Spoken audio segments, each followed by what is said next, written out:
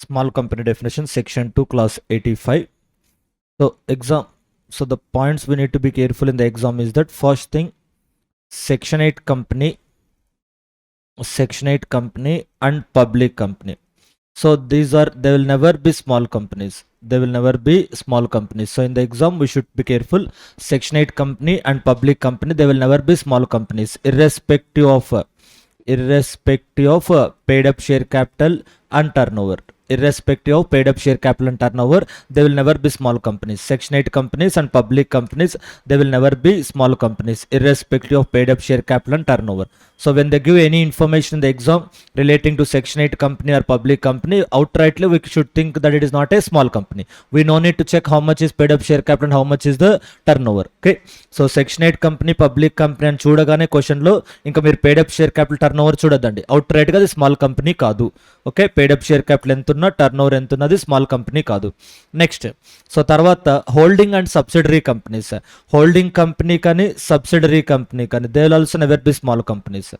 Holding company, subsidiary company, they will never be small companies. So to which it is holding and to which it is subsidiary is irrelevant. Any holding to any company, subsidiary to any company. Any holding, any subsidiary. Any holding, any subsidiary, they will never be small companies. Any holding company and any subsidiary company. Any holding company and any subsidiary company. Any holding, any subsidiary, they will never be small companies. Okay, holding company, subsidiary company అంటే ఆటోమేటిక్గా small company కాదు. Okay, చూడండి, say if I take this holding company, subsidiary company. So holding company public company అయి ఉండి subsidiary company private company అవుతాయి. Okay, if the holding company is a public company and subsidiary company is a private company, or another possibility, holding company is a public company and subsidiary company is also a public company. Subsidiary company is also public company, that is possible. Or holding company is a private company, subsidiary company is also a private company. Or holding company is a private company and subsidiary company is a public company. Okay, if ఈ 8 companies లో ఏది కూడా మీకు small company అవద్దు. None of these 8 companies are small companies. ఎగ్జామ్లో ఏ holding a subsidiary అని చూడొద్దు. Holding subsidiary అంటేనే స్మాల్ కంపెనీ కాదు. None of these are small companies. Okay, none of these are small companies. None of these are small companies. ఆ 8లో ఏది small company అవదు. Holding subsidiary అనే వర్డ్ చూడగానే స్మాల్ కంపెనీ కాదు. అది పబ్లిక్ హోల్డింగా, ప్రైవేట్కి హోల్డింగా, పబ్లిక్ సబ్సిడరీయా, ప్రైవేట్కి సబ్సిడరీయా, ఇవన్నీ రెలవెంట్. ఈ వర్డ్స్ ఎక్కడ చూసినా హోల్డింగ్ సబ్సిడరీ అనే వర్డ్ చూస్తే అవుట్ రైట్గా అది స్మాల్ కంపెనీ కాదు. Paid up share capital, turnover చూడాల్సిన అవసరం లేదు. We no need to check the paid up share capital and turnover. None of these 8 companies are small companies. So అందులో ఏది కూడా స్మాల్ కంపెనీ కాదు. సో స్మాల్ కంపెనీ డెఫినేషన్లో ఏది స్మాల్ కంపెనీ కాదని ఐడెంటిఫై చేయడమే difficult. Okay, most of the examination questions we should concentrate on what are not small companies. What are not small companies rather than what are small companies. Our concentration should be on what are not small companies. Therefore, section 8 company and public company, even though they are not holding, they are not subsidiary, irrespective of paid up share capital and turnover, ఇవి రెండు మీరు ఎక్కడ చూసినా అది small company కాదు అని చెప్పాలి. Next, holding subsidiary. Holding subsidiary, ఎవరు హోల్డింగ్ ఎవరు సబ్సిడరీ, ఇక్కడ 8 కేటగిరీస్ ఉన్నాయి. ఈ 8 కేటగిరీస్ ఆఫ్ కంపెనీస్లో ఏది కూడా స్మాల్ కంపెనీ అవ్వదు. ఇది కూడా స్మాల్ కంపెనీ అవ్వదు. ఓకే, సో కాబట్టి ఎగ్జామినేషన్ క్వశ్చన్లో ఫస్ట్ మీరు చూడాల్సింది ఈ ఎక్స్క్లూడెడ్ కేటగిరీ ఇన్ఫర్మేషన్ ఉందా లేదా క్వశ్చన్లో. So if the question gives information about section 8 company or public company or holding company or subsidiary company, these are exclusions from the definition of the subsidiary company, small company. So these are exclusions from the definition of small company. Small company definition నుంచి exclusions. Okay, so కాబట్టి ఈ information చూడగానే మీరు out రైట్గా small company కాదు అనాలి. So చాలా మంది స్టూడెంట్స్ చేసే మిస్టేక్ అది. స్మాల్ కంపెనీ డెఫినేషన్ అంటే మీకు అవుట్ రైట్గా paid up share capital turnover గుర్తొస్తుంది. అది లాస్ట్లో అప్లై చేయాలి. We need to apply the criteria of paid up share capital turnover at the end. Very moment if you say small company, paid up share capital maximum 2 crores and turnover maximum 20 crores. Turnover should not exceed 20 crores. ఇది గుర్తొస్తుంది చాలా మంది students, కానీ తప్పు. అది కాదు మనం గుర్తుపెట్టుకోవాల్సింది. Exclusions are very important. ఏవి స్మాల్ కంపెనీస్ కాదు. Paid up share capital turn ఓవర్తో సంబంధం లేకుండా ఏవి స్మాల్ కంపెనీస్ కాదు. Okay, paid up share capital turn ఓవర్తో సంబంధం లేకుండా ఏవి స్మాల్ కంపెనీస్ కాదు అన్నది ఇంపార్టెంట్. ఓకే, రైట్, ఇది ఆర్ company. So paid up share capital turn ఓవర్తో రిలేషన్ లేకుండా ఈ కంపెనీస్ ఎప్పుడు కూడా స్మాల్ కంపెనీస్ కాదు. Next other companies, section 8 companies కాదు, పబ్లిక్ కంపెనీస్ కాదు, హోల్డింగ్ కాదు, సబ్సిడరీ కాదు. అదర్ కంపెనీస్తో మనం paid up share capital turnover చూసుకోవాలి. Paid up share capital turnover ఏంటి? 2 crores. ఆ 2 crores ఏంటి? Does not exceed. Paid up share capital does not exceed 2 crores. Paid up share capital does not exceed 2 crores. So paid up share capital does not exceed 2 crores అన్నారు. So ఎగ్జామ్లో మనకి ఇచ్చిన ఇన్ఫర్మేషన్లో ఎగ్జాక్ట్గా 2 crores ఇస్తారు. Exactly 2 crores. It will be a small company. ఎగ్జాక్ట్గా 2 crores ఇచ్చినా 2 crores కన్నా తక్కువ ఉన్న స్మాల్ కంపెనీ. ఎక్సీడ్ అవ్వకూడదు అని చెప్పారు డెఫినేషన్లో. Paid up share capital 2 crores exceed అవ్వకూడదు అని చెప్పారు. కాబట్టి ఎగ్జాక్ట్గా 2 crores ఉండొచ్చు, no objection. Okay, so in the exam deliberately they will give exactly 2 crores. Paid up share capital exactly 2 crores. It will be a small company provided it is not a section 8 company, not public company, not holding company, not subsidiary company. ఆ 4 information క్వశ్చన్లో ఇవ్వకపోతే అప్పుడు అది small company అవుతుంది. డైరెక్ట్గా paid-up share capital చూడకూడదు. First of 4 వర్డ్స్లో ఏదైనా క్వశ్చన్లో ఉందో చూసుకోవాలి. సెక్షన్ 8 కంపెనీ అని కానీ, పబ్లిక్ కంపెనీ అని కానీ, ప్రైవేట్ కంపెనీ అని, సెక్షన్ 8 కంపెనీ అని కానీ, public company, holding company and subsidiary company. ఈ 4లో ఏదైనా ఉందో లేదో చూసుకోవాలి. ఆ 4లో క్వశ్చన్లో ఏదైనా ఉందో చూసుకోవాలి. ఆ 4లో ఏ వర్డ్స్ లేవనుకోండి, then at the end we have to apply the paid up share capital and turnover criteria. then we have to apply the paid up share capital and turnover criteria. Okay, అది so question లో starting లోనే paid up share capital turnover మీరు question లో చూడకూడదు. First ఈ 4 words చూసుకోవాలి. Question లో ఎక్కడైనా ఈ 4 వర్డ్స్ కనిపించాయా అని, కనిపిస్తే అవుట్ రైట్ గా అది స్మాల్ కంపెనీ కాదు. paid up share capital turnover చూడాల్సిన అవసరం లేదు. ఈ వర్డ్స్ ఏ వర్డ్స్ లేకపోతే మనకు definition, small company definitions practical questions వస్తాయి. So therefore definitely the question ట్రిక్కీగా ఉంటుంది. కంపల్సరీ క్వశ్చన్స్ లో వస్తాయి కాబట్టి క్వశ్చన్ ట్రిక్కీగా ఉంటుంది. సో ఫస్ట్ ఈ ఎక్స్క్లూజన్స్ చూసుకోవాలి. Anywhere in the question you find this word section 8 company, public company, holding or subsidiary company, outrightly you will not treat it as a small company. అవి 4 words లేకపోతే అప్పుడు paid up share capital turnover చూసుకోవాలి. paid up share capital వస్తే ఎంత అన్నారు? Does not exceed 2 crores అన్నారు. So exam question లో exact గా 2 crores ఇస్తారు. paid up share capital exact గా 2 crores ఇస్తారు. అప్పుడు స్మాల్ కంపెనీ అవుతుంది. ఎగ్జాక్ట్లీ 2 crores ఇస్తే స్మాల్ కంపెనీ అవుతుంది. Okay, next. సో ఇక్కడ ఇచ్చింది వాళ్ళు పేడప్ షేర్ క్యాపిటల్ కాబట్టి మీరు authorised capital, issued capital, subscribed capital, called up capital క్వశ్చన్లో ఇన్ఫర్మేషన్ ఇస్తారు కన్ఫ్యూజ్ చేయడానికి, అది మనం ఇగ్నోర్ చేయాలి. క్వశ్చన్లో ఆ ఇన్ఫర్మేషన్ ఇస్తారు, అది కన్ఫ్యూజ్ చేయడానికి అది ఇగ్నోర్ చేయాలి. Authorised, issued, subscribed and paid up capital. So paid up share capital amount exactly 2 crores or less than 2 crores small company. Okay, paid up share capital exactly 2 crores, exactly 2 crores small company. Okay, more than 2 crores not a small company. More than 2 crores not small company. More than 2 crores not small company. Right, so paid up share capital annar kabatti here we have to exclude the authorized capital, issued capital, subscribed capital, called up capital. ఈ 4 exclude చేస్తాం. Authorised capital, issued capital, subscribed capital and called up capital. ఆ 4 Capitals మన క్వశ్చన్లో information ఇచ్చినా మనం దాని మీద concentrate చేయకూడదు. సో మనకు రిలవెంట్ ఏంటి అంటే paid up share capital relevant. Okay, right. Next, since they have given paid up share capital we have to consider both equity paid up share capital and preference paid up share capital. Paid up share capital అన్నారు కాబట్టి మనం only equity compare చేసుకోకూడదు. Equity plus preference రెండు తీసుకోవాలి. Paid up share capital we have to take both equity and preference, రెండు capitals తీసుకోవాలి. Equity share capital plus preference share capital both together should not exceed 2 crores. Okay, equity share capital and preference share capital both together should not exceed 2 crores. Next, so ఈ paid up share capital unlike turnover paid up share capital కి preceding ఇవ్వలేదు. Therefore current year లో paid up share capital increase అయినా small company status పోయిద్ది. Okay, you will lose the status of a small company. Say 31st March 2022, 31st March 2022 our paid up share capital is 1.8 crores. 31st March 2022 our paid up share capital is 1.8 crores. Somewhere in the August, say 1st August 2022 paid up share capital is increased by paid up share capital is increased by 40 lakhs. Therefore on 1st August 2022 our paid up share capital will become 2.2 crores. Our paid up share capital will become 2.2 crores. So from the 1st April 2022 till 31st July 2022 you can claim the status of a small company. Okay, 1st April 2022 to 31st July 2022 you can claim the status of a small company. You can claim the status of small company. Okay, 1st April నుంచి 31st July వరకు మనకు small company status వస్తుంది. 1st August రోజు paid up share capital increase చేశాం కాబట్టి so from 1st August onwards not a small company.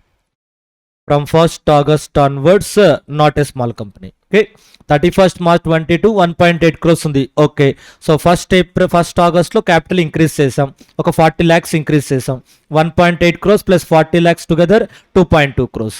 So 1st August రోజు capital 2 crores exceed అయింది కాబట్టి till 1st August we can claim the status of a small company. Okay, so ఈ టైంలో 1st April నుంచి 31st July వరకు మనం ఆర్ఓసికి ఏదైనా డాక్యుమెంట్స్ ఫైల్ చేయాలన్నా నార్మల్ ఫీజులో 50% ఆఫ్ ద ఫీజ్ పే చేస్తారు. 1% కంపెనీ స్మాల్ కంపెనీ అవుతాయి కాబట్టి ఈ 4 months లో మనం ఏ యాక్టివిటీస్ చేసినా దానికి స్మాల్ కంపెనీకి అప్లికబుల్ అయ్యే ప్రొవిజన్స్ అప్లై అవుతాయి. Okay, right.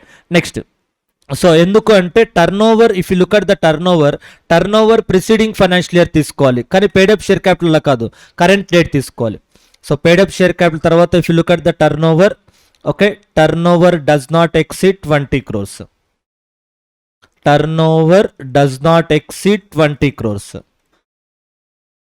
Turnover does not exceed 20 crores. So ఇది does not exceed 20 crores. Therefore exactly 20 crores ఉన్న స్మాల్ కంపెనీ అవుతుంది. ఎగ్జాక్ట్లీ 20 crores ఉన్న స్మాల్ కంపెనీ అవుతుంది. Turnover does not exceed 20 crores అన్నారు కాబట్టి ఎగ్జాక్ట్లీ 20 crores ఉన్న స్మాల్ కంపెనీ అవుతుంది. నెక్స్ట్, సో ఈ టర్నోవర్ ఎప్పుడు తీసుకోవాలి? ప్రిసీడింగ్ ఫైనాన్షియల్ ఇయర్ తీసుకోవాలి. ఈ టర్నోవర్ ప్రిసీడింగ్ ఫైనాన్షియల్ ఇయర్ తీసుకోవాలి, కరెంట్ ఇయర్ కాదు, ప్రిసీడింగ్ ఫైనాన్షియల్ ఇయర్ తీసుకోవాలి. Okay, right. Say financial year 21-22, financial year 21-22, financial year 2021. So financial year 2021, if our turnover is 1.8 crores, financial year 2021 our turnover is 1.8 crores. Financial year 21 to 22, sorry, this will be 18 crores. Okay, this will be 22 crores. Okay, financial year 2021 turnover is 18 crores. Financial year 21 to 22 turnover is 22 crores. Now you can claim the small company for this year. For financial year 2022 we can claim the status of a small company because we have the relevant figure is we have to look at the financial year 2021 figure, preceding financial year. So in order to claim the status of a small company for the financial year 21-22 we have to look at the turnover in the financial year 2021 because relevant turnover is the turnover of the preceding financial year. So turnover of the preceding financial year does not exceed 20 crores. Therefore current financial year I can claim the status of a small company. Okay, since the turnover of the preceding financial year does not exceed 18 crores, so does not exceed 20 crores, I can claim the status of a small company for the current financial year. Okay, so 21-22లో 20 crores turnover exceed అయినా సరే small company status claim చేసుకోవచ్చు because previous year turnover is relevant. Okay, right. So small company definition practical questions వస్తాయి, compulsory క్వశ్చన్లో వస్తుంది, కొంచెం ట్రికీగా వస్తుంది. Okay, so కాబట్టి మీరు జాగ్రత్తగా ఉండాలి స్టార్టింగ్ నుంచి.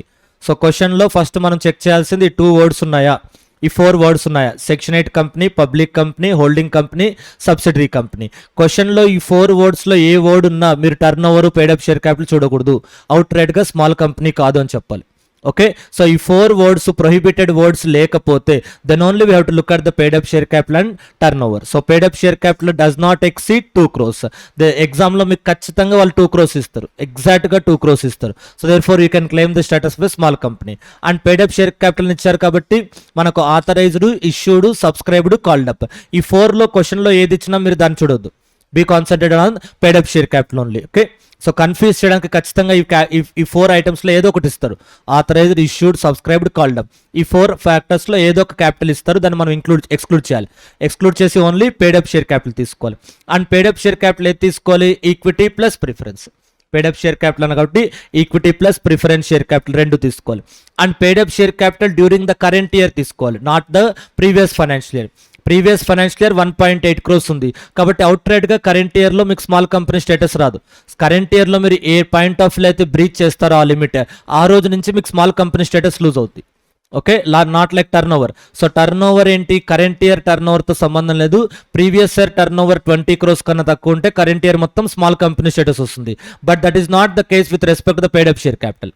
Okay, so in case of turnover, if the previous year turnover does not exceed 20 crores, then full current year you can claim the status of a small company. But in case of paid up share capital, at any point of time during the current year, if the paid up share capital exceeds 22 crores, from that point onwards you cannot claim the status of small company. Therefore, with respect to the paid up share capital, there are two possibilities. Part of the year our company is a small company, and part of the year not a small company. With respect to the turnover, either whole year small company or whole year not small company. Okay, so turnover limit కనుక exceed అవుతే మనకు అయితే మొత్తం year మొత్తం small company అవుద్ది, లేదా year మొత్తం small company అవ్వదు. కానీ పేడ్ అప్ షేర్ క్యాపిటల్ అలా కాదు, పార్ట్ ఆఫ్ ద ఇయర్ మీకు స్మాల్ కంపెనీ అవ్వచ్చు, part of the year small company అవ్వకపోవచ్చు. ఓకే, ఎందుకంటే పేడ్ అప్ షేర్ క్యాపిటల్ కి ఆ వర్డ్స్ ఇవ్వలేదు. Turnover does not exceed preceding financial year, immediately preceding financial year, ఆ వర్డ్స్ ఇక్కడ లేవు. Okay, those words are not there with respect to the paid up share capital. Okay, right. So turnover only preceding financial year మాత్రమే చూస్తాం. Next, so అది small company definition కొంచెం ట్రిక్కీగా ఉంటుంది, should be careful. Next, so after small company definition the important definition is associate company. Okay, if not as a practical question, at least as a MCQ you can expect that associate company definition. If not as a small company, at least as an MCQ you can expect the associate company definition. Okay, right. Associate company లో కూడా జాగ్రత్తగా ఉండాలి. Influencing company, influenced company. Okay, there are two companies like ABC and DEF. ABC and DF. ABC is having significant influence over DF. ABC is having significant influence over DF. ABC is having significant influence over DF. ABC is having significant influence over DF. So ABC ki DF లో significant influence ఉంటే influenced కంపెనీని associate company అంటాం. ఎవరు associate company? Influenced company. ఎవరికి associate company? Influencing కంపెనీకి associate company. ఇక్కడ మీరు జాగ్రత్తగా ఉండాల్సింది ఏంటంటే, మనం ఎవరిని అసోసియేట్ కంపెనీగా ట్రీట్ చేస్తున్నాం, కానీ ఎవరి బ్యాలెన్స్ షీట్లో ఇంక్లూడ్ చేస్తున్నాం అన్నది important. We are treating DF limited as an associate company to ABC limited. We are treating DF Limited as an associate company to ABC Limited. But it is in the ABC Limited financial statements we will write that DF is our associate. It is not that in DF financial statements we will write ABC is our associate. Okay, మీరు డిఎఫ్ని అసోసియేట్గా treat చేస్తున్నారు. ఎవరికి అసోసియేట్గా? ఏబీసీకి అసోసియేట్గా. కాబట్టి ABC financial స్టేట్మెంట్స్లో DF is our associate అని రాయాలి. DF బుక్లో ఏబీసీ గురించి ఏం డిస్కస్ చేయకూడదు. డిఎఫ్ ఫైనాన్షియల్ స్టేట్మెంట్స్లో ఏబీసీ గురించి ఏం డిస్కస్ చేయకూడదు. ఏబీసీ ఫైనాన్షియల్ స్టేట్మెంట్స్లో డిఎఫ్ని అసోసియేట్గా ఇంక్లూడ్ చేసి, so they have to prepare the consolidated financial statements. Okay, in the ABC Limited financial statements, we have to disclose DF as a subsidiary. Along with other subsidiary companies and associate companies, we have to disclose DF as a associate company. Okay, so DF associate company. కానీ financial స్టేట్మెంట్స్లో ఎవరి financial స్టేట్మెంట్స్లో include చేస్తా అంటే ABC financial స్టేట్మెంట్స్లో. Just like holding and subsidiary company లాగా. ఓకే, ABC Limited and DF Limited. So if ABC is having a control over DF, if ABC is having control over DF, ABC is a holding company and DF is a subsidiary company. So controlling company and controlled company. Controlling company and controlled company. Controlling company is holding company, controlled company is a subsidiary company. So therefore you have to equate associate company with the subsidiary company. రెండు parallel గా treat చేసుకోండి. Subsidiary company layer లో associate company కూడా ఉంటుంది. కాబట్టి మనం influenced కంపెనీని associate company అంటున్నాం, కంట్రోల్డ్ కంపెనీని సబ్సిడరీ కంపెనీ అంటున్నాం. Controlled company subsidiary company, influenced companies associate company. Similar అక్కడ కూడా అంతే. ఏబీసీ ఫైనాన్షియల్ స్టేట్మెంట్స్లో డిఎఫ్ని సబ్సిడరీగా డిస్క్లోజ్ చేస్తాం. డిఎఫ్ ఫైనాన్షియల్ స్టేట్మెంట్స్లో ఏబీసీ గురించి డిస్క్లోజ్ చేయం. Do you understand the point? In DF financial statements we will not disclose the ABC, but in ABC financial statements we will disclose the DF. Similarly here also, ఇక్కడ కూడా అంతే. DF, which companies D associate under DF, in which companies financial statements DF statements are included under ABC. In ABC financial statements we will write DF as the associate company. Okay, so DF is the associate. Okay, DF is associate to ABC. DF is associated ABC and to be disclosed in ABC financial statements. DF is associated to ABC and to be disclosed in ABC financial statements. Okay, DF is associated to ABC and to be disclosed in ABC financial statements. Okay, right. So కాబట్టి మనం confuse అవ్వకుండా ఉండడానికి subsidiary కంపెనీని associate కంపెనీని compare చేసుకోండి, రెండింటికి ఈక్వల్గా ఉంటుంది. Okay, so controlled company subsidiary, influenced companies associate company. Right. Next, so significant influence. So if one company is having significant influence over another company, influenced company is associate company, and that associate company has to be disclosed in the financial statements of the influencing company. Okay, right. So next question is, what is significant influence? Next question is, what is significant influence? So there are two ways of significant influence. Voting power, total voting power 20% to 50%. voting power minimum 20%, maximum 50%. Minimum 20%, maximum 50%. Okay, voting power minimum 20% undali associate company avalante, maximum 50. If it crosses 50, it becomes a subsidiary, not associate. Okay, if it crosses 50, it becomes a subsidiary, not associate. Okay, right. So voting power minimum 20%, maximum 50%. Or remember, or voting power or participation in business decisions. Participation in business decisions. Participation in business decisions. Okay, voting power or participation in business decisions. So రెండిట్లో ఏదో ఒకటి ఉన్నా no problem. Okay, you can claim the status of small company. Okay, it is R. It is R. Okay, voting power minimum, maximum, participation in business decisions. So R. So any one condition is sufficient. Participation in business decisions under 20% voting power or participation in business decisions. Next, joint venture company. Joint venture company is a associate company only. Joint venture company, associate company includes joint venture company. Okay, so associate company includes joint venture company. That means conceptually associate companies are different and joint venture companies are different. All the provisions applicable to associate company also applies to joint venture company. All the provisions applicable to associate company, all the provisions applicable to associate company, all the provisions applicable to associate company also applies to joint venture company. Also applies to joint venture company. All the provisions of Companies Act 2013, all the provisions of Companies Act 2013 applicable to associate companies also applies to joint venture companies. Okay, right. So there is a difference between associate, holding subsidiary and joint venture. In case of holding subsidiary, in case of influencing company and associate company, there is another name for this influencing company called as venturer company. Venturer company or investing company. Investing company or venturer company. Okay, so investing company or venturer company. So in these two cases, holding subsidiary, investing company and associate company. Investing company and associate company.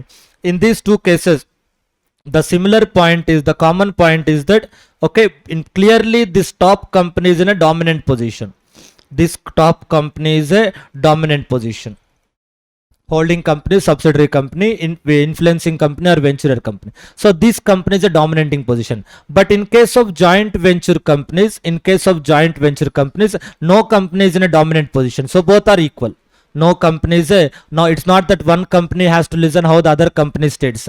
So if ABC and DF, so together they floated a new company called joint venture company, say RST Limited. So this RST Limited is a joint venture. In the financial statements of ABC, we have to write RST as a joint venture. In the financial statements of DF, we have to write RST as a joint venture. Holding subsidiary అసోసియేట్లో ఒక financial స్టేట్మెంట్స్లో disclose చేస్తాం. So ABC holding అనుకోండి, DF subsidiary అవుతే ABC financial స్టేట్మెంట్స్లో DF గురించి discuss చేస్తాం, DF financial స్టేట్మెంట్స్లో ఏబీసీ గురించి డిస్కస్ చేయరు. అలాగే ఇక్కడ ఏబీసీ ఇన్వెస్టింగ్ కంపెనీ అయ్యి డిఎఫ్ అసోసియేట్ కంపెనీ అవుతే ఏబీసీ ఫైనాన్షియల్ స్టేట్మెంట్స్లో డిఎఫ్ గురించి డిస్కస్ చేస్తాం. ఓకే, డిఎఫ్ ఫైనాన్షియల్ స్టేట్మెంట్ దేని గురించి డిస్కస్ చేయరు. కానీ జాయింట్ వెంచర్లో కాదు, ఏబిసి డిఎఫ్ రెండు కలిపి ఆర్ఎస్టీని కంట్రోల్ చేస్తే సో ఇప్పుడు ఎవరు డామినెంట్ పొజిషన్లో ఉన్నట్టు కాదు. So both are equal. So over the RST ABC and DF has equal control over the RST company. It is not that ABC is controlling DF. ABC and DF are jointly controlling some other company called as RST. Okay. So ఇప్పటి వరకు ఒకరిని control చేస్తున్నట్టుగా కనిపిస్తుంది. ఇక్కడ అలా కాదు, ఇద్దరు companies కలిసి థర్డ్ కంపెనీని కంట్రోల్ చేస్తున్నారు. ఎవరు డామినెంట్ పొజిషన్ కాదు. Okay, therefore in the ABC financial statements we can disclose RST as the joint venture. Similarly in the DF financial statements we can disclose RST as the joint venture. Okay, అది right. So joint venture అనే two companies కలిపి జాయింట్గా third company start చేస్తే and these two companies jointly controlling that company. Like subsidiary associate లాగా ఇక్కడ prescribed criteria ఏం లేదు. So if DF is to be subsidiary and ABC has to be holding, they should hold more than 50% voting power కదా. ఒకవేళ మనం డిఎఫ్ని subsidiary అనాలి, ఏబిసిని holding అనాలి అంటే ఏంటి, ఏబిసికి మోర్ దాన్ 50% ఓటింగ్ పవర్ ఉండాలిగా. ఏబిసికి మోర్ దాన్ 50% ఓటింగ్ పవర్ ఉండాలి. ఏబిసికి మోర్ దాన్ 50% ఓటింగ్ పవర్ ఉండాలి. అలా ఏబిసిని ఇన్వెస్టింగ్ కంపెనీ అని డిఎఫ్ని అసోసియేట్ కంపెనీ అనాలంటే ఇక్కడ ఏంటి, మినిమం 20% ఓటింగ్ పవర్ ఉండాలి, మ్యాక్సిమం 50% ఓటింగ్ పవర్ ఉండాలి. లేదా ఇక్కడ ఏబిసిని హోల్డింగ్ అని డిఎఫ్ని సబ్సిడరీ అనాలంటే ఏంటి, control through composition of board of directors. అంటే ఏబిసి డిఎఫ్లో ఉన్న మెజారిటీ డైరెక్టర్స్ని అపాయింట్ చేయాలి. Then ABC is a holding company and DF is a subsidiary company. అలా కాకుండా ఇక్కడ ఏంటి, ఏబిసి డిఎఫ్ బిజినెస్ డెసిషన్స్లో పార్టిసిపేట్ చేయాలి. ABC has to participate in the business decisions of the DF. So అప్పుడు ఏబిసిని ఇన్వెస్టింగ్ కంపెనీ అని డిఎఫ్ని అసోసియేట్ కంపెనీ అంటాం. కానీ ఇక్కడ వీళ్ళిద్దరికి ఈ ఆర్ఎస్టీలో ఎంత కంట్రోల్ ఉన్నదని irrelevant. Okay, how much ABC is having control over RST and how much DF is having control over ST is relevant. ఇద్దరు కలిపి థర్డ్ కంపెనీని ఫ్లోట్ చేసినప్పుడు అది జాయింట్ వెంచర్ కంపెనీ అవుద్ది ఇద్దరికి. ఓకే, అందులో ఏబిసికి ఈక్వల్ కంట్రోల్ ఉండాలి, ఏబిసికి డిఎఫ్కి ఇద్దరికి 50-50 కంట్రోల్ ఉండాల్సిన రూల్ లేదు. ఓకే, ఇద్దరికి 50-50 కంట్రోల్ ఉండాల్సిన రూల్ లేదు. 30-70 ఉండొచ్చు, 49-51 ఉండొచ్చు, 20-80 ఉండొచ్చు. సో ఏబిసికి ఆర్ఎస్టీలో ఎంత కంట్రోల్ ఉంది, ఎంత క్యాపిటల్ హోల్డ్ చేశారు, డిఎఫ్కి ఆర్ఎస్టీలో ఎంత క్యాపిటల్ హోల్డ్ చేశారు, ఆర్ఎస్టీలో ఉన్న డైరెక్టర్స్లో ఎంతమందిని ఏబిసి అపాయింట్ చేస్తున్నారు, ఆర్ఎస్టీలో ఉన్న డైరెక్టర్స్లో ఎంతమందిని డిఎఫ్ అపాయింట్ చేస్తున్నారు, ఇవన్నీ మనకి రిలవెంట్. వాళ్ళిద్దరూ కలిసి థర్డ్ కంపెనీ స్టార్ట్ చేస్తే వాళ్ళకి జాయింట్ వెంచర్ కంపెనీ అవుద్ది. ఓకే, ఎంత పర్సెంటేజ్ అని వాళ్ళ చాయిస్, జాయింట్గా చేస్తున్నారు, ఈక్వల్ అని చెప్పలేదు అక్కడ. ఓకే, ఈక్వల్ కంట్రోల్ కాదు, joint control, that's it. So కాబట్టి ఇక్కడ వీళ్ళిద్దరికి మధ్య రిలేషన్షిప్ ఏది ఉందనేది రిలవెంట్ మనకు. Okay, so this RST is a joint venture to ABC, RST is a joint venture to DF. Okay, so how much ABC is controlling RST, how much DF is controlling RST, అది మనకి relevant. Okay, so associate company definition అది, that is a joint venture company. So associate company MCQs కొంచెం important. Small company definition practical questions.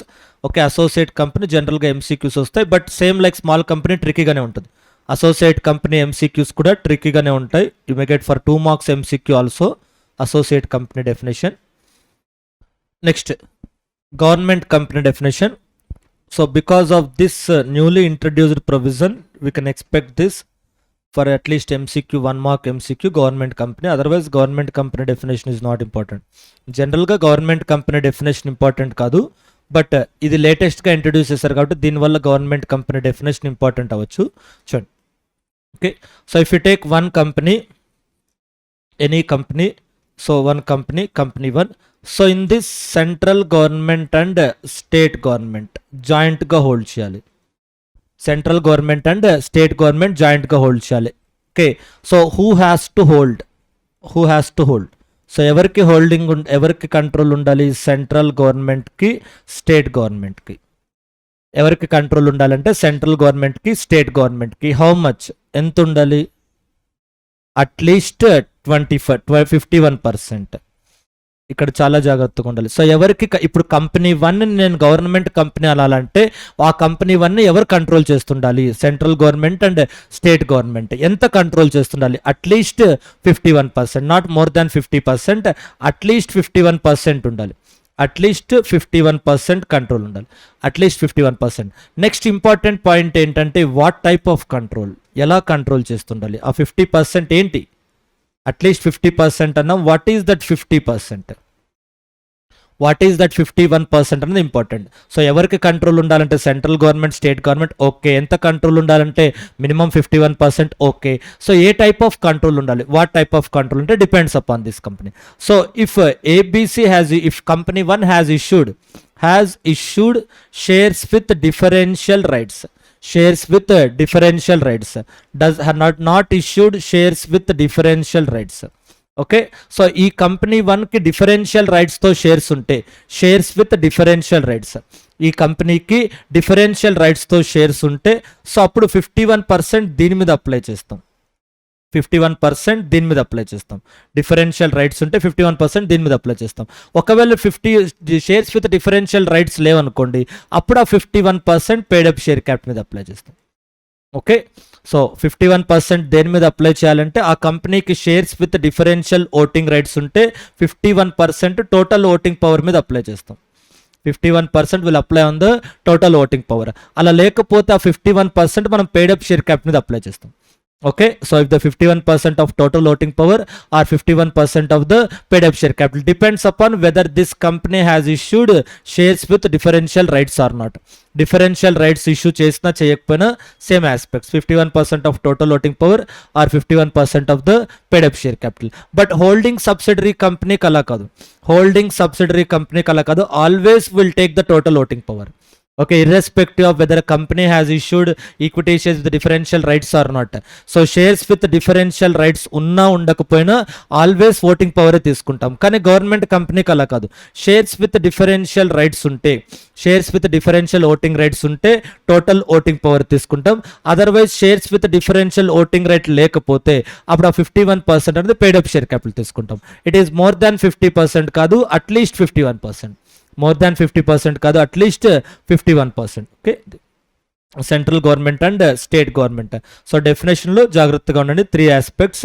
So whose control we have to consider, central government and state government. How much they should control, at least 51%. What they should control, if the company has issued shares with differential rights, they should control 51% of total voting power. If at all the company has not issued shares with differential rights, they should control 51% of the paid up share capital. Okay, right. That is the government company definition. Next, listed company definition kuda important exam ki. So because of the latest provision, listed company definition also important. So ఇక్కడ కూడా small companies లాగా listed కంపెనీలో కూడా మన criteria అంతా ఏవి listed companies కాదు అనేది గుర్తుపెట్టుకోవాలి. ఓకే, ప్రొహిబిటెడ్ లిస్ట్ గుర్తుపెట్టుకోవాలి, which are not listed companies. Will take one company. So ఒక కంపెనీ అనుకోండి. So company 1 ABC limited. Okay, so ఇప్పుడు ఈ ABC లిమిటెడ్ అనేది లిస్ట్ అయింది, ఇది listed company. Okay, listed means what, that company is listed in the stock exchange, but whether we have to treat it as a listed company or not is important. Okay, so listed company అవుతాయి. ఇక్కడ first మనకి important point ఏంటంటే where and what. ఎక్కడ list అయింది అనేది important. Only in foreign stock exchange, only in foreign stock exchange లో మాత్రమే list అయ్యాయి. Only in foreign stock exchange, not treated as a listed company. Not a listed company అనట్లేదు, not treated as a listed company అన్న. It is a listed company only, but we will not apply the provisions of listed company. Okay, it is an exempted listed company అనుకోవచ్చు. It is a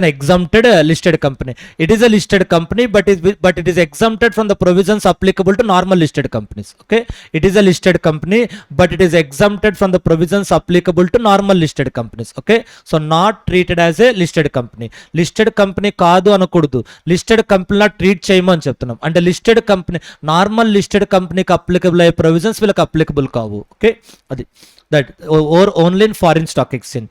లేదు, other Indian stock exchange, listed in Indian stock exchange, recognized stock exchange in India. Okay, listed in recognised stock exchange in India. So only foreign stock ఎక్స్చేంజ్లో list అవుతే అది listed company కాదు. Only foreign stock ఎక్స్చేంజ్లో list అవుతే అది listed company కాదు. అలా కాకుండా ఇండియాలో లిస్ట్ చేశారనుకోండి, recognised stock exchange in India. So ఇండియాలో లిస్ట్ చేసినప్పుడు ఏంటంటే మీకు 3 ఎగ్జామ్టెడ్ కేటగిరీస్ వస్తాయి. అది కాకుండా 4th కేటగిరీ చూసుకోవాలి. సో ఫస్ట్ కేటగిరీ ఎగ్జామ్షన్ ఏంటంటే 3 కేటగిరీస్, 2 ఎగ్జామ్టెడ్ కేటగిరీస్, ఒకటి అప్లికబుల్ కేటగిరీ. ఓకే, 1 2 3. సో ఏంటి first point? Non convertible preferences. Non convertible preferences issued through private placement basis. Issued through private placement basis. అలాగే non convertible debentures issued through private placement. Non convertible debentures issued through private placement. So ఈ 2 listed companies కాదు, not treated as a listed companies. Not treated as listed companies. Not treated as a listed companies. Not treated as listed companies. Okay, not treated as a listed companies. అలా కాకుండా third category, any other security in any mode. Any other security in any other mode. In any mode. Okay, any other security in any mode. So ఇవి కాకుండా non convertible preferences కాకుండా, non convertible debentures కాకుండా, that means equity shares, convertible preferences, convertible debentures, other modes like public issue ఇస్తే that will be treated as a listed company. That will be treated as a listed company. That will be treated as a listed company. Okay, right. Right. So public companies which are not treated as a listed companies. Public companies which are not treated as a listed companies. So private companies will never be listed companies. That's okay after amendment. So public companies which are not treated as a listed company. So we have to see which security, type of security, how they have issued, mode of issue, and where they have listed. These 3 are important. ఒక కంపెనీని మనం listed company కాదా అనాలంటే most especially public కంపెనీని. Public కంపెనీని మనం listed company అనాలా కాదంటే ఈ 3 ఎగ్జామ్టెడ్ కేటగిరీస్. ఇవి కాకుండా ఇంక ఏదున్నా జనరల్ రూల్. జనరల్ రూల్ ఏంటి? Any security listed anywhere. Okay, any security is stock exchange. Okay, general rule ఏంటి? Means a company which has any of its securities listed on any recognised stock exchange. Okay, any of its securities listed on any recognized stock exchange. What is the general rule? Any security listed anywhere. Okay, any ఏ general rule ఏంటి? ఏ security అయినా ఎలా issue చేసినా, ఎక్కడ list చేసినా అది listed company అవుతుంది. Any security irrespective of the manner how it is issued and irrespective of the place where it is listed, it becomes a listed company. అది జనరల్ రూల్. అది general rule చాలా వైడర్గా ఉంది. General rule చాలా వైడర్గా ఉంది కదమ్మా. ఏ security అని చెప్పట్లేదు, ఎలా ఇచ్చారో చెప్పట్లేదు, ఎక్కడ లిస్ట్ చేశారో చెప్పట్లేదు. ఏ సెక్యూరిటీ అయినా ఎలా ఇష్యూ చేసినా, ఎక్కడ లిస్ట్ చేసినా అది లిస్టెడ్ కంపెనీ అంటారు జనరల్ రూల్. కానీ ఆ జనరల్ రూల్ నుంచి 3 ప్రొవిజన్స్ని వాళ్ళు ఎగ్జామ్షన్ ఇచ్చారు. ఏంటి? ఈ నాన్ కన్వర్టబుల్ ప్రిఫరెన్స్ షేర్స్ ఎలా ఇష్యూ చేసి ఉండాలి? ప్రైవేట్ ప్లేస్మెంట్లో ఇష్యూ చేసి ఉండాలి. ఎక్కడ లిస్ట్ అయి ఉండాలి? Recognised stock exchange in India. అలాగే non convertible debentures private placement, recognised stock exchange in India. Next equity shares ఎలా ఇష్యూ చేయొచ్చు, పబ్లిక్ ఇష్యూ అయినా ప్రైవేట్ ప్లేస్మెంట్ అయినా. కానీ ఎక్కడ లిస్ట్ చేసి ఉండాలి? ఇండియాలో కాదు, స్టాక్ ఎక్స్చేంజ్. సో ఎస్సీ అంటే stock exchange. Stock exchange in the area specified under section 23. So జనరల్గా ఫారిన్ స్టాక్ ఎక్స్చేంజెస్. సో ఈ 3 ఎగ్జామ్షన్స్. సో మీ కంపెనీ సెక్యూరిటీస్ ఓన్లీ 3 మాత్రమే లిస్ట్ అయి ఉంటే you are exempted listed company. ఇవి కాకుండా ఇంకా ఏ సెక్యూరిటీ ఎలా ఇష్యూ చేసినా, ఎక్కడ లిస్ట్ చేసినా అది లిస్టెడ్ కంపెనీ అవుతుంది. So if your company has only any of these 3 or all of these 3, if your company has any of these 3 or all of these 3 without any other security, then you can claim the exemption from the listed company definition. Okay, so ఈ మూడిట్లో ఏదో ఒకటి ఉంది లేదా ఈ 3 ఉన్నాయి, అప్పుడు no problem, exemption వస్తుంది. ఈ 3 కాకుండా ఇంకా ఏ ఒక్కటి యాడ్ అయినా that will be a listed company. Okay, ఈ 3 ఎగ్జామ్టెడ్ కేటగిరీలో కవర్ అవ్వలేదంటే ఆటోమేటిక్గా లిస్టెడ్ కంపెనీ. అది ఈక్విటీ షేర్సా, కన్వర్టబుల్ ప్రిఫరెన్సా, non convertible, public issue, private placement, ఇవి ఏవి చూడొద్దు. ఈ 3లో కవర్ అవ్వలేదు అంటే మన కంపెనీకి ఎగ్జామ్షన్ రాదు. ఓకే, ఓన్లీ 3 మాత్రమే ఉండాలి, ఇంకేం ఉండకూడదు. లిస్టెడ్ కంపెనీ ప్రొవిజన్స్ నుంచి ఎగ్జామ్షన్ క్లెయిమ్ చేయాలంటే మన కంపెనీకి 3లో ఏదో ఒకటి ఉండాలి, లేదా 3 ఉన్నా no problem.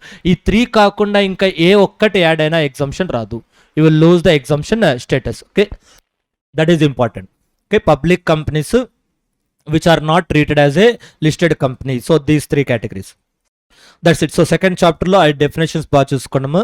So rather than reading all provisions with equal time, spend more time on difficult provisions. Small company definition, associate company definition and listed company definitions, వాటి మీద ఎక్కువ టైం స్పెండ్ చేసి వర్డ్ బై వర్డ్ కాన్సన్ట్రేట్ చేయండి. Small company definition, associate company definition, listed company definition, వాటి మీద ఎక్కువ time concentrate చేసి every word చదువుకోండి. ప్లెయిన్ రీడింగ్ కాకోకుండా క్రిటికల్గా చదువుకోండి. Prepare for a practical question. Okay. Third chapter, promotion and incorporation of a company. This section is important. Section 3A. Okay, long back ఎప్పుడో మే 2010లో ఒకసారి test చేశారమ్మా question, మళ్ళీ repeat అవ్వచ్చు ఈ topic మీద. Section 3A, breach of minimum number of members. Breach of minimum number of members. Okay, so what is the first situation? Company is carrying on the business for more than 6 months with less number of members. Company is carrying on business. Company is carrying on business with less number of members. Company is carrying on business. Company is carrying on business with less number. Company is carrying on business with members less than statutory minimum limit. Company is carrying on business with members less than statutory minimum limit. Statutory minimum limit. Okay, company is carrying on business with members less than statutory minimum limit. Company is carrying on business. Company is carrying on business with.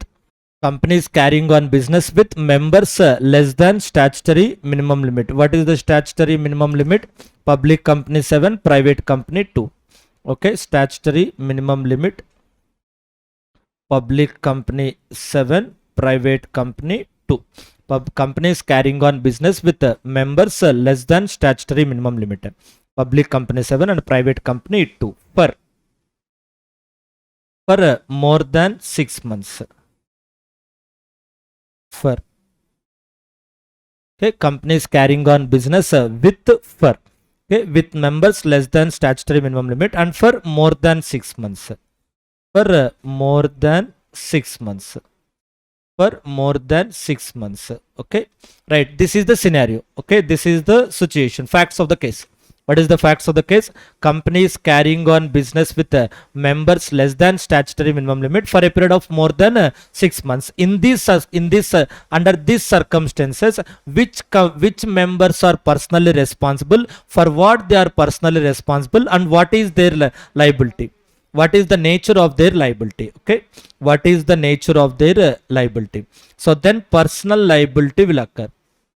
Personal responsibility or personal liability. Okay, personal liability. So under these circumstances, personal liability will occur. Personal liability will occur. So personal liability.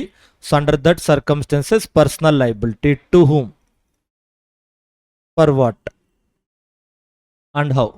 To whom, for what, and how? Okay, so ఆ సిచ్యుయేషన్లో personal liability attract అవుద్ది. Less number of మెంబర్స్తో more than 6 months మీరు business చేస్తే personal liability attract అవుద్ది. So ఆ personal liability attract అంది ఎవరికి పర్సనల్ లైబిలిటీ అట్రాక్ట్ అవుద్ది? So for what and how much. So to whom అంటే members continuing in the company after 6 months. Members continuing in the company after 6 months. Members continuing in the company after 6 months. Members continuing in the company after 6 months and aware of the reduction in the number of members. And aware of the reduction in the number of members. And aware of reduction and aware of reduction in number of members. Less than below limit. Below limit. Below limit.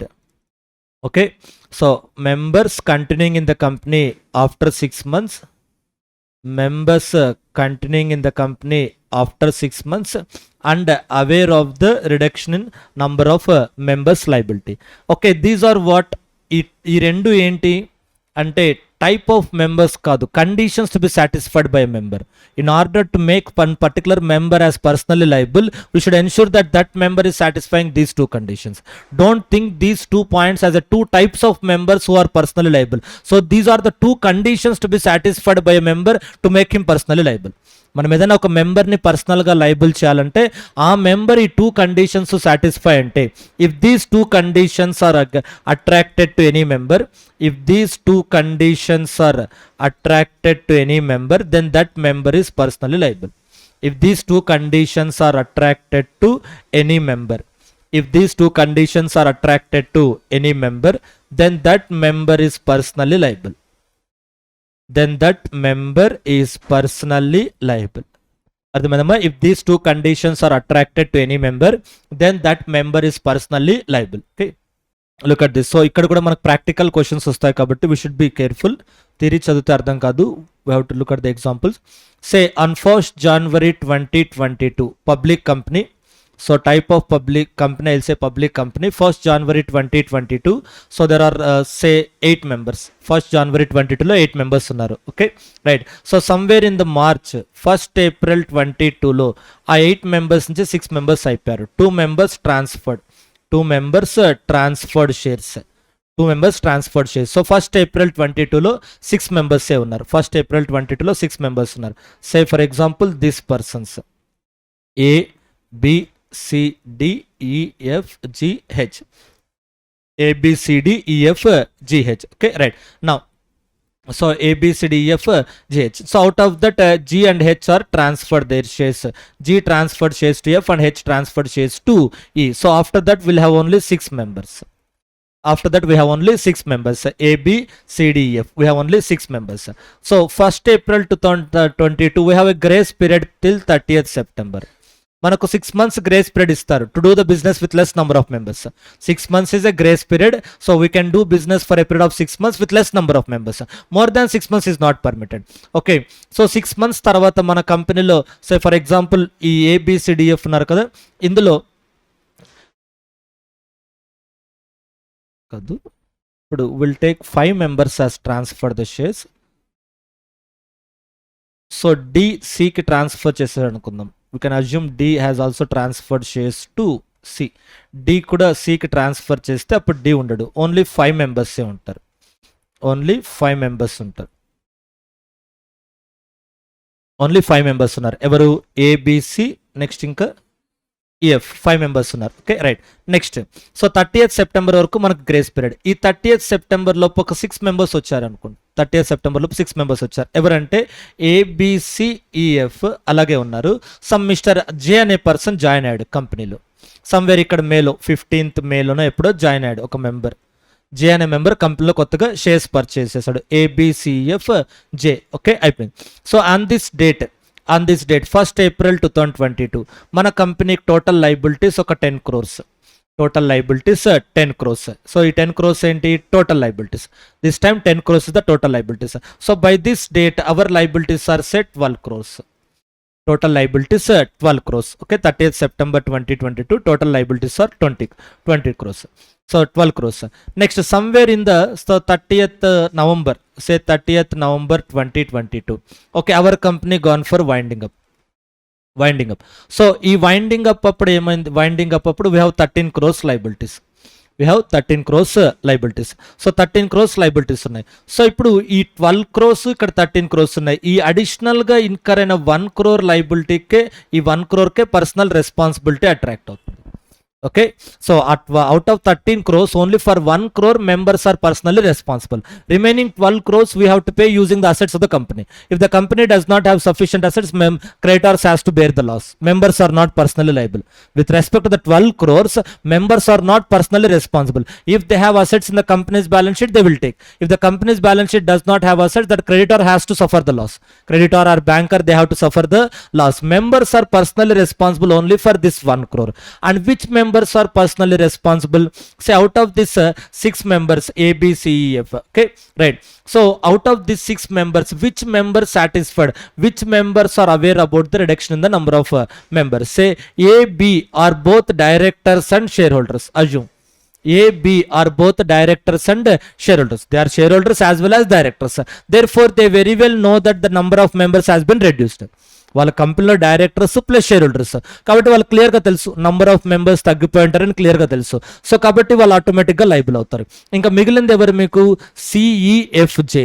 So ఇప్పుడు సిఈఎఫ్జేలో మీరు observe చేస్తే జే అనే person starting నుంచి లేడు కదా, number of members ఎప్పుడైతే తగ్గించాడో అప్పటి నుంచి లేడు, మధ్యలో జాయిన్ అయ్యాడు.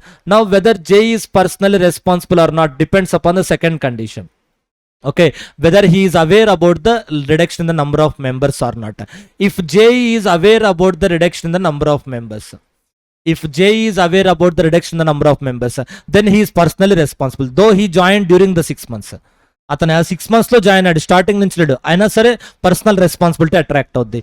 ఎందుకంటే ఇక్కడ మీరు ఫస్ట్ కండిషన్ అబ్జర్వ్ చేయండి. ఫస్ట్ కండిషన్ ఏం చెప్తున్నాం అంటే members continuing in the company after 6 months. అంటే ఈ 6 months తర్వాత ఎవరైతే కంపెనీలో ఉన్నారో వాళ్ళలో ఎవరికైతే నంబర్ ఆఫ్ మెంబర్స్ రిడక్షన్ గురించి నాలెడ్జ్ ఉందో వాళ్ళు లైబుల్ అవుతారు. అంటే మనం ఒక పర్సన్ని లైబుల్ చేయాలి అంటే ఈ 6 months తర్వాత అతను కంపెనీలో ఉండాలి. అంటే అతను ఎప్పుడు కంపెనీలో జాయిన్ అయ్యాడు అనేది రిలవెంట్ మనకు. ఆ 6 months తర్వాత ఎవరైతే కంపెనీలో ఉన్నారో వాళ్ళందరికీ లైబిలిటీ అట్రాక్ట్ అవుతుంది. అతను స్టార్టింగ్ నుంచే ఉన్నాడా, నంబర్ ఆఫ్ మెంబర్స్ తగ్గక ముందు నుంచి ఉన్నాడా, నంబర్ ఆఫ్ మెంబర్స్ తగ్గిన తర్వాత జాయిన్ అయ్యాడా, ఇవన్నీ రిలవెంట్ మనకు. ఓకే, సో ఈ డేట్ తర్వాత ఎవరైతే కంపెనీలో కంటిన్యూ అవుతున్నారో ఏబిసిఈఎఫ్జి వాళ్ళందరికీ కూడా లైబిలిటీ అట్రాక్ట్ అవ్వదు. వాళ్ళలో నాలెడ్జ్ ఉన్న వాళ్ళకి, దేని గురించి నాలెడ్జ్, నంబర్ ఆఫ్ మెంబర్స్ తగ్గిపోయారని నాలెడ్జ్ ఉన్న వాళ్ళకు. సో ఏబికి ఎలాగో నాలెడ్జ్ ఉంటుంది డైరెక్టర్స్ కాబట్టి. ఫర్ ఎగ్జాంపుల్ సిఈ ఫారిన్ కంట్రీలో ఉన్నారు, వాళ్ళకి తెలియదు ఇలా కంపెనీలో నంబర్ ఆఫ్ మెంబర్స్ తగ్గిపోయారన్న విషయం వాళ్ళకి తెలియదు. సో కాబట్టి సిఈ ఎగ్జంప్షన్ క్లెయిమ్ చేసుకోవచ్చు. ఎఫ్జే లైబుల్ అవుతారు. So ABFJ they are liable. ABFJ they are liable. So ABFJ 2 conditions satisfy చేశారు. ఏంటి ఆ 2 కండిషన్స్? 6 months తర్వాత కంపెనీలో కంటిన్యూ అవుతున్నారు, ప్లస్ వాళ్ళకు నాలెడ్జ్ ఉంది, నంబర్ ఆఫ్ మెంబర్స్ తగ్గిపోయారనే విషయం వాళ్ళకి తెలుసు. So therefore you can make these persons as liable. Okay, right. So అది, సో ఎవరు లైబుల్ అంటే ఈ 2 కండిషన్స్ సాటిస్ఫై చేసిన పర్సన్స్. ఈ 2 కండిషన్స్ సాటిస్ఫై చేసిన పర్సన్స్. For what? దేనికి వాళ్ళ లైబిలిటీ? టోటల్ 13 crores కాదు, ఎంతకు liability? For liabilities incurred by company after 6 months. For liabilities incurred by company after 6 months. For liabilities incurred by company after 6 months, దానికే liable. Okay, and how is their liability? Several liability, not joint liability. Several liability. What is their liability? Several liability. So several liability అంటే ఇక్కడ ఈ 1 crore కదా మనకు personal responsibility ఉంది. ఈ 1 crore మనం మెంబర్స్ని పర్సనల్గా లైబుల్ చేయాలి. అందులో ఏ మెంబర్స్ని మనం పర్సనల్గా లైబుల్ చేస్తున్నాం? ఏబిఎఫ్జే కదా. సో ఇప్పుడు జాయింట్ అండ్ సెవరల్ లైబిలిటీ అవుతే అప్పుడు ఏమవుతుంది? 1 crore ఆ 4 మెంబర్స్లో ఎవరో ఒకరి దగ్గర నుంచి రికవర్ చేసుకోవచ్చు క్రెడిటార్స్కి ఇవ్వడానికి. కానీ ఇక్కడ సెవరల్ లైబిలిటీ కాబట్టి మీరు ఏ ఒక్క మెంబర్ నుంచి కూడా ఫుల్ 1 crore రికవర్ చేసుకోలేరు. You can recover only 25 lakhs from each member. Okay, joint and several liability అంటే first we can recover 1 crore. So if it is a joint and several liability అప్పుడు ఎలా ఉంటుంది? Company ఏ నుంచి 1 crore recover చేసుకుంటారు, ఆ 1 crore క్రెడిటార్స్కి ఇచ్చేస్తారు. తర్వాత ఇంకెవరున్నారు? బిఎఫ్జేనా? ఎఫ్జే. సో వీళ్ళ ముగ్గురు నుంచి 25 కలెక్ట్ చేసుకుంటారు, టోటల్ 75 వస్తుంది. ఆ 75 ఏకి ఇచ్చేస్తారు. జస్ట్ లైక్ పార్ట్నర్షిప్ లాగా ఒక పార్ట్నర్ నుంచి మొత్తం అమౌంట్ కలెక్ట్ చేసుకొని క్రెడిటార్స్కి ఇచ్చేస్తాం. తర్వాత రిమైనింగ్ పార్ట్నర్స్ నుంచి కలెక్ట్ చేసుకొని ఈ పార్ట్నర్స్కి సెటిల్ చేస్తాం. ఈ మెథడాలజీ మీకు నాలెడ్జ్ ఉంది కదా పార్ట్నర్షిప్లో. First this will happen. ఒక మెంబర్ నుంచి ఫుల్ అమౌంట్ రికవర్ చేసుకుంటాం, తర్వాత వచ్చిన అమౌంట్ క్రెడిటార్కి పే చేస్తాం, తర్వాత రిమైనింగ్ వాళ్ళ నుంచి రికవర్ చేసుకుంటాం. రికవర్ చేసుకొని ఎవరైతే ఎక్సెస్ పే చేస్తారో వాళ్ళకి ఇచ్చేస్తాం. ఈ 4 steps. ఇది ఎప్పుడు, ఈ సిచ్యుయేషన్ ఎప్పుడు అవుతుంది? జాయింట్ అండ్ సెవరల్ లైబిలిటీ అవుతాయి. జాయింట్ అండ్ సెవరల్ లైబిలిటీ అవుతాయి. కానీ ఇక్కడ మనకు ప్రొవిజన్లో ఇచ్చింది ఏంటి? సెవరల్లీ లైబుల్, సెవరల్లీ షుడ్. అంటే సపరేట్ చేసి షూ చేయాలి, జాయింట్గా షూ చేయకూడదు. That means you cannot ask any member for the full amount. Okay, so a member నుంచి కూడా మీరు ఫుల్ 1 crore కలెక్ట్ చేసుకోకూడదు. Do understand this point? అంటే జనరల్గా మనం యూస్ చేసే ఈ మెథడాలజీ ఇక్కడ వర్కౌట్ అవ్వదు. So this is not applicable here. Okay, that is what we are discussing, that is a joint and several liability. ఇక్కడ అది అప్లికబుల్ కాదు. కాబట్టి మనం లైబుల్ చేసేటప్పుడే సపరేట్గా లైబుల్ చేయాలి. లైబుల్ చేసేటప్పుడు సపరేట్గా లైబుల్ చేయాలి. అంటే డివైడ్ చేసి కలెక్ట్ చేసుకోవాలి, only several liability. Okay. That should be important.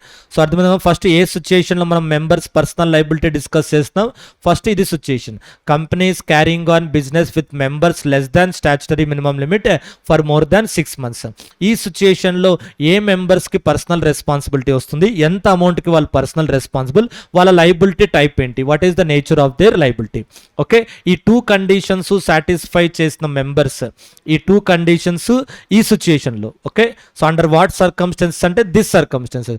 Under these circumstances, members those who satisfied these 2 conditions, they are liable for this amount. They are liable for this amount, and their liability is recovered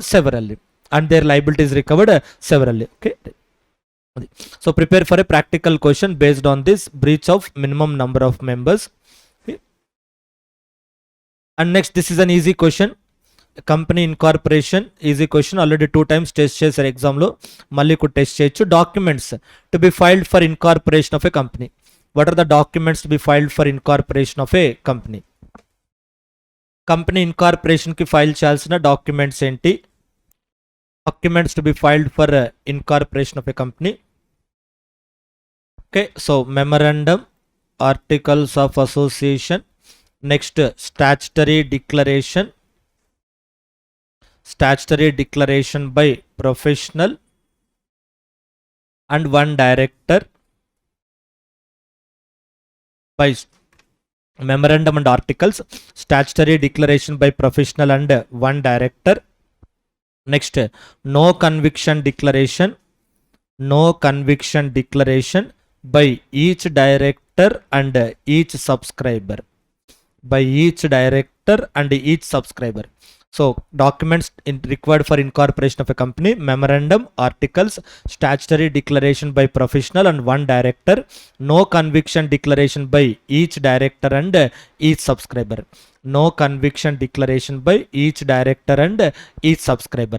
Next, temporary communication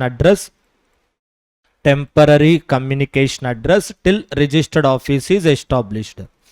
Temporary communication address till registered office is established. Temporary communication address till registered office is established. Temporary communication address till registered office is established. Okay. Temporary communication address till registered office is established. Okay. Next, okay, interests of relationship of proposed directors,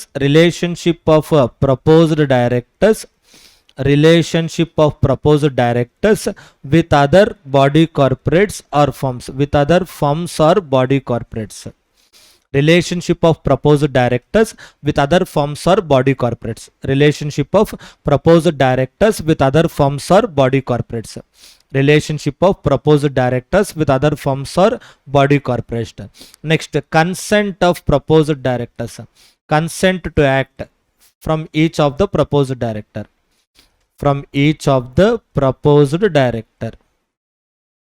consent to act from each of the proposed director,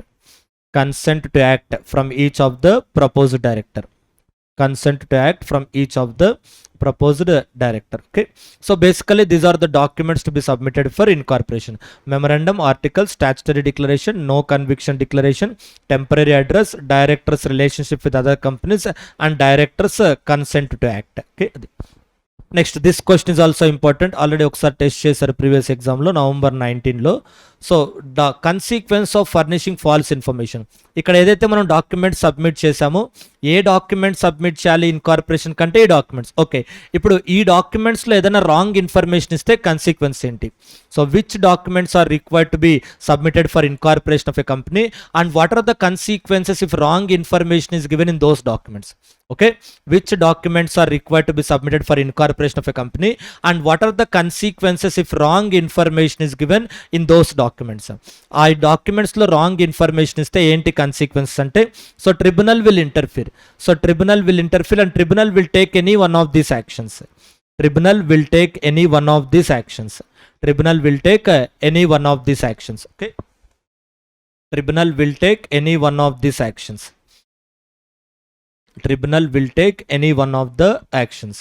So what is the first step? Wrong information submitted. Okay, next company incorporated. Company incorporated. Wrong information submitted. Company incorporated. Next tribunal. Tribunal heard the company. Tribunal hearing by the hearing with the company. Tribunal hearing with the company. Tribunal hearing with the company. Okay, tribunal hearing with the company. Tribunal hearing with the company. Tribunal hearing with the company. Okay, wrong information submitted. Company incorporated. Tribunal hearing with the company. Tribunal hearing with the company. Next considerations. Tribunal consider the transactions. Tribunal to consider the transactions entered by the company. Tribunal to consider the transactions entered by company. Tribunal to consider the transactions entered by company. Tribunal to consider the transactions entered by company. Okay, wrong information. Company incorporated. Tribunal hearing with the company. Tribunal hearing with the company. Wrong info. Tribunal to consider the transactions entered by the company. Tribunal to consider the transactions entered by the company. Tribunal to consider the transactions entered by the company. Tribunal to consider the transactions entered by the company. Next, after that, any one of these orders, tribunal can pass any one of these orders. Tribunal can pass any one of these orders. So, regulation for management of the company, alteration of memorandum and articles, alteration of memorandum and articles, and regulating the company's management. Okay, what the tribunal can do? If those four conditions, tribunal can do what? Alter MOA and AOA to regulate the company's management. To regulate the company's management. Alter MOA and AOA to regulate the company's management. Alter MOA and AOA to regulate the company's management. Alter MOA and AOA to regulate the company's management. Okay, or winding up of a company. Or winding up of a company, removal of name, or making the members liability unlimited. Making the members liability unlimited. Or winding up of a company, or next removal of name, or making the members liability unlimited. Making the members liability unlimited. Okay, four conditions, four orders. Four conditions, all the four conditions to be satisfied. All the four conditions to be satisfied. Next, any one of the four orders. Any one of the four orders. If all the four conditions are satisfied, any one of the four orders, tribunal can pass any one of the four orders. ఇక్కడ మళ్ళీ any one condition కాదు, ఇక్కడ అన్ని conditions satisfy అవ్వాలి. If all these four conditions are satisfied, then tribunal can pass any one of these four orders. If all the four conditions are satisfied, then tribunal can pass any one of the four orders. All four conditions satisfied, then any one of the four orders. ఇది కూడా previous exam question, but there is a chances of repeating. November 19లో test చేశారు కాబట్టి November 22కి 3 years అవుతాయి. There is high chance of repeating this question. So easy question to score. Incorporation of a company, incorporation of a company and these documents. Next, no doubt 1% company is always important. Okay, so for every attempt 1% company is important. If not as a practical question, at least MCQs la na test chestaru kabatti 1% company is an important question. We have to read carefully. 1% company. So these points you can expect. Now a person who is not a resident also, resident of India also can become a member of OPC. Okay, a person who is not a member, who is not a resident India can also become a member of OPC. So before amendment only resident, after amendment a person who is not a resident in India, a person who is not a resident in India, a person who is not a resident in India can also become member or nominee of OPC. Can also become member or nominee of OPC. A person who is not a resident in India can also become member of OPC. Person who is not a resident in India can also become member or nominee of OPC. Next, this condition you can expect, this point you can expect as a practical question. This point you can expect as a practical question. So if a person is a member in one company and a nominee in another company, if a person is a member in one company, OPC1 and OPC2, Mr. A is a member and B is a nominee. B is a nominee, and here C is a member and A is a nominee. A is a nominee. So OPC1, A is a member, B is a nominee. OPC2, C is a member and A is a nominee. Now in the event of death or incapacity of this member, death or incapacity of the member, so death or incapacity of the member, A will become a member. A will become a member, and for 180 days, within 180 days, A has to select any one company. A has to select any one company within 180 days. So suddenly A became a member of two OPCs. General, what is the rule? A person cannot act as a member of two OPCs at a time. A person cannot act as a member of two OPCs at a time. That is a general rule. But here A is acting as a member of two OPCs suddenly. So therefore he can continue like that for 180 days. Within 180 days he has to select only one company. Okay. So if a person who is a member in one OPC suddenly becomes a member in another OPC also, then he has to select only one company within 180 days. For a period of 180 days, he can continue as a member in two companies. For a period of 180 days, he can continue as a member in two companies. That means deviation from the rule is permitted for 180 days. Deviation from the rule is permitted for 180 days. Grace period. 180 days you can deviate the rule, but not more than that. So what is the rule? You cannot become a member in two OPCs. That rule you can deviate for a short period of 180 days. That rule you can deviate for a short period of 180 days. So within 180 days we have to select one company in which you want to continue. Okay, right. That is the point. So therefore based on this point also you can expect a practical question. Within 180 days we have to select that. Next, so if at all there is some unexpected question also, there is chances. Investment in securities or body corporates, you can expect surprise practical question in the OPC. So that practical question may be whether one person company can do the share broking business. Whether one person company can do the share broking business. So that kind of practical question also you can expect. The answer is yes. One person company can do the share broking business, but not the share dealing business. Share dealer. Okay, broker is different and dealer is different. Broker is different and dealer is different. Broker is different and dealer is different. What is the difference between broker and dealer? So A is a seller and B is a buyer. A is a seller and B is a buyer. A is a seller and B is a buyer. And C is a broker. So what the broker will do? He will only connect a link between A and B. That's it. He will not purchase and he will not sell. Okay, C will not purchase and C will not sell. A is selling and B is buying. Only C is trying to bring a contract between A and B. C is acting as a mediator between A and B. Neither C is selling nor B is buying. Therefore, this is the broker business. Whereas in case of dealers, okay, in case of dealers, A, C and B. So first A will sell the shares to C and thereafter C will sell the shares to B. So whenever A sell the shares, at that time C will purchase the shares using his own money. Using C's own money, he will purchase the shares. Thereafter he will sell the shares and he will collect the money. So even though ultimately seller is A and ultimately buyer is B, but for a short period of time he was purchasing the shares of other companies, which is prohibited for OPC. Whereas this is permitted for OPC. So share broking business and share dealer business. So share broking activities are permitted for OPC but not share dealer activities. Okay, I hope you understand the difference between broker and dealer. Okay, so in case of dealer, if not in a long time, if not permanently, at least for a short period of time, he was purchasing the shares of another company, which is completely prohibited for OPC.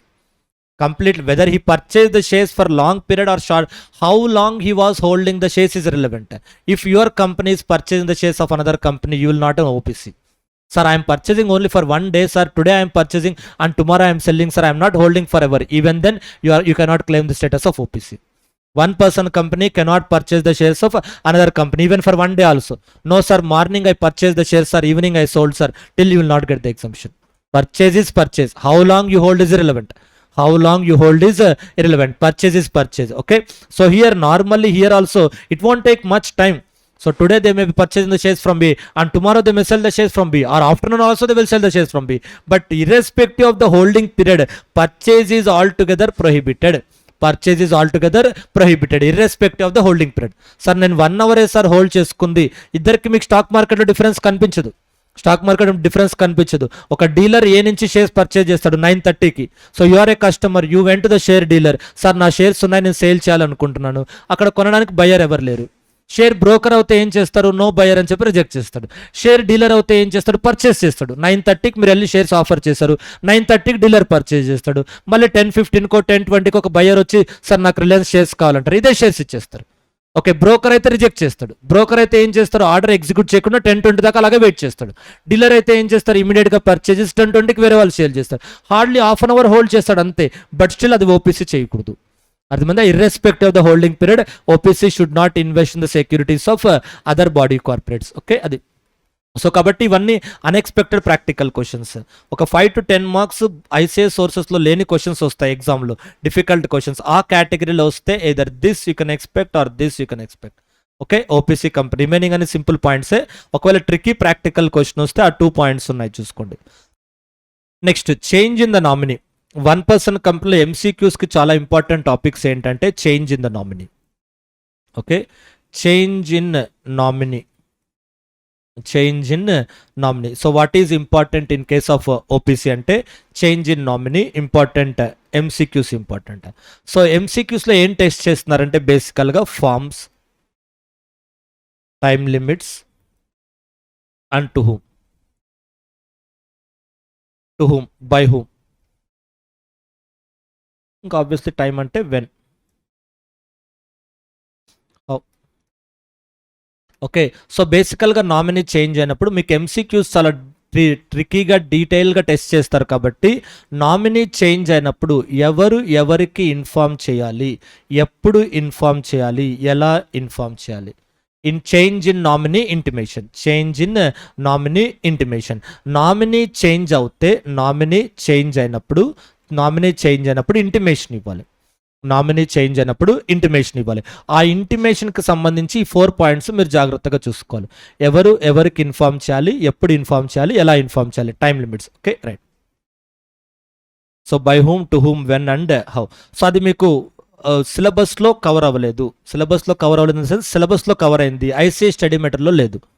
ICI study మెటీరియల్లో లేదు. ఇప్పుడు నేను ఇక్కడ చెప్పిన point మీకు ICI study మెటీరియల్లో లేదు, but ఎంసీక్యూస్లో ఇస్తున్నారు. ICI వాళ్ళు ఇచ్చిన ఎంసీక్యూ బుక్లెట్స్లో ఉన్నాయి, స్టడీ మెటీరియల్లో లేదు, ఎక్కడ లేదు కానీ, బట్ ఎంసీక్యూ బుక్లెట్స్లో ఉన్నాయి. So therefore you have to read rule number 4, note చేసుకోండి, because it is not there in the material. So rule number 4 note చేసుకోండి, you have to read later on. తర్వాత మీరు చదువుకోవాలి. ఇప్పుడు నేను చెప్పిన 4 పాయింట్స్ మీకు ఇక్కడ కవర్ అవ్వు, జస్ట్ ఇంపార్టెంట్ పాయింట్ చెప్తున్నాను, it is not there here. So we have to read rule 4 of OPC, rule 4 of companies incorporation rules, rule 4 of companies incorporation rules, rule 4 of company incorporation rules, nominee. Okay, నేను చెప్పిన ఆ 4 points ఇక్కడ ఉండవు, you will not find here.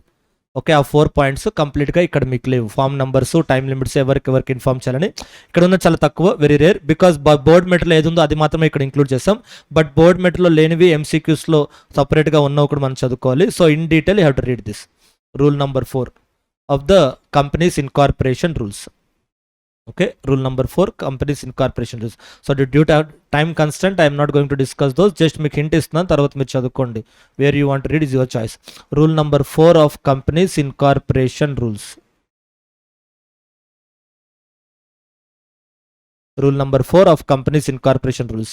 So చదివేటప్పుడు గుర్తుంది కదా, ఏ points మైండ్లో పెట్టుకొని చదవాలి. సో ఏ సిచ్యుయేషన్ అది, నామినీ చేంజ్ అయ్యారు, ఇంటిమేషన్ ఇవ్వాలి. ఓకే, నామినీ చేంజ్ అయినప్పుడు ఇంటిమేషన్ ఇవ్వాలి, ఎవరికి ఇంటిమేషన్ ఇవ్వాలి, ఎప్పుడు ఇవ్వాలి, ఏ ఫార్మ్స్ యూస్ చేయాలి, వాటికి. ఈ 4 క్వశ్చన్స్ మైండ్లో పెట్టుకొని మీరు చదవండి. ఓకే, జస్ట్ నవెల్ చదివినట్టు కాకుండా, సో ఎవరికి ఇన్ఫార్మ్ చేస్తున్నారు, ఎప్పుడు ఇన్ఫార్మ్ చేస్తున్నారు, అండ్ ఏ ఫార్మ్స్ యూస్ చేస్తున్నారు, that is important. Rule number 4 of companies incorporation rules. Next, so after OPC, Section 8 company also equally important. If not as a practical question, chances are there, but and also MCQ chances are there. So like a OPC, private, this question, Section 8 company questions also important. Section 8 company, charitable company. So ఇప్పటి వరకు మీకు test చేసింది ఏంటంటే licence revocation మాత్రమే test చేశారు 2 times previous ఎగ్జామ్లో, licence revocation. Okay, but there are chance of testing the main provision also.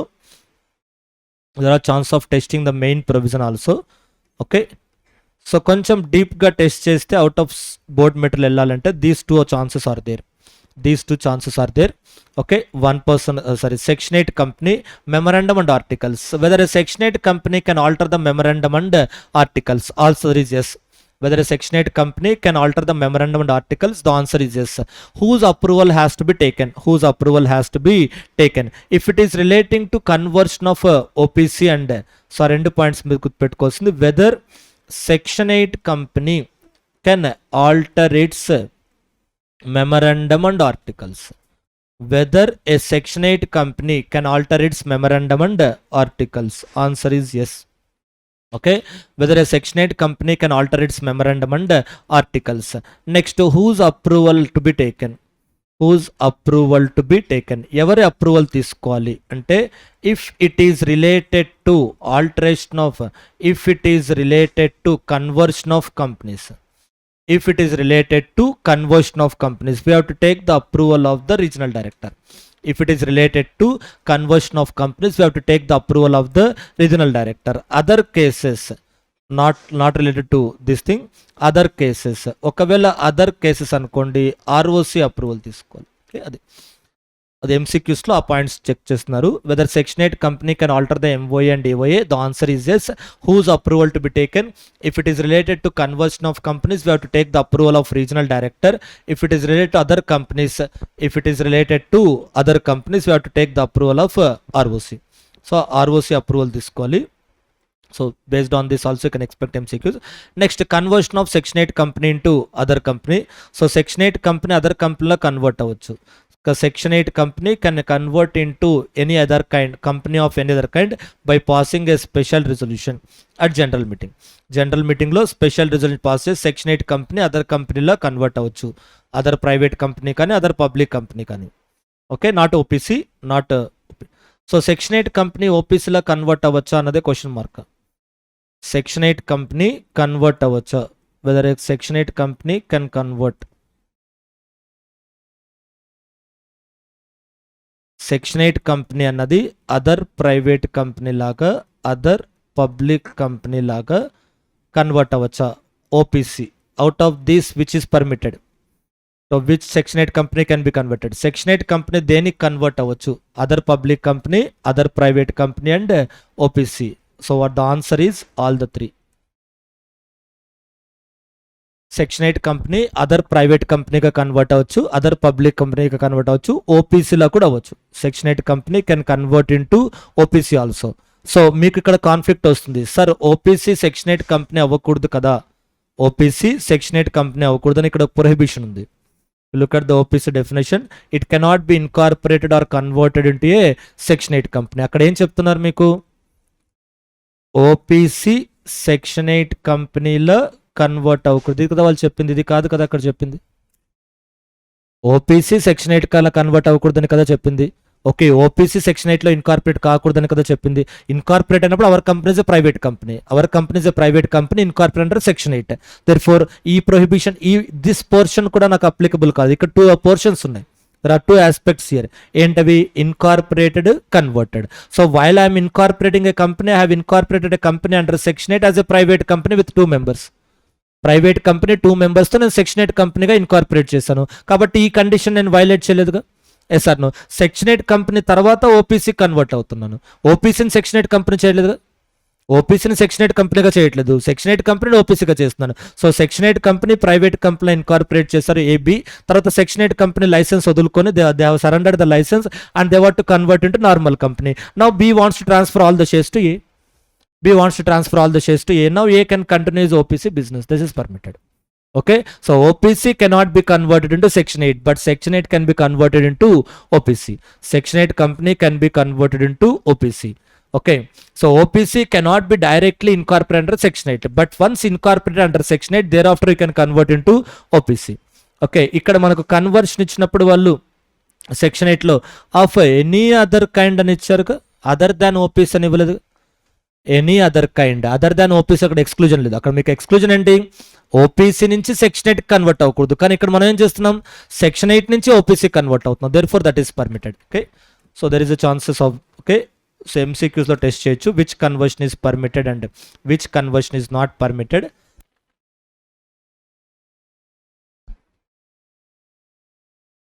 Next question number 12 also important మా, ఇప్పటి వరకు టెస్ట్ చేయలేదు.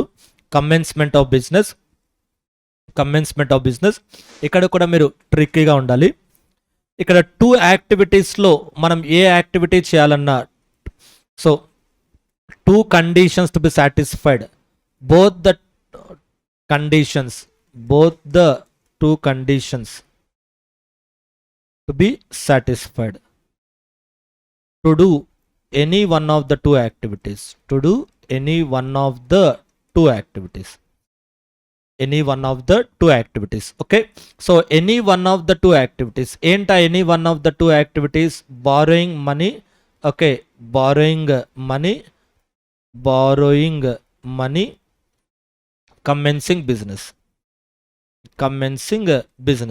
సో ఈ రెండు చేయాలి అంటే కాదు, ఆర్ ఈ రెండిట్లో ఏది చేయాలన్నా, మనీ బారో చేయాలన్నా బిజినెస్ స్టార్ట్ చేయాలన్నా, మనీ బారో చేయాలన్నా బిజినెస్ స్టార్ట్ చేయాలి, to do either to borrow money or to commence business, ఈ రెండిట్లో ఏ యాక్టివిటీ చేయాలన్నా ఈ 2 కండిషన్స్ సాటిస్ఫై అవ్వాలి. ఏంటా 2 conditions, verification of registered office and declaration of subscription money, declaration of subscription money, declaration of subscription money. అక్కడ ఆరు, ఇక్కడ and చూసుకోండి.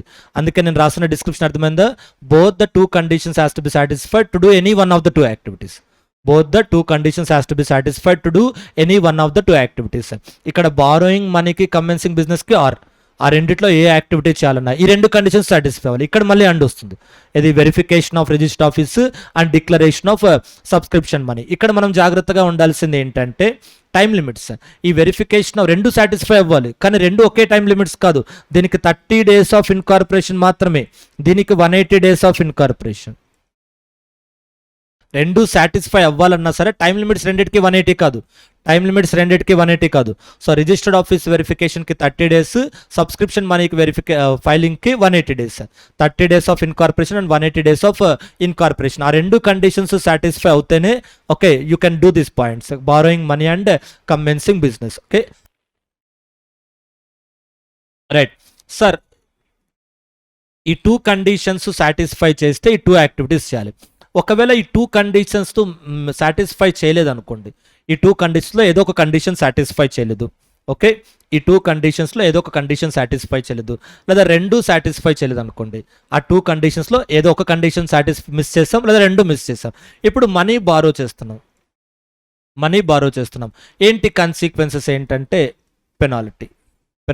ఓకే, లేదు సార్ మనీ బారో చేయలేదు, బిజినెస్ చేస్తున్నాం, ఏంటి సార్ అంటే పెనాల్టీ. ఓకే, ఇక్కడ మనం జాగ్రత్తగా ఉండాల్సింది ఏంటంటే ఆ 2 కండిషన్స్ ఉన్నాయి కదా, ఏంటి, registered office, subscription money. Practical questions వచ్చినప్పుడు ట్రిక్గా ఉండాలి. Registered office, subscription money,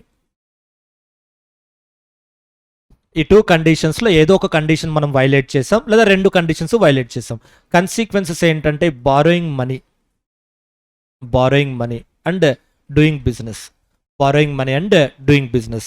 money borrow చేసాం, బిజినెస్ చేస్తున్నాం, ఓకే, కన్సిక్వెన్సెస్ ఏంటి అంటే penalty. Okay, so only money borrow చేసాం, బిజినెస్ చేయట్లేదు. ఓకే, ఓన్లీ మనీ బారో చేసాం, బిజినెస్ చేయట్లేదు, ఓన్లీ బిజినెస్ చేస్తున్నాం కానీ మనీ బారో చేయట్లేదు. ఇప్పుడు మీరు ఈ ఒక్కదానికే చెక్ చేసుకోవాలి, ప్రతిదానికి ఇలా చెక్ చేసుకోవాలి. ఫస్ట్ దానికి ఓకే, సో ఫస్ట్ పాయింట్ మనం ఏం చేస్తాం, రిజిస్టర్డ్ ఆఫీస్కి సంబంధించిన డిక్లరేషన్ ఫైల్ చేసాం, సబ్స్క్రిప్షన్ మనీకి సంబంధించిన డిక్లరేషన్ ఫైల్ చేసాం, రిజిస్టర్డ్ ఆఫీస్ ఫైల్ చేయలేదు అనుకోండి. ఇప్పుడు ఈ త్రీ కన్సిక్వెన్సెస్, ఏదర్ మనం మనీ బారో చేసి బిజినెస్ చేస్తున్నాం, లేదా మనీ బారో చేసాం ఇంకా బిజినెస్ చేయలేదు, లేదా బిజినెస్ చేస్తున్నాం మనీ బారో చేయలేదు. ఇక్కడ ఇంపార్టెంట్ కాన్సెప్ట్ ఏంటంటే ఇది మనకి ఇంపార్టెంట్, బిజినెస్ చేయడం ఇంపార్టెంట్.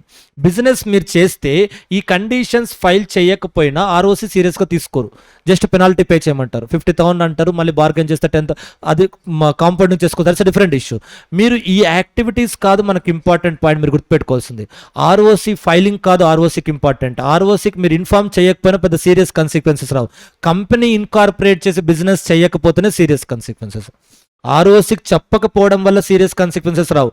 ఓకే, ఆర్ఓసికి చెప్పడం అన్నది గవర్నమెంట్కి ఇంపార్టెంట్ కాదు, మీరు ఇన్కార్పొరేట్ చేసే బిజినెస్ చేయడం అనేది ఇంపార్టెంట్. ఇన్కార్పొరేట్ చేసి బిజినెస్ చేయకపోవడం గవర్నమెంట్ సీరియస్గా తీసుకుంటారు.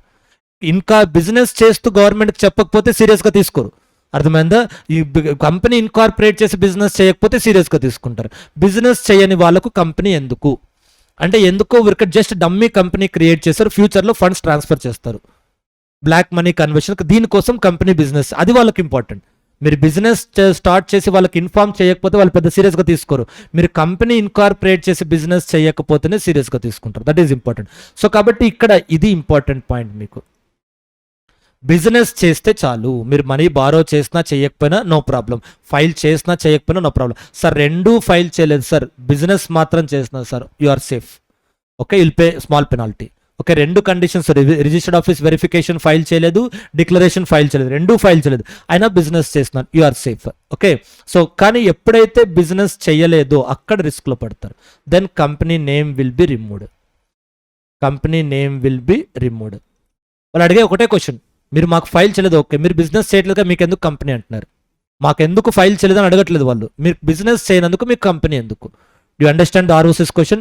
They are not asking why you did not file the documents to the ROC. They are asking why you want a company if you are not doing the business. Why you want a company if you are not doing the business? That is the important. So therefore company name ఎప్పుడు remove చేస్తారంటే ఈ documents file చేయనందుకు company name remove చేయరు, ఈ company business చేయనందుకు company name remove చేస్తున్నారు. ఈ documents file చేయకపోయినా కంపెనీ బిజినెస్ చేస్తుంటే కంపెనీ నేమ్ని రిమూవ్ చేయరు, కంపెనీ రిజిస్ట్రేషన్ క్యాన్సిల్ చేయరు. Remember, even though company has not filed the documents, if at all the company is doing the business, ROC will not wind up the company, ROC will not cancel the incorporation certificate, he will only impose the penalty. Okay, కాబట్టి ఇక్కడ మీకు important point ఏంటంటే ఇదే point మీకు ఇక్కడ వస్తుంది. Next memorandum చాప్టర్లో section 12లో కూడా వస్తుంది. రెండు కలిపి చెప్పాను నేను మీకు. ఓకే, రెండు కలిపి చెప్తున్నాను. ఇక్కడ మీకు బేసికల్గా this will B section 12, this will B section 10A. Okay, section 10A section 12 అది. కాబట్టి కన్సిక్వెన్సెస్ ఒకటే ఉంటాయి బట్ సెక్షన్ నంబర్ మారిపోద్ది. రైట్, సో ఇక్కడ చూడండి, ఇక్కడ మీరు కన్సిక్వెన్సెస్ మీరు అబ్జర్వ్ చేస్తే రిమూవల్ ఆఫ్ నేమ్ ఎప్పుడు రిమూవ్ చేస్తారు? ఎప్పుడు రిమూవ్ చేస్తారు అంటే not carrying on the business. మీరు డాక్యుమెంట్ ఫైల్ చేయలేదు, నాట్ ఫైల్డ్, ఓకే బాగానే ఉంది, and not carrying on the business. Documents not filed but carrying on the business, your certificate is not cancelled. మీరు ఆర్ఓసికి documents file చేయలేదు కానీ business చేస్తున్నారు, మీ certificate cancel చేయరు. Okay, ఆ not filed not commencing the business, file చేయలేదు business కూడా చేయట్లేదు, అప్పుడే కంపెనీ నేమ్ క్యాన్సిల్ చేస్తారు, అప్పుడే ఆ కంపెనీ నేమ్ క్యాన్సిల్ చేస్తారు. ఓకే, సో ఇక్కడ మనకేంటి ఫైలింగ్, ఇక్కడ మనకి ఉన్నాయి 2 aspects if look at this point. Filing, business. Sir file చేసాం బిజినెస్ చేసాం, well and good. Okay, sir file చేయలేదు బిజినెస్ చేయలేదు, penalty. Okay, nothing. Okay, sir file చేశారు బిజినెస్ చేస్తున్నారు, okay very good, compliance. Okay, compliance, అన్ని provisions comply అయ్యారు. Next ఇక్కడ file చేయకుండా బిజినెస్ చేస్తున్నారు, పెనాల్టీ. ఫైల్ చేయకుండా బిజినెస్ చేస్తున్నారు, పెనాల్టీ. ఓకే, సో ఫైల్ చేయట్లేదు బిజినెస్ చేయట్లేదు, ఫైల్ చేశారు బిజినెస్ చేయట్లేదు, ఫైల్ చేశారు బిజినెస్ చేయట్లేదు, then certificate will be cancelled. Do you understand the point? So ఇక్కడ ఫైలింగ్ కాదు మనకి ఇంపార్టెంట్, బిజినెస్. సార్ ఫైల్ చేసినా బిజినెస్ చేయట్లేదు సార్, కంపెనీ క్యాన్సిల్ చేస్తారు. ఫైల్ చేయట్లేదు బిజినెస్ చేయట్లేదు సార్, సర్టిఫికేట్ క్యాన్సిల్ చేస్తారు. అంటే మనం ఏది వైలేట్ చేయకుండా చూసుకోవాలి, ఈ పాయింట్ మనకి ఇంపార్టెంట్. ఓకే, సో ఫైల్ చేయకపోయినా నో ప్రాబ్లం, బిజినెస్ చేసేంత వరకు నో ప్రాబ్లం. సో ఇది టిక్ మార్క్ ఉన్నంత వరకు you are safe. If you are doing the business you are safe, even if you have not filed the documents with ROC.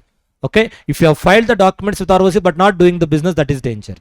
Okay, so therefore ఇక్కడ మీరు observe చేయాల్సిన point ఏంటంటే not carrying on the business, not carrying on the business, business చేయట్లేదు, business చేయట్లేదు. ఎందుకు ఇక్కడ stress చేసి చెప్తున్నానంటే ఇక్కడ మీకు పైన ప్రొవిజన్ చదువుకున్నప్పుడు ఏముంటుందంటే ఈ డాక్యుమెంట్స్ ఫైల్ చేయకుండా బిజినెస్ చేయకూడదు అని చెప్తారు. ఈ డాక్యుమెంట్స్ ఫైల్ చేయకుండా బిజినెస్ చేయకూడదు అని చెప్తారు. కాబట్టి ఇక్కడ చదివినప్పుడు మీకు ఏమనిపిస్తుంది అంటే బిజినెస్ చేయకూడదు అని చెప్పారు వాళ్ళు, డాక్యుమెంట్స్ ఫైల్ చేయకుండా బిజినెస్ చేయకూడదు అని చెప్పారు. మనం డాక్యుమెంట్స్ ఫైల్ చేయలేదు, ఇంకా బిజినెస్ చేయట్లేదుగా, అలాంటి థాట్ వస్తుంది మీకు. వాళ్ళు ఏం చెప్పారు, డాక్యుమెంట్స్ ఫైల్ చేయకుండా బిజినెస్ చేయకూడదు అని చెప్పారు. కాబట్టి ఇక్కడ మీరు ఏం అర్థం చేసుకుంటారంటే డాక్యుమెంట్స్ ఫైలింగ్ ఇంపార్టెంట్ అనే మీనింగ్ వస్తుంది మీకు. కానీ అక్కడ తర్వాత ఎండింగ్కి వెళ్తే మీకు ఇంపార్టెంట్ ఏంటంటే బిజినెస్ చేయడం important, document filing is not important. So documents file చేయలేదు అండ్ బిజినెస్ చేస్తుంటే ఎక్స్క్యూజ్ చేసేవాళ్ళు మిమ్మల్ని. డాక్యుమెంట్స్ ఫైల్ చేయకపోయినా బిజినెస్ చేస్తుంటే ఎక్స్క్యూజ్ చేసేవాళ్ళు. డాక్యుమెంట్స్ ఫైల్ చేశారు కానీ బిజినెస్ కూడా చేయలేదు, then company name will be removed from the government records. Company name will be remove from the government records. లేదు సార్ డాక్యుమెంట్స్ ఫైల్ చేయలేదు బిజినెస్ చేస్తున్నాం అనుకోండి, then it will be penalty only, then the penalty will be attracted. Okay, so ఇది minor issue, penalty minor issue. మనం 10 crores business చేసాం, ROCకి declaration file చేయకుండా 10 crores business చేసాం, అందులో మనకు 1 crore ప్రాఫిట్ వచ్చింది, 50,000 ఈజ్ నథింగ్, అందులో పే చేయొచ్చు. 10 crores బిజినెస్ చేసాం, 1 crore ప్రాఫిట్ వచ్చింది, అందులో 50,000 పే చేయొచ్చు. కాబట్టి మనకు ఎప్పుడు కూడా ప్రాక్టికల్గా మనం ఫైలింగ్ని కాదు సీరియస్గా తీసుకోవాల్సింది, బిజినెస్ చేయడం ఇంపార్టెంట్. ROCకి చెప్పడం అనేది ఒక ఫార్మాలిటీ అంతే, అర్థమైందా? ROCకి చెప్పడం అనేది ఒక ఫార్మాలిటీ. సో ఎప్పుడు కూడా what we are doing is more important than whether you have informed the government or not. Okay, even if you fail to inform the government or even if you made undue delay in informing to the government, so long as you are doing what is lawful there is no objection. మీరు గవర్నమెంట్కి inform చేయడం అనేది కాదు primary criteria, మీరు lawful activities చేయడం అనేది primary criteria. So there four not carrying on the business, not carrying on the business. Okay, so కాబట్టి ఇప్పుడు మీరు ఎగ్జామ్లో ఎక్స్పెక్ట్ చేయాల్సింది ఏంటంటే ఫైల్ చేయలేదు సార్ కానీ బిజినెస్ చేస్తున్నారు సార్, ఈ రెండిట్లో ఏం కన్సీక్వెన్సెస్ వస్తాయి? Penalty, removal of name. Removal of name రెండు వస్తాయి, రెండిట్లో ఏదో ఒకటే వస్తుందా? ఇక్కడ ఈ మధ్యలో పెనాల్టీ అండ్ రిమూవల్ ఆర్ పెట్టాలా అన్ పెట్టాలా? ఆరు పెట్టకూడదు, అన్ పెట్టకూడదు, ఓన్లీ పెనాల్టీ మాత్రమే వస్తుంది. ఇది నాట్ అప్లికబుల్ అని రాయాలి. ఆరు పెడితే మళ్ళీ మీరు అక్కడ చాయిస్ ఇచ్చినట్టే కదా, ఎస్ఆర్ నో, అక్కడ ఆరు ఉండకూడదు అండ్ ఉండకూడదు. ఓకే, పెనాల్టీ ఓన్లీ వస్తుంది, ఇది not relevant. Okay right. Next, file చేయలేదు సార్ బిజినెస్ చేస్తున్నారు. ఇప్పుడు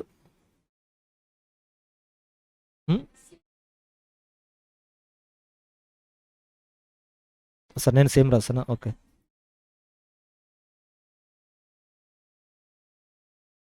ఫైల్ చేశారు బిజినెస్ చేయట్లేదు,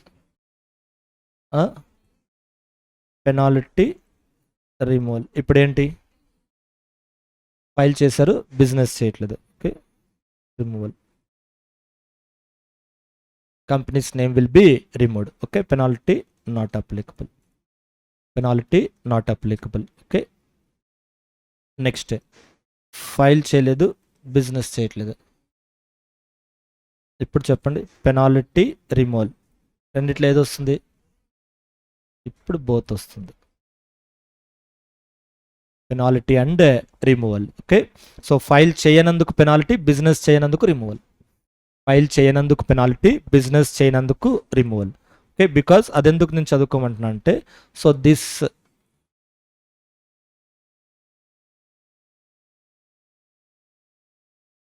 ఈ point in addition to that, fourth is in addition to the punishment for default, punishment for default. Okay, penalty కాకుండా అడిషనల్గా ఈ నేమ్ రిమూవల్ రెండు వస్తాయి, not any one of those thing. Okay, so practical questions వచ్చినప్పుడు కొంచెం analytical చూసుకోండి this point. Okay, break తీసుకున్నాము. Will start at 11:30. Will start with the allotment chapter. Memorandum and articles, prospectus అంత ఇంపార్టెంట్ టాపిక్స్ ఏం కాదు, allotment chapter నుంచి discuss చేస్తాను. After the break will start the allotment chapter. Break only till 11:30. Right. So in the memorandum chapter, there is one example in the board material. Okay, you can expect this example as a practical question. Okay, so this is example is in the board material. The board material on example ma ఇది మీకు practical question లో test చేయొచ్చు. So ఏంటి practical question అంటే, so this is submission of wrong information at the time of reservation of name, not at the time of incorporation of a company. Okay, so already మనం ఒక question చూసాం, submission of wrong information at the time of incorporation of a company. Here wrong information submitted at the time of incorporation of a company, this is situation. So if you look at the procedure for incorporation of a company, procedure for incorporation of a company, Okay. So steps for incorporation of a company or a procedure for incorporation of a company. So there is stage 1 or step 1 is reservation of name. So before incorporation of a company, we have to apply for reservation of name. Thereafter documents have to be filed. Thereafter documents has to be filed. So if you give wrong information here, section 7 will be applicable. If you give wrong information in stage 2 or step 2, in the step 2, if you give wrong information, section 7 will be applicable. This is what we have discussed. Wrong information submitted, company incorporated under tribunal power. So this is giving wrong information at stage 1. So what if wrong information is given in step 1 itself, not step 2? Okay, till now we have discussed, whatever we have discussed is wrong information submitted at the time of second step, that is documents for incorporation of a company. But before that, we should apply for the reservation of name. So here, if you give wrong information, section 4 will be applicable. Section 4 will be applicable. Therefore, you have to observe the difference between 4 and 7. So in both the cases, we are furnishing wrong information, but at what point of time we are furnishing the wrong information, that is important. Okay, when we are furnishing the wrong information. Wrong information at the time of reservation of name. At the time of applying for a reservation of name. Wrong information at the time of applying for reservation of name. Wrong information at the time of documents for incorporation of a company. Wrong information at the time of submission of documents for incorporation of a company. At the time of submission of documents for incorporation of a company. Okay. Wrong information at the time of applying for reservation of name. Wrong information at the time of submission of documents for incorporation of a company. So this is section 4 and this is section 7. Okay, this already we have discussed tribunal interference. Tribunal interference, here only ROC will take care. ROC will take care. Okay, so in both the cases we are submitting the wrong information, but when we have submitted the wrong information is important. So these two stages, stage 1 reservation of name, stage 2 submission of documents for incorporation of a company. So till now we have discussed only stage 2, wrong information submitted at the time of incorporation of a company. Next, wrong information submitted at the time of applying for reservation of name. Okay, look at this question. That is what this example. Mr. Anil Desai has applied for reservation of company name with a prefix Sanvarya. So applied for reservation of company name, not applied for incorporation of a company. Applying for incorporation of a company, second stage. Applying for reservation of name. So applying for reservation of a company's name. And it is found that submitted by giving incorrect documents or information. Giving incorrect documents or information when while applying the name of the company. Incorrect documents or information while applying the name of the company. State what is the effect.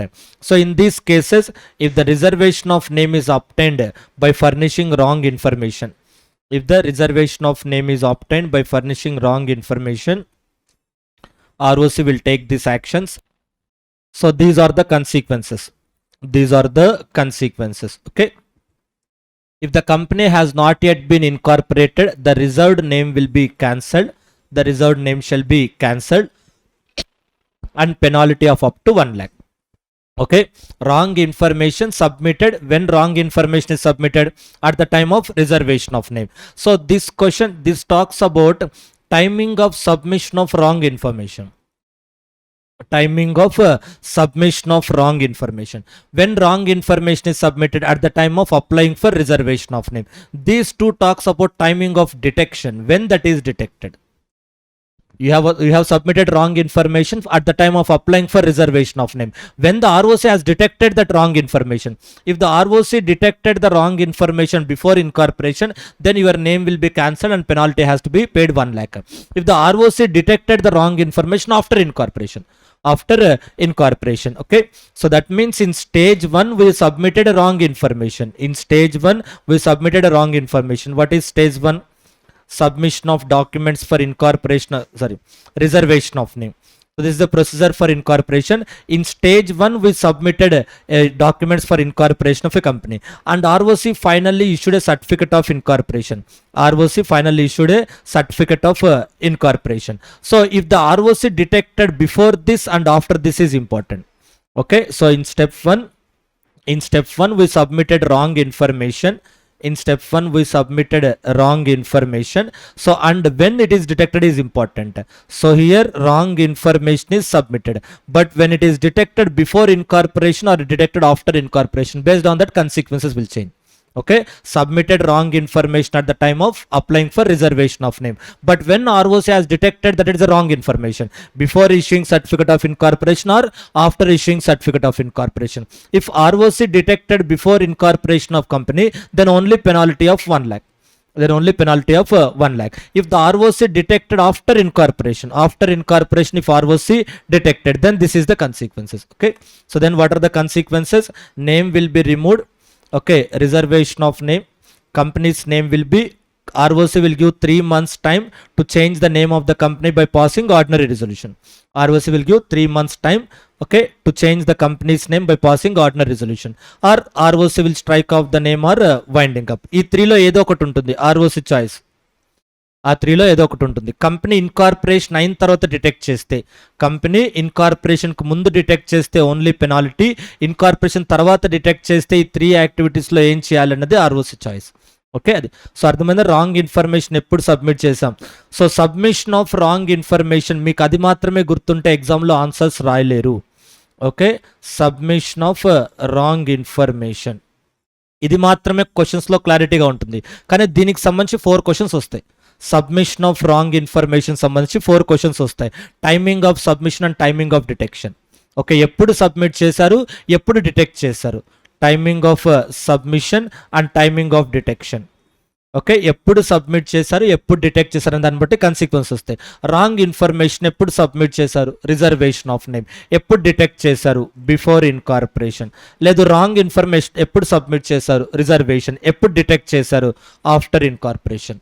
After incorporation. So wrong information ఎప్పుడు submit చేశారు, for at the time of incorporation, at the time of submission of documents for incorporation. వాళ్ళు ఎప్పుడు detect చేశారు, before incorporation. Before incorporation they have detected. ఎప్పుడు documents for incorporation, when they have detected after incorporation. Based on that consequences will change. So మీరు ఒక tabular ఫార్మాట్లో వేసుకోవాలి. Okay, so wrong information ఎప్పుడు submit చేశారు, అది వాళ్ళు ఎప్పుడు డిటెక్ట్ చేస్తారు. Timing of submission of wrong information at the time of applying for reservation of name, when it is detected before incorporation of a company. Based on that we should understand the consequences. Okay, right. So అవి different క్వశ్చన్స్లో ఉంటే నేను మీకు లాజికల్గా ఒక idea ఇచ్చాను. ఆ third కాలం మీరు fill చేసుకోండి. Okay, you can fill up this third column. You can fill up this third column. This you can from section 4 and this you can get from section 7. అది మెటీరియల్లో చూసుకొని మీరు ఫిల్ చేసుకోండి. Just idea కోసం ఇచ్చాను అంతే, ఎగ్జామ్లో confuse అవ్వకుండా ఉండడానికి. ఎగ్జామ్లో మీరు ఈ క్వశ్చన్ చూసి అన్నిటికీ ఒకే ఆన్సర్ రాసొస్తారు. ఈ 4 క్వశ్చన్స్కి 4 different types of practical questions or theory questions. ఈ 4 క్వశ్చన్స్కి మీరు క్వశ్చన్లో చూసే కామన్ వర్డ్ ఏంటంటే సబ్మిషన్ ఆఫ్ రాంగ్ ఇన్ఫర్మేషన్. ఆ 4 క్వశ్చన్స్లో కూడా మీరు క్వశ్చన్లో చూసే క్వశ్చన్లో చూసే పాయింట్స్ ఏంటంటే facts of the case, submission of wrong information. అన్నిటికీ ఒకే ఆన్సర్ రాయకూడదు, 4 డిఫరెంట్ ఆన్సర్స్ వస్తాయి. అదొకటే వర్డ్ చూసి ప్రీవియస్ ఎగ్జామ్ క్వశ్చన్ యాస్టీస్గా వచ్చింది అని బ్లైండ్గా అదే ఆన్సర్ కాపీ చేయొద్దు. Okay, submission of wrong information ఎప్పుడు సబ్మిట్ చేశారో, ఎప్పుడు డిటెక్ట్ చేశారు, దాన్ని బట్టి కన్సిక్వెన్సెస్ మారిపోతాయి. ఓకే, సో క్వశ్చన్ మొత్తం చదవండి. అదొకటే కీ లైన్ చదివి ప్రీవియస్ ఎగ్జామ్లో వచ్చిన క్వశ్చన్ రిపీట్ అయిందని చెప్పి రాంగ్ ఆన్సర్ రాయద్దు. Okay, there are 4 possibility of testing this concept. ఈ కాన్సెప్ట్ని రాంగ్ ఇన్ఫర్మేషన్ సబ్మిట్ చేయడం అనే కాన్సెప్ట్ని 4 డిఫరెంట్ పాయింట్స్లో టెస్ట్ చేయొచ్చు, డిఫరెంట్ ఇష్యూస్. ఓకే, అది అర్థమైందమ్మా. So this is first point, before incorporation, after incorporation. And తర్వాత this one, before incorporation and after incorporation. This is before incorporation and this is after incorporation. Okay, so submission of wrong information for incorporation of a company at the time of incorporation. This is detected before incorporation and this is detected after incorporation. Okay, and so ఇక్కడ మనం discuss చేసిన example of 4 కేసెస్లో ఎక్కడ వస్తుందంటే second కేసులో వస్తుంది. What ever the example I have discussed, so that will come in the second stage. submission of wrong information at the time of reservation of name, whereas detected after incorporation. Formed a company got incorporated, therefore that comes under this second category. Okay, ఎప్పుడు wrong information submit చేశారంటే reservation of name apply చేసేటప్పుడు. అది ROC ఎప్పుడు detect చేశారంటే incorporation తర్వాత detect చేశారు. దానికి consequences ఏంటి? ఈ 3 కన్సిక్వెన్సెస్ రాయాలి. ఇందాక మనం డిస్కస్ చేసిన 3 కన్సిక్వెన్సెస్ ఏంటది? Change of name, winding up, removal of name. Change of name, winding up and removal of name. Okay, next. So similar to that మీకు అదే క్వశ్చన్ ఎగ్జామ్లో కన్ఫ్యూజ్ అవడానికి ఛాన్స్ ఉంది. There is another practical question which may confuse with that example. This is another practical question. So the similarity between those two is that registered trade mark. So అక్కడ registered trade mark, ఇక్కడ registered trade mark ఉంది. So క్వశ్చన్లో information చూసి wrong answer రాయకూడదు. Okay, so this registered trade mark question number section 16 registered trade mark question. This is section 16. Okay, there also ఇదివరకు మీరు చూసిన ఎగ్జాంపుల్లో కూడా సన్వర్య రిజిస్టర్ ట్రేడ్ మార్క్ అనే ఉంటుంది. ఓకే, సి ఆ రెండింటికి డిఫరెన్స్ ఏంటంటే ఒక ట్రేడ్ మార్క్ ఉంది, there is a trade mark. Okay, there is a trade mark, say tax men, సన్వర్య, సంథింగ్ ఏదో ఒక ట్రేడ్ మార్క్ తీసుకోండి. సే సన్వర్య అనే ట్రేడ్ మార్క్ ఉంది, our company 1 incorporated with this trade mark. So this does not belong to us. Okay, does not belong to us. Say AB ఒక company incorporate చేశారు అనుకోండి. ఏబి ఒక ప్రైవేట్ కంపెనీ ఇన్కార్పొరేట్ చేశారు. ఆ private కంపెనీలో ఈ name use చేశారు, ఏది? సన్వర్య అన్నది. ఓకే, సో ఇప్పుడు ఈ సన్వర్య అన్నది ఏబికి సంబంధించింది కాదు, does not belong to AB, does not belong to ARB. అది ఏది కాదు, బీది కాదు. ఓకే, సో ఈ నేమ్ యూస్ చేశారు కంపెనీ ఇన్కార్పొరేషన్లో. సో ఇది ఇంకెవరిదైనా సి అనే పర్సన్ ఓనర్ అనుకోండి, owner of the trade mark, అప్పుడు సెక్షన్ 16 అప్లై అవుతాయి. ఓకే, అంటే మనది కాని trade mark, some other person trade mark name మనం యూస్ చేస్తున్నాం, అప్పుడు సెక్షన్ 16 అప్లై అవుతాయి. అలా కాకుండా ఆ ట్రేడ్ మార్క్ ఎవరిది కాదు, మన పేరు మీద రిజిస్టర్ అవ్వలేదు, ఇంకెవరి పేరు మీద రిజిస్టర్ అవ్వలేదు, అసలు రిజిస్టర్ అవ్వలేదు ఆ ట్రేడ్ మార్క్, అయినా సరే మనం వాడుతున్నాం, మన ట్రేడ్ మార్క్ మనం యూస్ చేస్తున్నాం, అప్పుడు సెక్షన్ 4 అప్లై అవుతుంది. ఓకే, రెండిటికి కామన్ పాయింట్ ఏంటంటే మన పేరు మీద రిజిస్టర్ అవ్వని ట్రేడ్ మార్క్ని మనం యూస్ చేస్తున్నాం. మన పేరు మీద రిజిస్టర్ అవ్వని ట్రేడ్ మార్క్ని మనం యూస్ చేస్తున్నాం. మన పేరు మీద రిజిస్టర్ అవ్వలేదు, అది ఇంకెవరి పేరు మీద రిజిస్టర్ అయ్యి ఉంటే అప్పుడు మీకు సెక్షన్ 16 అప్లై అవుతుంది. అది ఎవరి పేరు మీద రిజిస్టర్ అవ్వలేదు, మన పేరు మీద రిజిస్టర్ అవ్వలేదు, ఎవరి పేరు మీద రిజిస్టర్ అవ్వలేదు, అయినా సరే మన ట్రేడ్ మార్క్ అని మనం వాడుకుంటున్నాం, అప్పుడు సెక్షన్ 4 అప్లై అవుతుంది. అర్థమైందా? కామన్ పాయింట్ ఏంటి, డిఫరెన్స్ ఏంటి? రెండిటికి కామన్ పాయింట్ ఏంటి? మనది కాని ట్రేడ్ మార్క్ని మనం యూస్ చేస్తున్నాం. We are using the name which is not registered in our, we are using a brand name which is not registered in our name. మన పేరుతో రిజిస్టర్ కానీ ఒక ట్రేడ్ మార్క్ని మనం యూస్ చేస్తున్నాం. అది ఇక్కడ ఇంపార్టెంట్ పాయింట్ ఏంటంటే అది ఇంకెవరి పేరు మీద నా రిజిస్టర్ చేసుండి మనం ఇన్ఫ్రింజ్ చేస్తే సెక్షన్ 16 అప్లై అవుద్ది. అది ఎవరి పేరు మీద రిజిస్టర్ అవ్వలేదు కానీ మన పేరు మీద రిజిస్టర్ అయిందని చెప్తున్నాం, అప్పుడు సెక్షన్ 4 అప్లై అవుతుంది. ఓకే, సో ఆ రెండింటికి కామన్ పాయింట్ మీకు కనిపించేది ఏంటంటే trade mark, unauthorised use of trade mark. మన పేరు మీద రిజిస్టర్ కాని ట్రేడ్ మార్క్ని మనం వాడుకుంటున్నాము, కానీ అక్కడ 2 డిఫరెంట్ కన్సిక్వెన్స్ వస్తాయి. మన పేరు మీద రిజిస్టర్ అవ్వలేదు సరే, ఇంకెవరి పేరు మీద రిజిస్టర్ అయిందా అది మనం కాపీ చేస్తున్నామా, అప్పుడు సెక్షన్ 16 అప్లై చేయండి. లేదు, ఎవరి పేరు మీద రిజిస్టర్ అవ్వలేదు కానీ మనమే ఆర్ఓసికి రాంగ్ స్టేట్మెంట్ ఇచ్చాం, sir it is registered in our name అని. If it is registered in the name of somebody else, but we figure wrong information to ROC saying that sir it is registered in our name, then section 16 will be applicable. Okay, if it is not registered in the name of any person, but still we are claiming to the ROC that sir it is registered in our name, then section 4 will be applicable. Okay, so ఆ example ki ఈ practical question ki జాగ్రత్తగా చూసుకోండి. రెండు board material ఉన్నవే. Okay, so రెండు board మెటీరియల్లో ఉన్నవే. Exam టెన్షన్లో మీరు క్వశ్చన్ మొత్తం చదవకుండా ట్రేడ్ మార్క్ అని మాత్రమే చదివి ఆ ఆన్సర్కి ఈ ఆన్సర్ రాసిన, దీనికి దానికి ఆన్సర్ రాసిన 0 marks, you'll get 0 marks. Okay, అది. సో ఇన్స్టిట్యూట్ ట్రెండ్స్ అబ్జర్వ్ చేయండి, బోర్డ్ మెటీరియల్లో ఉన్న క్వశ్చన్స్ వస్తాయి కాదనట్లేదు, బట్ కొన్నిసార్లు ఏం చేస్తారంటే వాళ్ళు 95% క్వశ్చన్ అలాగే ఉంచి 5% మార్చేస్తారు, ఆన్సర్ మొత్తం మారిపోద్ది. కాబట్టి అలాంటి క్వశ్చన్స్ మనం చూసినప్పుడు ఎగ్జైట్ అవ్వకూడదు. ఇది ఆల్రెడీ మనం చదివాము, సిలబస్లో చదివాము అని ఎగ్జైట్ అవ్వకూడదు. ఆ 5% చేంజ్ని మనం అబ్జర్వ్ చేయాలి. క్వశ్చన్ చూడగానే 90 to 95% ఆల్రెడీ చదివినట్టే ఉంటుంది. Board material this is chapter and question, board మెటీరియల్లో ఉన్న టీవైకే క్వశ్చన్, అదేమో బోర్డ్ మెటీరియల్లో డ్యూరింగ్ ద చాప్టర్లో ఉన్న ఎగ్జాంపుల్ అది. సో రెండు బోర్డ్ మెటీరియల్లో ఉన్నవి, కానీ కొంచెం మార్చిన ఇదే సిచ్యుయేషన్ ఇచ్చి ట్యాక్స్ మెన్ అని ఇచ్చి అది ఇచ్చారనుకోండి, ఆన్సర్ మారిపోద్దిగా. ఇదే ట్యాక్స్ మెన్ అనే నేమ్ యూస్ చేసి ఆ ప్రొవిజన్ ఇచ్చారనుకోండి, applying for reservation of name అని, కంప్లీట్గా ఆన్సర్ మారిపోద్ది. So just common word is this point, trade mark. Okay, right. So రెండింటికి కన్ఫ్యూజ్ అవ్వద్దు, ఆన్సర్స్ డిఫరెన్స్ అర్థమైంది కదా. రెండిట్లో కూడా మనది కానీ ఒక ట్రేడ్ మార్క్ని మనం యూస్ చేస్తున్నాం. మన పేరు మీద రిజిస్టర్ అవ్వలేదు, కానీ మన పేరు మీద రిజిస్టర్ అయిందని మనం ఆర్ఓసికి రాంగ్ ఇన్ఫర్మేషన్ ఇచ్చాం. అప్పుడు అది ఇంకెవరి పేరు మీద రిజిస్టర్ అయ్యింటే అప్పుడు మీకు 4 రాదు, 16 వస్తుంది. మనం ఇచ్చింది రాంగ్ ఇన్ఫర్మేషనే, అర్థమైందా. మన పేరు మీద రిజిస్టర్ అయిందని మనం చెప్పింది రాంగ్ ఇన్ఫర్మేషనే, కానీ అది 4 రాదు, అప్పుడు సెక్షన్ 16 వస్తుంది, సెంట్రల్ గవర్నమెంట్కి వెళ్ళాల్సి వస్తుంది. లేదు అది ఎవరి పేరు మీద రిజిస్టర్ అవ్వకపోతే అప్పుడు సెక్షన్ 4 ఆర్ఓసితో క్లోజ్ చేసుకుంటాం. Okay right. సో రెండింటికి కామన్ ఆన్సర్ ఏంటంటే, సో 3 monthsలో రిజల్యూషన్ పాస్ చేసి నేమ్ చేంజ్ చేసుకోవచ్చు. Okay, you can change the name by passing ordinary resolution with in 3 months. You can change the name by passing ordinary resolution with in 3 months. Next, so ఆ 2 points చూసుకోండి మెమరాండంలో. Next ఇంకే chances ఉన్నాయంటే memorandum చాప్టర్లో ఇంక మీకు test చేసే chances ఉన్న questions ఏంటి అంటే this one, objects clause alteration when the prospectus has been issued. Objects clause alteration when the prospectus has been issued, ఇది ఒకటి important question. Okay, objects clause alteration when the prospectus has been issued. So prospectus is issued, okay, and funds raised applied for a purpose other than the prospectus, other than the prospectus. Okay, ఇక్కడ కూడా మీకు 2 issues ఉంటాయి. Okay, so నేను observe చేసిన ఒక 20-30 certified copies previous ఎగ్జామ్లో students రాసిన copies అన్ని చెక్ చేస్తే నాకు వచ్చిన క్లారిటీ ఏంటంటే 10 to 15 మార్క్స్ స్టూడెంట్స్ లూజ్ అవుతున్నారు ఓన్లీ బికాస్ ఆఫ్ కన్ఫ్యూజన్స్. బాగా చదివిన స్టూడెంట్స్ ఒక ఆన్సర్ రాయిపోయి ఇంకొక ఆన్సర్ రాసి వాళ్ళకి 55 రావాల్సిన 39 అలా వచ్చాయి. ఆన్సర్ పర్ఫెక్ట్గా రాస్తారు, రాంగ్ ఆన్సర్ రాస్తారు, అంతే, క్వశ్చన్కి మ్యాచ్ అవ్వట్లేదు. పర్ఫెక్ట్ ఆన్సర్ అది చదవగానే తెలిసిపోతుంది స్టూడెంట్స్ బాగా చదివారని, కానీ 55కి 39 వచ్చాయి. 55 వస్తాయి కరెక్ట్గా రాసి ఉంటాయి. ఏ రీజన్ ఏంటంటే కన్ఫ్యూజన్స్. ఒకే ఒక కామన్ వర్డ్ చూసుకొని మొత్తం చదవకుండా, క్వశ్చన్ చదవకుండా అందులో కీ వర్డ్స్ 1 or 2 వర్డ్స్ మాత్రమే చదువుకొని రాంగ్ అజంప్షన్తో రాంగ్ ఆన్సర్ రాస్తున్నారు. ఓకే, అది రైట్. సో ఇక్కడ కూడా చూడండి, ప్రాస్పెక్టస్ ఇష్యూ చేసాం. ఇక్కడ 2 ఆస్పెక్ట్స్ ఉన్నాయి, సెక్షన్ 13 ఒకటి, సెక్షన్ 27 ఒకటి.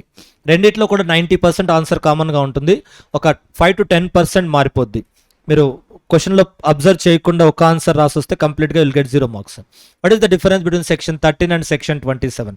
సో రెండిట్లో కామన్ పాయింట్ ఏంటంటే company issued prospectus. Okay, so రెండిట్లో కామన్ పాయింట్ ఏంటంటే company issued prospectus.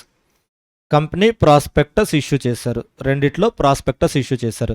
Okay, company raised money, రెండిట్లో కూడా company raised money, company raised money, company money raise చేశారు. ఓకే, నెక్స్ట్ ఇక్కడ సెక్షన్ 13 ఏం కంప్లై అవుతుందంటే some money utilised, some money utilised, some money utilised. రెండిట్లో కూడా common point some money utilised. Company issued prospectus, company raised money, some money utilised. Okay, some money remaining, ఇంకా ఆటోమేటిక్గా remaining ఉంటుంది. Some money utilised అంటే some money remaining, remained unutilised, some money unutilised, some money unutilised, రెండిట్లో కూడా ఉంది. So now the company wants to utilise the unutilised amount for new object. Okay, other than the object stated in the prospectus. ప్రాస్పెక్టస్లో లేని object కోసం spend చేస్తున్నారు. Okay, so unutilised company wants to spend remaining money for new object, for another object. Another object అంటే ఏంటి? Object not stated in the prospectus. Okay, object other object, other object అంటే ఏంటి? Object not stated in prospectus, not stated in prospectus, object not stated in prospectus. ఇంతవరకు కామన్గా ఉంటుంది 13కి, section 27కి. First ఏంటి? Company prospectus issue చేశారు, money collect చేశారు, కొంత amount utilise చేసుకున్నారు, కొంత అమౌంట్ ఇంకా అన్యూటిలైజ్డ్ ఉంది. ఈ అన్యూటిలైజ్డ్ అమౌంట్ని వాళ్ళు అనదర్ ఆబ్జెక్ట్కి వాడుతున్నారు. అనదర్ ఆబ్జెక్ట్ అంటే ఏంటి? ప్రాస్పెక్టస్లో లేని ఆబ్జెక్ట్, వాళ్ళు ప్రాస్పెక్టస్లో చెప్పిన ఆబ్జెక్ట్కి వాడుతున్నారు. రెండింటికి సేమ్ సెక్షన్స్ ఉన్నాయి. మరి ఆ రెండింటికి డిఫరెన్స్ ఏంటంటే, for example company prospectus issue చేశారు, కంపెనీ ప్రాస్పెక్టస్ ఇష్యూ చేశారు, అందులో ఫుడ్ ప్రాసెసింగ్ యాక్టివిటీ అని ఉందనుకోండి. ఫుడ్ ప్రాసెసింగ్ యాక్టివిటీ వాళ్ళు 100 crores కలెక్ట్ చేశారు, 100 crores కలెక్ట్ చేశారు, అందులో ఒక 20 crores ఫుడ్ ప్రాసెసింగ్కే స్పెండ్ చేశారు.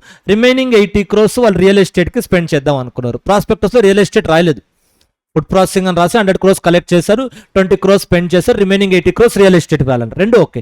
బట్ క్వశ్చన్ మార్క్ ఏంటంటే ఈ రియల్ ఎస్టేట్ అనేది మెమరాండంలో ఉందా లేదా అన్నది ఇంపార్టెంట్. ప్రాస్పెక్టస్లో లేదు, కానీ మెమరాండంలో ఉందా లేదా అనేది ఇంపార్టెంట్.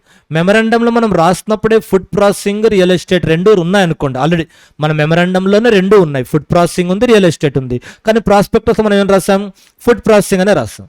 ఓకే, సో ఇప్పుడు మనం రియల్ ఎస్టేట్కి యూజ్ చేయొచ్చా అంటే యూజ్ చేయొచ్చు. మెమరాండంలో పర్మిషన్ ఉంది, యూజ్ చేయొచ్చు. సో మెమరాండం ఆల్టర్ చేయాల్సిన అవసరం లేదు. You no need to alter the memorandum because the new object is already there in the memorandum. అర్థమైంది. ప్రాస్పెక్టస్లో ఆబ్జెక్ట్ చెప్పలేదు కానీ మనం ఆ బిజినెస్ కూడా చేస్తున్నాం. ఇప్పుడు కలెక్ట్ చేసిన 100 crores మనం కలెక్ట్ చేసేటప్పుడు ప్రాస్పెక్టస్లో మెన్షన్ చేయలేదు రియల్ ఎస్టేట్ అని, కానీ జనరల్గా మనం రియల్ ఎస్టేట్ కూడా చేస్తాం. మన మెమరాండంలో ఆబ్జెక్ట్ ఉంది. సో ఇప్పుడు ప్రాస్పెక్టస్లో చెప్పని ఆబ్జెక్ట్ సెకండ్ ఆబ్జెక్ట్కి వాడాలి, కానీ మెమరాండం ఆల్టర్ చేయాల్సిన నెసెసిటీ లేదు. Because that second object is already there in the MOA, though it is not there in the prospectus. Second object is already there in the MOA. Then మీకు section 27 apply అవుద్ది, 13 apply అవ్వదు. Section 13 ఎప్పుడు apply అవుద్ది? మెమరాండంలో ఉన్న object class memorandum change అవుతుంది. Section 13 ఎప్పుడు అవుద్ది? Alteration of memorandum. ఇక్కడ మెమరాండం ఆల్టర్ అవ్వట్లేదు, అప్పుడు ఓన్లీ 27 అప్లై అవుద్ది. లేదు రియల్ ఎస్టేట్ మెమరాండంలో లేదనుకోండి, రియల్ ఎస్టేట్ మెమరాండంలో లేదు, అప్పుడు ఏం చేయాలి? ఇన్సర్ట్ చేయాలిగా, అప్పుడు 13 అప్లై చేయాలి. కామన్ పాయింట్స్, డిఫరెన్స్ పాయింట్స్ అర్థమైందా? రెండిట్లోనూ ప్రాస్పెక్టస్ ఇష్యూ చేసాం, అందులో ఫుడ్ ప్రాసెసింగ్ అని చెప్పాం, మనీ కలెక్ట్ చేసుకున్నాం, 100 crores, 20 crores స్పెండ్ చేసాం, 80 crores మిగిలిపోయింది, 80 crores రియల్ ఎస్టేట్ అంటున్నాం. ఆ రియల్ ఎస్టేట్ ప్రాస్పెక్టస్లో లేదు. కానీ ఇప్పుడు మనం ఏ ప్రొవిజన్ ఫాలో అవ్వాలంటే ప్రాస్పెక్టస్లో లేదు సరే, మెమరాండంలో ఉందో లేదో చెక్ చేసుకోవాలి. సార్ ప్రాస్పెక్టస్లో లేకపోయినా మెమరాండంలో ఆల్రెడీ ఉంది sir, follow 27, you no need to follow 13 because you no need to alter the memorandum. So కాబట్టి 13 అవసరం లేదు, మీకు 27 ఫాలో అవ్వాలి. లేదు సార్ మెమరాండంలో కూడా లేదు, ఇప్పుడు ఇన్సర్ట్ చేయాలి ఫ్రెష్గా, అప్పుడు 13 ఫాలో అవ్వాల్సి వస్తుంది. Okay right, that is the point. Next okay next, so ఇంకా డిఫరెన్సెస్ ఏంటి? 27కి 13కి ఆ ఫస్ట్ డిఫరెన్స్ అది. సెకండ్ డిఫరెన్స్ ఏంటంటే సెక్షన్ 27లో మీకు ఒక అడిషనల్ రిస్ట్రిక్షన్ ఉంటుంది. 27లో ఒక అడిషనల్ రిస్ట్రిక్షన్ ఉంటుంది. ఏంటంటే చూడండి, కంపెనీ మెమరాండంలో ఓన్లీ ఫుడ్ ప్రాసెసింగే ఉంది, రియల్ ఎస్టేట్ లేదు. ఓకే, కంపెనీ ప్రాస్పెక్టస్ ఇష్యూ చేశారు పబ్లిక్కి, ప్రాస్పెక్టస్ ఇష్యూ చేశారు. అందులో ఫుడ్ ప్రాసెసింగ్ అనే రాశారు. యాక్చువల్గా వాళ్ళకి ఏదైతే ఆబ్జెక్ట్ ఉందో అదే ఫుడ్ ప్రాసెసింగ్ రాశారు. 100 crores కలెక్ట్ చేశారు, 20 crores ఫుడ్ ప్రాసెసింగ్ చెప్పారు, remaining 80 crores real estate spend చేయాలన్నారు. సో ఇప్పుడు మెమరాండంలో లేదు కాబట్టి అది ఇన్సర్ట్ చేయాలి. రియల్ ఎస్టేట్ బిజినెస్ ఇన్సర్ట్ చేసినప్పుడు వీళ్ళే డైరెక్ట్గా రియల్ ఎస్టేట్ చేయాలి. సో ఇది ఏబీసీ కంపెనీ అనుకోండి, సో ఇప్పుడు మెమరాండంలో లేదు కాబట్టి మనకు సెక్షన్ 13 అప్లై అవుద్ది.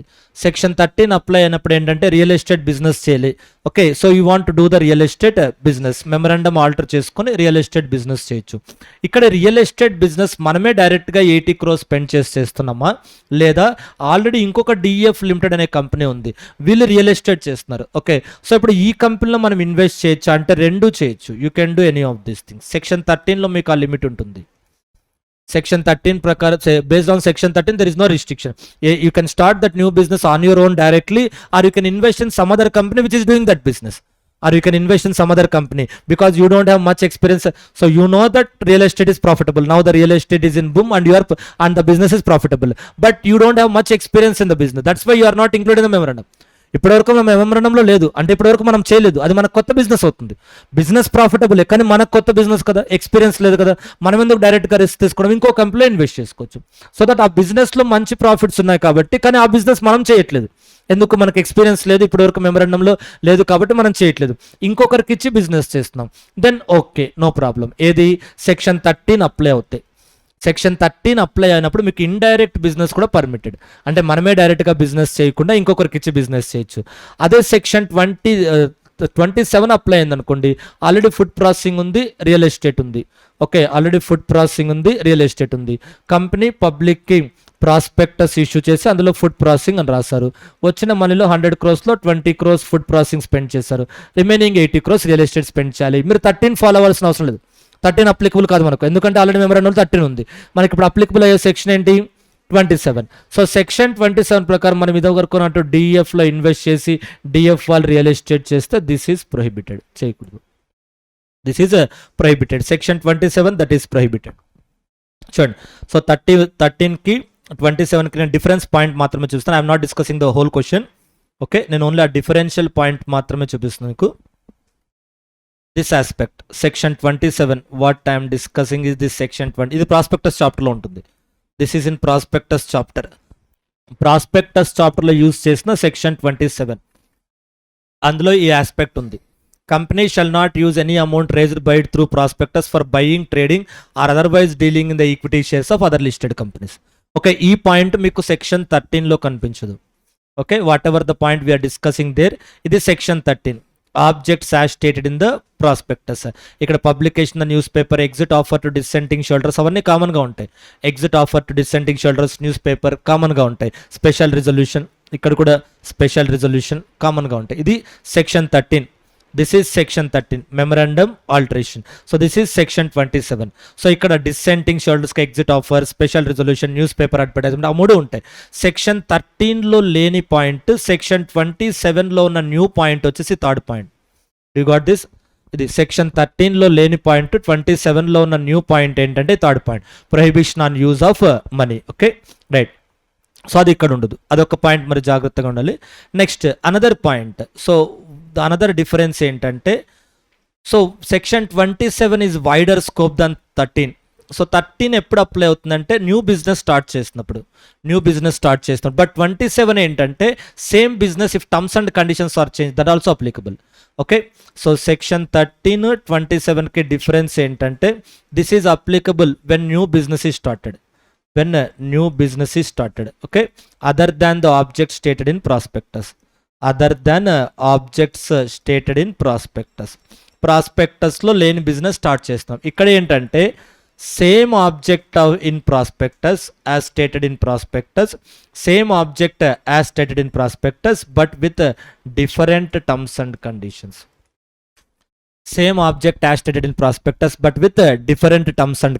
ఓకే, ఆబ్జెక్ట్స్ క్లాస్లో ఉన్న సేమ్ బిజినెస్ చేస్తున్నాం but with different terms and conditions. Okay, objects క్లాస్లో ఉన్న same బిజినెసే but with different terms and conditions. Okay, చూడండి సెక్షన్ 27లో మీకు ఇంకొక కాన్సెప్ట్ ఉంటుంది. కంపెనీ చేంజ్ చేస్తున్నారు. దేని చేంజ్ చేస్తున్నారు? Objects for which prospectus is used. That okay, అది కాకుండా ఇంకొక చేంజ్ ఏంటి?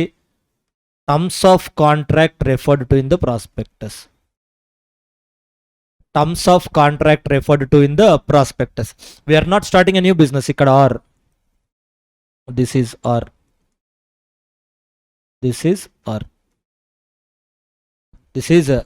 Okay, we are not starting a new business. మనం కొత్త బిజినెస్ స్టార్ట్ చేయట్లేదు, సేమ్ బిజినెస్ చేస్తున్నాం. బట్ ఆ బిజినెస్ కున్న టర్మ్స్ అండ్ కండిషన్స్ మారిపోయాయి. Terms of contract. సో ఆ బిజినెస్ కున్న టర్మ్స్ అండ్ కండిషన్స్ మారిపోయాయి. సే ఫర్ ఎగ్జాంపుల్ మన కంపెనీ ఉంది, పబ్లిక్కి ప్రాస్పెక్టస్ ఇష్యూ చేసాం. ప్రాస్పెక్టస్ ఇష్యూ చేసి అందులో ఫుడ్ ప్రాసెసింగ్ అని రాస్తాం. ఇందులో ఏం రాసామంటే, so we got a contract from government నుంచి మనకు కాంట్రాక్ట్ వచ్చింది. సో ఏంటి ఆ కాంట్రాక్ట్ అంటే గవర్నమెంట్ స్కూల్స్ అన్నిటికీ మనం ఫుడ్ సప్లై చేయాలి. ఆ కాంట్రాక్ట్ వచ్చింది. For that you are raising money. And originally the government said 50 rupees per స్టూడెంట్కి 50 రూపీస్ ఇస్తారు. For 3 times food 50 rupees per student. So government will pay us 50 rupees per student for 3 times. So అది మనకు వచ్చిన contract. So అదే మనం ప్రాస్పెక్టస్తో రాస్తాం. Okay, so అంటే మన సేల్ ప్రైస్ కూడా ఆల్రెడీ రాస్తాం. పబ్లిక్ నుంచి మనం మనీ కలెక్ట్ చేసుకొని బిజినెస్ చేస్తే వచ్చే సేల్ ప్రైస్ కూడా ఆల్రెడీ రాస్తాం. గవర్నమెంట్ నుంచి మనకు ఒక కాంట్రాక్ట్ వచ్చింది. Based on that contract will supply food to the school students. Government will pay 50 rupees per student. ఇది రాస్తాం ప్రాస్పెక్టస్లో. మనీ కలెక్ట్ చేసుకున్న తర్వాత గవర్నమెంట్ తర్వాత తెలిసింది ఏంటంటే యాక్చువల్గా అక్కడ 50 రూపీస్ అవసరం లేదు, 40 రూపీస్ 30 రూపీస్ చాలు. ఇక్కడ ఉన్న పర్సన్ ఎవరైతే ఇక్కడ గవర్నమెంట్ ఆఫీసర్ ఉన్నారో వాళ్ళకు ఈ కంపెనీలో ఉన్న ఆఫీసర్స్ బ్రైబ్ పే చేసి ఎక్కువ ప్రైస్కి కాంట్రాక్ట్ ఎంటారు. ఆ లిటిగేషన్స్ వచ్చాయి. అక్కడ ఉన్న కన్సర్న్ మినిస్టర్కో గవర్నమెంట్ ఆఫీసర్స్కో ఎవరికో బ్రైబ్ పే చేసి ఎక్కువ ప్రైస్కి మీరు పర్చేజ్ చేశారు. ఓకే, అంటే 30 రూపీస్ రియల్ వర్త్. ఆ ఫుడ్ వర్త్ ఎంత అంటే 30 రూపీస్, కానీ మీకు 50 రూపీస్ పే చేస్తున్నారు. అప్పుడు కంపెనీకి ప్రాఫిటే కదా. ఆ 20 రూపీస్ ప్రాఫిట్లో వీళ్ళకి ఒక 5 రూపీస్ 10 రూపీస్ ఇస్తారు ఎవరైతే ఆ మినిస్టర్ సైన్ చేస్తారో వాళ్ళకు. ఆ బ్రైబ్ వచ్చింది కరప్షన్ కేసులో. ఆ తర్వాత కోర్టులో కేసు ఫైల్ చేస్తే కోర్టు సెడ్ నో, ఇది ఫ్రాడ్యులెంట్గా ఇచ్చిన కాంట్రాక్ట్, ఈ కాంట్రాక్ట్ కరెక్ట్ కాదు, ఫెయిర్ ప్రైస్ వచ్చేసి 30 ఇవ్వాలి. ఈ కంపెనీ బ్రైబ్ చేసి ఎక్కువ మనీ కలెక్ట్ చేసుకున్నారు, 30 ఇవ్వాలని వచ్చింది. సో మరి ఇప్పుడు మనం కొత్త బిజినెస్ స్టార్ట్ చేసామంటే లేదు కదా. We are not starting any new business, same food processing business. ప్రాస్పెక్టస్తో మనం ఏం చెప్తామో సేమ్ బిజినెస్ చేస్తున్నాం, కానీ టర్మ్స్ అండ్ కండిషన్స్ మారిపోయాగా. ప్రాస్పెక్టస్లో మనం ఏదైతే కాంట్రాక్ట్ చెప్పామో, ఏది గవర్నమెంట్ మాకు కాంట్రాక్ట్ ఇచ్చిందని, ఆ కాంట్రాక్ట్లో ఉన్న టర్మ్స్ మారాయి, మనం చేసే బిజినెస్ మారలేదు. Do understand the point? మనం చేసే బిజినెస్ సేమ్ ఉంది, ఆ బిజినెస్కి సంబంధించి ఒక కాంట్రాక్ట్ ఎంటర్ అయ్యాం, ఆ కాంట్రాక్ట్కి సంబంధించి టర్మ్స్ అండ్ కండిషన్స్ ప్రాస్పెక్టస్లో ఇంక్లూడ్ చేసాం. ఆ టర్మ్స్ అండ్ కండిషన్స్ మారాయి అంతే. అర్థమైందా? టర్మ్స్ అండ్ కండిషన్స్ మారాయి అంతే, బిజినెస్ ఏం చేంజ్ అవ్వలేదు. సో అప్పుడు కూడా మీకు 13 అప్లికబుల్ కాదు కదా. 13 ఎప్పుడు అప్లై అవుద్ది? న్యూ బిజినెస్ స్టార్ట్ చేసి ఆబ్జెక్ట్ క్లాస్ ఆల్టర్ చేస్తే. ఇక్కడ 13 అప్లికబుల్ కాదు. 27 కదా యూనిక్ కేసు అనమాట. ఓకే, న్యూ బిజినెస్ స్టార్ట్ చేయకపోయినా సేమ్ ఫుడ్ ప్రాసెసింగ్ బిజినెసే, బట్ కాకపోతే టర్మ్స్ అండ్ కండిషన్స్ మారిపోయాయి. Terms and conditions has been changed. అది సో 13, 27 రెండు ఒకేసారి చదవాలి. ఓకే, సో మెమరాండం చాప్టర్లో ఇంపార్టెంట్ క్వశ్చన్స్ ఏంటంటే rectification of name section 16 and alteration of objects for which prospectus is issued section 13. So 2 important questions in the memorandum chapter: rectification of name, next registration of the trademark, and this point, change in objects for which prospectus is issued. Okay. Next, articles of association, entrenchment provisions are very important. Entrenchment provisions are very important. ఇది ఒకసారి theory క్వశ్చన్లో test చేశారు, కానీ latest board మెటీరియల్లో practical questions కూడా ఉన్నాయి వీటి మీద. So therefore there is high chance of framing it as a practical question also. Entrenchment provisions, you can expect practical question or MCQ also, very important. So what is the entrenchment provision? Making alteration difficult. Making alteration makes it more difficult to change. So what is the function of entrenchment provision? Entrenchment provision ఏం చేస్తారు అంటే protect చేస్తారు. What the entrenchment will do? Entrenchment provisions will protect. What it will protect? Specified provisions of the articles. What is meant by entrenchment అంటే ఏంటి? Protect చేస్తారు. దేన్ని protect చేస్తారు? Specified provisions in the articles. Specified provisions in the articles ఏంటంటే important provisions in the articles as selected by the company, not specified in the rules. Specified provisions in the articles ante not specified in the act or not specified in the rules. Important provisions in the articles as selected by the company. Company select cheskune, not given in the act. Out of 100 or 200 points in the articles, which point is selected by the company as important? Okay, important provisions in the articles as selected by the company. Important provisions in articles as chosen by the company are selected by the company. Okay, entrenchment అంటే ఏం చేస్తారో protect చేస్తారు. దేన్ని protect చేస్తారు? ఆర్టికల్స్లో ఉన్న ప్రొవిజన్స్లో company ఏదైతే important అనుకున్నారో వాటిని ప్రొటెక్ట్ చేస్తారు. ఎలా ప్రొటెక్ట్ చేస్తారు అంటే by making it alteration more difficult. How? Okay, so what the entrenchment provision will do? They will protect this important provisions. How it will protect that? By making the alteration difficult. Sir, how difficult it is? How difficult it is more difficult than special resolution. It is difficult అన్నారు, అదే ఎంత difficult అంటే special resolution కన్నా ఎక్కువ difficult, more restrictive then special resolution. Okay, so it makes the alteration difficult. How difficult it is? It is more difficult than the special resolution. It is more difficult than the special resolution. Okay, right. Next, this is timing of inserting entrenchment provisions in the articles. Timing of insertion. When you can insert entrenchment provisions in the articles? When we can insert entrenchment provisions in the articles? Articles lo entrenchment provisions eppudu include cheyochu ante either at the time of incorporation of a company itself or after incorporation of a company. Okay, entrenchment provisions can be inserted in the articles right from the very beginning, at the time of incorporation of a company, or at any time also you can incorporate after 2 years, 5 years, any time also you can incorporate. Okay, so but the important point is this: B, when the entrenchment provisions are inserted in the articles after incorporation of a company, there is a separate procedure to be followed. When the entrenchment provisions are inserted in the articles at the time of incorporation of a company, procedure is different. Okay, so procedure for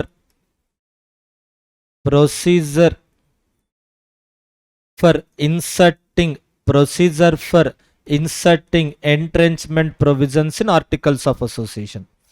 Procedure for inserting entrenchment provisions in articles of association at the time of incorporation. Next, after incorporation. Procedure for inserting entrenchment provisions in articles at the time of incorporation or after incorporation. So at the time of incorporation enti only intimation to ROC, that's it. Only intimation to ROC. Okay, at the time of incorporation only one point, only intimation to ROC. After incorporation anukondi shareholders consent plus intimation to ROC. Shareholders consent plus intimation to ROC. We have to take the shareholders consent and then we have to inform the ROC. Sir, which shareholders consent we have to take?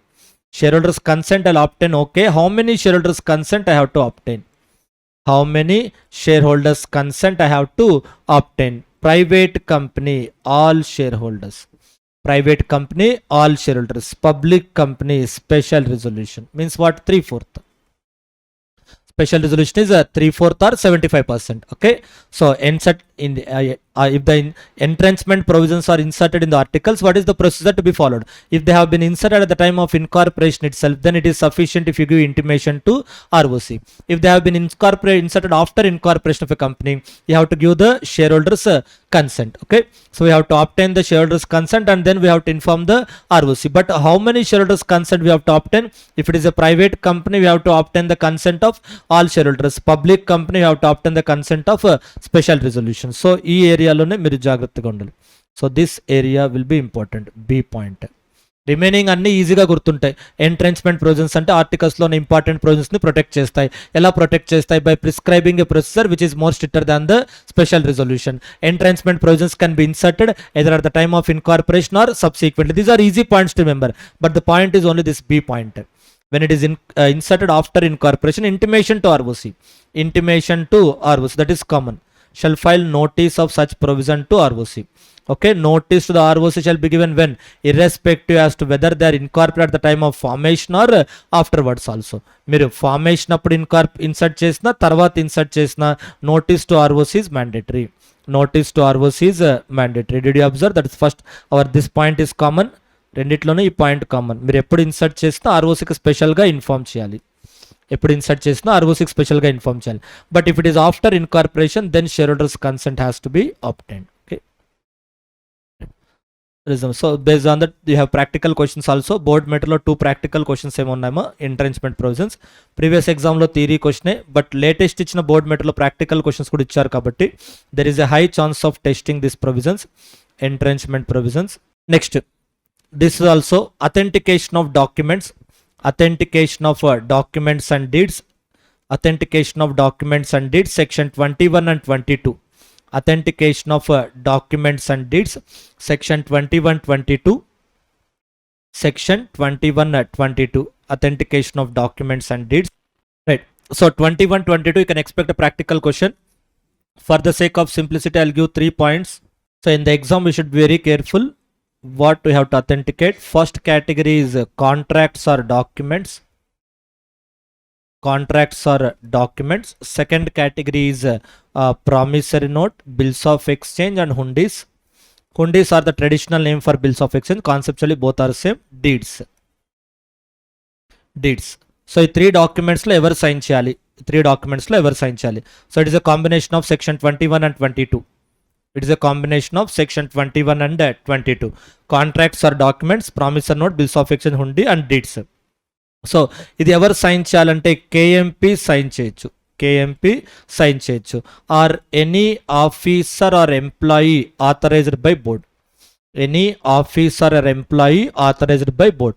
It can be signed either by the key managed person or any officer or employee authorized by board.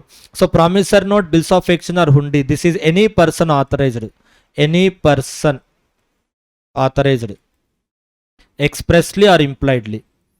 Any person authorized expressly or impliedly. So here the concept is that promissory note, bills of exchange, it need not be KMP, need not be officer, need not be employee. Any person authorized by the company. How they have to authorize?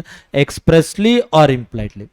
Expressly or impliedly. Any person authorized by the company expressly or impliedly. Deed. Okay, attorney authorized by the company. Attorney authorized by the company. Attorney authorized by the company. Attorney authorized by the company. Attorney authorized by the company. Okay, so third category is important. Attorney authorized by the company. So company is giving authorization to the attorney. Company is giving authority letter, or you can say power of attorney. Power of authority. Company is giving an authorization letter to one person, attorney. Company is giving an authorization letter to one person called as attorney, and this attorney will enter into contract with third person. Third person attorney will enter into the contract. Third person attorney will enter a contract with that third person. Attorney will enter a contract with the third person, and this attorney has to sign on this. Attorney has to sign on this. Attorney will enter a contract with the third person and attorney has to sign on this. The important point is that how the company gives authorization to the attorney. That is important. how the company gives authorization to the attorney. So who can sign on the deeds? A person, an attorney who is authorized by the company. Who can sign on the deeds? An attorney who is authorized by the company. The question is how the company authorizes this attorney. How the company authorizes this attorney. If the company has a common seal can be affixed on this authorization letter given to the attorney. Company is giving authorization to the letter to the attorney. Based on that authorization letter, attorney is signing a contract with the third person. So our main criteria is who is signing on the authorization letter given to the attorney. If the company has a common seal has to be affixed where? Not on the business contract. Common seal is not affixed on the business contract. Common seal is affixed on the authority letter given to the attorney. Common seal is affixed on the authority letter given to the attorney. If company has a common seal has to be affixed.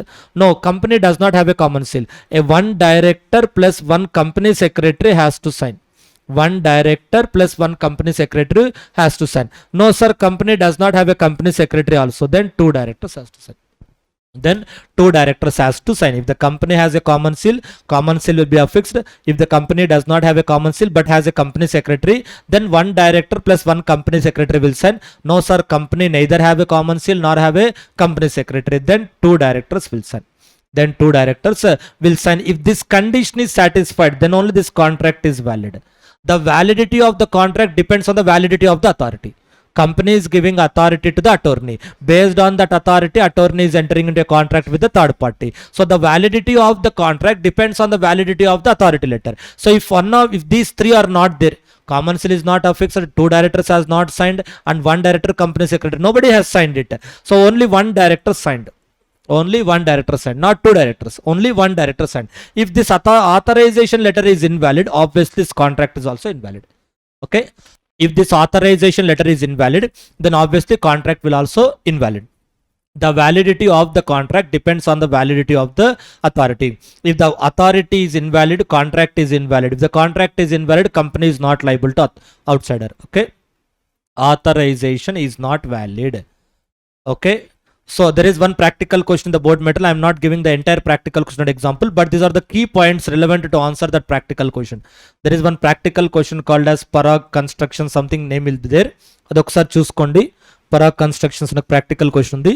So ఆ question మొత్తం నేను discuss చేయట్లేదు. ఆ question లోని essence మాత్రమే చెప్తున్నాను. Authority is not valid. Authority is not valid. Therefore contract is not valid. Sorry, not contract, deed. Not contract, it is a deed. Sorry. Deed is different and contract is different. Contract, it comes under the first category. Contract comes under the first category. This is not contract and this is deed.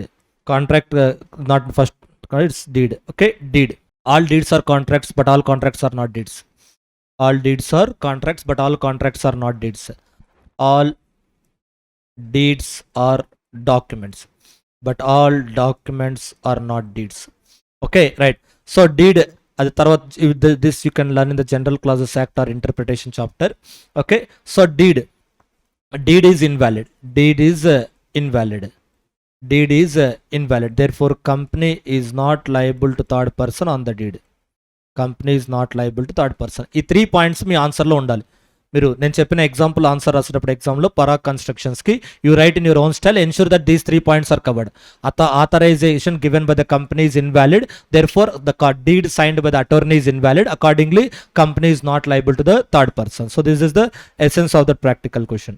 Okay, so you can expect a practical question based on that, and there will be one surprise question. ఒక surprise question రావచ్చు మీకు వీటి మీద. So what is this surprise question ఏంటంటే, who is that managing director? Managing director అంటే ఎవరు?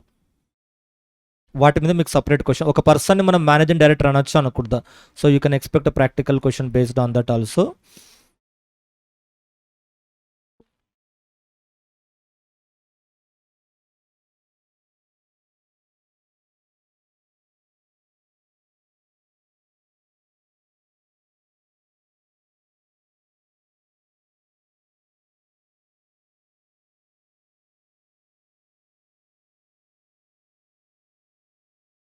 Right. So this is the board material definition. Just there is separate definition for the managing director. Board material first chapter lo untundi managing director definition entani. So there is a chance of testing practical question based on this topic. Okay. Entrusted with substantial powers of management. ఒక పర్సన్ని మనం managing director అని ఎప్పుడు అంటామంటే substantial powers ఉన్నప్పుడు. అంటే substantial అంటే not negligible అని అర్థం. Many powers, more powers, majority of the powers అలా అనకూడదు. Substantial means which is not negligible. అంటే మనం నెగ్లెక్ట్ చేసేంత తక్కువ పవర్స్ ఏం కాదు. అర్థమైందా? కంపెనీ మొత్తం అతని కంట్రోల్లోనే ఉన్నంత ఎక్కువ పవర్స్ అవసరం లేదు. But substantial powers, not negligible, substantial powers. Okay, so substantial powers ఉన్న పర్సన్ని మేనేజింగ్ డైరెక్టర్ అంటాం. సబ్స్టాన్షియల్ పవర్స్ ఉన్న పర్సన్ని మేనేజింగ్ డైరెక్టర్ అంటాం. ఏవి సబ్స్టాన్షియల్ పవర్స్ కాదో ఒక లిస్ట్ ఉంటుంది. ఏవి సబ్స్టాన్షియల్ పవర్స్ కాదో ఒక లిస్ట్ ఉంటుంది. ఇవి administrative acts of a routine nature. Okay, అంటే ఇవి కానివి రిమైనింగ్ అన్ని సబ్స్టాన్షియల్ పవర్స్ ఏనా సార్ అంటే అలా కాదు. దాని అర్థం ఏంటంటే ఇవి మాత్రమే ఉండి వేరే పవర్స్ ఏం లేకపోతే అది సబ్స్టాన్షియల్ అవ్వదు. సబ్స్టాన్షియల్ అవ్వాలంటే దీనికి కాకుండా ఇంకా అడిషనల్గా పవర్స్ ఏదో ఉండాలి. ఈ పవర్స్ ఇచ్చి అవి సబ్స్టాన్షియల్ పవర్స్ అనకూడదు. Okay, what they are saying is that so these 4 powers are not sufficient to call it as a substantial. దీనికన్నా ఇంకా ఎక్కువ ఉండాలి, దీనికన్నా ఎక్కువ ఉండాలి. ఓకే, అది administrative acts, administrative acts. Okay, administrative acts. So these are administrative acts of a routine nature. So these are the points. Power to affix the common seal. Common seal ni documents మీద affix చేసే power. Power to sign on the checks. Power to sign on the checks. And power to endorse the negotiable instrument. And signing on the share certificate. And registration of transfer of shares. And registration of transfer of shares. Okay, so ఈ 4 పవర్స్లో ఏదో ఒక power ఉన్న 4 powers ఉన్న దానివల్ల ఉపయోగం ఏం లేదు. ఇక్కడ ఉన్న 4 పవర్స్ కాకుండా అడిషనల్గా ఇంకేదైనా పవర్ వస్తే దాన్ని మాత్రమే మనం సబ్స్టాన్షియల్ పవర్స్ అనగలం. Giving only this powers cannot be called as a substantial powers. They are called as an administrative work. They cannot be called as a power. They can be called as an administrative duties. Administrative acts of A routine nature. ఇవి మాత్రమే ఉండి ఇంకే powers లేవనుకోండి. ఒక పర్సన్ని మనం డైరెక్టర్గా appoint చేసాం. Okay, ఆ పర్సన్కి మనం ఏం వర్క్ ఇచ్చామంటే ఏ డాక్యుమెంట్స్ ప్రకారం అయితే కంపెనీస్ యాక్ట్ ప్రకారం కామన్ సీల్ యూస్ చేయాలో అది ఆ పర్సనే కామన్ సీల్ యూస్ చేయాలి. ఆ పర్సనే షేర్ సర్టిఫికేట్ మీద సైన్ చేయాలి. ఆ పర్సన్ షేర్ ట్రాన్స్ఫర్ ఫామ్ మీద సైన్ చేయాలి. ఆ పర్సనే చెక్స్ మీద సైన్ చేయాలి. మోర్ దెన్ 100 crores అయినా ఎంతైనా సరే ఆ పర్సనే చెక్స్ ఎండార్స్ చేయాలి. ఇవన్నీ ఇచ్చినంత మాత్రాన ఆ పర్సన్కి మేనేజింగ్ డైరెక్టర్ పొజిషన్ రాదు. ఇవి కాకుండా ఇంకేదన్నా ఇస్తేనే మేనేజింగ్ డైరెక్టర్ పొజిషన్ వస్తుంది. Giving only these powers will not entitle a particular person as a managing director. Okay, అది ఇక్కడ ఎందుకంటే ఇంపార్టెంట్. ఒక పర్సన్ని మనం మేనేజింగ్ డైరెక్టర్ అనాలి అంటే కంపెనీ అతనికి ఏం డిజిగ్నేషన్ ఇచ్చారన్నది ఇర్రిలెవెంట్. అతను ఏం చేస్తున్నాడు అనేది important. By what ever name called అతని కంపెనీలో అతన్ని మేనేజింగ్ డైరెక్టర్ అని పిలవట్లేదు. అతని ఐడి కార్డులోనో లెటర్ ఆఫ్ అపాయింట్మెంట్లోనో ఎక్కడ అతన్ని మేనేజింగ్ డైరెక్టర్ అనే వర్డ్ యూజ్ చేయలేదు. కానీ లీగల్గా అతన్ని మనం మేనేజింగ్ డైరెక్టర్గా ట్రీట్ చేస్తాం. సబ్స్టాన్షియల్ పవర్స్ ఉంటాయి. అర్థమైందా? మిమ్మల్ని అపాయింట్ చేసినప్పుడు ఓన్లీ డైరెక్టర్గా అపాయింట్ చేస్తాం అంతే. మేనేజింగ్ డైరెక్టర్ అని ఏం చెప్పలేదు. You are only director, that's it. Okay, no single paper of the company codes mister A as a managing director. Mister A మన కంపెనీకి మేనేజింగ్ డైరెక్టర్ అని కంపెనీకి సంబంధించిన పేపర్స్లో ఏ పేపర్లో ఎక్కడా కూడా ఆ వర్డ్ వాడలేదు. కానీ లా ప్రకారం అతన్ని మేనేజింగ్ డైరెక్టర్ కానీ ట్రీట్ చేయాలి if he is having substantial powers. Okay, so కాబట్టి అక్కడ అతని రోల్ ఏంటి అన్నది ఇంపార్టెంట్. అతనికి ఇచ్చిన డిజిగ్నేషన్ ఏంటి, జాబ్ టైటిల్ ఏంటి అనేది రిలవెంట్. అతనికి ఇచ్చిన డిజిగ్నేషన్ ఏంటి, జాబ్ టైటిల్ ఏంటనేది రిలవెంట్. అతని రోల్ ఏంటనేది ఇంపార్టెంట్. కాబట్టి ఎవరికైతే కంపెనీ సబ్స్టాన్షియల్ పవర్స్ ఇచ్చారో సో ఆ పర్సన్ని మనం మేనేజింగ్ డైరెక్టర్ అంటాం. ఓకే, సో ఇవి సబ్స్టాన్షియల్ పవర్స్ కాదు. నెక్స్ట్, సో కాబట్టి ఒక పర్సన్ని మనం మేనేజింగ్ డైరెక్టర్ అనాలంటే ఏ కండిషన్ సాటిస్ఫై అవ్వాలి? మేనేజింగ్ డైరెక్టర్ అనాలంటే appointed as a director. First అతను director, appointed as a director. Substantial powers are given. అంతే. ఈ 2 కండిషన్స్ సాటిస్ఫై చేస్తే అతన్ని మేనేజింగ్ డైరెక్టర్ అంటాం. సార్ అతను మేనేజింగ్ డైరెక్టర్ని అపాయింట్ చేయలేదు సార్, ఊరికే డైరెక్టర్ని అపాయింట్ చేసాం కానీ అతను మేనేజింగ్ డైరెక్టర్కి అప్లికబుల్ అయ్యే ప్రొవిజన్స్ అప్లై అవుతాయి. ఎందుకు? So if he has given substantial powers are given. ఒక డైరెక్టర్గా అపాయింట్ చేసాము ప్లస్ అతనికి సబ్స్టాన్షియల్ పవర్స్ ఇచ్చాము. సో ఇక్కడ సబ్స్టాన్షియల్ పవర్స్ ఆర్ గివెన్ దగ్గర వాట్ ఈజ్ నాట్ సబ్స్టాన్షియల్ అన్న చూసాం కదా. ఇప్పటివరకు మనం డిస్కస్ చేసింది ఏంటి? వాట్ ఈజ్ నాట్ సబ్స్టాన్షియల్ అంటే ఏది కాదో చూసాం. ఏంటా సబ్స్టాన్షియల్ కాదో యూస్ చేసింది మనం? కామన్ సీల్ అఫిక్స్ చేయడం, ఓకే, చెక్స్ మీద సైన్ చేయడం, నెగోషియబుల్ ఇన్స్ట్రుమెంట్స్ని ఎండార్స్ చేయడం, నెక్స్ట్ షేర్ సర్టిఫికెట్ మీద సైన్ చేయడం, షేర్ ట్రాన్స్ఫర్ ఫామ్ మీద సైన్ చేయడం. So these are not substantial powers. Okay, so other powers to be given, other powers to be given, other powers అవుతేనే substantial అవుతాయి. These are not substantial powers. ఒక పర్సన్ని మనం డైరెక్టర్గా appoint చేసాము, next అతనికి సబ్స్టాన్షియల్ పవర్స్ ఇచ్చాము. You have given substantial powers to that person. Substantial అంటే ఏంటో చెప్పలేదు, కానీ ఏది సబ్స్టాన్షియల్ కాదు మాత్రమే చెప్పారు. కాబట్టి మీకు ఒక డైరెక్టర్కి ఈ 4 పవర్స్లో కాకుండా ఇంకేదైనా పవర్ ఇస్తే that you can treat it as a substantial. Okay, that you can treat it as a substantial. ఈ 4 పవర్స్ మాత్రమే ఉన్నాయి, ఇంకే పవరు లేదు, then it is not called as a substantial. So substantial powers అంటే what is not substantial అంటే ఇచ్చారు. Substantial powers ఇచ్చాం, ఎలా ఇచ్చాం? How given. ఒక పర్సన్కి సబ్స్టాన్షియల్ పవర్స్ ఇచ్చాం, ఆ సబ్స్టాన్షియల్ పవర్స్ ఎలా ఇచ్చాము? Based, okay, so how you can give that substantial powers to that person, how we can give that substantial powers to that person. ఆ సబ్స్టాన్షియల్ పవర్స్ ఎలా ఇవ్వచ్చు అంటే, ఒకటి by inserting a provision in the ఆర్టికల్స్లో insert చేసైనా substantial provision ఇవ్వచ్చు, లేదా agreement సపరేట్గా అగ్రిమెంట్ ఎంటర్ చేసినా ఇవ్వచ్చు, లేదా జనరల్ మీటింగ్లో రిజల్యూషన్ పాస్ చేసి ఇవ్వచ్చు, లేదా బోర్డ్ మీటింగ్లో రిజల్యూషన్ పాస్ చేసి ఇవ్వచ్చు. So how that powers are given అంటే మనం ఏం రాస్తున్నాం? by inserting provision in the articles of association, by entering an agreement, or by passing a resolution at the general meeting, or by passing a board meeting resolution. ఈ 4లో are, ఇవి are, ఇవి are. Okay, so అది ఆ substantial powers అతనికి ఎలా ఇవ్వచ్చు అంటే, either by inserting a provision in the articles, or by entering into a separate agreement with him, or by passing a resolution in the general meeting, or by passing a resolution in the board meeting. So ఈ 4 వేస్లో ఎలాగైనా substantial powers ఇవ్వచ్చు. ఒక పర్సన్ని మనం managing director అవ్వాలంటే ఇవన్నీ practical questions.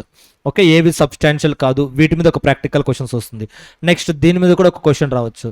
Okay, so what is this question అంటే, this person managing డైరెక్టర్కి మేనేజర్కి డిఫరెన్సెస్ బేస్ చేసుకుని కూడా క్వశ్చన్ రావచ్చు. రెండు సిలబస్లో ఉన్నాయి, రెండు కూడా సిలబస్లో ఉన్నాయి, బోర్డ్ మెటీరియల్ ఫస్ట్ చాప్టర్లో ఉంటాయి. మేనేజింగ్ డైరెక్టర్కి మేనేజర్కి డిఫరెన్సెస్ బేస్ చేసుకుని కూడా, మేనేజింగ్ డైరెక్టర్కి మేనేజర్కి. మేనేజర్ అంటే ఎవరు? ఇండివిజువల్. మేనేజింగ్ డైరెక్టర్ అంటే ఎవరు? డైరెక్టర్. మేనేజింగ్ డైరెక్టర్ అంటే డైరెక్టర్, మేనేజర్ అంటే ఎవరు? Individual. That means manager may be a director, may not be a director. Managing director must be director. నేమ్లో ఇక్కడ డైరెక్టర్ లేదుగా, కాబట్టి డైరెక్టర్ అయినా అవ్వచ్చు. ఒక డైరెక్టర్ని కూడా మనం మేనేజర్లా ట్రీట్ చేయొచ్చు, డైరెక్టర్ కాని వాళ్ళని కూడా మేనేజర్గా ట్రీట్ చేయొచ్చు. కానీ ఒక డైరెక్టర్ అయిన వాళ్ళని మాత్రమే మనం మేనేజింగ్ డైరెక్టర్గా ట్రీట్ చేస్తున్నాం. ఇదే ఇక్కడ నేను రాసిన దాంట్లో first point, appointed as a director. Appointed as a director. Substantial power secondary, first appoint చేయడం డైరెక్టర్. మీరు అతను డైరెక్టర్గా అపాయింట్ చేయలేదు, ఓకే, ఒక చీఫ్ ఫైనాన్షియల్ ఆఫీసర్గా అపాయింట్ చేశారు, లేదా చీఫ్ ఎగ్జిక్యూటివ్ ఆఫీసర్గా అపాయింట్ చేశారు, సబ్స్టాన్షియల్ పవర్స్ ఇచ్చేసారు అన్ని. అతను మేనేజింగ్ డైరెక్టర్ అవ్వడుగా.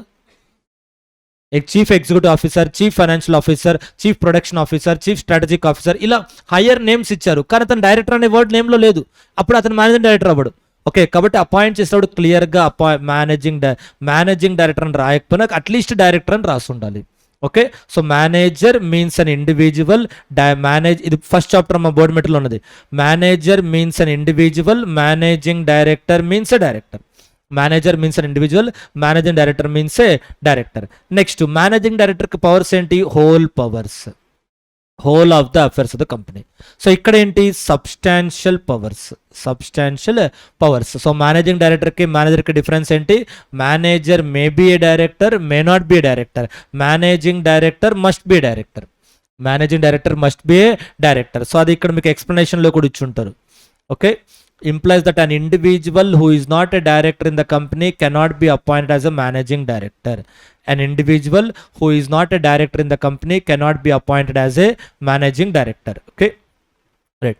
Next, so కానీ ఇక్కడ అలా కాదు, a person who is not a director can also become a managing director and includes a director అని ఇచ్చారు కదా.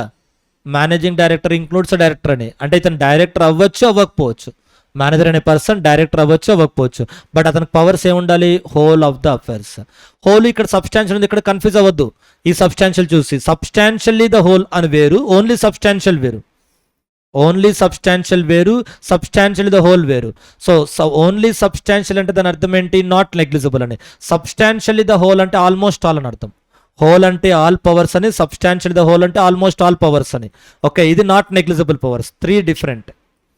అర్థమైందమ్మా? హోల్ పవర్స్ అంటే ఏంటి? అన్ని పవర్స్. సబ్స్టాన్షియలీ ద హోల్ అంటే ఏంటి? ఆల్మోస్ట్ ఆల్ అని అర్థం. ఆల్కి ఆల్మోస్ట్ ఆల్కి డిఫరెన్స్ ఉంటుంది కదా, అంటే పెద్ద డిఫరెన్స్ ఏమిటి, 1 or 2 పవర్స్ తప్ప మిగతావన్నీ ఇచ్చారని అర్థం. ఆల్ పవర్స్ అనడం వేరు, ఆల్మోస్ట్ ఆల్ పవర్స్ అనడం వేరు, రెండు పెద్ద డిఫరెన్స్ ఏ ఉండవు. Whole or substantially the whole power, all powers are almost all powers. Okay, all powers are almost all powers and includes a director, next ఇతనికి ఆ whether under a contract of service or not, అంటే ఇతను కంపెనీలో employee అవ్వచ్చు అవ్వకపోవచ్చు, కంపెనీలో employee కాకపోయినా, director కాకపోయినా కంపెనీకి సంబంధించిన పవర్స్ అన్ని ఇవ్వచ్చు. He is not an employee of a company, he is not a director of a company, still we can give all powers to that person. Okay, still you can give all powers to that person. So ఇది ఈ definitions చూసుకోండి. ఇక్కడ ఉన్న మీకు ఈ question చదివేటప్పుడు whatever question we are discussing authentication of documents, ఇందులో managing director, manager question paper డిఫికల్ట్గా వస్తే వీటి బేస్ మీద మీకు ప్రాక్టికల్ క్వశ్చన్స్ వస్తాయి. మోస్ట్ ఎస్పెషల్లీ ఈ మేనేజింగ్ డైరెక్టర్ మీద, ఈ సబ్స్టాన్షియల్ ఇవి మాత్రమే ఇచ్చి అదర్ పవర్స్ ఇవ్వకపోతే తను మేనేజింగ్ డైరెక్టర్ కాదు. ఓకే, ఇవి మాత్రమే ఇచ్చి అదర్ పవర్స్ ఇవ్వకపోతే తను మేనేజింగ్ డైరెక్టర్ కాదు. సో ప్రీవియస్ 2 అటెంప్ట్స్లో ఇలా అన్ఎక్స్పెక్టెడ్గా వచ్చాయి. బోర్డ్ మెటీరియల్లో ఉన్న ఫస్ట్ చాప్టర్ నుంచి క్వశ్చన్. ఒకసారి ఆఫీసర్ ఇన్ డిఫాల్ట్ గురించి ఒకసారి అడిగారు, నెక్స్ట్ రిలేటెడ్ పార్టీ డెఫినేషన్స్ గురించి అడిగారు, కూడా ఒకసారి అడిగారు. అలా కొన్ని అన్ఎక్స్పెక్టెడ్ క్వశ్చన్స్ వస్తున్నాయి, సర్ప్రైజ్ క్వశ్చన్స్ బోర్డ్ మెటీరియల్లో ఉన్న ఫస్ట్ చాప్టర్ నుంచి. డెఫినేషన్సే కదా అన్ఇంపార్టెంట్ అని తొందరగా చదవరు, అందులో నుంచి ఒక క్వశ్చన్ వస్తుంది. We should be careful about that. Okay, easy క్వశ్చన్సే, బట్ కాకపోతే ఒక్కసారి చదువు ఉండాలి అంతే. ఒక్కసారి ప్లెయిన్ రీడింగ్ ఇచ్చిన board material definitely will score those questions. Okay, next KMP కూడా similarly, KMP also chances are there. Key manager person అంటే ఇదే కదా డెఫినేషన్. కీ మేనేజర్ పర్సన్ డెఫినేషన్లో ఇది చదువుతున్నాం, CEO, MD, managing director etcetera. So అందులో మళ్ళీ మేనేజింగ్ డైరెక్టర్ అంటే ఎవరు, మేనేజర్ అంటే ఎవరు. So there is a separate definition for KMP. With in that definition will see the words managing director and manager. Okay, and there is separate definition for managing director or manager. So కాబట్టి ఇప్పుడు మీరు గుర్తుపెట్టుకోవాల్సింది ఏంటంటే, who are key managerial persons, who is managing director and who is manager. ఈ కేఎంపీలో key manager పర్సన్లో already మనకు CEO, managing director, మేనేజర్లు ఇచ్చారు కదా, కాబట్టి వీటికి మళ్ళీ మనం డీటెయిల్గా చూసుకోవాలి అసలు మేనేజింగ్ డైరెక్టర్ అంటే ఎవరు, మేనేజర్ అంటే ఎవరు అని. Who are key manager persons and who is managing director and who is manager. So these 3 are possible questions. Okay, so ఆ 3 డెఫినేషన్స్ టెస్ట్ చేయొచ్చు ఎగ్జామ్లో. నెక్స్ట్ ఇండోర్ మేనేజ్మెంట్ కూడా చూసుకోండి మా, doctrine of indoor management or ultra vires చూసుకోండి. Doctrine of indoor 2 times test చేశారు రీసెంట్గా కూడా. So there is some less chances are there to repeat the indoor management, but it is not repeated. Ultra vires ఇప్పటివరకు repeat చేయలేదు, it is not repeated ultra vires. There is a chance of testing the ultra vires question. Doctrine of ultra vires, there is a chance of testing this question.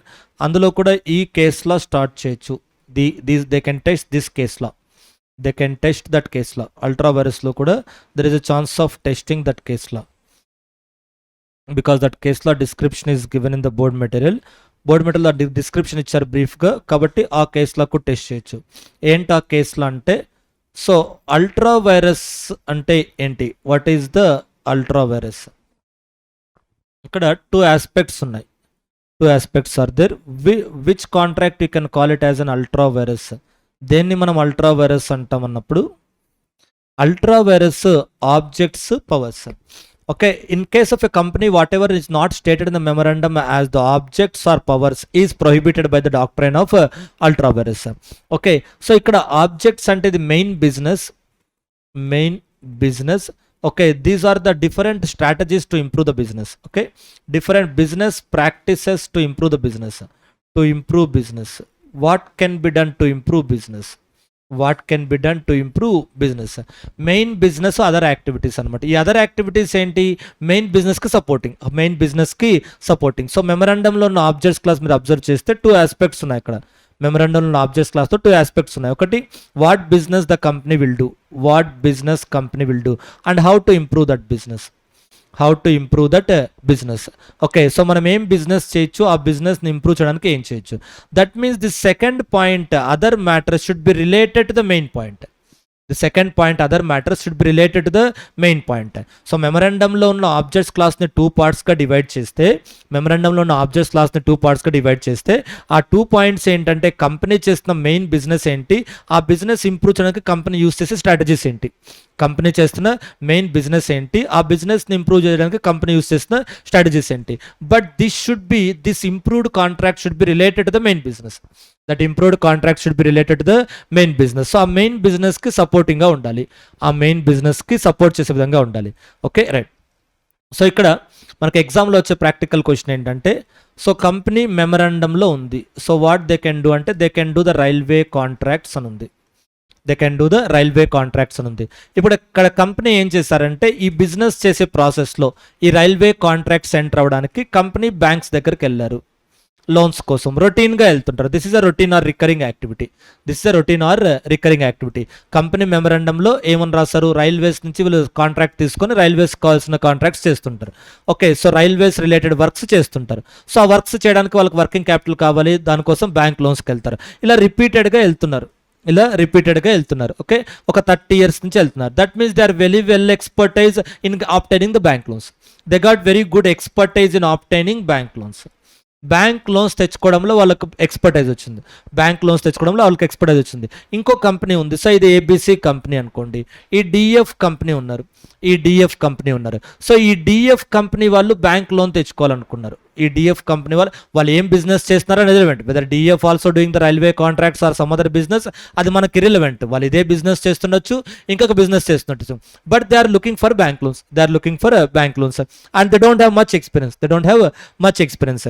ఇప్పుడు వీళ్ళు ఏం చేస్తారు అంటే railway contracts టెంపరీగా లేవు, ఖాళీగా ఉన్నారు. కానీ ఇదివరకు రైల్వే కాంట్రాక్ట్స్ చేయడానికి బ్యాంక్ లోన్స్ తెచ్చుకున్నారు. ఆ ప్రాసెస్లో వాళ్ళకి చాలా ఎక్స్పీరియన్స్ వచ్చింది.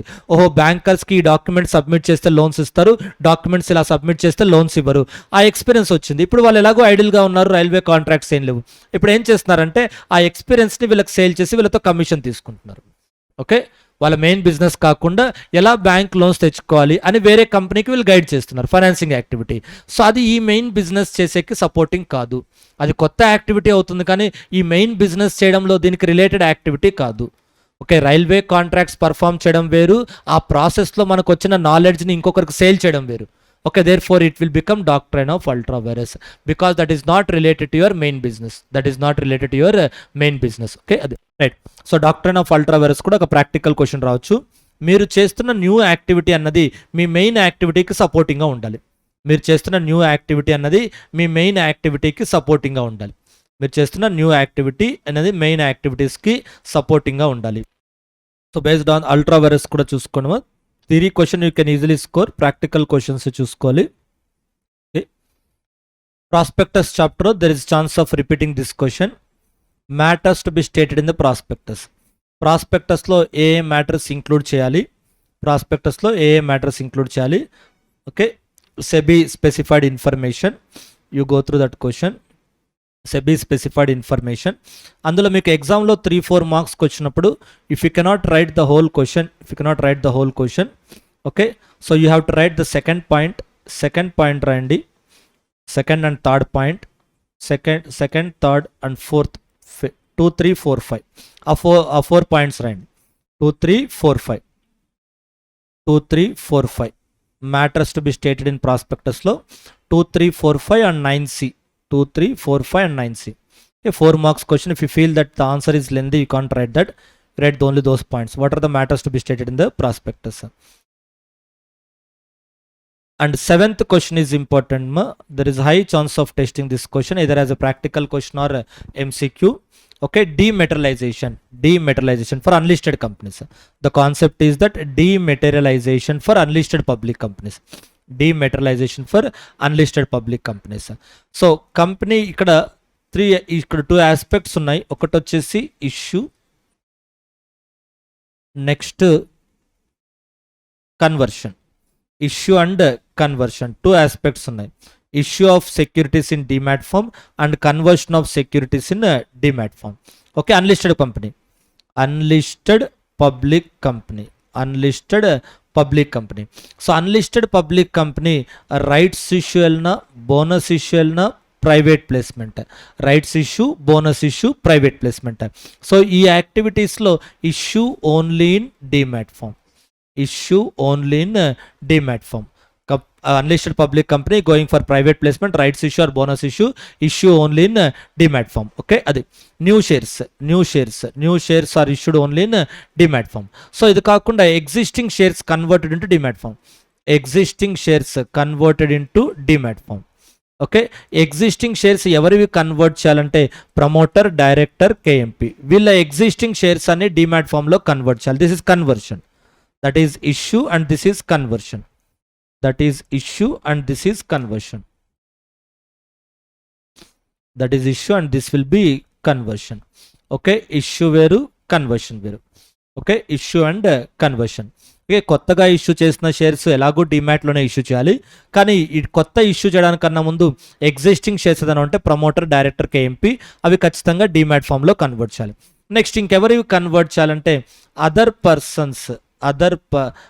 Persons who wants to subscribe in the new issue, other existing shareholders, other persons anukunda, other existing shareholders who wants to subscribe in the new issue, other existing shareholders, other existing shareholders who wants to subscribe in new issue, who wants to subscribe in new issue, other existing shareholders who wants to subscribe in new issue. Okay, adi other existing shareholders who wants to subscribe in new issue. Next point ఏంటంటే other existing shareholders who wants to transfer their existing shares, other existing shareholders who wants to transfer their shares, who wants to transfer their existing shares, promoter, director or KMP వాళ్ళ shares demat ఫామ్లో convert అవ్వాలి. వాళ్ళు కాకుండా other existing షేర్హోల్డర్స్వి వాళ్ళు new shares కొనాలి అంటే పాత shares convert చేయాలి. Okay, if these promoters, directors and KMP, whether or not they are purchasing new shares, all their existing shares must be converted. Okay, whether or not they are purchasing new shares, all their existing shares must be converted. But other people, if they are purchasing new shares, then they have to convert the existing shares also into demat form. If they are purchasing new shares, then they have to convert the existing shares also into demat form. So other people, they are not purchasing new shares, but they want to sell the existing shares. Then also first they have to convert and then they have to sell. They have to convert into demat form and then they have to sell. Without converting into demat form as it is in physical form, వాళ్ళు sale చేయలేరు. First డిమాట్లో convert చేసి sale చేయాలి. So company కొత్తగా shares ఇస్తున్నారు. ఏ company sir? Unlisted public company, మళ్ళీ private company కాదు, అన్లిస్టెడ్ పబ్లిక్ కంపెనీ కొత్తగా షేర్స్ ఇస్తున్నారు. ఎలా ఇస్తున్నారు sir? Private placement, rights issue and bonus issue. ఈ మెథడ్లో ఎలా ఇచ్చినా సరే ఈ కొత్తగా ఇష్యూ చేసేవన్నీ డిమాట్ ఫామ్లో ఉంటాయి, అందులో కన్ఫ్యూజన్ లేదు. ఈ ప్రొవిజన్ వచ్చిన తర్వాత అన్లిస్టెడ్ కంపెనీ కొత్తగా ఇష్యూ చేసే షేర్స్ అన్ని డిమాట్ ఫామ్లో ఉంటాయి. కానీ కాన్సెప్ట్ ఏంటంటే ఈ ప్రొవిజన్ రాకముందు ఉన్న షేర్స్ పరిస్థితి ఏంటి? అవి ఫిజికల్గా అలాగే కంటిన్యూ చేయొచ్చా, డిమాట్లో కన్వర్ట్ చేయొచ్చా అంటే ఈ 3 కేటగిరీస్ అవుతే ఖచ్చితంగా డిమాట్లో కన్వర్ట్ చేయాలి. ఇవి కాకుండా అదర్ కేటగిరీస్ అవుతే ఫిజికల్గా కంటిన్యూ చేయొచ్చు. ఏది? Old shares, new shares, all new shares are in demat form, all new shares are in demat form. What is mean by new shares? Shares issued by the company after inserting this provision in the rules. ఈ rule 9A యాక్ట్లో ఈ rule 9A insert చేసిన తర్వాత కొత్తగా మీరు ఏ shares issue చేసినా అవన్నీ demat ఫామ్లో ఉంటాయి. ఈ రూల్ 9A ఇన్సర్ట్ చేసిన తర్వాత కొత్తగా ఇష్యూ చేసే షేర్స్ అన్ని డిమాట్ ఫామ్లో ఉంటాయి. ఇవి రాకముందు షేర్స్ ఉంటాయి కదా, వాటి పరిస్థితి ఏంటి అంటే అవి రాకముందు ఎవరికి దగ్గర షేర్స్ ఉన్నాయి? ప్రమోటర్, డైరెక్టర్, కేఎంపీ, ఖచ్చితంగా డిమాట్లో కన్వర్ట్ చేయండి. ఓకే, లేదు సార్ ఈ ప్రమోటర్, డైరెక్టర్ అండ్ కేఎంపీ వాళ్ళు ఈ కొత్త షేర్స్ ఏం పర్చేస్ చేయట్లేదు సార్, అయినా సరే పాత షేర్స్ అన్ని డిమాట్లో కన్వర్ట్ చేయాలి. వీళ్ళు కాకుండా అదర్ షేర్ హోల్డర్స్ ఉంటారు కదా, వీళ్ళు కూడా కొత్త షేర్స్ పర్చేస్ చేయాలంటే ఓల్డ్ షేర్స్ డిమాట్ ఫామ్లో కన్వర్ట్ చేయాలి. ఓకే, సో ఈ other share holders they are not purchasing new shares but they want to sell their existing shares, all the shares has to be converted in to demat form. Okay, so those are the 3 points. So issue and conversions, 3 conversions. ఏంటా 3 conversions? Promoters, directors and KMP. Next, who wants to transfer and who wants to subscribers. ఇది దేనికి apply అవుతుంది? Every holder అంటే ఇక్కడ ఎవరు? Other than promoter, director, KMP. Promoter, director, KMP అయితే వాళ్ళు subscribe చేయకపోయినా, ట్రాన్స్ఫర్ చేయకపోయినా ఆల్రెడీ ఎలాగో కన్వర్ట్ చేయాలి డిమాట్ ఫామ్లో. వాళ్ళు కాకుండా other category of people. Okay, other than promoter, director and KMP, if they are purchasing new shares, all their old shares has to be converted. If they are selling shares, they have to convert the shares in to demat form. So you can expect practical question based on that. Buyback కూడా అంతే, not only issue కాదు, company shares buyback చేయాలి. అప్పుడు first physical shares నుంచి డిమాట్లో convert చేసి అప్పుడు buyback చేయాలి. Physical షేర్స్లో నుంచి డిమాట్లో కన్వర్ట్ చేసి అప్పుడు బైబ్యాక్ చేయాలి. ఎందుకు సార్ వై ఫిజికల్ షేర్స్ నుంచి డిమాట్ కన్వర్ట్ చేసి బైబ్యాక్ చేయాలంటే, కంపెనీ ఏకి షేర్స్ అలాట్ చేశారు. కంపెనీ ఏకి షేర్స్ అలాట్ చేశారు ఎప్పుడు? Before rule 9A. Rule 9A వచ్చిన తర్వాత అలాట్ చేస్తే ఎలాగో డిమాట్లోనే ఉంటాయి, అందులో కన్ఫ్యూజన్ లేదు. రూల్ 9A రాకముందు ఇష్యూ చేస్తారు, షేర్స్ అలాట్ చేశారు ఏకి. సో ఏ బికి ట్రాన్స్ఫర్ చేస్తున్నాడు, ఏ బికి ట్రాన్స్ఫర్ చేస్తున్నాడు ఎప్పుడు? ఆఫ్టర్ రూల్ 9A ట్రాన్స్ఫర్ చేస్తున్నాడు. ఇప్పుడు మనం ఎలా ఇష్యూ చేసాం? ఇక్కడ ఫిజికల్ ఫామ్లో ఇష్యూ చేస్తున్నారు. సో ఫస్ట్ ఫిజికల్ ఫామ్లో ఇష్యూ చేస్తారు, తర్వాత దాన్ని డిమాట్లోకి కన్వర్ట్ చేయాలి, తర్వాతనే ట్రాన్స్ఫర్ చేయాలి. ఓకే, సో ఫస్ట్ కంపెనీ, ఇది ఎప్పుడు? Before rule 9A. ఇవి రెండు యాక్టివిటీస్ ఎప్పుడు? After rule 9A. Okay, rule 9A రాకముందు కంపెనీ ఫిజికల్ ఫామ్లో షేర్స్ ఇష్యూ చేశారు. రూల్ 9A వచ్చిన తర్వాత ఏ అనే పర్సన్ తన షేర్స్ని బీకి ట్రాన్స్ఫర్ చేయాలంటే ఫస్ట్ దాన్ని డిమాట్లో కన్వర్ట్ చేసి తర్వాత ట్రాన్స్ఫర్ చేయాలి. ఇప్పుడు ఏ ట్రాన్స్ఫర్ చేస్తున్నాడు బాగానే ఉంది, కానీ ఏ బయట వాళ్ళకి ట్రాన్స్ఫర్ చేయకుండా అదే ట్రాన్స్ఫర్ కంపెనీకి చేశారనుకోండి, అదే కదా బైబ్యాక్ అంటే. సేమ్ రూల్ 9A తర్వాత ఎందుకు బైబ్యాక్ కూడా డిమాట్ అంటే అర్థమైనది లాజిక్. బైబ్యాక్ చేయడానికన్నా ముందు ఎందుకు డిమాట్లో కన్వర్ట్ చేయాలంటే buyback is nothing but transfer only, but transfer of shares by the existing shareholders to the company, that's it. A B కమ్మితే ఎలా ట్రాన్స్ఫర్ అంటారో ఏ కంపెనీ కమ్మినా ట్రాన్స్ఫర్ అని అంటారు. కాకపోతే కంపెనీకి అంటున్నాడు కాబట్టి మనం బైబ్యాక్ అని డిఫరెంట్ నేమ్ పెడుతున్నాం. Buyback is nothing but transfer of shares only, but from the share holder to the company, not to the out cider. Okay, అదే. ఇప్పుడు కంపెనీ షేర్స్ బైబ్యాక్ చేయాలంటే ఏం చేయాలి? సో రూల్ 9A రాకముందు shares issue చేశారు, అవి physical ఫామ్లో ఉన్నాయి. రూల్ 9A వచ్చిన తర్వాత కంపెనీ కొత్త షేర్స్ ఇవ్వట్లేదు, ఆ ఓల్డ్ షేర్స్నే బైబ్యాక్ చేయాలనుకున్నారు. ఫస్ట్ డిమాట్లో కన్వర్ట్ చేసి తర్వాత బైబ్యాక్ చేయాలి. ఫస్ట్ డిమాట్లో కన్వర్ట్ చేసి తర్వాత బైబ్యాక్ చేయాలి. So therefore you understand the similarity between these two, buyback of shares and transfer of securities. Transfer of సెక్యూరిటీస్లో ఏం జరుగుతుంది? ఏ బికి అమ్ముతున్నాడు. బైబ్యాక్లో ఏం జరుగుతుంది? ఏ కంపెనీకి సేల్ చేస్తున్నాడు. But in both the cases A is transferring the shares. So ఇది కూడా డిమాట్లో కన్వర్ట్ చేసి చేయాలి, ఇక్కడ కూడా అంతే. మన allotment chapter private placement is important question. Okay, we have to read the question in detail. Any word, any point can be tested as a practical question or MCQ. Private placement provisions చాలా డీటెయిల్గా study చేయాలి. So this is a possible true or false question. So what is that question?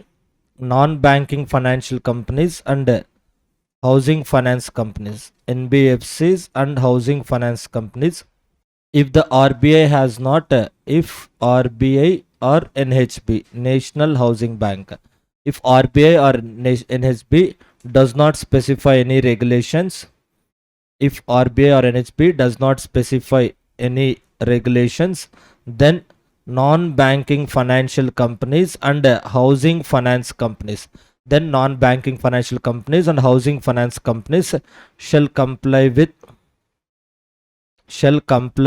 the maximum limit of 200, shall comply with the maximum limit of 200 for a private placement offer in a financial year. Okay, so normally there is an exemption in NBFCs and housing finance companies. So వాళ్ళకు జనరల్గా applicable కాదు, కానీ వాళ్ళకి ఎప్పుడు applicable కాదు అంటే చూడండి, private ప్లేస్మెంట్లో ఒక ఫైనాన్షియల్ ఇయర్లో 200 మెంబర్స్ కన్నా ఎక్కువ ఆఫర్ చేయకూడదు. ఆ ప్రొవిజన్ వీళ్ళకి అప్లికబుల్ కాదు అంటున్నాం. ఎవరికి? నాన్ బ్యాంకింగ్ ఫైనాన్షియల్ కంపెనీస్కి, హౌసింగ్ ఫైనాన్స్ కంపెనీస్కి. If is the condition subject to which this exemption, ఏ కండిషన్ ఫాలో అవుతే ఆ ఎగ్జంప్షన్ వస్తుందంటే if they are complying with the regulations made by reserve bank or national housing bank. So RBI, NHB వాళ్ళు regulations frame చేసి ఆ regulations వాళ్ళు follow అవుతే అప్పుడు ఈ 2 లిమిట్ అప్లికబుల్ కాదు, ఈ 200 లిమిట్ అప్లికబుల్ కాదు. ఒకవేళ RBI కానీ NHB కానీ రెగ్యులేషన్స్ ఫ్రేమ్ చేయకపోతే, ఓకే, రెగ్యులేషన్స్ ఫ్రేమ్ చేయకపోతే, reserve bank, national housing bank have not specified similar regulations, then they have comply with shall comply with sub rule 2. ఏంటి sub rule అంటే ఇదే limit, 200 లిమిట్నే ఫైనాన్షియల్ ఇయర్. ఓకే, అది NBFCస్కి, housing finance కంపెనీస్కి 200 limit applicable కాదు, కానీ ఆటోమేటిక్గా అప్లికబుల్ కాదనకూడదు. If they are complying with the regulations, వాళ్ళకు సపరేట్గా రెగ్యులేషన్స్ ఏం ఫ్రేమ్ చేయకపోతే అప్పుడు ఇదే ప్రొవిజన్స్ ఫాలో అవ్వాలి. ఓకే, సో RBI కానీ నేషనల్ హౌసింగ్ బ్యాంక్ కానీ వాళ్ళు సపరేట్ రెగ్యులేషన్స్ ఫ్రేమ్ చేయనప్పుడు this 200 limit will be applicable. Right, Next, based on this also you can expect a practical question. A company may make more than one issue of securities to such class of identified persons. ఒకటే person కి multiple securities ఇవ్వచ్చు, ఒకటే person కి multiple times securities offer చేయొచ్చు. Okay, say for example say ABC company ఉంది. In the month of April ఒక 50 మెంబర్స్కి equity shares offer చేశారు. In the month of April ఒక 50 మెంబర్స్కి ఈక్విటీ షేర్స్ ఆఫర్ చేశారు. అందులో ఏబి ఎక్సెట్రా డిఫరెంట్ మెంబర్స్ ఉన్నారు. Okay, so in the month of April again in the month of August so మళ్ళీ equity shares allot చేశారు.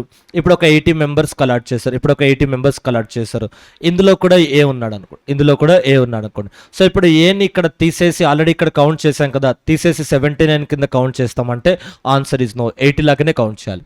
Okay, repeated persons అవ్వచ్చు, different persons అవ్వచ్చు, but ఈ ఆఫర్లో ఉన్న 50 డిఫరెంట్ అండ్ ఈ ఆఫర్లో ఉన్న 80 డిఫరెంట్. సో టోటల్ 80 మెంబర్స్కి ఆఫర్ ఇచ్చినట్టు అవుద్ది.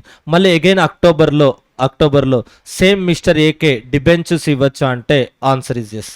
ఓకే, ఒకటే పర్సన్కి మల్టిపుల్ ఆఫర్స్ ఇవ్వచ్చు, ఒకటే పర్సన్కి మల్టిపుల్ ఆఫర్స్ ఇవ్వచ్చు, ప్రొవైడెడ్ ఈక్విటీ 130 కదా, మ్యాక్సిమం 200, అలాగే డిబెంచర్స్ మ్యాక్సిమం 200. సో ఈ టోటల్ లిమిట్ క్రాస్ అవ్వకుండా ఉన్నంత వరకు ఆ పర్సన్కి మల్టిపుల్ ఆఫర్స్ ఇవ్వచ్చు, but he will be counted multiple times also.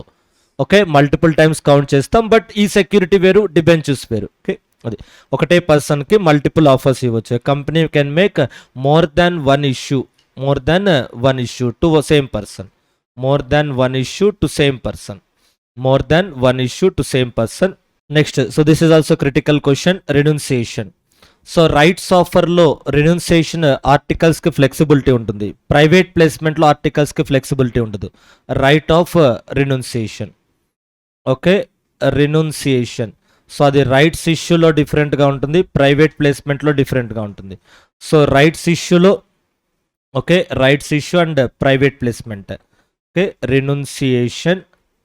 Okay, renunciation in the rights issue and private placement. Okay, ఒకవేళ ఆర్టికల్స్ సైలెంట్గా ఉన్నాయనుకోండి, ఆర్టికల్స్ సైలెంట్గా ఉంటే in case of rights issue renunciation is permitted. Okay, articles prohibit చేస్తే అప్పుడు ఆటోమేటిక్గా renunciation permitted కాదు. Okay, ఒకవేళ ఆర్టికల్స్ పర్మిట్ చేస్తే స్పెసిఫిక్గా పర్మిషన్ ఇచ్చారనుకోండి, అప్పుడు కూడా రెన్యున్సియేషన్ యూజ్ చేయొచ్చు. ఓకే, రైట్స్ ఆఫర్లో depends on the provision in the articles సైలెంట్గా ఉన్నా లేదా ఆర్టికల్స్ స్పెసిఫిక్గా పర్మిట్ చేసినా సో రైట్ ఆఫ్ రెన్యున్సియేషన్ ఉంటుంది. ఆర్టికల్స్ ప్రొహిబిట్ చేస్తే మాత్రమే రైట్ ఆఫ్ రెన్యున్సియేషన్ ఉండదు. కానీ ప్రైవేట్ ప్లేస్మెంట్కి ఆర్టికల్స్తో సంబంధం లేదు, ఆర్టికల్స్లో ఉన్న ప్రొవిజన్ ఉన్నా లేకపోయినా no right of renunciation in case of private ప్లేస్మెంట్లో రైట్ ఆఫ్ రెన్యున్సియేషన్ ఉండదు. No flexibility in the unlike articles of association there is no flexibility to the private placement. Look at this. So this is in the case of rights offer lo right to renounce the shares undi, కానీ ఎప్పుడు articles unless the articles otherwise provide. కానీ ఇక్కడ ఆర్టికల్స్కి మీకు flexibility లేదు. Private ప్లేస్మెంట్లో no right of రెన్యున్సియేషన్ అప్పుడు unless the articles otherwise provide if permitted by articles. అది ఆర్టికల్స్తో సంబంధం లేదు, మీకు ఆర్టికల్స్ గురించి రెఫరెన్స్ లేదు, ఫ్లెక్సిబిలిటీ లేదు. ఆర్టికల్స్లో ప్రొవిజన్ ఎలా ఉన్నా సరే, ఈ మూడిట్లో ఎలా ఉన్నా మనం ఇగ్నోర్ చేస్తున్నాం. ఓకే, ప్రైవేట్ ప్లేస్మెంట్లో రెన్యున్సియేషన్ చేయాలంటే యాక్ట్లో ప్రొహిబిట్ చేశారు కాబట్టి ఇంకా ఆర్టికల్స్లో ఏముందనేది మనకు అనవసరం. ఓకే, యాక్ట్లో ప్రొహిబిట్ చేశారు కాబట్టి ఇంకా ఆర్టికల్స్లో ఏముందన్నది మనకు అప్లికబుల్ కాదు. నెక్స్ట్, ఇక్కడ ఇంకొక పాయింట్ మీకు కొంచెం ట్రిక్కీగా వచ్చే క్వశ్చన్ ఏంటంటే, మోర్ దాన్ 200 మెంబర్స్కి ఆఫర్ ఇచ్చినప్పుడు అది పబ్లిక్ ఆఫర్ అవుతుంది. మోర్ దాన్ 200 మెంబర్స్కి ఆఫర్ ఇచ్చినప్పుడు అది పబ్లిక్ ఆఫర్ అవుతుంది. More than 200. Okay, if the offer is made to more than prescribed number, a prescribed number 200. So if offer is made to more than prescribed number, it shall be deemed to be public offer. అది public offer అవుతుంది. మీరు offer ఇచ్చారు, వాళ్ళు accept చేశారా చేయలేదా, వాళ్ళ నుంచి మీరు మనీ కలెక్ట్ చేసుకున్నారా లేదా, కలెక్ట్ చేసుకుంటే అలాట్ చేశారా లేదా అప్లికేషన్ మనీ రీఫండ్ చేశారా, వీటితో సంబంధం లేదు. మీరు అప్లికేషన్ మనీ ఏం కలెక్ట్ చేయకపోయినా 200 మెంబర్స్ కన్నా ఎక్కువ మందికి ఆఫర్ ఇస్తే deemed to be public offer. Sir మేము ఊరికే ఆఫర్ ఇచ్చాను సార్, ఇంకా ఎవరి నుంచి మనీ కలెక్ట్ చేసుకోలేదు, no, that is not accepted. You have to comply with this provisions. ఇంకా ఎవరి నుంచి యాక్సెప్ట్ చేయలేదు. మీరు 300 మెంబర్స్కి ఆఫర్ ఇచ్చారు, అందులో 30 మెంబర్స్ యాక్సెప్ట్ చేస్తారు, still it is treated as a public offer only. 300 మెంబర్స్కి ఆఫర్ ఇచ్చాము, అందులో ముగ్గురే యాక్సెప్ట్ చేశారు, still it is a public offer only. మనం ప్రైవేట్ ఈ కండిషన్స్ అన్నీ ఫాలో అవ్వాల్సి వస్తుంది. ఓకే, దాన్ని మీకు కొంచెం కాంప్రిహెన్సివ్గా చేయొచ్చు ఎగ్జామ్లో practical question. There is a detailed paragraph for that provision. Okay, so ఇక్కడ చూడండి, they will give this number of options. If a company listed or unlisted, okay, any company, listed company or unlisted company, if a company listed or unlisted, if a company listed or unlisted makes an offer to allot or invites subscription or allots or enters into an agreement to allot. So offer or allotment or entering into agreement to allotment securities to more than prescribed number of members, whether the payment has been received or not, whether the company intends to list its securities or not, the same shall be deemed to be public offer. Okay, so మీరు offer ఇచ్చిన లేదా allot చేసిన more than 200 మెంబర్స్కి and ఆ money receive చేసుకున్నా receive చేసుకోకపోయినా, ఒకవేళ money receive చేసుకుంటే మీకు స్టాక్ ఎక్స్చేంజ్లో లిస్ట్ అవ్వాలన్న ఇంటెన్షన్ ఉన్నా లేకపోయినా వీటన్నిటితో సంబంధం లేదు. Okay, offer allotment to more than, so offer ఇచ్చారు, మోర్ దాన్ 20 మెంబర్స్కి ఆఫర్ ఇచ్చారు, ఎవరికి అలాట్ చేయలేదు, మోర్ దాన్ 20 మెంబర్స్కి ఆఫర్ ఇచ్చారు, పబ్లిక్ ఆఫర్ అయిపోద్ది. లేదు, మోర్ దాన్ 20 మెంబర్స్కి అలాట్ చేశారు, then also it is a public offer. Offer ఇచ్చాము కానీ ఎవరి దగ్గర నుంచి ఇంకా మనీ రిసీవ్ చేసుకోలేదు, deemed to be public offer.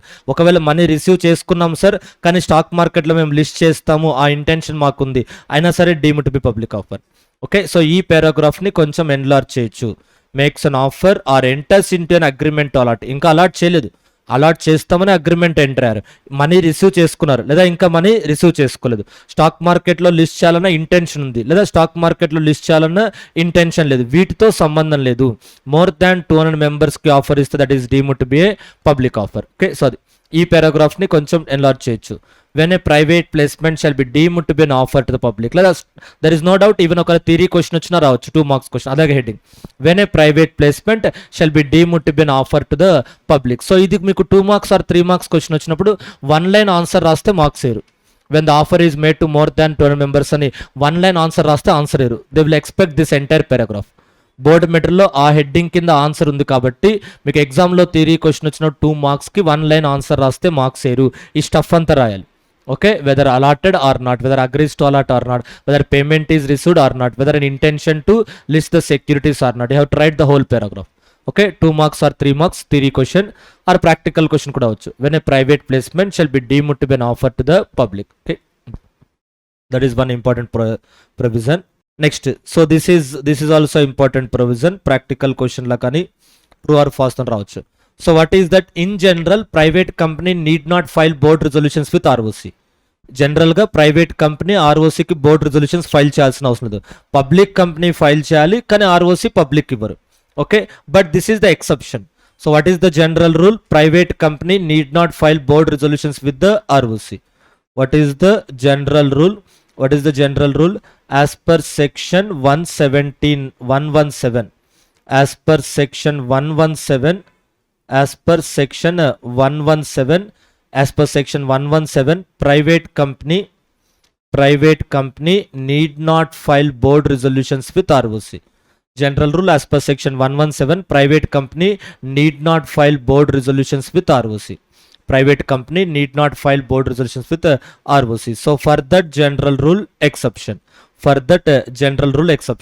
so if board resolution is passed for private placement, if board resolution is passed for private placement, then it has to be filed with ROC.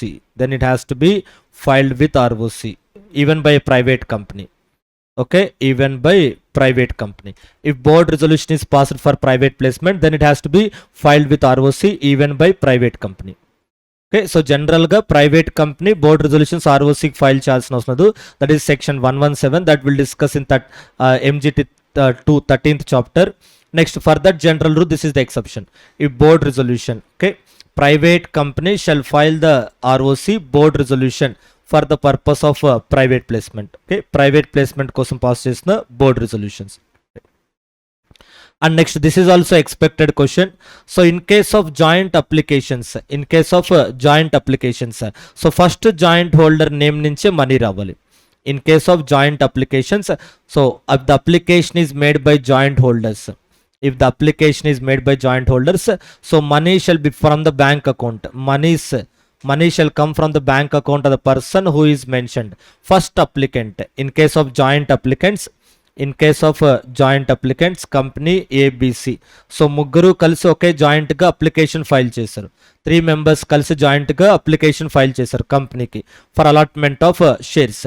So money మాత్రం ఏ bank అకౌంట్లో నుంచే రావాలి, money రావాలి, not proportionately also. Okay, ABC ముగ్గురు నుంచి ప్రపోర్షనేట్గా కాదు. So it should be names appear first in the application.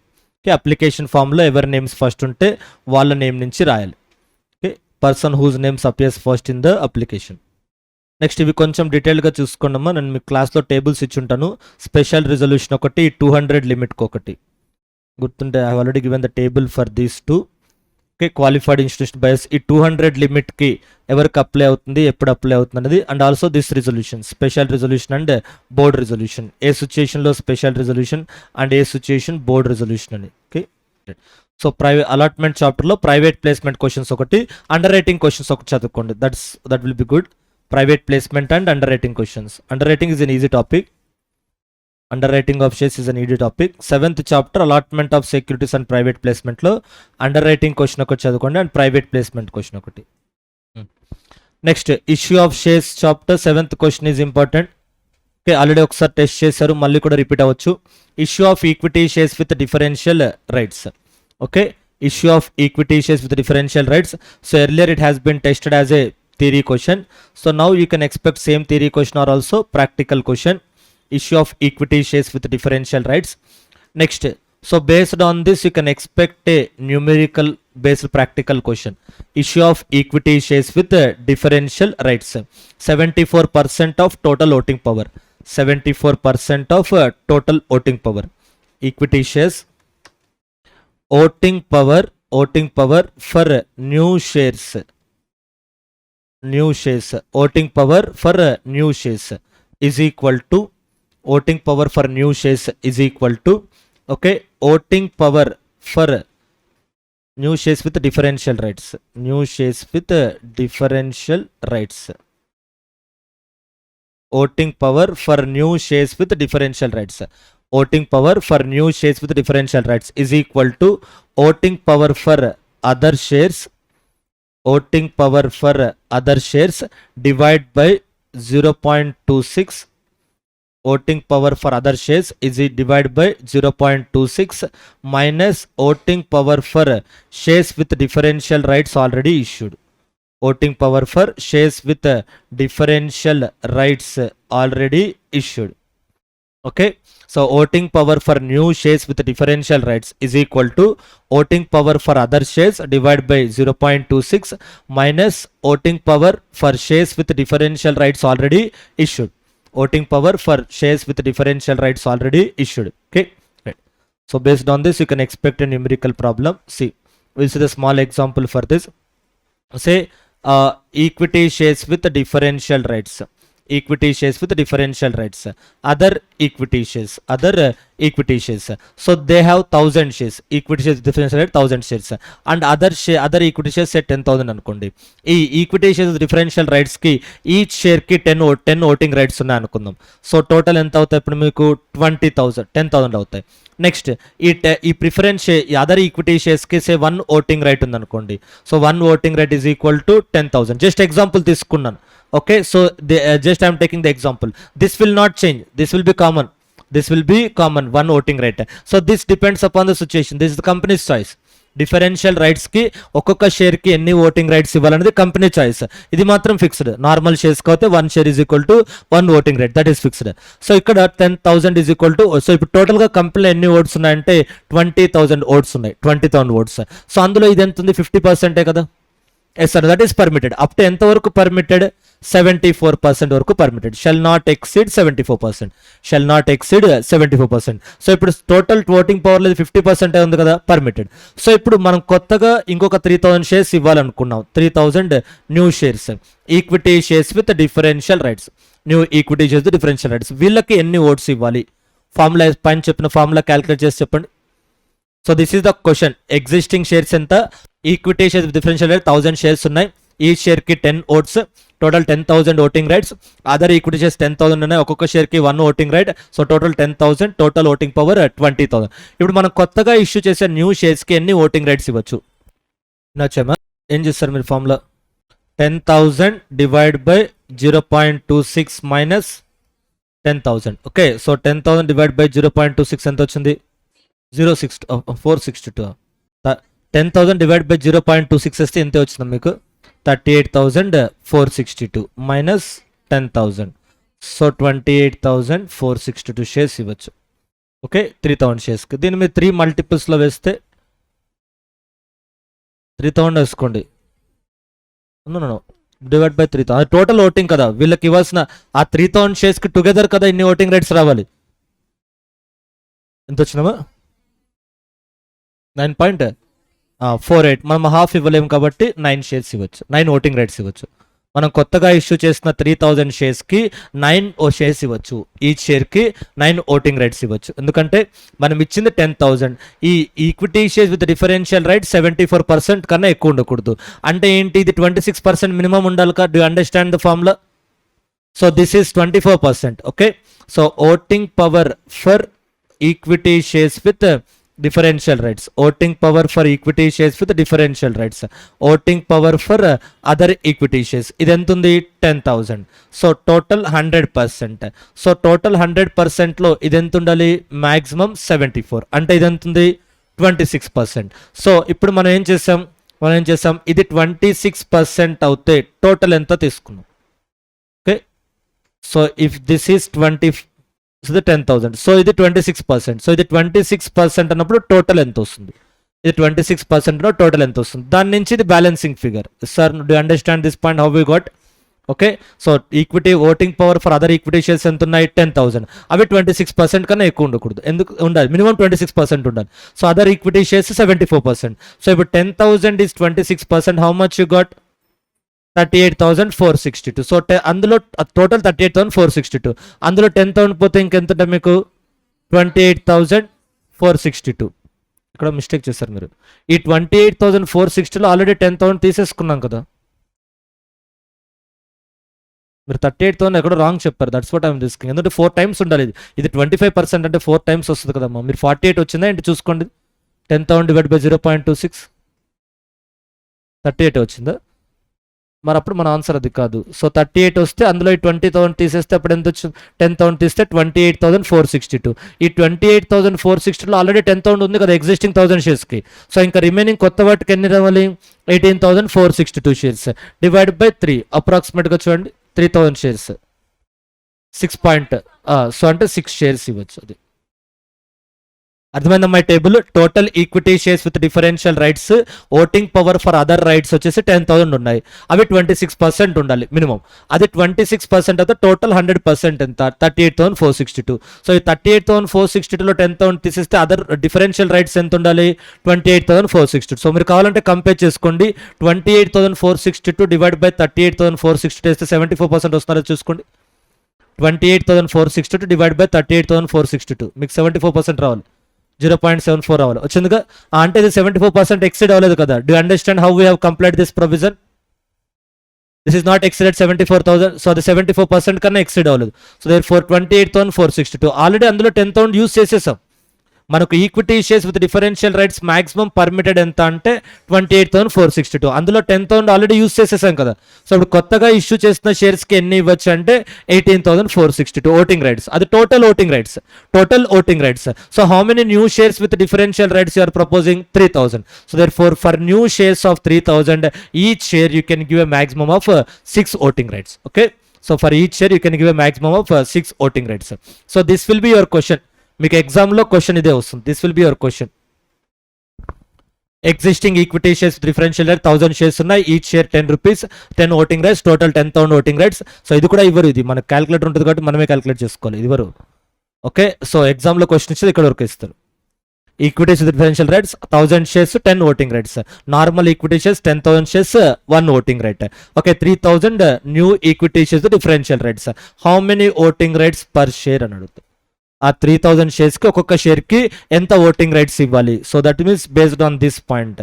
అంటే ఇదే పాయింట్ మీరు బ్లైండ్గా ఎంసీక్యూ వచ్చినప్పుడు ఓకే 74% గుర్తుపెట్టుకుంటే okay fine, but practical questions వచ్చినప్పుడు జాగ్రత్తగా ఉండాలి. ఇది కూడా కన్ఫ్యూజ్ చేస్తారు, 74 76 74 76 less than does not exceed, less than does not exceed, ఆ రెండు వేరియంట్స్తో కూడా ఎంసీక్యూస్ వస్తాయి. సో సమ్ టైమ్స్ 76 74 రెండు వచ్చినప్పుడు కన్ఫ్యూజ్ అవుతారు. ఓకే 74 26 వస్తే గుర్తుపెట్టుకుంటారు కానీ సో 74 76 వచ్చినప్పుడు that may be confusing. So 74% equity shares with differential rights, అదర్స్కి ఎంత, so this will be maximum equity shares with differential voting rights. Okay, voting rights for normal shares చూడండి, voting rights for normal shares shall be at least 26%, అంటే minimum 26%. True or false? Voting rights for normal share shall be at least 26%. True or false? True కదా. Okay, కాబట్టి ఎగ్జామ్లో దీన్ని ఏం మారుస్తారంటే at least this is shall not exceed అని రాస్తారు. Shall not exceed అని రాస్తారు, అది ఫాల్స్. అదర్స్కి మ్యాక్సిమం 26. ఓకే, సో అదర్ వీటికి మ్యాక్సిమం ఏం లేదు, వీటికి మ్యాక్సిమం లేదు, 100% ఇవే ఉండొచ్చు. It is not necessary that every company has to issue differential rates. Every company differential rates ఇవ్వాలని ఏం లేదు. So therefore shall not exceed 26% అని ఇది ఇస్తే that will be false statement. Shall not exceed 20. That is shall not exceed ఎవరికి అంటే equity shares with differential voting rights. So this is the important point both for MCQ and also practical question. Next, and based on this point also you can expect a practical question. Based on this point also you can expect a practical question. These are the defaults: bank term loan, dividend on preferences and employees statutory payments relating to the employees, and investor education and protection fund. Okay, investor education and protection fund. So these defaults, so when we can issue equity shares of the differential rights, first there is a default here. First, there is a default with respect to these points. With respect to term loan or preferences, etc. First, there is a default. And next, that default is rectified. Okay. So, and that rectification financial year ending. The financial year in which we have rectified the default, there is an end to the financial year. After that, 5 years. After that, 5 years gap. Then we can issue equity shares with differential rights. Okay. So based on that also you can expect practical question. Look at this. Company has taken a term loan. Company has taken a term loan from bank. 1st January 2021 for a period of 1 year. So therefore due date for payment will be 31st December 2021. So term loan taken on 1st January. So on loan duration is 1 year. Okay, and loan due date for repayment will be 31st December 2021. But company has not paid. Therefore I should say default occurred. Because company did not repay the loan on the due date. Therefore default occurred somewhere in the month of 15th July 2022. Company repaid the loan. This is default made good or rectified. So this is default committed. Not paying on the due date is a default committed. Now that default is rectified. On 15th July. So this financial year, which financial year they have rectified the default? Not committed the default. So the financial year in which they have committed the default is what? 21-22. The financial year in which the default is rectified is 22-23. The financial year in which the default is rectified is 22-23. So when this financial year will end? 31st March 23. So from there 5 years gap. That means till 31st March 28. till 31st March 28. So when they can issue new shares with differential rights, on or after 1st April 28. So till this date you cannot issue. Till this date you cannot issue equity shares with differential rights on or after 1st April 2028. Okay, right. So this is 5 years from the end of default. Look at this. This is prohibition for buyback. So buyback ki prohibition 3 years. Equity shares with differential rights prohibition akkada 5 years undi. ఇవే ఎగ్జామ్లో confuse అవ్వకూడదు. Okay, so equity shares with differential rights prohibition అక్కడ 5 years చూసాం, ఇక్కడ buyback ఏమో prohibition 3 years చూసాం. సో అక్కడలాగా ఇక్కడ కూడా ప్రిఫరెన్స్ షేర్స్ వచ్చింది, టర్మ్ లోన్ వచ్చింది. ఓకే ఫైన్, బట్ ఇక్కడ buyback is prohibited if the default has been remedied and 3 years has elapsed after such default was ceased to exist. Default ceased to exist అన్న, default made good అన్న అంతా ఒకటే. Okay, default rectified అన్న, default is closed. Cease to exist అంటే దాని అర్థం ఏంటి? Not in existence. Not in existence means default not in existence అంటే అర్థం ఏంటి? డిఫాల్ట్ రెక్టిఫైడ్ అని. Default rectified. So default is not in existence. There is no more default. That means though we have committed a default, that default is not in existence now. Though we have committed a default, that default is not in existence. That means we have rectified the default. So default చేశారు, default rectify చేసుకున్నారు, rectify చేసిన తర్వాత 3 years. So ఇదే question మీకు యాస్టిస్ గా అలాగే ఇచ్చి bank loan తీసుకున్నారు 1 year డ్యూ డేట్, యాస్టిస్ గా అలాగే ఇచ్చి from when you can make the buyback అంటారు. సేమ్ క్వశ్చన్ ఇచ్చి from when you can make the buyback. So bank loan taken on 1st Jan 2021 and due date is 31st December. They have not rectified and so when they have actually rectified 15th July 2022. ఇప్పుడు buyback ఎప్పుడు చేయొచ్చు అంటే ఈ financial year ending దాకా wait చేయాల్సిన అవసరం ఉంది. ఇక్కడ నుంచి 3 years కౌంట్ చేయొచ్చు. అర్థమైందా? Equity shares with differential rights మీరు ఏం చేశారు? ఎప్పుడైతే ఏ ఇయర్లో అయితే మీరు రెక్టిఫై చేశారో ఆ ఇయర్ ఎండింగ్ నుంచి 5 years గ్యాప్ తీసుకున్నారు. ఆ ఫైనాన్షియల్ ఇయర్ ఎండింగ్ నుంచి 5 years గ్యాప్ తీసుకున్నారు. కానీ ఇక్కడ ఏం చేస్తున్నాము? So 3 years from the end of financial year. ఈ పాయింట్ లేదు, అబ్జర్వ్ చేస్తున్నారు అక్కడ. 3-5 years మాత్రమే కాదు, from the end of financial year in which the default was made good. ఆ పాయింట్ లేదు ఇక్కడ. 3 years after the date of rectification. 3 years after the date of rectification. So ఇదే పాయింట్స్ నుంచి మనం బైబ్యాక్ అని ఇచ్చాం అనుకోండి. సో ఇక్కడ నుంచి 3 years కౌంట్ చేస్తాం, ఇక్కడ నుంచి 3 years కౌంట్ చేస్తాం. That means 25. Okay 25. 15th July rectify చేసాం కాబట్టి సెకండ్ టిల్ 15th July 25 వరకు డిఫాల్ట్ ఉంటుంది. So you can start, you can make buyback after 16th July 25. Sorry, you can make buyback after 16th July 25. So buyback కి differential rights కి 2 difference ఏంటి? That is 5 years and this is 3 years. So అక్కడ మీకు cover అయింది ఏంటి? So 5 years from the end of the financial year in which the default was rectified. ఇక్కడ cover అయిందేంటి? 3 years from the date of rectification. And more over అది ఈజీగా గుర్తుంటుంది. ఇంకా కొంచెం డిఫికల్ట్గా మీరు గుర్తుపెట్టుకోవాల్సింది ఏంటంటే ఇక్కడ ఏం కవర్ అయ్యాయి మీకు? డివిడెండ్ ఆన్ ప్రిఫరెన్షియస్, టర్మ్ లోన్ ఇవే కవర్ అయ్యాయి. డివిడెండ్ ఆన్ ప్రిఫరెన్షియస్, టర్మ్ లోన్ ఇవే కవర్ అయ్యాయి. So every year I paid the dividend regularly. No year, so till now there is no default. Every year I paid the dividend regularly, but at the time of redemption and redeem చేయలేదు. Every dividend అయితే ఇస్తున్నాను, preference షేర్స్కి every dividend ఇస్తున్నాను. At the time of redemption నేను default చేయలేదు. అప్పుడు నాకు equity shares with differential రైట్స్కి ప్రొహిబిషన్ రాదు. ఎందుకంటే ఇక్కడ ఏం చెప్పారు? ఈ సి పాయింట్కి మాత్రమే అది అప్లై అవుద్ది. సి అండ్ డి ఒకటే. That note point is applicable only for this C and D. So కాబట్టి అక్కడ డివిడెండ్ కవర్ అవ్వదు. కానీ మీకు ఇక్కడ ఇంకా కవర్ అవుతాయి చూడండి. రీపేమెంట్ ఆఫ్ డిపాజిట్స్ కవర్ అవుతుంది, డిబెంచర్స్ కవర్ అవుతుంది, రిడమ్షన్ ఆఫ్ ప్రిఫరెన్స్ షేర్స్. ఇక్కడ కవర్ అయిన లిస్ట్ వేరు అండ్ ఇక్కడ కవర్ అయిన లిస్ట్ వేరు, సి అండ్ డి. అర్థమవుతా? రెండింటికి డిఫరెన్స్ చూసుకున్నప్పుడు సో ఇక్కడ కవర్ అయిన లిస్ట్ వేరు. ఇక్కడ మళ్ళీ స్టాచ్యుటరీ పేమెంట్స్ ఐఈపీఎఫ్ అంటారు. సో అక్కడ మళ్ళీ ఈ పాయింట్స్ ఉండవు, స్టాచ్యుటరీ పేమెంట్స్ ఐఈపీఎఫ్ ఉండవు. Okay, that is the point. So ఇక్కడ కూడా క్లియర్గా statutory payments to employees. So regular salary అవి డిలే చేసినా no problem. Provident fund, gratuity అలాంటివి డిలే చేయకూడదు. ఓకే, అది that is the point. So practical questions వచ్చినప్పుడు చూసుకోవాలి ఆ టైం లిమిట్స్ ఎప్పటి నుంచి మనం న్యూ షేర్స్ ఇవ్వచ్చు అన్నది.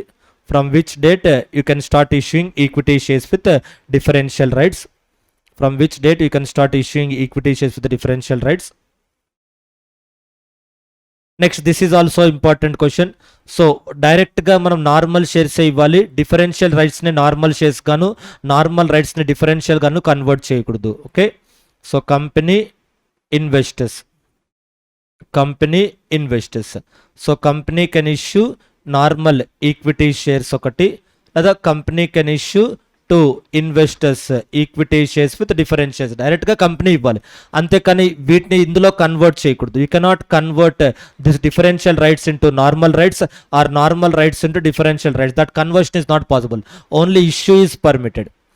Only issue is permitted. Only issue is permitted. Conversion not permitted. Only issue is permitted. Conversion not permitted. Okay, differential rights అనా normal shares అనా డైరెక్ట్గా ఇష్యూ చేయాలి, కన్వర్షన్ మాత్రం పర్మిటెడ్ కాదు. నార్మల్ షేర్స్ డిఫరెన్షియల్ రైట్స్లను, differential rights normal షేర్స్లను convert చేయకూడదు. Issue చేసినప్పుడే ఇలా ఇవ్వాలి. Okay, this is the point. Next, so అది కొంచెం ట్రికీ పాయింట్స్ ఆ క్వశ్చన్స్లో, equity shares with differential rights questions. Next, so securities premium కూడా ఇంపార్టెంట్ క్వశ్చన్ ఏమో, బట్ ఈజీగా ఉంటుంది, మీరు చదువుకోండి. సో మీరు కొంచెం టైం స్పెండ్ చేయాల్సింది ఏంటంటే ఎంసీక్యూస్కి sweat equity shares and employee stock option. Okay, sweat equity shares and employee stock option. So 2 provisions ఒకేసారి చదివి జాగ్రత్తగా చూసుకోండి. ఓకే, ఎంప్లాయీ స్టాక్ ఆప్షన్ కొంచెం ఫ్లెక్సిబిలిటీ ఎక్కువ ఉంటుంది. Sweat equity shares flexibility will be less, provisions will be difficult. Next, variation in rights of shareholders with consent. Okay, variation of rights attached to the shareholders. Variation of rights attached to the share holders. Okay, so ఇక్కడ 2 aspects ఉన్నాయి మీకు. Share హోల్డర్స్కున్న రైట్స్ని change చేయడానికి 2 aspects ఉన్నాయి.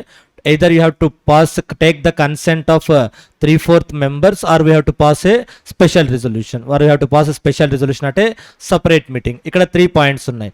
Next, దీనికి and ఈ 2 points కండుండి next ఈ 2 పాయింట్స్లో anything or ఉండాలి.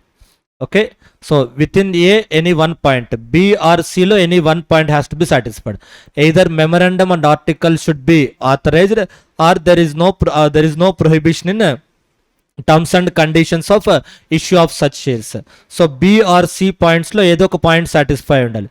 ఏదర్ మెమరాండంలో ఉన్న ఎక్స్ప్రెస్ ప్రొహిబిషన్ ఉండాలి, or terms and condition express permission ఉండాలి, ఆర్ టర్మ్స్ అండ్ కండిషన్స్లో ప్రొహిబిషన్ ఉండకూడదు. టర్మ్స్ అండ్ కన్డిషన్స్లో ప్రొహిబిషన్ ఉండకూడదు. ఇక్కడ మీకు ఈ కన్సెంట్ ఏదైతే ఇచ్చారో ఇది డైరెక్ట్లీ ఎఫెక్టింగ్ షేర్ హోల్డర్స్కి. ఇది direct shareholders who have directly affected. Okay, variation of rights attached to shareholders. Variation of rights attached to shareholders. Variation of rights attached to shareholders. Variation of rights attached to shareholders. Next, so ikkada those who affected directly, those who affected directly, and those who affected indirectly, those who affected indirectly. Okay, so those who affected directly have 3 options: 3/4 or special resolution. Those who affected indirectly, we have only 1 option, 3/4 consent. Okay, so where shareholders rights change చేసినప్పుడు consent తీసుకోవాలి. Variation of rights attached to shareholders and the consent to be obtained. So in case those who are affecting directly, you have to take the consent of 3/4 or special resolution. So those who are affected indirectly, you have to take only 3/4 consent. That is what this point. Okay, difference between A and D. Difference between A and D. There is no option called as a special resolution. You have to take the consent of 3/4 persons. Next, so if the variation is not acceptable to any shareholder, they can go and make an application to the tribunal. They can make an application to the tribunal if they are having at least 10% of the issued shares. At least 10% of the issued shares. Okay, so consent, dissent. So if the consent is given by 80% people and dissent by 20% people, yes, you can go to the tribunal. If consent is given by 95% people and dissent by 5%, no application to the tribunal. No application to the tribunal. So tribunal ki application file cheyadaniki ledu. At least 10% undali. At least 10% opposition unte, then only they can make an application to the tribunal, and that will be within 21 days. That will be within 21 days. And the tribunal decision is binding on all shareholders. And the tribunal decision is binding on all shareholders, both consenting and dissenting. Tribunal decision is binding on all shareholders. So you can expect a practical question based on the 11th question, section 48. Section 48, variation of rights attached to shareholders. Next, this is also important question mark, 2 marks question. difference between shares and stock, difference between shares and stock. So shares may be fully paid or partly paid, stock is always fully paid, stock is always fully paid. Shares has a distinctive number, stock does not have a distinctive number. Shares have a distinctive number and stock does not have a distinctive number. Okay, division of total capital into units is called share. Division of total capital into units, division of total capital into units is called shares. Division of total capital into units is called shares. Next, consolidation of shares into lump sum amount is called stock. Lump sum amount is called stock. Okay, so shares means division, stock means consolidation. So total capital is there, total capital that I am dividing, this is called as a share. After dividing, if I consolidate it, it is called as a stock. It is called as a stock. So therefore total capital divided into each unit is called share, and consolidation of each unit into lump sum amount is called stock. Division of total capital into units is called share, consolidation of shares into lump sum amount is called stock. Okay, so therefore what is share? So shares will be amount to number. In case of shares, total amount is converted into number of shares. In case of stock, number of shares are converted into amount. Number of shares are converted into amount. 1 lakh capital is converted into 10,000 shares of 10 each. 1 lakh capital is converted into 10,000 shares of rupees 10 each. So 10,000 shares are consolidated into 1 lakh lump sum amount. Okay, right. So shares amount converted to numbers, and stock numbers converted to amount. Numbers converted to amount. So you can expect 2 marks differential question, fully paid, partly paid, and shares will have numbers and stock will not have numbers. Employee stock option we have to discuss. ఇక్కడ క్వశ్చన్లో ఎక్కడ ఉంచుదామా? Self స్టడీలో ఉందా employee stock option? ఉందా? మెటీరియల్లో ఉందా? Employee stock option self స్టడీలో ఉందా? Or otherwise I have to look at the board material. Employee stock option.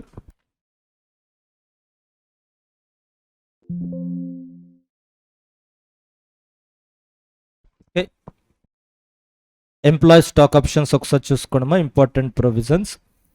So minimum period of there shall be minimum period of 1 year between the grant of options and vesting of options. Grant of options and vesting of options. Okay, grant, vesting and exercise kada, ఈ 3 stages ఉంటాయి. Employee stock ఆప్షన్లో 3 stages ఉంటాయి: grant, వెస్టింగ్, exercise. మీకు ఇచ్చిన 1 year gap ఏంటి? గ్రాంటింగ్కి and వెస్టింగ్కి మధ్య gap minimum 1 year. So the gap is between vesting and granting. So 1 year. ఆ 1 year ఏంటి? minimum 1 year. So that employee, you have to give sufficient time to the employees to prove their performance. We have to give sufficient time to the employees to prove their performance. So ఈ 1 year time limit అన్నది, ఈ 1 year time limit అనేది అమాల్గమేటింగ్ కంపెనీలో cover అయిన time లిమిట్ని కూడా అమాల్గమేటెడ్ కంపెనీకి carry forward అవుతుంది. Okay, so ఒక ఎంప్లాయీ ఒక కంపెనీలో వర్క్ చేశాడు, 8 months కంప్లీట్ అయింది. ఆ కంపెనీని అమాల్గమేటెడ్ కంపెనీ టేక్ ఓవర్ చేస్తే 8 months will be carried forward. Say for example ABC company is there. In that Mr. A is working for 8 months. Mr. A has completed 8 months. Now ABC is taken over by DF. So here Mr. A has to work only 4 months here to be eligible for employee stock option. To be eligible for employee stock option, this is an amalgamating company and this is a amalgamated company. That is amalgamated company. So amalgamating company lo cover అయినవి amalgamated company కి carry forward అవుతుంది. ఆ 1 year period లో amalgamation జరిగితే అమాల్గమేటింగ్ కంపెనీలో చేసిన work అమాల్గమేటెడ్ కంపెనీకి carry forward అవుతుంది. Okay, that will be okay. period during which the options granted by the amalgamating company held by him shall be adjusted against the minimum vesting period required under this clause. So shall be adjusted means shall be set off. So out of this 1 year time gap, 8 months will be adjusted. Out of 1 year time gap, 8 months will be adjusted. So based on this, you also can expect. Next, so the company shall have the freedom to specify the lock-in period. Employee stock option, company shall have the freedom to specify the lock-in period, whereas sweat equity shares 3 years. Sweat equity shares lock-in period 3 years untundi. Employee stock option, company has an option. Okay, so this you should be careful.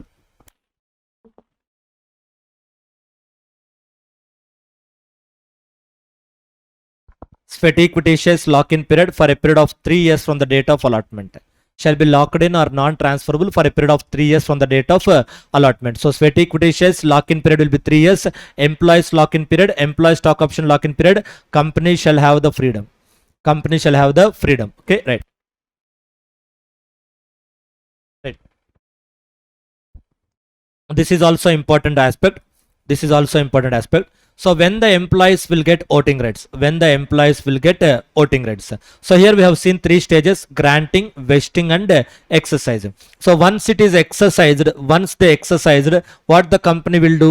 Company, so once they exercised, company will issue the shares. Company will issue the shares and they will get voting rights at this point of time only. Okay, till then employees are not eligible for voting rights. 1st January 2021, vesting will be minimum 1 year kada, minimum 1 year. So if I take 1st January 2022 and option is exercised say somewhere on 31st March 2022 and the shares are allotted on 30th April 2022. So employees will get voting rights only from this date. Employees will get voting rights only from this date. Till there they will not get the voting rights. Okay, only after shares are issued, then only they will get the voting rights. Not even after exercising. Not even after exercising. So exercise means you expressed your interest to purchase the shares. That's it. Company has not allotted the shares. So you will get voting rights only when the company actually allotted the shares, not when you have applied for the shares. Okay, we will get voting rights only when the company actually allotted the shares. So therefore here the important point is that when the employees will get a right to dividend or voting rights, this right to dividend or voting rights, when they will get when the shares are issued, not when the options are exercised. మీరు ఇక్కడ చదివేటప్పుడు ఇది మర్చిపోయారు అనుకోండి, on exercise of option, ఇది కూడా ఒక option ఉంటుంది ఎంసీక్యూలో. MCQ, there will be 3 options: exercise of option or issue of shares. Shares are issued. This is important. ఇది చదవకుండా మీరు ఈ పోర్షన్ చదివారు అనుకోండి, ఫాస్ట్గా చదివేటప్పుడు మీనింగ్ మారిపోద్ది. మళ్ళీ 3rd స్టేజ్లో వస్తుంది. Shares are issued on exercise of option, not on exercise of option. ఇది లేకుంటే ఈ పాయింట్స్ లేవనుకోండి, షేర్స్ ఆర్ ఇష్యూడ్ అని, అప్పుడు మళ్ళీ మీనింగ్ మారిపోద్ది. 3rd స్టేజ్ వస్తుంది. సో ఇక్కడ shares are issued on exercise of option. So till then they will not get dividend or voting rights. Till then they will not get dividend or voting rights. Okay, so vesting ముందు exercise grant చేసాం, vest చేసాం, ఇంకా exercise చేయలేదు. In between that company can go for buyback. Company can go for buyback. So after vesting, before exercise of option, company can go for buyback. So buyback can be made not only of shares but also the options granted. Right to purchase the shares. Right to purchase the shares. So vesting means what? They have a right to purchase the shares. They have a right to purchase the shares. Now the company can buy back that right also. Company can buy back that right also. So options are granted. Options are granted. So after exercise they will get the shares, but after vesting and before exercise, company can go for buyback and company will pay the money before the exercise. So during this period, if the company decided, company will pay money to them rather than they exercising the option and allotting the shares. In between this period, company will pay money to them. Okay, you have designed one performance criteria and they complied with that criteria, therefore options are vested. So thereafter, if the company or shareholders are feeling that if you allot more shares to the employees, existing shareholders control over the company gets diluted.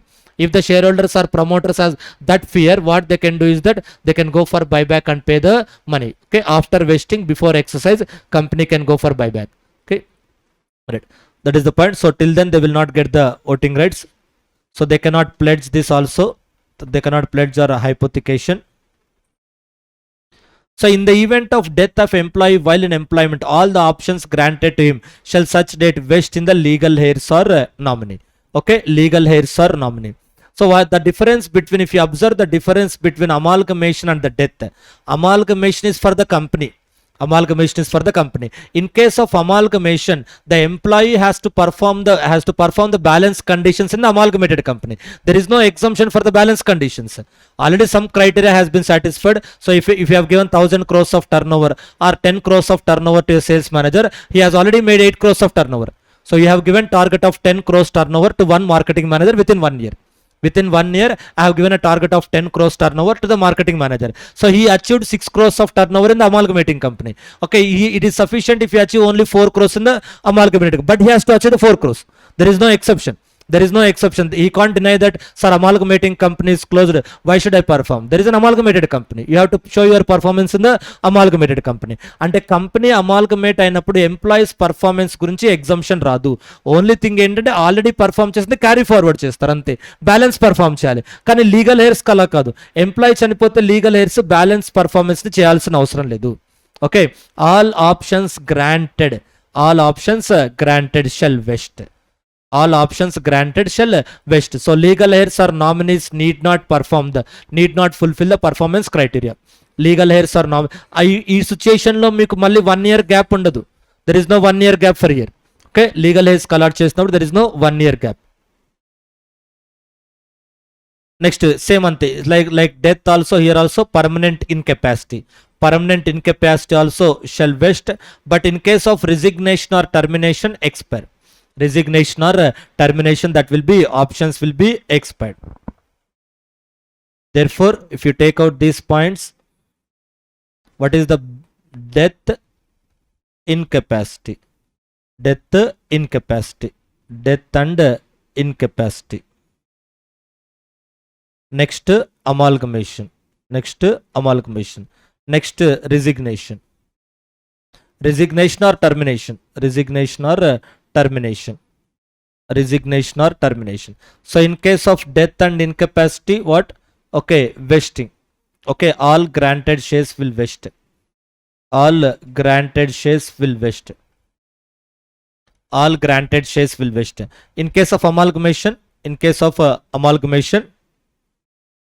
period completed in amalgamating company shall be carried forward to amalgamated company. Shall be carried forward and adjusted by amalgamated company. Okay, period completed in amalgamating company shall be carried forward and adjusted by amalgamated company. Period completed in amalgamating company shall be carried forward and adjusted by amalgamated company. Next, resignation or transfer. All granted options shall lapse. All granted options shall lapse. Okay, shall get lapse. Okay, death, incapacity, amalgamation and resignation. So in case of death or incapacity, they will be vesting. In case of amalgamation, carried forward. In case of resignation or termination, that will be lapsed. In case of resignation or termination, so options will be lapsed. So sweat equity shares valuation ever cheyali ante registered value. Sweat equity shares valuation has to be done by the registered value. Sweat equity shares are the consideration given by the company. Consideration received by the company. Company directors or employees. So they have received consideration. Company has received consideration and company has issued sweat equity shares. Both has to be done by independent valuers. Valuation by registered value.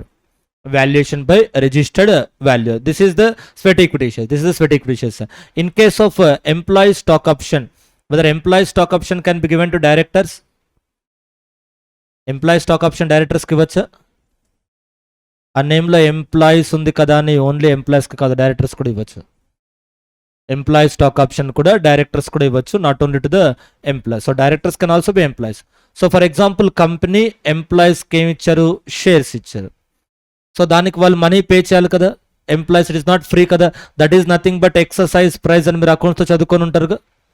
Employees option exercise చేసినప్పుడు they have to pay the exercise price. Okay, employees options exercise చేసిన they have to pay the exercise price. So how much price to be collected, how much price to be collected by this exercise price, అది మళ్ళీ మనకు registered value అనే concept లేదు, that has to B determined by the company, అది company decide చేయాలి.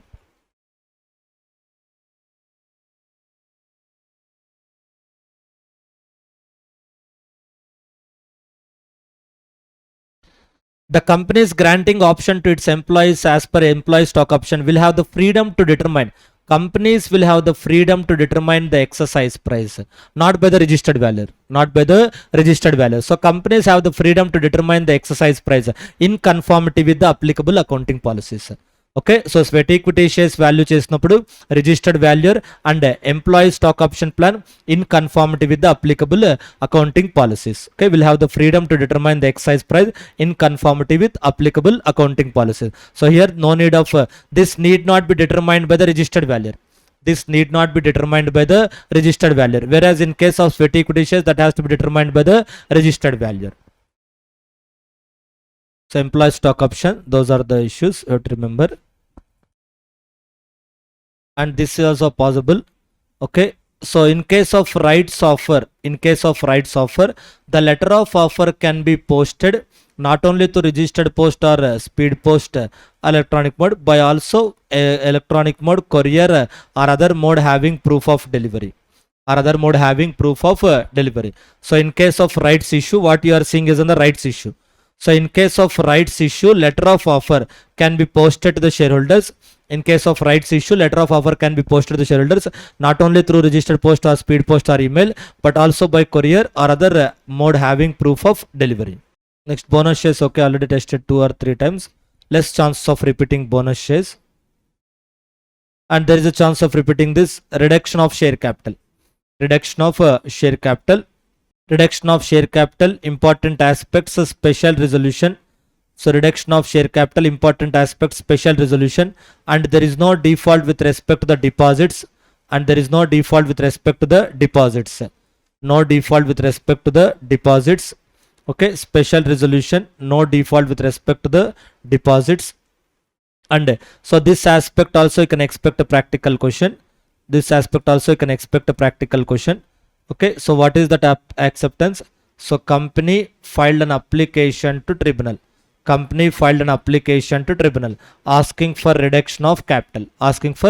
Reduction of capital. Now tribunal will give notice. Tribunal will give notice to central government, etc. Central government, etc. And they have to reply.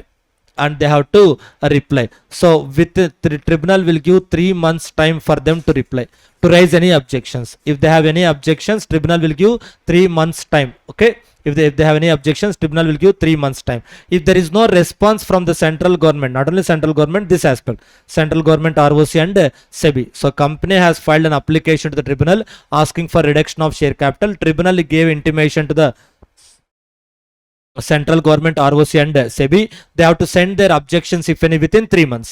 If they did not send any objections, tribunal can assume that they don't have any objections. Based on the tribunal can give confirmation to the reduction of capital. Okay, so whether the tribunal can give confirmation of reduction of share capital, the answer is yes. Tribunal need not wait for indefinite period of time. Tribunal need not wait for indefinite period of time. So if there is no reply from the central government, then tribunal can take an action. If there is no reply from the central government, tribunal can take an action. It is sufficient the tribunal waits for only 3 months. Tribunal waits for only 3 months. Look at this. This is the accounts of companies topic.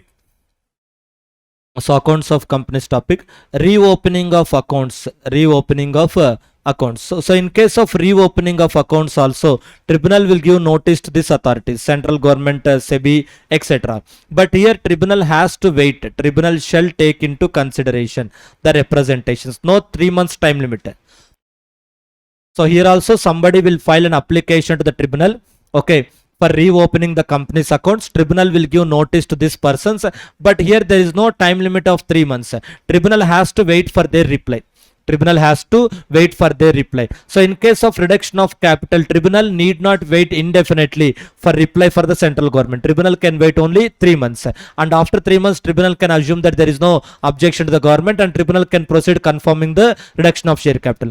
ఆ presumption అనే concept ఇక్కడ ఉండదు. మళ్ళీ మీకు reopening of accounts లో ఆ presumption ఆ 3 months concept ఉండదు. Okay, so here, so therefore based on this point also you can expect a practical question. After 3 months tribunal can proceed for that. And accounting treatment certificate, so company has to obtain a certificate from the auditor. Company auditor నుంచి certificate తీసుకోవాలి. This is only from the auditor, not any other chartered accountant, only from the company's statutory auditor, only from the company's statutory auditor. Restriction on financial assistance. This question, giving loans or financial assistance to purchase the company shares. Giving loans or financial assistance to purchase the company shares. General rule is prohibition. Shall not. General rule is prohibition. Company shall not give loans or financial assistance to some other person to purchase the own shares. మన కంపెనీలో shares purchase చేయడానికి మనమే ఎవరికి loan ఇవ్వకూడదు. మన కంపెనీలో shares purchase చేయడానికి మనమే లోన్ ఇవ్వకూడదు. అది జనరల్ రూల్. ఆ జనరల్ రూల్కి ప్రొహిబిషన్స్ ఉన్నాయి. ఆ జనరల్ రూల్కి ఎక్సెప్షన్స్ ఉన్నాయి. Company May provide the financial assistance. ఇక్కడ షెల్ నాట్ అన్నారు కదా, shall not give financial assistance ఇచ్చారు కదా, ఇక్కడ మే provide the financial assistance. So అక్కడ ఇది shares held by the trustees. So ఇది ఆల్రెడీ టెస్ట్ చేశారమ్మా ప్రీవియస్ ఎగ్జామ్లో 2 times. మళ్ళీ కూడా టెస్ట్ చేయొచ్చు, సింపుల్ కాన్సెప్ట్. బట్ ఇప్పటివరకు ఈ కాన్సెప్ట్ని టెస్ట్ చేయలేదు. There is a chance of framing a bit difficult practical question. Employee stock option, sorry, not employee stock option, employee scheme approved by the companies through special resolution for the benefit of employees, for the benefit of employees. Okay, company and trust and employees, company, trust and employees. Company will allot shares to the trust. Okay, and the employee shall pay money to the company. Employee shall pay money to the company periodically. Employee shall pay money to the company periodically by way of repayment of loan. By way of repayment of loan. Remember, company has not given a direct loan amount to the employees. Company డైరెక్ట్గా వాళ్ళకి money రూపంలో loan ఇవ్వలేదు. Company shares ఇచ్చారు. ఎవరికి? అది కూడా employees కాదు, ట్రస్ట్కి ఇచ్చారు షేర్స్. కానీ ఈ షేర్ వాల్యూనే లోన్ అమౌంట్ అనుకోవాలి. ఈ షేర్ వాల్యూనే లోన్ అమౌంట్ అనుకొని ఆ లోన్ అమౌంట్ని ఎంప్లాయీస్ రీపే చేయాలి కంపెనీకి. ఆ లోన్ అమౌంట్ని కంపెనీకి ఎంప్లాయీస్ రీపే చేయాలి. సో ఎంప్లాయీస్ రీపే చేసినప్పుడు కంపెనీ ఏదైనా డివిడెండ్ వీళ్ళకి డిక్లేర్ చేస్తే ఆ డివిడెండ్ వీళ్ళకి పాస్ ఆన్ చేస్తారు. Because they are the beneficiaries. So ఇక్కడ కాన్సెప్ట్ ఏంటి? కంపెనీ ట్రస్ట్కి షేర్స్ అలాట్ చేశారు. ఆ షేర్స్ ట్రస్ట్ పేరు మీదే ఉంటాయి. లీగల్గా షేర్స్ ట్రస్ట్ పేరు మీదే ఉంటాయి. సో రీపేమెంట్ మాత్రం ఎంప్లాయీస్ చేయాలి. ఓకే, ఎవ్రీ మంత్ లోన్ లాగా ఎంప్లాయీస్ ఆ ప్రైస్ మనీ పే చేయాలి. సో ఈ price divide by 12 months 24 months. So they will do the pricing. Okay, so వాళ్ళు రీపే చేయాలి లోన్ లాగా. కంపెనీ డివిడెండ్ ఇస్తారు ట్రస్ట్కి.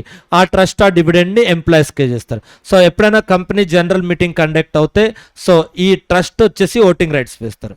This trust will exercise the voting rights not by the employees. The trust will exercise the voting rights not by the employees. And మనం board రిపోర్ట్లో disclose చేయాలి. ఏంటా board రిపోర్ట్లో disclose చేయాల్సింది ఏంటంటే ఎంప్లాయీస్ ట్రస్ట్కి ఇన్స్ట్రక్షన్ ఇస్తారు హౌ టు ఓట్ అన్నది. Based on that trust will vote at the general meeting. That means employees are indirectly exercising their voting rights. Okay, అది బోర్డ్ రిపోర్ట్లో డిస్క్లోజ్ చేయాలి. That we have to disclose in the board report. Voting rights are not exercised directly by the employees. Shall disclose the same in the board report. Voting rights are not directly exercised by the employees. They shall be disclosed in the board report. అది board రిపోర్ట్లో disclose చేయాలి. So B and D points.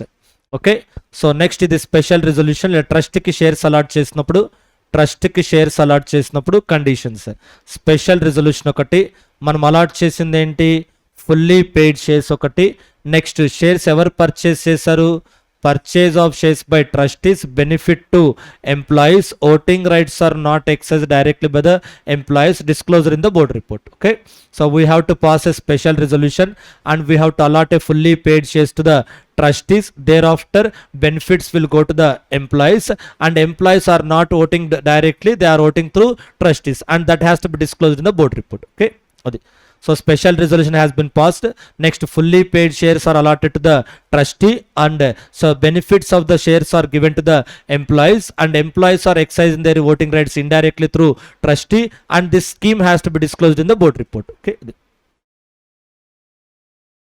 So ఇది mechanism. మీకు practical questions ఇస్తారు. Okay, what are the applicable provisions? Company allotted shares to a trust which is exclusively created for the benefit of the employees. Company has allotted trust shares to the trust which is exclusively created for the benefit of the employees. Okay.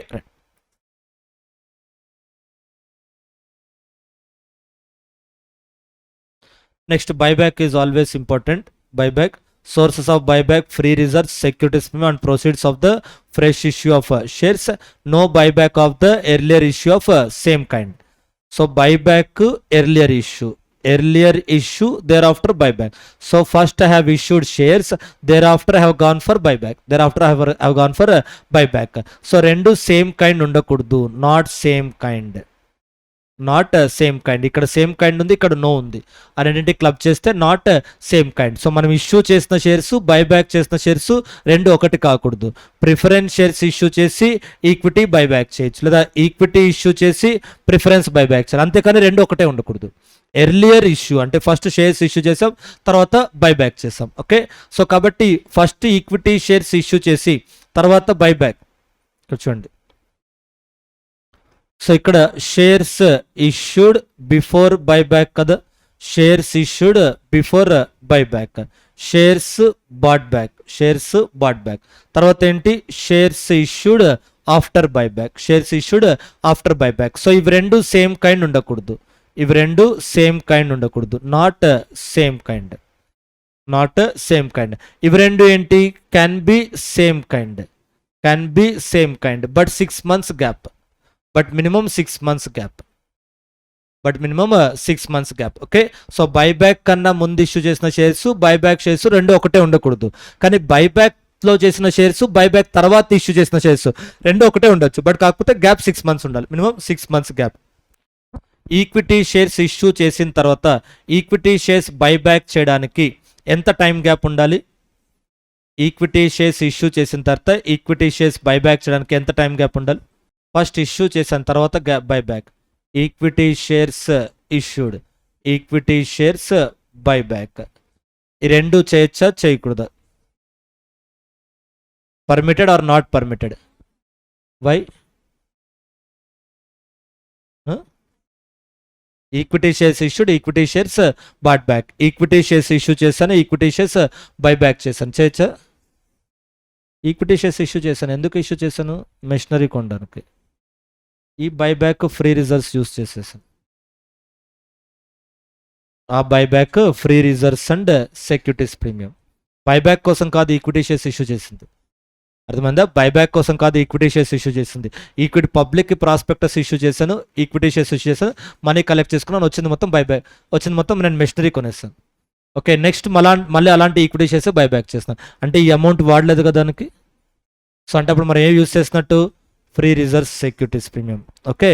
No buyback shall be made out of the proceeds of earlier issue of same kind. So దాని డబ్బులు దీనికి వాడకూడదు అని చెప్తున్నారు అంతే. Equity shares issue చేసిన తర్వాత equity shares buyback చేయకూడదు అని చెప్పట్లేదు. ఈక్విటీ షేర్స్ ఇచ్చిన మనీతో ఈక్విటీ షేర్స్ బైబ్యాక్ చేయకూడదు అంటున్నారు. ఈక్విటీ షేర్స్ ఇచ్చిన తర్వాత ఈక్విటీ బైబ్యాక్ కాదని కదా వాళ్ళు చెప్పడం. Equity shares out of proceeds of the earlier issue, ఆ మనీ వాడకూడదు అన్నది. ఆ మనీ నేను వేరే దానికి కదా వాడాను. Yes or no? So there after if I can go for buyback, the answer is yes. Okay. So ఆ మనీ వేరే పర్పస్కి యూస్ చేసి ఉండొచ్చు. నెక్స్ట్, బైబ్యాక్ అప్ టు 10% అవుతే బోర్డ్ రెజల్యూషన్, 25% అవుతే special resolution. Up to 10% board resolution, 25% అవుతే special resolution. Special resolution స్టార్టింగ్లోనే ఉంటుంది. So up to 10% board resolution, 25% special resolution, అది మనం గుర్తుపెట్టుకోవాలి. బైబ్యాక్ 10% అవుతే బోర్డ్ రెజల్యూషన్, 25% అవుతే స్పెషల్ రెజల్యూషన్. ఏంటా 10-25? ఏంటా 10-25? Company and share holders, share holders నుంచి కంపెనీ షేర్స్ తీసుకున్నారు, వాళ్ళకు మనీ ఇస్తున్నారు, అదే కదా మనం బైబ్యాక్ చేస్తుంది. ఓకే. వాళ్ళకి మనీ ఇచ్చినప్పుడు ఇక్కడ లిమిట్స్ ఏంటంటే, సో దీనికి లిమిట్ ఎంత ఉంది, దీనికి లిమిట్ ఎంత ఉంది, ఎన్ని షేర్స్ తీసుకోవచ్చు, ఈక్విటీ అవుతే 25%. బోర్డ్ రిజల్యూషన్ స్పెషల్ రిజల్యూషన్ సంబంధం లేదు, 25% నంబర్ ఆఫ్ షేర్స్. అంటే వీళ్ళ దగ్గర ఒక 10,000 షేర్స్ ఉన్నాయనుకోండి, ఒక ఫైనాన్షియల్ ఇయర్లో మనం ఎన్ని తీసుకోవచ్చు, 2,500 కన్నా ఎక్కువ బైబ్యాక్ చేయకూడదు. బోర్డ్ ఆ స్పెషల్ పక్కన పెట్టేసండి, 2,500 కన్నా ఎక్కువ బైబ్యాక్ చేయకూడదు. బోర్డ్ రిజల్యూషన్ పాస్ చేసి 2,500 షేర్స్ బైబ్యాక్ చేయొచ్చు, answer is yes. Board resolution pass చేసాం, స్పెషల్ రిజల్యూషన్ పాస్ చేయలేదు, 2,500 షేర్స్ బైబ్యాక్ చేయొచ్చు అంటే answer is yes. Sir board resolution pass చేసినప్పుడు 10% కదండి సార్ వాళ్ళు చెప్పింది అంటే, ఈ షేర్స్కి మనం ఇచ్చే money paid up equity share capital 10 lakhs plus free reserves plus securities, దీని మీద 10% కన్నా ఎక్సీడ్ అవ్వకూడదు. అది మనం ఇచ్చే మనీని గురించి డిస్కస్ చేస్తున్నారు, not the shares we have purchased. Company వాళ్ళ నుంచి తీసుకున్న షేర్స్ కాదు ఆ బోర్డ్ రిజల్యూషన్ 10%. వాళ్ళ దగ్గర నుంచి మీరు 25% షేర్స్ తీసుకోండి, నో ప్రాబ్లం. కానీ మీరు వాళ్ళకి మనీ ఇస్తున్నారు కదా, ఇక్కడ ఈ 3 యాడ్ చేస్తున్నారంటే మనీయే కదమ్మా. Do understand this point? Paid up equity capital, free reserves and securities premium, ఇది మనం వాళ్ళకి ఇస్తున్న మనీ గురించి మాట్లాడుతున్నాం, not on the shares, not on the shares. So కాబట్టి ఇక్కడ ఉన్న టోటల్ షేర్స్లో 25% బైబ్యాక్ చేయొచ్చా బోర్డ్ రిజల్యూషన్ అంటే answer is yes. Answer is yes. వాళ్ళకి ఎంత ఇవ్వాలి అనేది depends upon board resolution or special resolution. Okay, so వీళ్ళ దగ్గర నుంచి ఎన్ని షేర్స్ కొనొచ్చు అంటే మాక్సిమం 2,500 ఈక్విటీ షేర్స్, అందులో డిఫరెన్స్ ఏం లేదు. వాళ్ళకు మనం మనీ ఎంత ఇవ్వచ్చు అంటే బోర్డ్ రిజల్యూషన్ అయితే 10%, అదే స్పెషల్ రిజల్యూషన్ అనుకోండి 25%. కానీ ఏంటి special resolution 25%, paid up equity plus paid up preference కూడా కౌంట్ అవుతుంది. బోర్డ్ రిజల్యూషన్ 10% అన్నప్పుడు ఓన్లీ పెయిడ్ అప్ ఈక్విటీ ఉంటుంది, స్పెషల్ రిజల్యూషన్ 25% అన్నప్పుడు paid up equity, paid up preference plus free reserves and securities premium. అంటే board resolution special resolution ఏది pass చేయాలని మనం ఎప్పుడు చూస్తాం రిలవెంట్గా, వాళ్ళకి మనీ ఎంత ఇవ్వాలి అన్నది. అంతేగాని మనం ఎన్ని షేర్స్ కొనాలని కాదు. మనం 10,000 షేర్స్తో 25,000 షేర్స్ కొనేసాం, ఓకే, కానీ వాళ్ళకి ఇంతే మనీ ఇచ్చామనుకోండి up to 10%, then board resolution will be sufficient. Then board resolution will be 25 sir sufficient. Sir ఇది 25% కదండి సార్, ఎస్ 25%. ఆ 25% నేను ఇచ్చిన మనీ కాదు, నేను కొన్న షేర్స్ అవి. ఓకే, నేను కొన్న షేర్స్ ఇచ్చిన మనీ కాదు. So for this board resolution will be sufficient. So board special దేనికి రిలేటెడ్, మనం ఇచ్చే మనీకి రిలేటెడ్. సో మనం ఎన్ని షేర్స్ కొంటున్నాము 25. ఓకే, బోర్డ్ రిజల్యూషన్ పాస్ చేసిన స్పెషల్ ఏదైనా 25%. ఓకే, అది దేనికి, దేనికి అది ఈక్విటీకి, దట్ విల్ బి ఈక్విటీకి 25%. నెక్స్ట్ ప్రిఫరెన్స్కి అన్లిమిటెడ్, ప్రిఫరెన్స్కి అన్లిమిటెడ్. ఓకే, ఆ 25% ఏంటి, వాట్ ఈస్ ద 25%? ఆ 25% షేర్స్ ఏంటి, in 1 financial year, company life టైంలో కాదు కదా, ఫైనాన్షియల్ ఇయర్ మొత్తానికి కదా 25%, ఫైనాన్షియల్ ఇయర్ మొత్తానికి 25%. ఓకే, సో ఫైనాన్షియల్ ఇయర్ మొత్తానికి 25%. కంపెనీ షేర్ హోల్డర్స్ 10,000 షేర్స్ ఉన్నాయి, 10,000 షేర్స్ ఉన్నాయి, అందులో 1,500 షేర్స్ పర్చేస్ చేశారు. ఎప్పుడు, ఏప్రిల్ 22లో 1,500 షేర్స్ పర్చేస్ చేశారు. సమ్వేర్ ఇన్ ద ఆగస్ట్లో ఇంకొక 1,000 షేర్స్ పర్చేస్ చేశారు. ఓకే, సమ్వేర్ ఇన్ ద ఆగస్ట్లో 1,000 షేర్స్ పర్చేస్ చేశారు. Okay, somewhere in the August they purchased 1,000 shares. ఇది ఎగ్జామ్లో మీరు చేసే mistakes. Okay, so total how much it will be 2,500. అది ఫైనాన్షియల్ ఇయరే కదా, రెండు same financial year. Okay, same financial year కదా, 1,500 ప్లస్ 1,000 ఎంత వచ్చింది, 2,500. మనకున్నది ఎంత, 10,000. సో 10,000లో 5% 25,000 కదా. ఈజ్ ఇట్ పర్మిటెడ్ అంటే answer is no, it is not permitted. Because the gap between 2 buybacks will be minimum 1 year. మీరు యూటిలైజ్ చేసుకోకపోతే ల్యాప్స్ అయిపోద్ది. ఆ 25% మీకు ఫైనాన్షియల్ ఇయర్కి లిమిట్ ఇచ్చారు, కానీ ఒకేసారి యూటిలైజ్ చేసుకోవాలి ఆ 25% లిమిట్. ప్రైవేట్ ప్లేస్మెంట్లో మనకి ఇచ్చిన 200 లిమిట్ మనం డివైడ్ చేసుకోవచ్చు, ఒకసారి 50, ఒకసారి 80 అలా యూటిలైజ్ చేసుకోవచ్చు. బైబ్యాక్లో మనకి ఇచ్చిన 25% లిమిట్ డివైడ్ చేయడానికి లేదు. సార్ ఫైనాన్షియల్ ఇయర్ మొత్తానికి కదండి సార్ వాళ్ళు 25% చెప్పింది, నేను ఇక్కడ 15% యూస్ చేసుకున్నా, ఇంకో 10%. అప్పుడు ఫైనాన్షియల్ ఇయర్ మొత్తానికి 25% క్రాస్ అవ్వలేదు కదంటే yes, you complied with this provision, but you violated this provision. Okay, no buyback within 1 year. ఒక బైబ్యాక్ చేసిన తర్వాత అది ఎన్ని షేర్స్ అనేది రిలవెంట్. ఒకసారి బైబ్యాక్ చేసిన తర్వాత మళ్ళీ విత్ ఇన్ 1 yearలో ఇంకో బైబ్యాక్ రాకూడదు. అంటే ఏప్రిల్ 22లో మీరు 2,500 కాకుండా ఓన్లీ 250 షేర్సే కొన్న ఆ ఇయర్కి మీకున్న లిమిట్ పోయినట్టే, ఇంకా ల్యాప్స్ అయిపోద్ది, మళ్ళీ రాదు అది. ఎందుకంటే మళ్ళీ ఇది మీరు ఎంత కొన్నా సరే 1 year గ్యాప్ ఉండాలి, మళ్ళీ ఏప్రిల్ 23 దాకా వెయిట్ చేయాల్సింది, సో సార్ ఫైనాన్షియల్ ఇయర్ మొత్తానికి కదా లిమిట్, మల్టిపుల్ టైమ్స్లో యూటిలైజ్ చేసుకోవడానికి పాసిబుల్ అవ్వదు. ఓకే, సో కాబట్టి ఇక్కడ మీరు చూసినప్పుడు ఈ ప్రొవిజన్ సాటిస్ఫై అయినట్టుగానే ఉంటుంది. ఇనే ఫైనాన్షియల్ ఇయర్ కదండి సార్ అని. మీకు ఎగ్జామ్లో ప్రాక్టికల్ క్వశ్చన్ లాగా ఇస్తారు. So they purchase 1500 shares in the month of April, in the month of August again they purchase 1000 shares.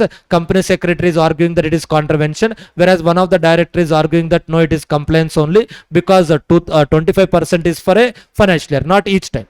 So 25% is for financial year because I am doing in the same financial year. రెండు ఒకే financial ఇయర్లో use చేస్తున్నాను కాబట్టి 25% is permitted because I have not change the financial year. అలాంటి arguments వస్తాయి, కానీ ఆ ఆర్గ్యుమెంట్స్కి check point మళ్ళీ ఈ పాయింట్ చెక్ చేసుకోవాలి. సో కాబట్టి రెండు కలిపి చదవాలి. ఇక్కడ 25% ఒక ఫైనాన్షియల్ ఇయర్లో ఇచ్చారు, కానీ ఒకేసారి మనం యూటిలైజ్ చేసుకోకపోతే దట్ విల్ బి ల్యాప్స్డ్. కానీ మీకు ప్రైవేట్ ప్లేస్మెంట్లో ఆ గ్యాప్ లేదు. ఒక ఆఫర్కి ఇంకొక ఆఫర్కి ఎంత గ్యాప్ ఉండాలని టైం లిమిట్ ఏం లేదు, మినిమం టైం లిమిట్ లేదు. వాళ్ళు పెట్టిన ఒకే ఒక కండిషన్ ఏంటి ప్రైవేట్ ప్లేస్మెంట్లో అంటే, ఒక ఆఫర్ ఓపెన్లో ఉండగా సెకండ్ ఆఫర్ స్టార్ట్ చేయకూడదు, అంతే. ఒక ఆఫర్ ఓపెన్లో ఉండగా సెకండ్ ఆఫర్ స్టార్ట్ చేయకూడదు. ఒక ఆఫర్ క్లోజ్ అయిన తర్వాత సెకండ్ ఆఫర్ 10 డేస్తోనే సెకండ్ ఆఫర్ ఓపెన్ చేయొచ్చు అంటే answer is yes. First offer close అయిన తర్వాత 10 డేస్తోనే సెకండ్ ఆఫర్ ఓపెన్ చేయాలంటే ఆన్సర్ ఇస్ ఎస్. అక్కడ మినిమం గ్యాప్ ఏం లేదు, ఒక ఆఫర్కి ఇంకొక ఆఫర్కి గ్యాప్ ఏం లేదు. కానీ ఇక్కడ ఏంటి, ఒక బైబ్యాక్కి ఇంకొక బైబ్యాక్కి గ్యాప్ ఉండాలి, మినిమం 1 year ఉండాలి. There will be minimum 1 year gap between 2 buybacks. Okay, so ఈ 25% లిమిట్, ఈ 25% ఏంటి, ఈక్విటీ షేర్స్. ఈ 25% ఏంటి, ఈక్విటీ షేర్స్. సో కాబట్టి ఇక్కడ 2 ఆస్పెక్ట్స్ మనం గుర్తుపెట్టుకోవాలి. మనం పర్చేస్ చేస్తున్న షేర్స్, మనం ఇవ్వాలనుకుంటున్న మనీ. పర్చేస్ చేస్తున్న షేర్స్, ఎన్ని షేర్స్ పర్చేస్ చేయొచ్చు అంటే అది బోర్డా స్పెషల్ డిపెండ్ అయి ఉంటుంది, ఈక్విటీయా ప్రిఫరెన్స్ అని దాన్ని బట్టి ఉంటుంది. ఓకే, ఇక్కడ 2 ఆస్పెక్ట్స్ ఉన్నాయి కదా, purchasing the shares and paying money. Purchasing the shares అప్పుడు ఎన్ని షేర్స్ పర్చేస్ చేయాలంటే మీరు అడగాల్సిన టైప్ ఆఫ్ రిజల్యూషన్ కాదు, టైప్ ఆఫ్ షేర్స్ అడగాలి. అది ఈక్విటీయా ప్రిఫరెన్సా, ఈక్విటీ అయితే 25, ప్రిఫరెన్స్ అయితే నో లిమిట్. సో పర్చేస్ అయిపోయింది. సెకండ్ ఆస్పెక్ట్ ఏంటి, వాళ్ళకి మనీ ఇవ్వాలి. మనీ ఇవ్వాలి అన్నప్పుడు ఇప్పుడు మీరు ఈక్విటీయా ప్రిఫరెన్స్ అడగకూడదు, బోర్డ్ రిజల్యూషన్ స్పెషల్ రిజల్యూషన్. అంటే ఫస్ట్ లెగ్ ఆఫ్ ట్రాన్సాక్షన్లో మనం చూడాల్సింది ఏంటి, type of shares. Second leg of ట్రాన్సాక్షన్లో మనం చూడాల్సింది ఏంటి, టైప్ ఆఫ్ రిజల్యూషన్, బోర్డా స్పెషల్. అంటే అక్కడ కొంచెం క్లారిటీగా ఉండాలి. థియరీ క్వశ్చన్స్ లాగా బై హెడింగ్ కాదు, ప్రాక్టికల్ క్వశ్చన్స్ వస్తున్నాయి కాబట్టి అవి అనలిటికల్గా చూసుకోవాలి వాటిని. నెక్స్ట్ దీని మీద ఒక క్వశ్చన్ ఇచ్చారమ్మా. There is a high chance of framing a practical question based on that buyback of షేర్స్కి debt equity ratio.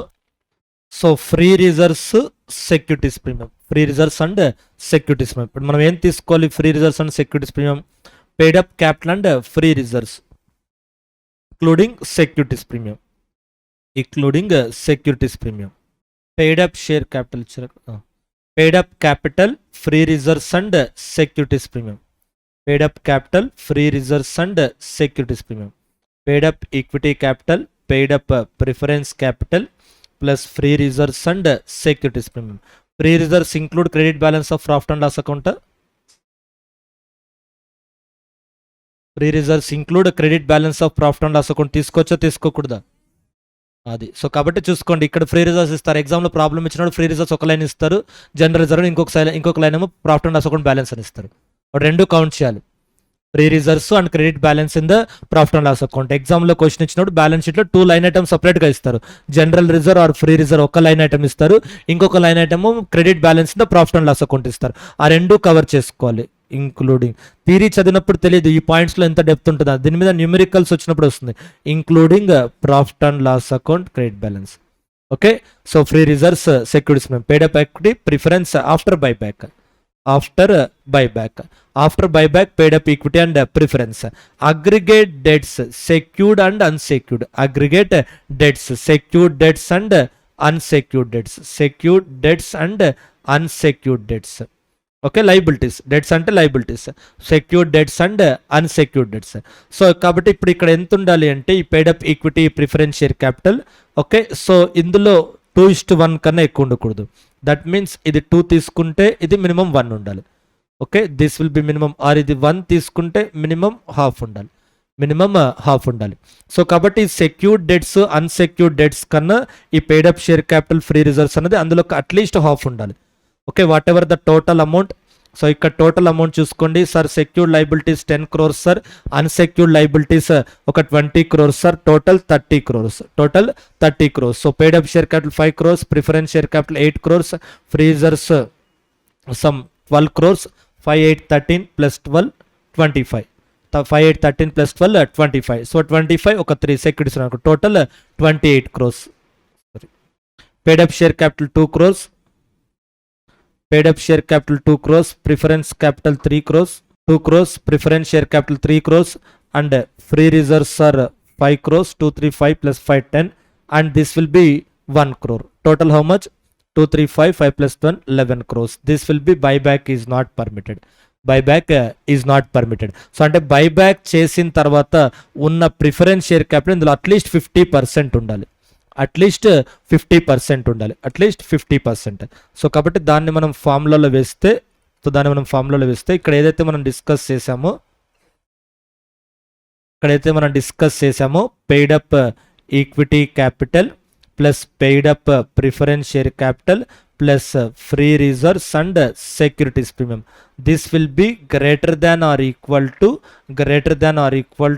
0.5 into secured debts plus unsecured debts.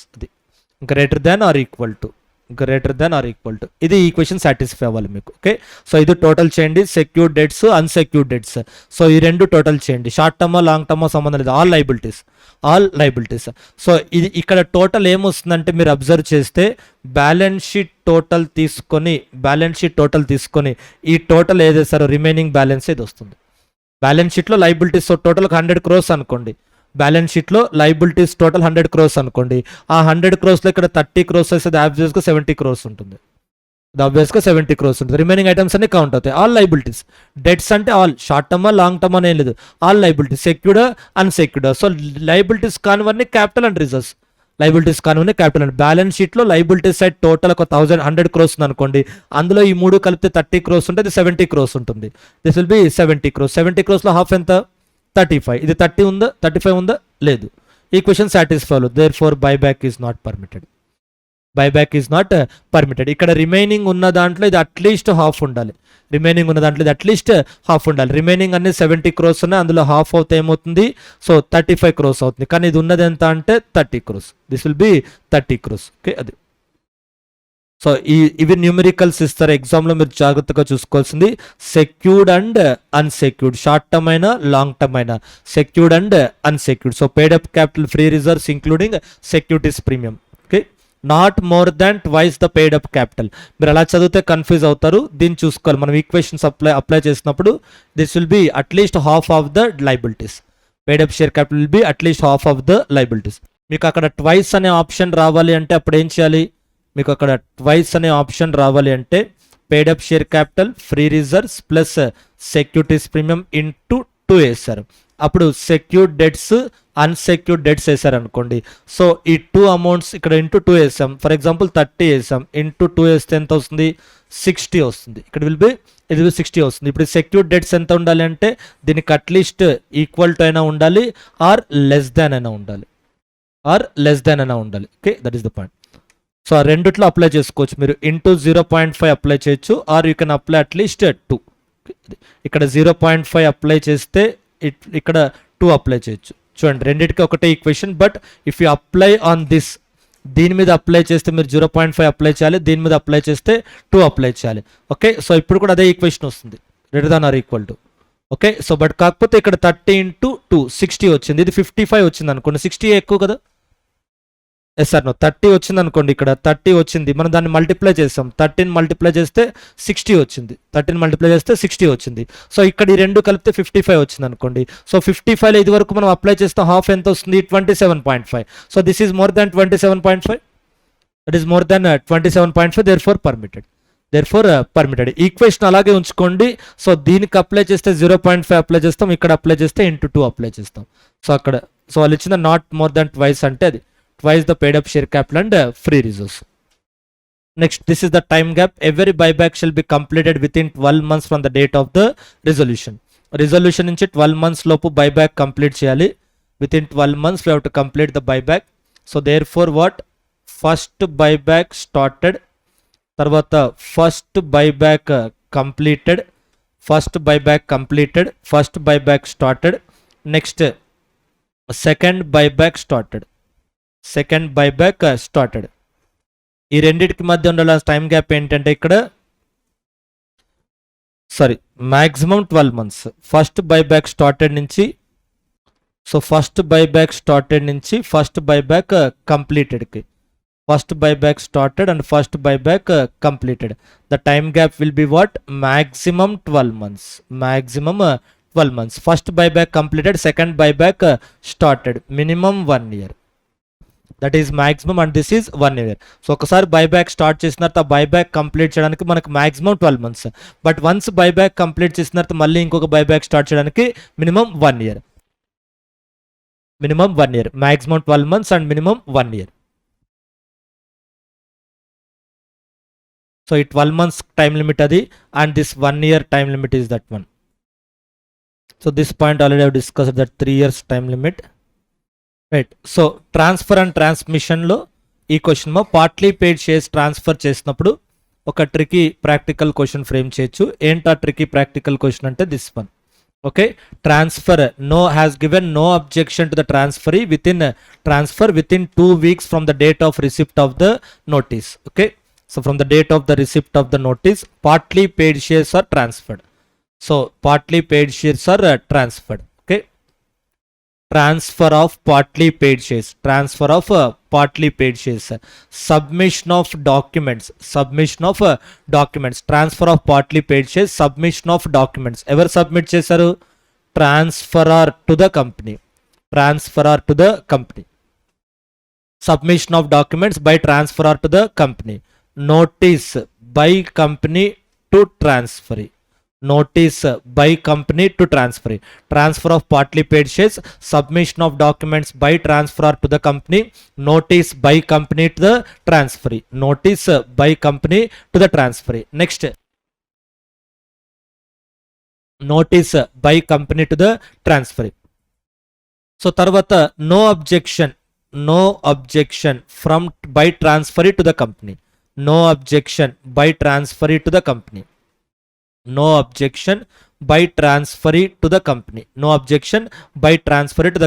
company shall register the transfer, ఇది procedure. So first share partly paid shares are transferred, thereafter documents are submitted by transferor to the company, thereafter notice is given by the company to the transferee. So what is the step 1? Partly paid shares are transferred. Step 2, documents are submitted by transferor to the company. Step 3, notice is given by the company to the transferee, thereafter no objection is given by the transferee to the company, and then company shall register the transfer. అయితే ఇక్కడ వాళ్ళు మనకి ఇచ్చిన point ఏంటంటే ఈ రెండింటికి మధ్య time gap maximum 2 weeks, అంతకన్నా ఎక్కువ వెయిట్ చేయకూడదు. Maximum 2 weeks. Notice by company to transferee maximum 2 weeks. So 2 weeks నుంచి లోపు నో అబ్జెక్షన్ రావాలి, ట్రాన్స్ఫరీ నుంచి నో అబ్జెక్షన్ రావాలి. What if there is no step 4? అసలు స్టెప్ 4 లేదనుకోండి, అంటే అతని నుంచి రిప్లై ఏం రాలేదు, కంపెనీ 2 weeks వెయిట్ చేశారు కానీ అతని నుంచి రిప్లై రాలేదు. ఓకే, అప్పుడు ఏం చేయాలి? షేర్స్ రిజిస్టర్ చేయొచ్చా? 2 weeks వెయిట్ చేయాలి. కంపెనీ 2 weeks వెయిట్ చేశారు, ఓకే, ట్రాన్స్ఫరీ నుంచి ఎలాంటి రిప్లై రాలేదు, ఇప్పుడు షేర్స్ని రిజిస్టర్ చేయొచ్చా అంటే answer is yes. Okay, answer is yes. No objection. Okay, no objection, transferee has given no objection to the transfer. దీన్ని ఎలా రిసీవ్ చేసుకోవాలంటే, దీన్ని transferee has given no objection అనుకోకుండా దాన్ని ఎలా అర్థం చేసుకోవాలంటే, company has not received any objection from the transferee. Not received any objection అన్న నో రిప్లై అన్న రెండు ఒకటే కదా. అతని నుంచి రిప్లై ఏం రాలేదంటే దాని అర్థం ఏంటి? అబ్జెక్షన్ ఏం రాలేదని అర్థం. రెండు ఒకటే మీనింగ్ వస్తే company has not received any objection అంటే అతని నుంచి కంపెనీ ఏం అబ్జెక్షన్ రిసీవ్ చేసుకోకపోతే దాన్ని అలా చదివితే మీకు కన్ఫ్యూజ్ అవుతారు. కాబట్టి మీరు దాన్ని ఏం చేస్తారంటే company has not received any objection from transferee with in 2 weeks of notice. అతని నుంచి నో అబ్జెక్షన్ వచ్చింది అంటే పాజిటివ్ నో అబ్జెక్షన్ క్లియర్గా ఇచ్చినా లేదా ఏ రిప్లై ఇవ్వకపోయినా same. Okay, company has not received any objection, that's it. Including not received any objection includes no reply. Not received any objection includes no reply. అతని నుంచి ఏ reply రాలేదు, రెండు ఒకటే మీనింగ్ వస్తాయి. అబ్జెక్షన్ రిసీవ్, కంపెనీకి ఎలాంటి అబ్జెక్షన్ రాలేదు అంటే పాజిటివ్ ఫేవరబుల్గా అయినా వచ్చిండొచ్చు లేదా ఏ రిప్లై రాకపోయి ఉండొచ్చు. అర్థమైందా? సో పాజిటివ్ రిప్లై అయినా వచ్చిండొచ్చు, నో రిప్లై అయినా వచ్చిండొచ్చు. నెగిటివ్ రిప్లై అయితే రాలేదు. అర్థమైందా? నెగిటివ్ రిప్లై అయితే రాలేదు. Company has not received any objection, that means what? No negative reply. So no negative రిప్లైలో ఏమని వస్తాయి? పాజిటివ్ రిప్లై వచ్చిండొచ్చు, నో రిప్లై కూడా వచ్చిండొచ్చు. Positive reply or no reply, negative reply కాదు. Okay, either positive reply or no reply. So అది మీకు ఎగ్జామ్లో టెస్ట్ చేసే క్వశ్చన్. సో 2 వీక్స్ వరకు వెయిట్ చేయాలి. 2 వీక్స్ లోపు ఏ రెస్పాన్స్ రాకపోతే షేర్స్ అలాట్ చేయొచ్చా అంటే ఆన్సర్ ఈజ్ ఎస్. 2 వీక్స్ లోపు ఎలాంటి రెస్పాన్స్ రాకపోతే షేర్స్ అలాట్ చేయొచ్చా అంటే answer is yes. So company has not received any objection. Company has not received any objection. దానికి రిలేటెడ్గా ఇది ప్రాక్టికల్ క్వశ్చన్. అంటే కంపెనీ ఎప్పుడు షేర్స్ రిజిస్టర్ చేస్తారంటే 2 వీక్స్ టైం గ్యాప్ తోటి, కంపెనీ అతనికి ఇచ్చిన టైం గ్యాప్ తోటి. నోటీస్ ఎప్పుడు ఇచ్చారు? కంపెనీ 7th ఆగస్ట్ రోజు నోటీస్ ఇచ్చారు. అక్కడి నుంచి 2 వీక్స్ 14th 21st ఆగస్ట్ వరకు.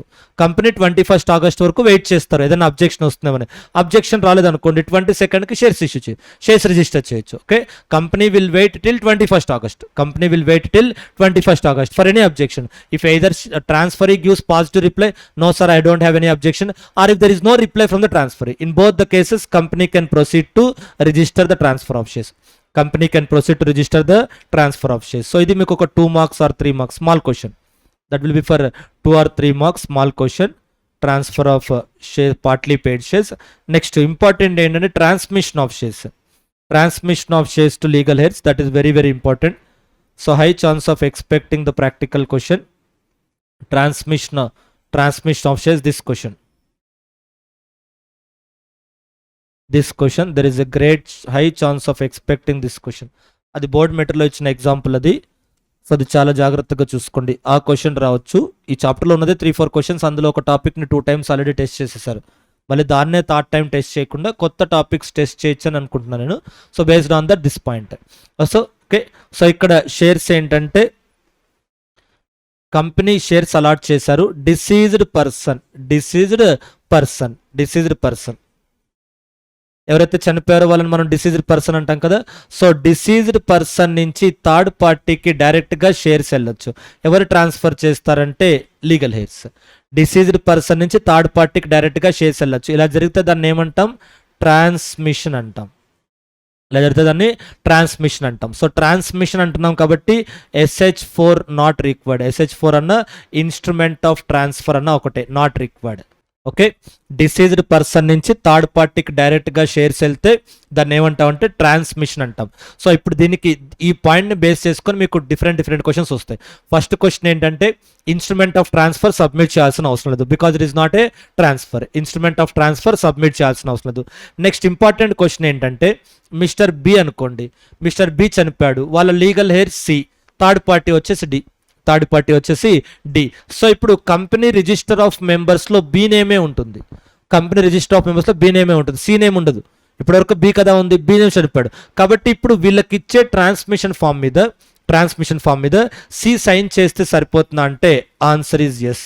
సి సైన్ చేయొచ్చు. Okay, sorry this is not a transmission, this is a transfer. Actually ఇది ట్రాన్స్ఫర్. డిసీజ్డ్ పర్సన్ నుంచి థర్డ్ పార్టీకి వెళ్తే అది ట్రాన్స్ఫర్. యాక్చువల్గా డిసీజ్డ్ పర్సన్ నుంచి కంపెనీ నుంచి లీగల్ హెయిర్స్కి వస్తే అది transmission. This will be transfer of shares. Deceased person నుంచి థర్డ్ పార్టీకి వెళ్తే అది ట్రాన్స్ఫర్ ఆఫ్ షేర్స్ అవుతుంది. So that then SH4 is required. SH4 share transfer form submit చేయాలి. ఖచ్చితంగా సబ్మిట్ చేయాలి. దాన్ని ట్రాన్స్మిషన్ అన్నారు, ట్రాన్స్ఫర్ అంటారు. SH4 ఫామ్ సబ్మిట్ చేయాలి. నెక్స్ట్ ఇంకో కాన్సెప్ట్ ఏంటంటే ఇక్కడ షేర్స్ ట్రాన్స్ఫర్ చేస్తున్నప్పుడు హూ ఈజ్ ద ట్రాన్స్ఫరర్ అంటే they are the transferor and third party is the transferee. So transferor name register of మెంబర్స్లో లేకపోయినా, సి నేమ్ రిజిస్టర్ ఆఫ్ మెంబర్స్లో లేకపోయినా సి సైన్ చేయొచ్చు ఆ డాక్యుమెంట్ మీద. సి నేమ్ రిజిస్టర్ ఆఫ్ మెంబర్స్లో లేకపోయినా సి ఆ డాక్యుమెంట్ మీద సైన్ చేయొచ్చు. ఓకే, సో ఈ 3 ఆస్పెక్ట్స్. సో దీన్ని ఏమంటారంటే ట్రాన్స్ఫర్ ఆఫ్ షేర్స్ అంటారు. సో దానికి SH4 ఫామ్ సబ్మిట్ చేయాలంటే answer is yes. C name register of మెంబర్స్తో లేదు కదా, కాబట్టి ఇప్పుడు సి సైన్ చేయొచ్చా అంటే answer is yes. C can sign it. అలా కాకుండా డిసీజ్డ్ పర్సన్ నుంచి డైరెక్ట్గా legal హెయిర్స్కి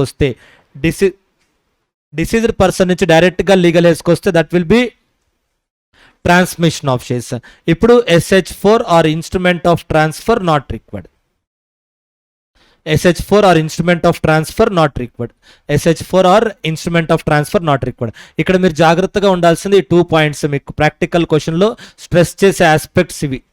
share transfer form not necessary అంటారు, అది ఫాల్స్. సో ఇది ట్రాన్స్ఫర్ ఆఫ్ షేర్స్ అవుతుంది, షేర్ ట్రాన్స్ఫర్ ఫామ్ ఉండాలి, ప్లస్ ట్రాన్స్ఫర్ ఆర్ సైన్ చేయొచ్చు. ఈ డిసీజ్డ్ పర్సన్ నేమ్ అందులో లేకపోయినా సరే, ఈ లీగల్ హెయిర్ నేమ్ అందులో లేకపోయినా షేర్స్ ట్రాన్స్ఫర్ చేయాలి. సో అతను ట్రాన్స్ఫర్ ఆర్గా సైన్ చేయొచ్చు. ఆ డిసీజ్డ్ లీగల్ హెయిర్ నేమ్ అందులో లేకపోయినా so he can transfer the shares. చూడండి అది ప్రాక్టికల్ క్వశ్చన్, యాక్చువల్గా దానికి రిలేటెడ్ థియరీ ప్రొవిజన్ చూపిస్తాను, దేన్ని బేస్ చేసుకున్న ప్రాక్టికల్ క్వశ్చన్ ఫ్రేమ్ చేశారు. ఓకే,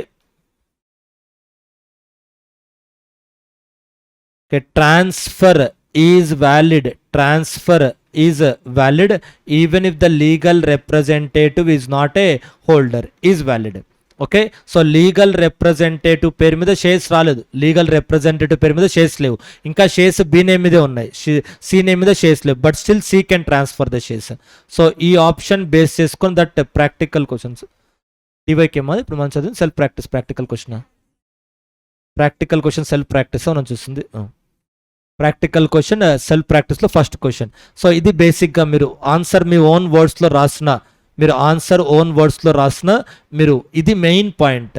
సో ఈ పాయింట్, ఈ లైన్ కనబడితే హాఫ్ మార్క్స్ అక్కడే వస్తాయి, ఆ లైన్ రాకపోతే మీరు ఏం రాసినా హాఫ్ మార్క్స్ కట్ అవుతాయి. 4 మార్క్స్కి 2 మార్క్స్ వస్తాయి. మీరు ఆన్సర్ మిగతా ఆన్సర్ ఏది రాసినా మీ ఆన్సర్లో ఈ లైన్ కనబడకపోతే హాఫ్ మార్క్స్ కట్ అవుతాయి. 4కి 2, 5కి 2.5 అలా. సో ఈ లైన్ రాస్తే హాఫ్ మార్క్స్ వచ్చేస్తాయి, కన్క్లూజన్ రాంగ్ వచ్చినా నో ప్రాబ్లం. అంటే వాళ్ళు మెయిన్గా ప్రాక్టికల్ క్వశ్చన్ ఫ్రేమ్ చేసింది ఈ సెంటెన్స్ని బేస్ చేసుకుని, ఆ సెంటెన్స్ బేస్ చేసుకుని ప్రాక్టికల్ క్వశ్చన్ ఫ్రేమ్ చేశారు. Okay, so that is the point. Next instrument of transfer, execution of instrument of transfer అంటే షేర్ ట్రాన్స్ఫర్ ఫామ్ సబ్మిట్ చేయాలి, అంటే షేర్ ట్రాన్స్ఫర్ ఫామ్ సబ్మిట్ చేయాలి. నెక్స్ట్ ఇదొక క్వశ్చన్. నెక్స్ట్ మీకు ఇంకొక possible practical question ఏంటంటే this point. Okay, so no option, option 1 ఏంటి, registered member నుంచి shares, company is a ABC company అనుకుందాం, రిజిస్టర్ ఆఫ్ మెంబర్స్లో ఒరిజినల్గా ఎవరి నేమ్ ఉంది, బి నేమ్ ఉంది, బి ఎవరు, డిసీజ్డ్ పర్సన్. సో బి నుంచి స్ట్రైక్ అవుట్ చేసి సికి ఇచ్చారు అనుకోండి, సి ఎవరు, లీగల్ హెయిర్, దీన్ని మనం ఏమంటున్నాం, ట్రాన్స్మిషన్ అన్నాం. లేదా బి నేమ్ స్ట్రైక్ అవుట్ చేసి డిసీజ్డ్ పర్సన్ డైరెక్ట్గా థర్డ్ పార్టీకి ఇస్తున్నాం, థర్డ్ పార్టీ ఎవరు, డి, దీన్ని ఏమంటున్నాం మనం, ట్రాన్స్మిషన్ అంటున్నాం. Okay, sorry transfer of shares అంటున్నాం. అర్థమైందమ్మా, B is a deceased person, చనిపోయాడు, అతని నుంచి లీగల్ హెయిర్స్కి ఇస్తున్నాం, దాన్ని మనం ఏమంటున్నాం, ట్రాన్స్మిషన్ ఆఫ్ షేర్స్ అంటాం. లేదు డిసీజ్డ్ పర్సన్ నుంచి థర్డ్ పార్టీకి ఇస్తున్నాం, దాన్ని మనం ట్రాన్స్ఫర్ ఆఫ్ షేర్స్ అంటాం. ఇంకొక ఆప్షన్ ఉంటుంది, ఏంటో ఆప్షన్ అంటే ఎవరికి ఇవ్వకుండా అలాగే ఉంచడం, బి నేమ్ అలాగే ఉంటుంది, థర్డ్ పార్టీకి ఇవ్వలేదు, లీగల్ హెయిర్స్ తీసుకోలేదు. అంటే ఈ రెండిట్లో ఏదో ఒక ఆప్షన్ వాళ్ళు ఎక్సర్సైజ్ చేయలేదు. ఇంకా లీగల్ హెయిర్స్కి ఆ 2 ఆప్షన్స్ ఉంటాయి, షేర్స్ వాళ్ళ పేరు మీద రిజిస్టర్ చేసుకోవచ్చు, లేదా వాళ్ళు ఇంకెవరికైనా ఇవ్వచ్చు. షేర్స్ వాళ్ళ పేరు మీద రిజిస్టర్ చేసుకోవచ్చు, లేదా వాళ్ళు ఇంకెవరికైనా షేర్స్ ఇవ్వచ్చు. కానీ ఈ ఆప్షన్స్లో వాళ్ళు రెండిట్లో ఏది ఎక్సర్సైజ్ చేయలేదు అనుకోండి, అప్పుడు ఏం చేస్తారు, కంపెనీ వీళ్ళకే ఇస్తారు, డివిడెండ్ వీళ్ళకే ఇస్తారు. ఓకే, కంపెనీ రికార్డ్స్ ఉంటాయి కదా, వీళ్ళు వెళ్ళి చెక్ చేయొచ్చా అంటే ఆన్సర్ ఈజ్ ఎస్, చెక్ చేయొచ్చు. ఎవరు, బి అంటే బి కాదు, బి చనిపోయాడు కదా, legal heirs, legal heirs. So B name మీద అలాగే ఉన్నాయి, అంటే షేర్ హోల్డర్స్ ఇక్కడ లీగల్ హెయిర్స్ ఇంకా ఏ ఆప్షన్ ఎక్సర్సైజ్ చేయలేదు, లీగల్ హెయిర్స్ ఏ ఆప్షన్ ఎక్సర్సైజ్ చేయలేదు, legal heirs they have not exercised any option. B deceased person అలాగే ఉన్నాయి షేర్స్, ఇంకా సి నేమ్ మీద రాలేదు. కానీ ఇప్పుడు కంపెనీ డివిడెండ్ డిక్లేర్ చేస్తే ఎవరికి ఇస్తారు, సికి ఇస్తారు, లీగల్ హెయిర్స్కి. కంపెనీ రికార్డ్స్ సి వెళ్ళి చెక్ చేయొచ్చా అంటే ఆన్సర్ ఈజ్ ఎస్, ఇన్స్పెక్షన్. అంటే ఒక షేర్ హోల్డర్కి ఏ రైట్స్ ఉంటాయో అన్ని ఇతనికి రైట్స్ ఉంటాయి, even though his name is not appearing in the register of members except voting rights. Voting rights మాత్రం రావు, ఓటింగ్ రైట్స్ మాత్రం రావు. Okay, third option, third choice, third possibility మనకి ఇంపార్టెంట్. ట్రాన్స్ఫర్ అవ్వలేదు, ట్రాన్స్మిషన్ అవ్వలేదు, అలాగే ఉన్నాయి డిసీజ్డ్ పర్సన్ నేమ్ మీద. ఇప్పుడు కంపెనీ నుంచి ఇతనికి రైట్స్ వస్తాయంటే yes, C will get all rights of a membership except the voting rights. Voting rights తప్ప మిగతావన్నీ వస్తాయి. అదే 4th point. In case shares are not registered in the name of legal representative, shares are not registered, ఎవరి పేరు మీద register అవ్వలేదు, legal representatives కాదు, third party కాదు, ఎవరి పేరు మీద షేర్స్ రిజిస్టర్ చేయలేదు. Ownership is undisputed, ownership is undisputed, అతను ఓనర్ కాదని ఎవరు ఆర్గ్యూ చేయట్లేదు, that means is a owner only, will not have voting rights, will not have voting rights. So అతను ఓనరే కాదనట్లేదు, C is a owner, even though C name is not appearing in the record, C is still a owner, but C will not get voting rights, C will get all the rights. Ownership is undisputed అన్నారు కాబట్టి అన్ని rights వస్తాయి except voting rights. So కాబట్టి ఈ transfer చాప్టర్లో వీటి మీద practical questions వస్తామో ఆ 3 ఆస్పెక్ట్స్ చూసుకోండి, ఇంపార్టెంట్ ఆస్పెక్ట్స్ ఇప్పటివరకు టచ్ చేయనివి. ఒకటి, partly paid shares no reply, partly paid షేర్స్కి నో రిప్లై. నెక్స్ట్ అసలు ఏ ఆప్షన్ ఎక్సర్సైజ్ చేయకపోతే no transfer, no transmission. Next transfer చేసినప్పుడు లీగల్ హెయిర్స్ నేమ్స్ రిజిస్టర్స్లో లేకపోయినా వాళ్ళు సైన్ చేయొచ్చు. ఓకే, అది ఆ 3 key issues. Okay, right. So will have a break మో, విల్ స్టార్ట్ అట్ 5:30. మా membership chapter, this question is important. Section 19 membership chapter, this is very important question, section 19. So this is a general rule, this is a general rule. Subsidiary company should not become a member of holding company. Subsidiary company should not become a member of holding company, adi general rule. ఆ general rule ki exceptions. So ఏంటి exceptions అంటే under what circumstances subsidiary company can become a member of a holding company. So జనరల్గా subsidiary company హోల్డింగ్లో member అవ్వకూడదు, అది general rule. So వాటికి multiple exceptions ఉన్నాయి, okay, right. చూడండి, subsidiary A company shall not hold any shares in its holding company either by it self or through nominees. By it self means directly, nominees means indirectly. So డైరెక్ట్గా కానీ ఇండైరెక్ట్గా కానీ subsidiary company holding కంపెనీలో shares కొనకూడదు. Subsidiary company holding కంపెనీలో shares కొనకూడదు. ఆ point ఎప్పుడు apply అవుద్దంటే holding కంపెనీకి share capital ఉన్నప్పుడు సబ్సిడరీ కంపెనీ ఈ షేర్ క్యాపిటల్లో ఇన్వెస్ట్ చేయకూడదు. హోల్డింగ్ కంపెనీకి షేర్ క్యాపిటల్ ఉన్నప్పుడు సబ్సిడరీ కంపెనీ ఆ షేర్ క్యాపిటల్లో ఇన్వెస్ట్ చేయకూడదు. సో హోల్డింగ్ కంపెనీకి అసలు షేర్ క్యాపిటలే లేదనుకోండి, not having share capital. Holding కంపెనీకి అసలు షేర్ క్యాపిటలే లేదు, not having share capital. So 2 types of companies ఉంటాయి, నాట్ హ్యావింగ్ షేర్ క్యాపిటల్. అవి గ్యారంటీ కంపెనీ, అన్లిమిటెడ్ కంపెనీ. వాటిలో షేర్ క్యాపిటల్ మ్యాండేటరీ కాదు. Guarantee company with share capital ఉంటుంది, without share capital ఉంటుంది. అలాగే అన్లిమిటెడ్ కంపెనీ కూడా విత్ షేర్ క్యాపిటల్ ఉంటుంది, without share capital ఉంటుంది. సో అలా గ్యారంటీ కానీ అన్లిమిటెడ్ కంపెనీ. హోల్డింగ్ కంపెనీ అసలు షేర్ క్యాపిటలే లేదు. మరి షేర్ క్యాపిటలే లేనప్పుడు ఆ కంపెనీలో మెంబర్స్ ఉండరా అంటే ఉంటారు. ఓకే, సో మెంబర్స్ ఉంటారు, షేర్ క్యాపిటల్ లేకపోయినా మెంబర్స్ ఉంటారు. షేర్ క్యాపిటల్ ఉన్న కంపెనీస్లోనూ మెంబర్స్ ఉంటారు, షేర్ క్యాపిటల్ లేని కంపెనీస్లో మెంబర్స్ ఉంటారు. కాబట్టి కంపెనీ ఓనర్స్ని మనం షేర్ హోల్డర్స్ అనకుండా మెంబర్స్ అని ఎందుకు అంటున్నామంటే అది రీజన్. ఓకే, కంపెనీ ఓనర్స్ని షేర్ హోల్డర్స్ అని కామన్గా పిలుస్తాము, కానీ టెక్నికల్గా మెంబర్స్ అనే పిలవాలి. వాళ్ళు లాజికల్గా లీగల్గా అయితే మెంబర్స్ అనాలి. సో ఎందుకు వాళ్ళని మెంబర్స్ అంటున్నాం, ఓనర్స్ని షేర్ హోల్డర్స్ అనకుండా మెంబర్స్ ఎందుకు అంటున్నాం అంటే రీజన్ ఇది. షేర్ క్యాపిటల్ ఉన్న కంపెనీస్లో మెంబర్స్ ఉంటారు, షేర్ క్యాపిటల్ లేని కంపెనీస్లో కూడా మెంబర్స్ ఉంటారు. వీళ్ళిద్దరూ ఓనర్సే, వీళ్ళిద్దరూ కంపెనీకి ఓనర్స్ లాంటి వాళ్ళు. ఓకే, కంపెనీకి ఓనర్స్ లాంటి ఉంటారు. కాబట్టి ఈ కంపెనీ నుంచి బెనిఫిట్స్ వస్తాయి. ఇది షేర్ క్యాపిటల్ ఉన్న కంపెనీ కాబట్టి దాని నుంచి వాళ్ళకి ఎలాంటి బెనిఫిట్స్ వస్తాయి? సో డివిడెండ్ వస్తుంది, డివిడెండ్ ఓటింగ్ రైట్స్ వస్తాయి, డివిడెండ్ ఓటింగ్ రైట్. మరి షేర్ క్యాపిటల్ లేని కంపెనీలో ఉన్న మెంబర్స్కి ఏమొస్తాయంటే ఓటింగ్ రైట్స్ వస్తాయి. డివిడెండ్ ఇవ్వడానికి లేదు, అసలు క్యాపిటల్ లేదుగా.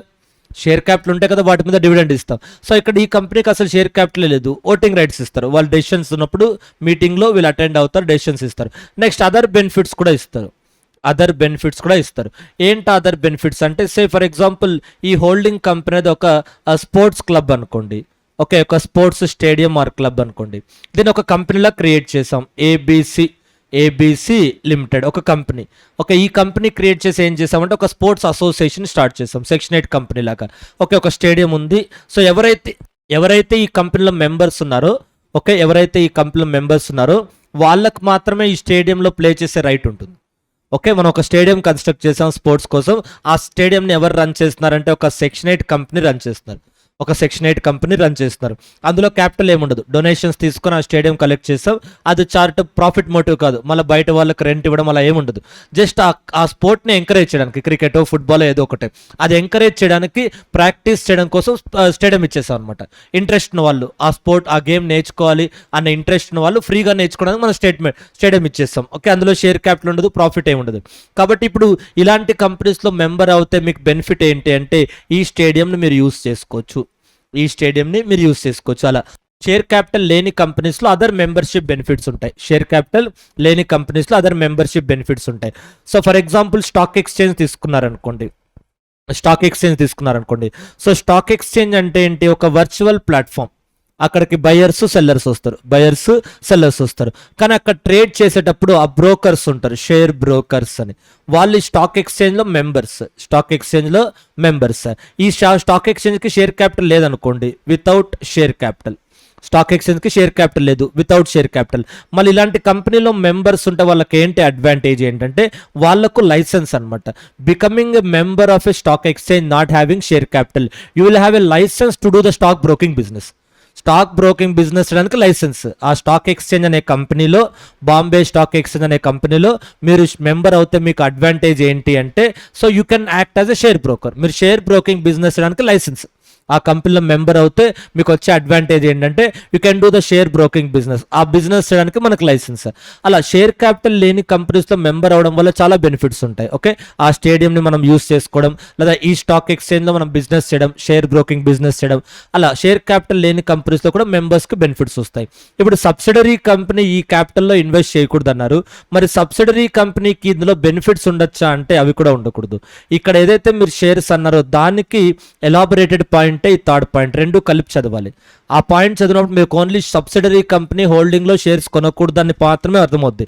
కానీ ఇక్కడ ఏం చెప్పారంటే holding company is not having share capital, holding company is not having share capital. అప్పుడు మీరు కొనాలన్నా అసలు షేర్స్ ఉంటాయి కదా, హోల్డింగ్ కంపెనీలో షేర్స్ ఉంటాయి కదా, సబ్సిడరీ కొనవచ్చు కొనకూడదు అనే ఇష్యూ వస్తుంది. అసలు హోల్డింగ్ కంపెనీలో షేర్సే లేవు.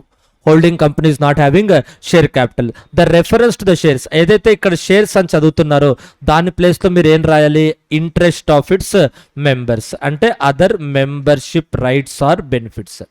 Other membership rights or benefits. Share capital ఉన్న కంపెనీస్లో ఎలాగైతే సబ్సిడరీ హోల్డింగ్లో షేర్స్ కొనకూడదు అంటున్నారో, అలాగే షేర్ క్యాపిటల్ లేని కంపెనీస్లో ఏమని రాస్తాం అంటే subsidiary company should not get any other membership benefit, should not get any other membership benefits. So conclusion ఏంటంటే subsidiary company should not become a member of a holding company whether or not holding companies having share capital. Holding కంపెనీలో share capital ఉన్నా subsidiary అందులో member అవ్వకూడదు, holding కంపెనీలో share capital లేకపోయినా అందులో member అవ్వకూడదు. Okay, so conclusion ఏంటంటే subsidiary company should not purchase the shares of holding company. అలా రాయడానికన్నా subsidiary company should not purchase shares of holding company ఇలా రాయడానికన్నా మనం కరెక్ట్గా ఏం రాయాలంటే subsidiary company should not become a member of a holding company. అక్కడ షేర్స్తో సంబంధం లేదు, షేర్స్ ఉంటే షేర్స్కి సంబంధించిన బెనిఫిట్స్, షేర్స్ లేకపోతే అదర్ బెనిఫిట్స్, ఏదైనా మెంబర్స్కే కదా ఇస్తారు. Subsidiary company should not become a member of a holding company.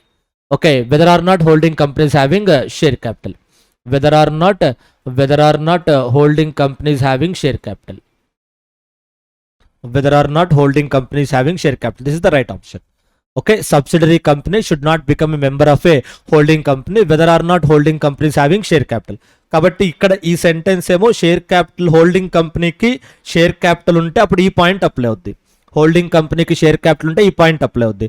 Holding కంపెనీకి షేర్ క్యాపిటల్ లేకపోతే ఈ పాయింట్ అప్లై అవుద్ది. హోల్డింగ్ కంపెనీకి షేర్ క్యాపిటల్ లేకపోతే ఈ పాయింట్ అప్లై అవుద్ది. Third point. Okay, if the holding company is having share capital, then first point will be applicable. If the holding company is not having share capital, then third point will be applicable. Ikkada third point apply avundi. Next, okay, so a company shall not hold any shares in its holding company another. Tartha holding company shall neither allot nor transfer any of its shares to its subsidiary company. Neither allot nor transfer. So subsidiary company holding lo purchase చేయకూడదు. ఒకవేళ తెలియక వాళ్ళు apply చేసిన holding allot చేయకూడదు. Holding company subsidiary కంపెనీలో allot చేయకూడదు. Okay, అక్కడ రెండో పాయింట్ ఎందుకు పెట్టాల్సి వచ్చిందంటే holding company, subsidiary company. First మనం ఏం చెప్తున్నాం, సబ్సిడరీ కంపెనీ హోల్డింగ్లో షేర్స్ కోసం అప్లై చేయకూడదు. సబ్సిడరీ కంపెనీ హోల్డింగ్లో షేర్స్ కోసం అప్లై చేయకూడదు. ఓకే, నెక్స్ట్ ఇంకొక పాయింట్ ఏం చెప్తున్నాము, వీళ్ళు అలాట్ చేయకూడదు. సబ్సిడరీ హోల్డింగ్ కంపెనీ సబ్సిడరీకి షేర్స్ అలాట్ చేయకూడదు. అంటే ఇద్దరు సైడ్ నుంచి మీకు ప్రొహిబిషన్ పెట్టారు. ఓకే, సబ్సిడరీకి ఒక కండిషన్ పెట్టారు, మీరు హోల్డింగ్లో షేర్స్ కొనకండి అని. హోల్డింగ్కి ఒక కండిషన్ పెట్టారు, ఏంటది, మీరు సబ్సిడరీకి షేర్స్ ఇవ్వద్దని. ఇక్కడ మీకు సెకండ్ పాయింట్ చూడడానికి రిడెండెంట్లా కనిపిస్తుంది. అసలు వాళ్ళు అప్లై చేస్తే కదా సార్ వీళ్ళు అలాట్ చేసేది, అసలు వాళ్ళని అప్లై చేయొద్దు అన్నప్పుడు ఇంకా వీళ్ళు అలాట్ చేసే ఛాన్స్ ఎక్కడుంది అనే డౌట్ రావచ్చు. That is nothing but bonus issue. Bonus shares మనం ఏం అప్లై చేయంగా, ప్రైస్ ఏం పే చేయంగా, వాలంటరీగా వస్తాయిగా. మనం అప్లై చేస్తే ఇస్తారా కంపెనీ బోనస్ షేర్స్? అలా కాదు కదా. బోనస్ అంటే వన్ సైడ్ అంతే. కంపెనీ ఆటోమేటిక్గా ఉన్న షేర్ హోల్డర్స్ అందరికీ బోనస్ షేర్స్ ఇస్తారు. ఇక్కడ ఈ పాయింట్ ఉంది కాబట్టి బోనస్ షేర్స్ కూడా ఇవ్వకూడదు. సార్ బోనస్ షేర్స్ ఎలా ఇస్తారు సార్? బోనస్ షేర్స్ ఎవరికి ఇస్తారు? ఆల్రెడీ కంపెనీలో షేర్ హోల్డర్ అవుతూనే కదా బోనస్ షేర్స్ ఇస్తారు. మరి అసలు సబ్సిడరీ కంపెనీ అప్లై చేయలేదు, మెంబరే అవ్వలేదు, ఇంకా బోనస్ షేర్స్ ఎలా ఇస్తారంటే సబ్సిడరీ కంపెనీ అప్లై చేయడానికి కొన్ని ఎక్సెప్షన్స్ ఉన్నాయి. ఈ కేసెస్లో మెంబర్ అవ్వచ్చు. ఓకే, ఈ రీజన్స్ వల్ల కనుక సబ్సిడరీ కంపెనీ మెంబర్ అవుతే ఆ సిచ్యుయేషన్లో కూడా హోల్డింగ్ సబ్సిడరీకి బోనస్ షేర్స్ ఇవ్వకూడదు. ఓకే, సో హోల్డింగ్ సబ్సిడరీ కంపెనీకి ఎట్టి పరిస్థితిలో బోనస్ షేర్స్ ఇవ్వకూడదు. అది బిఫోర్ సబ్సిడరీయా ఆఫ్టర్ సబ్సిడరీ అన్నది రిలవెంట్. ఓకే, చూడండి, subsidiary company can hold such shares as the legal representative of A decision member. Holding కంపెనీలో ఒక మెంబర్ ఉన్నాడు, ఆ మెంబర్ చనిపోయాడు, ఆ మెంబర్కి లీగల్ రిప్రజెంటేటివ్గా సబ్సిడరీ కంపెనీ కంటిన్యూ అవచ్చు. Okay, there is a holding company, there is a member in that holding company, that member died, thereafter as a legal representative of that member subsidiary company can become a member of a holding company. ఇలా member అవ్వచ్చు. Exception, holding కంపెనీలో ఉన్న member చనిపోతే ఆ మెంబర్కి legal రిప్రజెంటేటివ్గా subsidiary company ఉండొచ్చు. అందుకే లీగల్ రిప్రజెంటేటివ్ అన్నారు, లీగల్ హెయిర్ అని లేదు. లీగల్ హెయిర్ అంటే ఇండివిజువల్స్, హ్యూమన్ బీయింగ్స్, ఆ బ్లడ్ రిలేషన్షిప్ వల్ల వచ్చిన ఫ్యామిలీ మెంబర్స్ మాత్రమే అవుతారు. లీగల్ రిప్రజెంటేటివ్ అంటే ఎవరైనా అవ్వచ్చు. అర్థమైందా? ఒక పర్సన్ చనిపోతే లీగల్ హెయిర్స్ అంటే ఫ్యామిలీ మెంబర్స్, లీగల్ రిప్రజెంటేటివ్ అయితే ఎవరైనా ఉండొచ్చు. లీగల్ రిప్రజెంటేటివ్ అయితే ఎనీ పర్సన్ ఉండొచ్చు. ఓకే, హోల్డింగ్ కంపెనీలో మెంబర్ చనిపోతే ఆ మెంబర్కి లీగల్ రిప్రజెంటేటివ్గా సబ్సిడరీ కంపెనీ ఉండొచ్చు. ఓకే, అది right, that is the point. So కాబట్టి ఇప్పుడు మనం ఇక్కడ అబ్జర్వ్ చేస్తే, say for example ABC company ఉంది. ఏబిసి కంపెనీ మిస్టర్ బికి షేర్స్ అలాట్ చేశారు. రిజిస్టర్ ఆఫ్ మెంబర్స్లో బి నేమ్ రాశారు, బికి షేర్స్ అలాట్ చేశారు. ఓకే, ఇప్పుడు బి చనిపోయాడు, బి డైడ్. సో బి చనిపోతే బి ప్లేస్లో డిఎఫ్ లిమిటెడ్ ఉంది. ఎవరి డిఎఫ్ లిమిటెడ్ అంటే ఈ ఏబిసికి సబ్సిడరీ కంపెనీ. ఏబిసి అన్నది హోల్డింగ్ కంపెనీ, డిఎఫ్ అనేది సబ్సిడరీ కంపెనీ. ఏబిసికి డిఎఫ్లో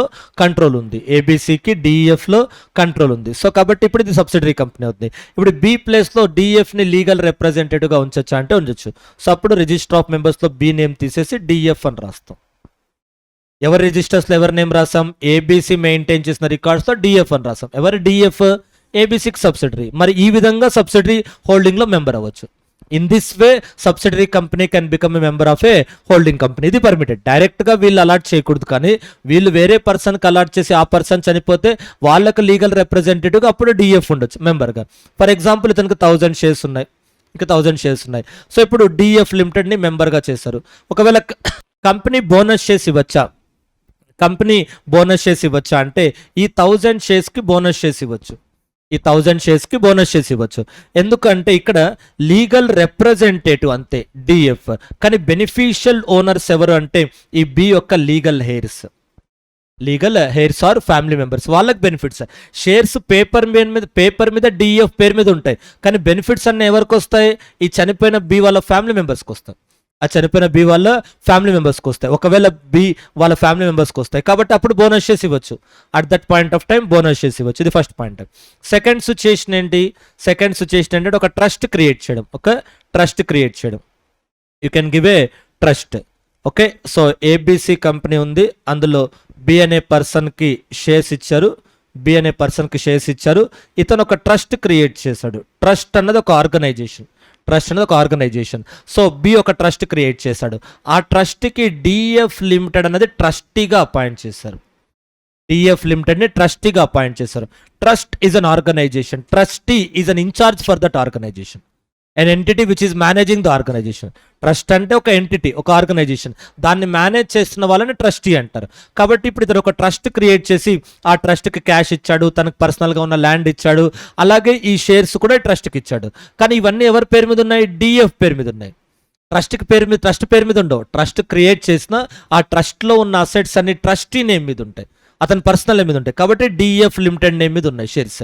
సో అప్పుడు ఏబిసి రికార్డ్స్లో బి అనే నేమ్ని క్యాన్సిల్ చేసి డిఎఫ్ అనే రాస్తారు. ఇక్కడ బి చనిపోలేదు, బి బతికే ఉన్నాడు. బి ఒక ట్రస్ట్ క్రియేట్ చేశాడు, ఆ ట్రస్ట్కి తన అసెట్స్ అన్ని ఇచ్చేశాడు. ఇప్పుడు ఆ అసెట్స్ అన్ని ఎవరి పేరు మీద ఉన్నాయంటే డిఎఫ్ లిమిటెడ్ పేరు మీద ఉన్నాయి. ఓకే, సో ఈ విధంగా డిఎఫ్ లిమిటెడ్ సబ్సిడరీ హోల్డింగ్లో మెంబర్ అవ్వచ్చు. ఇప్పుడు కూడా అంతే, బోనస్ షేర్స్ ఇచ్చారనుకోండి, ఒక 1000 షేర్స్ ఉన్నాయి, దీనికి బోనస్ షేర్స్ ఇస్తే ఇవ్వచ్చా అంటే ఆన్సర్ ఈజ్ ఎస్. ఎందుకంటే ఇక్కడ కూడా డిఎఫ్ లిమిటెడ్ పేరు మీద పేపర్ మీద షేర్స్ ఉన్నాయి, కానీ ఈ ట్రస్ట్ క్రియేట్ చేసినప్పుడు దానికి బెనిఫిషియరీస్ ఉంటారు. ఒక పర్టికులర్ కేటగిరీ, ఒక పూర్ పీపుల్, లేదా ఒక పర్టికులర్ రిలీజన్కి సంబంధించిన వాళ్ళు, లేదా ఉమెన్, లేదా ఓల్డ్ ఏజ్ హోమ్స్కో ఒక సెక్షన్ ఆఫ్ పీపుల్ బెనిఫిట్ కోసం క్రియేట్ చేస్తుంటారు ఆ ట్రస్ట్. అర్థమైందా? ఒక సెక్షన్ ఆఫ్ పీపుల్ బెనిఫిట్ కోసం హ్యాండిక్యాప్డ్ లేదా ఓల్డ్ ఏజ్ పీపుల్, ఒక పర్టికులర్ రిలీజియన్, సో ఒక సెక్షన్ ఆఫ్ పీపుల్ బెనిఫిట్ కోసం ఆ ట్రస్ట్ క్రియేట్ చేస్తుంటారు. వాళ్ళే మిగతా వాళ్ళందరూ బెనిఫిషరీస్. ఒక టెంపుల్ ఉందనుకోండి, ఆ టెంపుల్కి వచ్చే డివోటీస్ కోసం బెనిఫిషరీస్ అంటే ఆ టెంపుల్కి వచ్చే డివోటీస్ ఫెసిలిటీస్ ప్రొవైడ్ చేయడానికి ఫ్రీగానే, సో వాటి కోసం క్రియేట్ చేస్తారు. కాబట్టి ఇక్కడ నష్టపోయేది వీళ్ళు కదా, బోనస్ షేర్స్ ఇవ్వకపోతే. ఇక్కడ షేర్స్ వీళ్ళ పేరు మీద ఉన్నాయంటే వీళ్ళు లీగల్ ఓనర్స్ మాత్రమే, రియల్ ఓనర్స్ వీళ్ళు. లీగల్ ఓనర్స్ మాత్రమే, రియల్ ఓనర్స్ వాళ్ళు. ఓకే, లా ప్రకారం డి జ్యూరీ అంటే as per law DF is the owner, but in reality de facto అంటే ఇన్ రియాలిటీలో ఎవరు మెంబర్స్? ఆ టెంపుల్కి వచ్చే డివోటీస్ మెంబర్స్. అలాగే ఇక్కడ డి జ్యూరీ లీగల్గా ఎవరు మెంబర్స్ అంటే డిఎఫ్ లిమిటెడ్ అనేది legal owner, but real owner ఎవరంటే ఈ ఫ్యామిలీ మెంబర్సే రియల్ ఓనర్స్. అంటే ఇక్కడ సబ్సిడరీ కంపెనీ పేరు మీద షేర్స్ ఉన్నాయి, కానీ సబ్సిడరీ రియల్ ఓనర్ కాదు, జస్ట్ పేపర్ మీద అలా ఉన్నాయి నేమ్స్ అంతే. బట్ రియల్ ఓనర్ ఎవరు అంటే సమ్ అదర్ పర్సన్. ఓకే, అది. సో ఇది సెకండ్ వే, సబ్సిడరీ హోల్డింగ్లో మెంబర్ ఎలా అవ్వచ్చు అంటే సెకండ్ వే. అలా కాకుండా థర్డ్ వే ఏంటి? ABC DF. So first DF ఏబిసిలో షేర్స్ కొన్నారు, ఇక్కడ 1 lakh షేర్స్ ఉన్నాయి, అందులో వీళ్ళు ఒక 10,000 షేర్స్ కొన్నారు. సో ఎవరికి 1 lakh షేర్స్ ఉన్నాయి? ఏబిసికి 1 lakh షేర్స్ ఉన్నాయి, అందులో 10,000 షేర్స్ డిఎఫ్ పర్చేస్ చేశారు. అందులో 10,000 షేర్స్ డిఎఫ్ పర్చేస్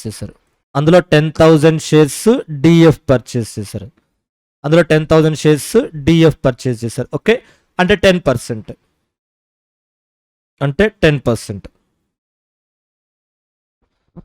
అందులో 10% వీళ్ళు పర్చేస్ చేస్తారు. They have purchased up to 10%. Next ఈ డిఎఫ్ వాళ్ళకు ఒక 50,000 షేర్స్ ఉన్నాయి అనుకోండి, సో ఇది సమ్వేర్ ఎప్పుడో 2018లో జరిగింది. ఓకే, నెక్స్ట్ ఏబిసి వాళ్ళు 2022లో ఏబిసి వాళ్ళు ఇందులో ఒక 30,000 షేర్స్ పర్చేజ్ చేశారు అనుకోండి. ఆ 50,000లో 30,000 వీళ్ళే పర్చేజ్ చేశారు, అంత 60%. అప్పుడు ఏమవుతుంది? ఏబిసి హోల్డింగ్ అవుతుంది, డిఎఫ్ సబ్సిడరీ అవుతుంది. ఇప్పుడు డిఎఫ్కి ఏబిసిలో షేర్స్ ఉన్నాయి, కానీ ఎప్పుడు కొన్న షేర్స్? అవి సబ్సిడరీ కాకముందు కొన్న shares. So DF became subsidiary of ABC in 22,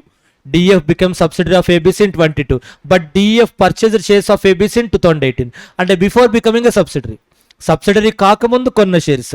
so ఈ షేర్స్ అలాగే కంటిన్యూ చేయొచ్చు, that is the point. Okay, అలా 3 సిచ్యుయేషన్స్లో సబ్సిడరీ హోల్డింగ్ కంపెనీలో మెంబర్ అవ్వచ్చు.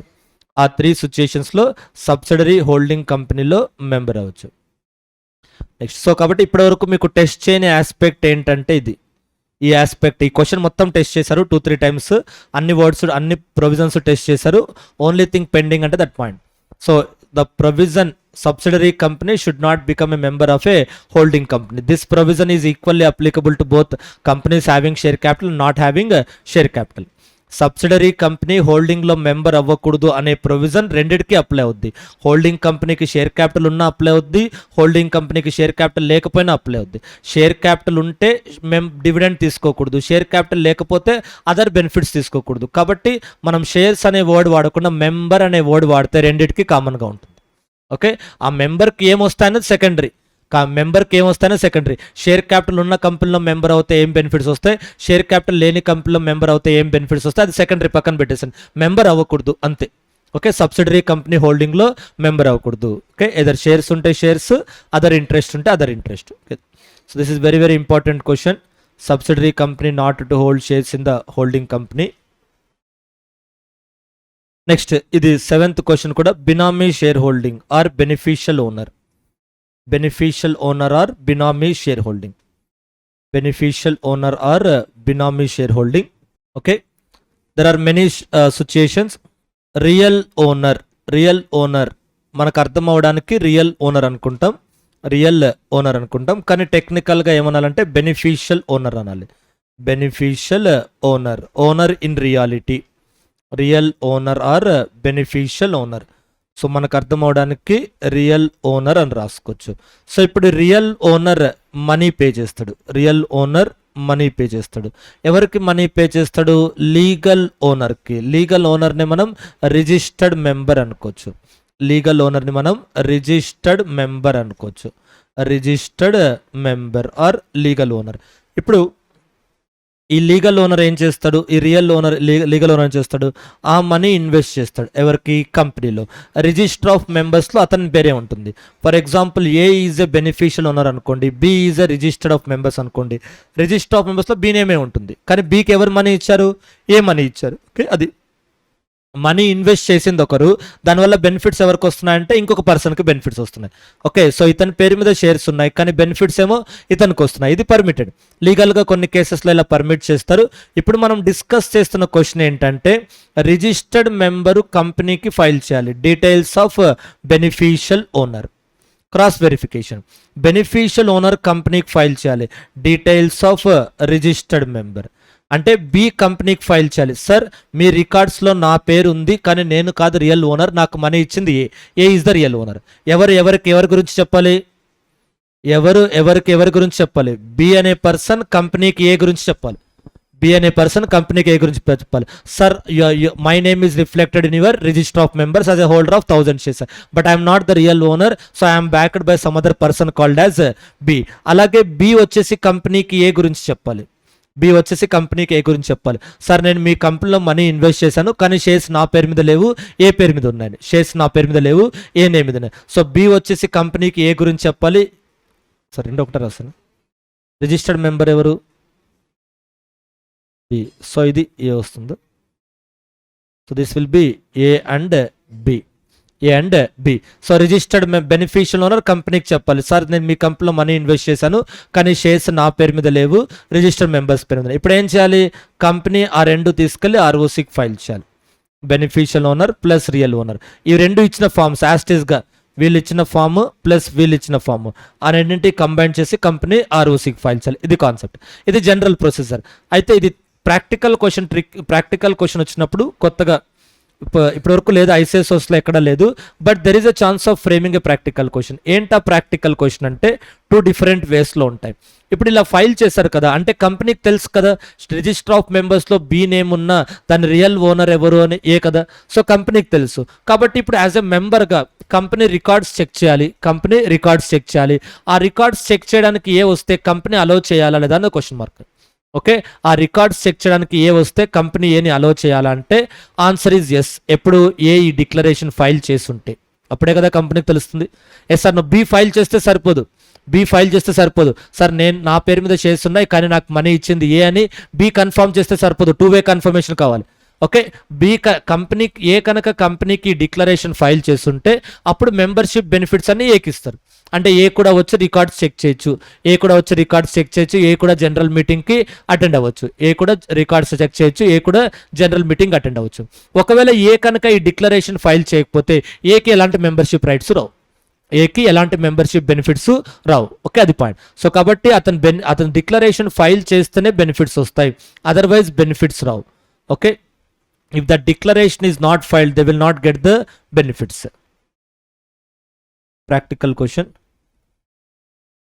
If a declaration is not filed by the beneficial owner then any right with respect to such share shall not be enforceable by the beneficial owner. ఈ point ని base చేసుకొని practical question frame చేయొచ్చు కొత్తగా, ఇప్పటివరకు లేదు ICSOS లో. If declaration is not filed by the beneficial owner then he cannot get any rights of the member. Okay, beneficial owner ఈ declaration file చేయకపోతే ఒక నార్మల్ మెంబర్కి వచ్చే రైట్స్ ఏవి బెనిఫిషియల్ ఓనర్కి రావు, అదొక పాయింట్. నెక్స్ట్ ఇంకొక కాన్సెప్ట్ ఏంటంటే డివిడెండ్ గురించి. Where is the dividend? ఇంకొక పాసిబుల్ ప్రాక్టికల్ క్వశ్చన్ ఏంటంటే ఇందులో రిలేటింగ్ టు డివిడెండ్. డివిడెండ్ గురించి చూడడం ఎక్కడ ఒక పాయింట్ ఉంటుంది ఆ క్వశ్చన్లోనే, ఇక్కడే ఉంచండి నోట్లో first point. Nothing contained in this section shall be deemed to prejudice the obligation of a company to pay dividend to its members under this act, and the said obligation shall on such payment stands discharged. అంటే ఇప్పుడు company register of మెంబర్స్లో ఎవరి name ఉంది, B name ఉంది, కానీ membership benefits ఎవరికి ఇస్తున్నారు, ఏకి ఇస్తున్నారు, ఎక్సెప్ట్ డివిడెండ్ మాత్రం మళ్ళీ బీకే ఇస్తారు. డివిడెండ్ కంపెనీ బీకే ఇస్తారు, బి ఏకి ఇవ్వకపోతే అది కంపెనీకి సంబంధం లేదు. even though A has filed this declaration, still company may pay dividend to B. Now A cannot question the company, why you have paid dividend to B? Even though I informed that I am the real owner, why you paid dividend to B? So A cannot question the company. Company's obligation is satisfied. Company's obligation of a company to pay dividend to its members. Obligation of a company to pay dividend to its members. So company obligation ఏంటి? Dividend ఎవరికి ఇవ్వాలి? మెంబర్కే ఇవ్వాలి.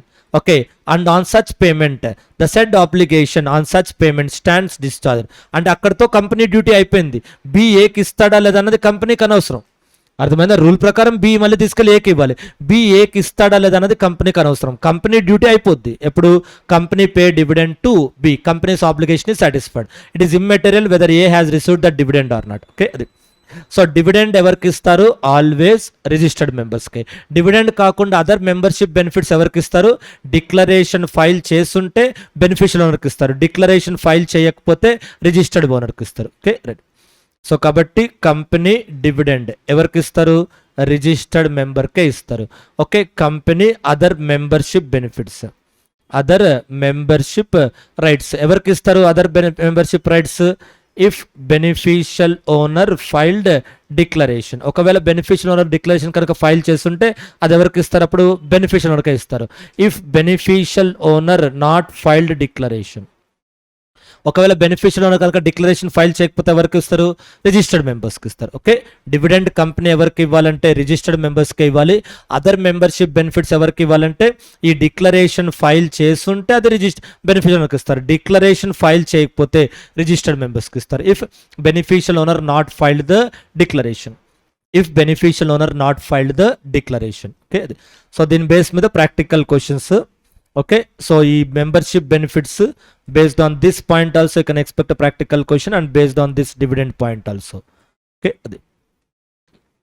next, so ఇంకొక point ఉంది possible practical question, that is what this third point. ఈ note point basis కూడా practical question రావచ్చు. Shall not apply to a trust which is created to set up A mutual fund are venture capital fund. ఇదే mediator ఇక్కడ B అనే ప్లేస్లో, నేను B అనే ప్లేస్లో ఏదో మ్యూచువల్ ఫండ్ పెట్టాను అనుకోండి, మ్యూచువల్ ఫండ్ కానీ వెంచర్ క్యాపిటల్ ఫండ్ కానీ పెట్టాను అనుకోండి, అప్పుడు వాళ్ళకి ఈ ప్రొవిజన్స్ అప్లికబుల్ కావు. అంటే వాళ్ళు ఈ డిక్లరేషన్స్ ఫైల్ చేయాల్సిన అవసరం లేదు. ఓకే, అంటే ఒక నార్మల్ పబ్లిక్ బెనిఫిషియల్ ఓనర్ అంటే ఒక నార్మల్ ఇన్వెస్టర్. ఈ ఇన్వెస్టర్ తీసుకెళ్లి మ్యూచువల్ ఫండ్కి మనీ ఇచ్చారు. మ్యూచువల్ ఫండ్ వాళ్ళు ఒక కంపెనీలో మనీ ఇన్వెస్ట్ చేశారు. అప్పుడు ఎవరి మనీ అని 1 by 1 ట్రేస్ చేయడానికి పాసిబుల్ అవ్వదు.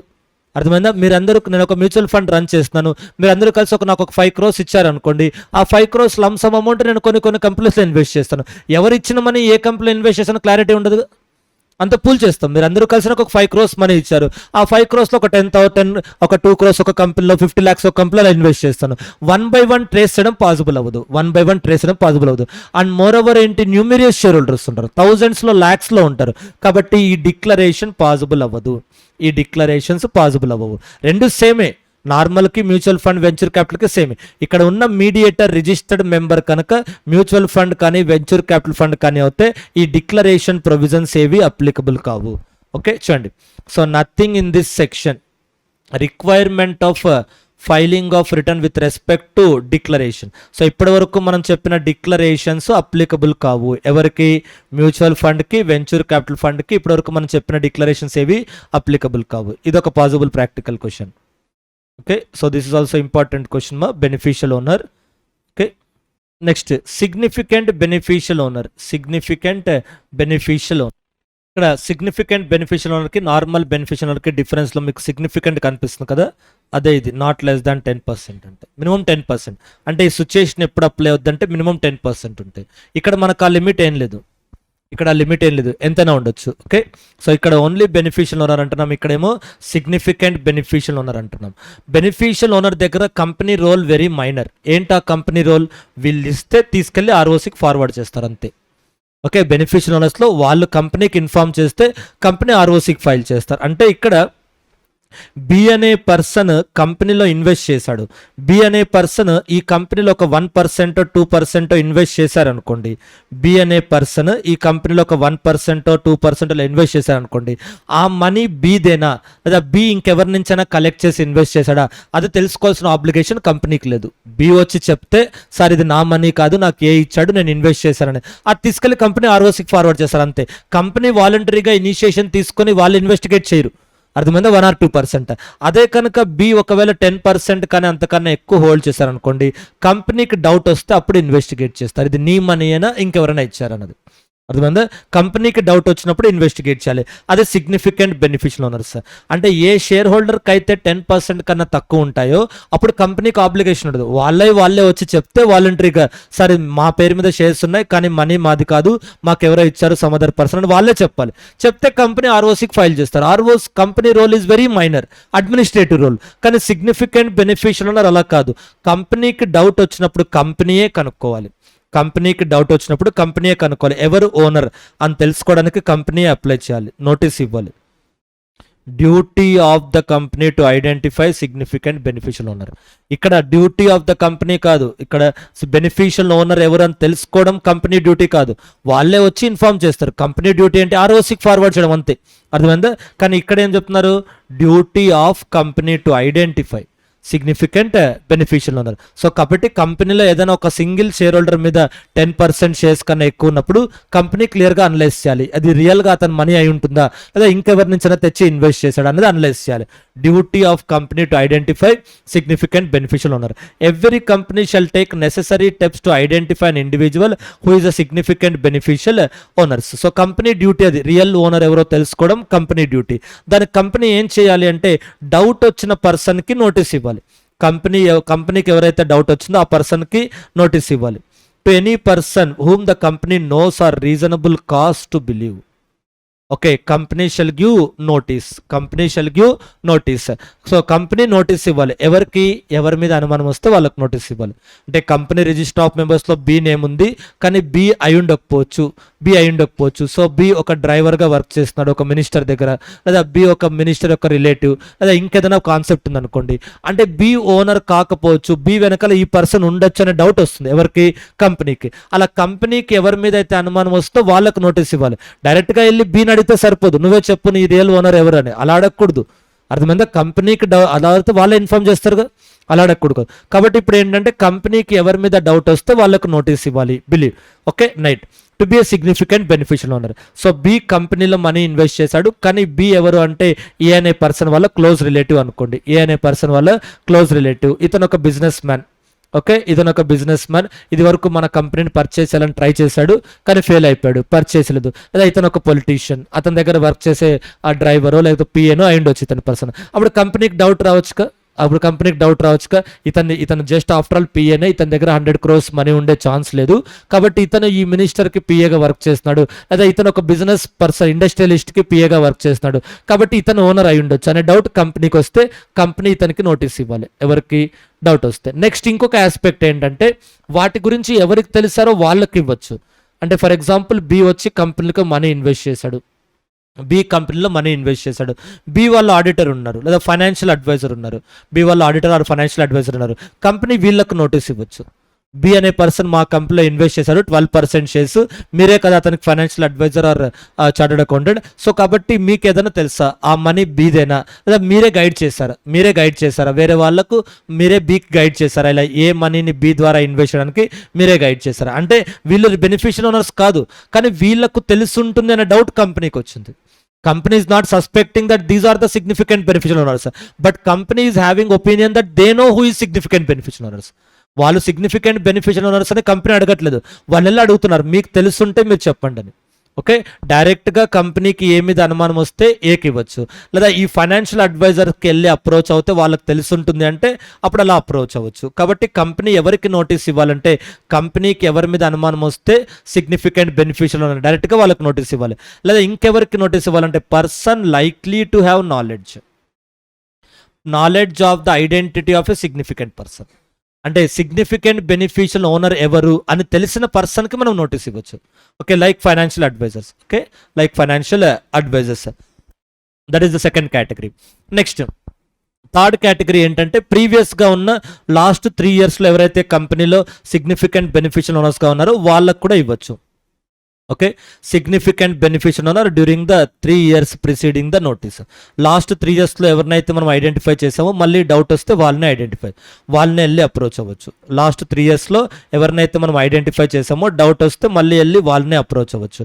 ఎందుకంటే జనరల్గా ఈ సిగ్నిఫికెంట్ బెనిఫిషియల్ ఓనర్ అనే కాన్సెప్ట్ ఎప్పుడు వస్తుందంటే ఇలా బినామీ ట్రాన్సాక్షన్స్ ఉన్నప్పుడు, ఒక పర్సన్ రియల్ పర్సన్ తను హైడ్ అయిపోయి వేరే వాళ్ళని ఇన్వెస్ట్ చేస్తున్నాడు. ఓకే రైట్, ఇక్కడ రెండిట్లోనూ బెనిఫిషియల్ ఓనర్సే. ప్రీవియస్ క్వశ్చన్లో ఇక్కడ బెనిఫిషియల్ ఓనర్గా ఎందుకుంటున్నాడు అంటే not that A wants to hide himself or conceal himself, because legally it is not permit. Legally A may be having restrictions to invest money in the company.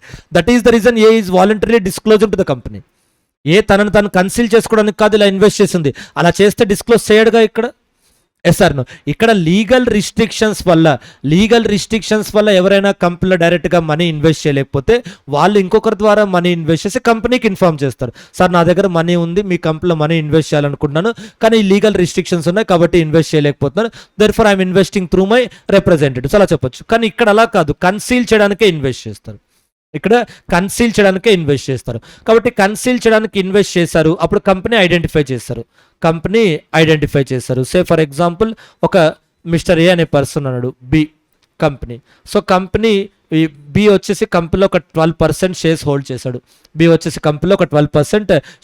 చేశాడు. Okay right, కంపెనీకి doubt వచ్చింది, తర్వాత కంపెనీకి ఏం తెలిసిందంటే A is A significant beneficial owner అని తెలిసింది.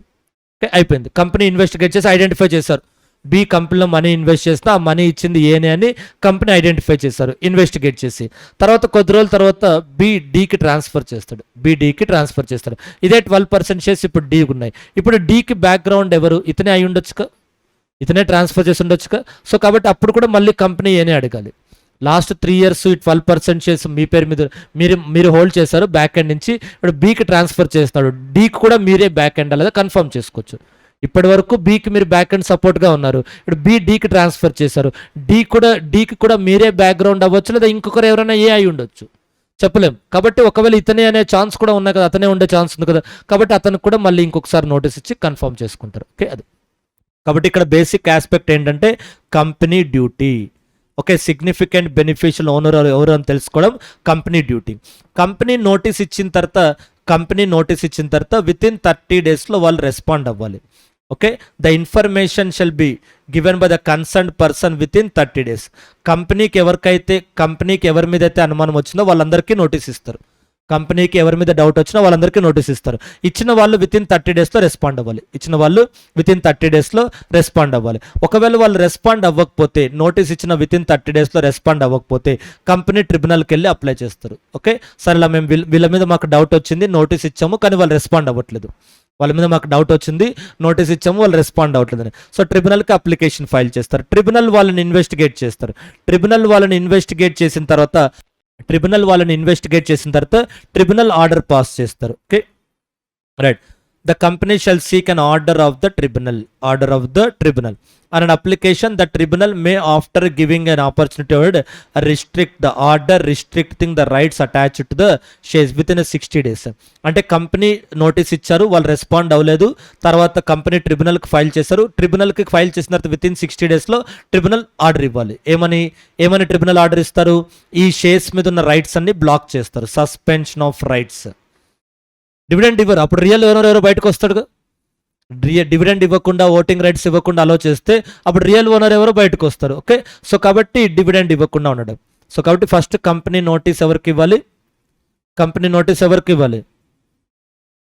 Suspected persons, కంపెనీకి అనుమానం వచ్చిన వాళ్ళకు నోటీస్ ఇవ్వాలి. వాళ్ళు కంపెనీకి రెస్పాండ్ ఇవ్వాలి. ఈ రెస్పాండ్ అవ్వడానికి కంపెనీ టైం ఇవ్వాలి. ఎంతలోపు రెస్పాండ్ అవ్వాలి? ఈ నోటీస్లో చెప్పిన టైంలో రెస్పాండ్ అవ్వాలి. ఇందులో 10 days చెప్తే 10 days లోపు రెస్పాండ్ అవ్వాలి, 1 week చెప్తే 1 week లోపు రెస్పాండ్ అవ్వాలి. ఓకే, ఆ నోటీస్లో ఎంత టైం చెప్తే అంతలోపే రెస్పాండ్ అవ్వాలి. నోటీస్లో 2 months చెప్తే 2 months అంటే అప్పుడు ఇన్వాలిడ్, 30 days అవుతుంది. వాళ్ళు ఎంతలోపు రెస్పాండ్ అవ్వాలంటే 30 days or time specified in notice, whichever is earlier or lower. Okay, అది. సో కంపెనీ వాళ్ళకు నోటీస్ ఇచ్చారు, నోటీస్లో 10 days అని రాస్తారు, ఇంకో 10 days అప్లై అవుతుంది, 30 days అప్లికబుల్ అవుతుంది. నోటీస్లో 2 months అని రాస్తే అప్పుడు 30 days అప్లై అవుతుంది, ఆ నోటీస్ ఇన్వాలిడ్ అవుతుంది. అంటే కంపెనీ 30 days కన్నా ఎక్కువ టైం ఇవ్వకూడదు వాళ్ళు రెస్పాండ్ అవ్వడానికి. Not exceeding 30 days, not exceeding 30 days. So నోటీస్లో మనం టైం స్పెసిఫై చేయాలి, నోటీస్లో మనం టైం స్పెసిఫై చేయాలి. Okay, 30 days or time specified in the notice whichever is earlier. ఒకవేళ వీళ్ళు రెస్పాండ్ అవ్వలేదనుకోండి, అప్పుడు కంపెనీ ట్రిబ్యునల్కి అప్లికేషన్ ఫైల్ చేస్తారు. ఎప్పటిలోపు? ఈ రెస్పాండ్ అవ్వడానికి టైం ఉన్న 15 days లోపు. సో తర్వాత ట్రిబ్యునల్ కంపెనీకి ఆర్డర్ పాస్ చేస్తారు, ఏమని ఆర్డర్? ఈ ఆర్డర్ పాస్ చేయడానికి టైం లిమిట్ ఏంటి? ఈ అప్లికేషన్ ఫైల్ చేసిన తర్వాత 60 days. ఏంటి ఆర్డర్ అంటే సస్పెన్షన్ ఆఫ్ రైట్స్. ఆర్డర్ ఏంటి అంటే సస్పెన్షన్ ఆఫ్ రైట్స్. ఆ షేర్స్ మీద ఉన్న రైట్స్ అన్ని క్యాన్సిల్ చేస్తున్నట్టుగా ఆర్డర్ పాస్ చేస్తారు within 60 days. Okay, 60 days order pass చేస్తారు. ఇప్పుడు ఎవరైతే ఈ బెనిఫిషియల్ ఓనర్ ఉన్నారో వీళ్ళెళ్ళి ట్రిబ్యునల్కి అప్లికేషన్ ఫైల్ చేయొచ్చు. ఇలా నా పేరు మీద మీరు నేను మనీ ఇన్వెస్ట్ చేసిన షేర్స్ అన్ని మీరు బ్లాక్ చేశారు, ఆ బ్లాక్ని రిలీజ్ చేయండి. ఎప్పటిలోపు అప్లికేషన్ ఫైల్ చేయాలి? ట్రిబ్యునల్ సస్పెండ్ చేసిన వితిన్ 1 year లోపు వాళ్ళు రెస్పాండ్ అవ్వాలి. వితిన్ 1 year లోపు వాళ్ళు రెస్పాండ్ అవ్వకపోతే 1 year తర్వాత ఆ షేర్స్ అన్నీ కూడా ఐఈపీఎఫ్కి ట్రాన్స్ఫర్ చేసేస్తారు. Investor education and protection fund 1 year లోపు వాళ్ళు రెస్పాండ్ అవ్వాలి. రెస్పాండ్ అవ్వకపోతే ఆ షేర్స్ని ఇన్వెస్టర్ ఎడ్యుకేషన్ అండ్ ప్రొటెక్షన్ ఫండ్కి ట్రాన్స్ఫర్ చేస్తారు. This is the procedure. Okay, significant beneficial owner ఎవరు అన్నది కంపెనీ ఐడెంటిఫై చేయాలి. ఆ ఐడెంటిఫై చేయడానికి this is the procedure. Okay, so significant beneficial owner అంటే మినిమం 10% ఉండాలి. These are the rights.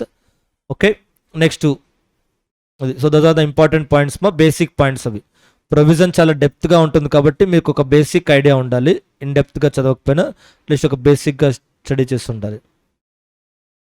Next ఇక్కడ ఇంకొక పాయింట్ ఉంది, మీకు ప్రాక్టికల్ క్వశ్చన్లో టెస్ట్ చేసేది. ఇక్కడ బెనిఫిషియల్ ఓనర్ అని ఎప్పుడు వాడు యూజ్ చేస్తామంటే వాళ్ళ నేమ్ మీద షేర్స్ లేకపోతే కదా, వాళ్ళ నేమ్ మీద షేర్స్ లేకపోతేనే బెనిఫిషియల్ అంటాం. ఒకవేళ వాళ్ళ పేరు మీద డైరెక్ట్గా షేర్స్ ఉన్నాయనుకోండి, when an individual holds any shares or entitlement directly the said individual shall not be considered as a beneficial owner. ఇక్కడ ఆ డైరెక్ట్లీ దగ్గర ఇంకొక పాయింట్ ఉండాలి, ఓన్లీ అనే పాయింట్. రైట్, సో ఈ పాయింట్ కూడా చూసుకోండి. సో ఇండైరెక్ట్గా హోల్డ్ చేస్తేనే సిగ్నిఫికెంట్ బెనిఫిషియల్ ఓనర్ అంటారు. ఓకే, డైరెక్ట్గా హోల్డ్ చేస్తే సిగ్నిఫికెంట్ ఓనర్ అంటారు, సిగ్నిఫికెంట్ బెనిఫిషియల్ ఓనర్ అన్నారు. ఇప్పుడు ఏ బికి మనీ ఇవ్వకుండా డైరెక్ట్గా ఏ నెలలో కంపెనీలో మనీ ఇన్వెస్ట్ చేశారనుకోండి, అప్పుడు ఏని సిగ్నిఫికెంట్ ఓనర్ అనొచ్చు, కానీ బెనిఫిషియల్ ఓనర్ అనకూడదు. ఎందుకంటే షేర్స్ అతని పేరు మీద ఉన్నాయి. సార్ నువ్వు షేర్స్ లేకపోతేనే కదా మీరు బెనిఫిషియల్ ఓనర్ అంటారు. సో కాబట్టి ఎవరైనా డైరెక్ట్గా ఇన్వెస్ట్ చేస్తే, ఇలా ఇండైరెక్ట్గా ఇన్వెస్ట్ చేసిన వాళ్ళని మాత్రమే మనం బెనిఫిషియల్ ఓనర్ అంటాం. అలా కాకుండా డైరెక్ట్గా ఇన్వెస్ట్ చేసిన వాళ్ళని, holds any rights directly shall not be considered as significant beneficial owner. Holds any share directly shall not be considered as significant beneficial owner. Okay, next significant beneficial owner అంటే not less than 10%.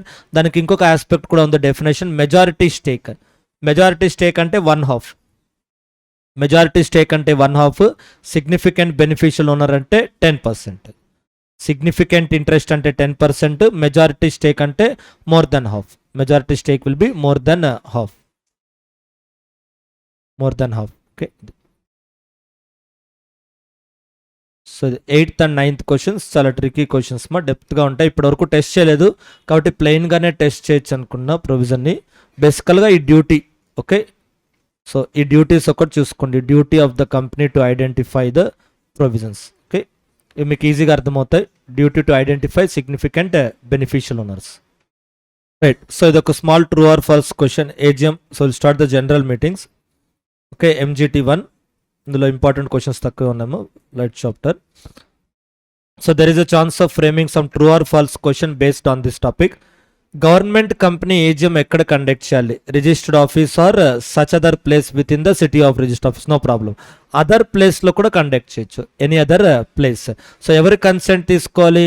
Central government approval తీసుకోవాలి. Okay, no central government approval. Okay, registered office కాకుండా other place within the same city అవుతే no central government approval. No central government approval. ఈ other place అని ఇచ్చింది, other place అక్కడ ఇచ్చింది ఇండైరెక్ట్గా మనం out side the city of registered office అనుకోవాలి. అదర్ ప్లేస్ అంటే other than the registered office కాదు. ఓకే, అదర్ ప్లేస్ అంటే other than the registered office కాదు. ఓకే, మీకు ఎగ్జామ్లో క్వశ్చన్ ఇలా వస్తుందంటే, okay, A government company shall take the approval of central government. A government company can conduct AGM at any place other than city of registered office with the approval of central government అని వస్తుంది. With the approval of central government. A government company can conduct AGM at any place other than the city of registered office with the approval of central government. At any place other than registered office. City కాదు అక్కడ, other than registered office. A government company can conduct AGM at any place other than registered office with the approval of central government. So ఇప్పుడు దీనికి falls అని రాస్తాం మనం. Falls అని రాస్తాం ఎందుకంటే ట్రూ ఏంటి, other place outside the city of registered office. ఇక్కడ ఊరికే ఇలా ఎనీ ప్లేస్ అదర్ దాన్ రిజిస్టర్డ్ ఆఫీస్ అన్నారు అనుకోండి, అప్పుడు other place including with in the same city వస్తుంది కదా. అదర్ దాన్ రిజిస్టర్డ్ ఆఫీస్ అంటే ఇది రిజిస్టర్డ్ ఆఫీస్ అనుకోండి, ఈ బిల్డింగ్లో కాకుండా పక్క బిల్డింగ్లో కండక్ట్ చేయాలన్నా గవర్నమెంట్ అప్రూవల్ తీసుకోవాలి. ఆ మీనింగే కదా వస్తుంది. ఈ బిల్డింగ్ కాకుండా ఏ ప్లేస్ అని అంటున్నారు వాళ్ళు, ఈ బిల్డింగ్ కాకుండా ఏ ప్లేస్ అని అంటున్నారు. అప్పుడు సేమ్ సిటీలోనే ఒక బిల్డింగ్ ఇది రిజిస్టర్ ఆఫీస్, సమ్ అదర్ బిల్డింగ్లో ఎక్కడో సేమ్ సిటీలోనే కండక్ట్ చేస్తే అప్పుడు సెంట్రల్ గవర్నమెంట్ అప్రూవల్ అవసరం లేదు. Therefore there is a chances that this is a false statement. అక్కడ ఏంటి, అదర్ ప్లేస్ ని మనం ఎలా చదువుకోవాలి, ఆ place other than the city of register కాదు, place outside the city of register office. Okay, so దీనికి సెంట్రల్ గవర్నమెంట్ అప్లికబుల్ కాదు. Other place within the same city అయితే central government approval not required. Other place outside the city అయితే then you have to take the approval of the central government. Okay, so this is one possible question. Right, next ఈ 7th క్వశ్చన్లో ఈ point based on this also you can expect practical question. Notice of general meeting given by a company secretary or a director without board resolution is invalid. Okay, however, board of directors can ratify it before the meeting. So, who has given the notice? Company secretary without board authority. Then the notice will be invalid. However, the board of directors can ratify before the meeting. Meeting ki mundu board of directors kanaka ratify cheste, then it becomes valid. జనరల్గా board permission లేకుండా company secretary notice ఇస్తే ఆ notice invalid అవుతుంది. కానీ ఆ నోటీస్ని validate చేయడానికి ఒక remedy ఉంది. ఏంటి ఆ రెమెడీ అంటే, మీటింగ్ కన్నా ముందు బోర్డ్ ఆఫ్ డైరెక్టర్స్ అప్రూవ్ చేయాలి. So you can expect A practical question based on this aspect. Next, so another practical question based on this one. The onus is on the company to prove that the omission was deliberate. Notice ఎవరికి ఇవ్వాలి అంటే మనం every మెంబర్కి ఇవ్వాలి. To every member. కంపెనీలో ఒక 1 crore share holders ఉన్నారు, 10 lakhs share holders ఉన్నారు, ప్రతి ఒక్కరికి నోటీస్ ఇవ్వాలి. Notice to every member. కంపెనీలో ఉన్న ప్రతి మెంబర్కి నోటీస్ ఇవ్వాలి. ఒకవేళ కొంతమందికి మనం ఇవ్వలేకపోతే అన్ యాక్సిడెంటల్ ఒమిషన్ అంటే బై మిస్టేక్, యాక్సిడెంటల్ అంటే by mistake or by overlook. So ఓవర్లుక్లో ఎవరికో ఒకరికి మనం నోటీస్ ఇవ్వలేదు, అలా దాని అంత మాత్రాన shall not become invalid, shall not invalidate. Accidental omission shall not invalidate. Okay, accidental omission shall not invalidate the meeting. Okay, అందరికీ నోటీస్ ఇవ్వాలి అన్నారు, కానీ ఒమిషన్ కొద్దిమందికి ఇవ్వలేదు, మిస్ అయింది. ఎందుకు మిస్ అయిందంటే వాంటెడ్లీ కంపెనీ మిస్ చేయలేదు, నంబర్ ఆఫ్ షేర్హోల్డర్స్ ఎక్కువ ఉండడం వల్ల ఓవర్లుక్లో మిస్టేక్లో మిస్ అయింది. సో కాబట్టి షల్ నాట్ ఇన్వాలిడేట్ అంటే ఏంటి, వ్యాలిడే. బట్ కాకపోతే ఇక్కడ అది యాక్సిడెంటల్ ఒమిషన్ ఎవరు ప్రూవ్ చేయాలి, కంపెనీ ప్రూవ్ చేయాలి. ఓనర్స్ అంటే burden or responsibility of the company to prove that. Accidental అంటే ఏంటి, అన్ఇంటెన్షనల్. డెలిబరేట్ అంటే ఏంటి, ఇంటెన్షనల్. నాట్ డెలిబరేట్ అంటే అన్ఇంటెన్షనల్. రెండు ఒకటే మీనింగ్ వస్తాయి, అవునా కదా. యాక్సిడెంటల్ ఒమిషన్ అవుతే మీటింగ్ ఇన్వాలిడ్ అవ్వదు అంటున్నారు. యాక్సిడెంటల్ ఒమిషన్ అని ఎవరు ప్రూవ్ చేయాలి, కంపెనీ ప్రూవ్ చేయాలి. యాక్సిడెంటల్ ఒమిషన్, నాట్ డెలిబరేట్ అన్న యాక్సిడెంటల్ అనంతా ఒకటే. Do you understand the point? Accidental అంటే ఏంటి, అన్ఇంటెన్షనల్, అనుకోకుండా జరగడం. డెలిబరేట్ అంటే ఏంటి, అనుకొని జరగడం, వాంటెడ్లీ చేయడం. నాట్ డెలిబరేట్ అని ఇచ్చారు కదా, ఎస్ సార్. డెలిబరేట్ అంటే ఇంటెన్షనల్, నాట్ డెలిబరేట్ అంటే అన్ఇంటెన్షనల్. అప్పుడు రెండు ఒకటే కదా. సో యాక్సిడెంటల్ ఒమిషన్ అన్న నాట్ డెలిబరేట్ ఒమిషన్ అన్న రెండు ఒకటి meaning. Accidental omission, not deliberate omission both are having same meaning, రెండు ఒకటి. ఓకే, అంటే షేర్ హోల్డర్ కంపెనీకి ప్రూవ్ చేయాల్సిన అవసరం లేదు, సార్ వీళ్ళు వాంటెడ్లీ నాకు ఇవ్వలేదు అని. కోర్టు అదే అజంప్షన్తో ప్రూవ్ అవుతారు. కంపెనీ వాంటెడ్లీ ఒక షేర్ హోల్డర్ని మీటింగ్కి రాకుండా ప్రివెంట్ చేయడానికి నోటీస్ ఇవ్వలేదు, deliberate omission. That means when a share holder who has not received a notice from the company, when he files a complaint in the court starts the case with assumption that company wantedly has not given the notice. Deliberately company notice ఇవ్వలేదని share హోల్డర్కి ఫేవర్గా court proceed అవుతారు. మేము wantedly ఇవ్వలేం కాదు, మర్చిపోయి ఇవ్వలేదు, by మిస్టేక్లో miss అయ్యాం అని చెప్పి కంపెనీ ప్రూవ్ చేయాలి. ఓకే, కంపెనీ ప్రూవ్ చేయకపోతే షేర్ హోల్డర్ చెప్పింది నమ్మి కోర్టు షేర్ హోల్డర్కి ఫేవర్గా జడ్జ్మెంట్ ఇస్తారు. Therefore burden or responsibility is on the company, అది company responsibility. Okay, notice share హోల్డర్కి ఇవ్వకపోవడం మిస్ అవుతుంది, అది కంపెనీ రెస్పాన్సిబిలిటీ. ఎందుకు ఇవ్వలేదు అనేది కంపెనీ ప్రూవ్ చేయాలి.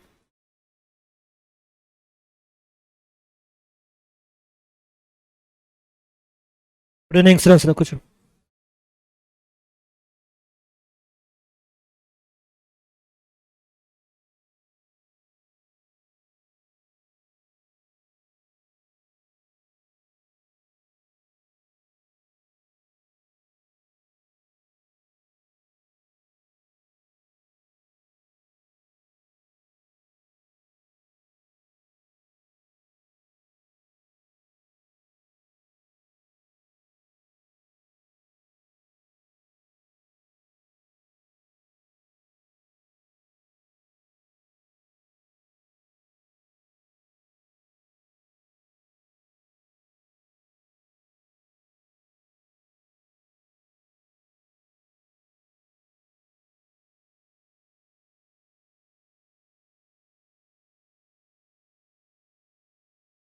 My membership chapter, this question is important. Section 19, membership chapter, this is very important question. Section 19.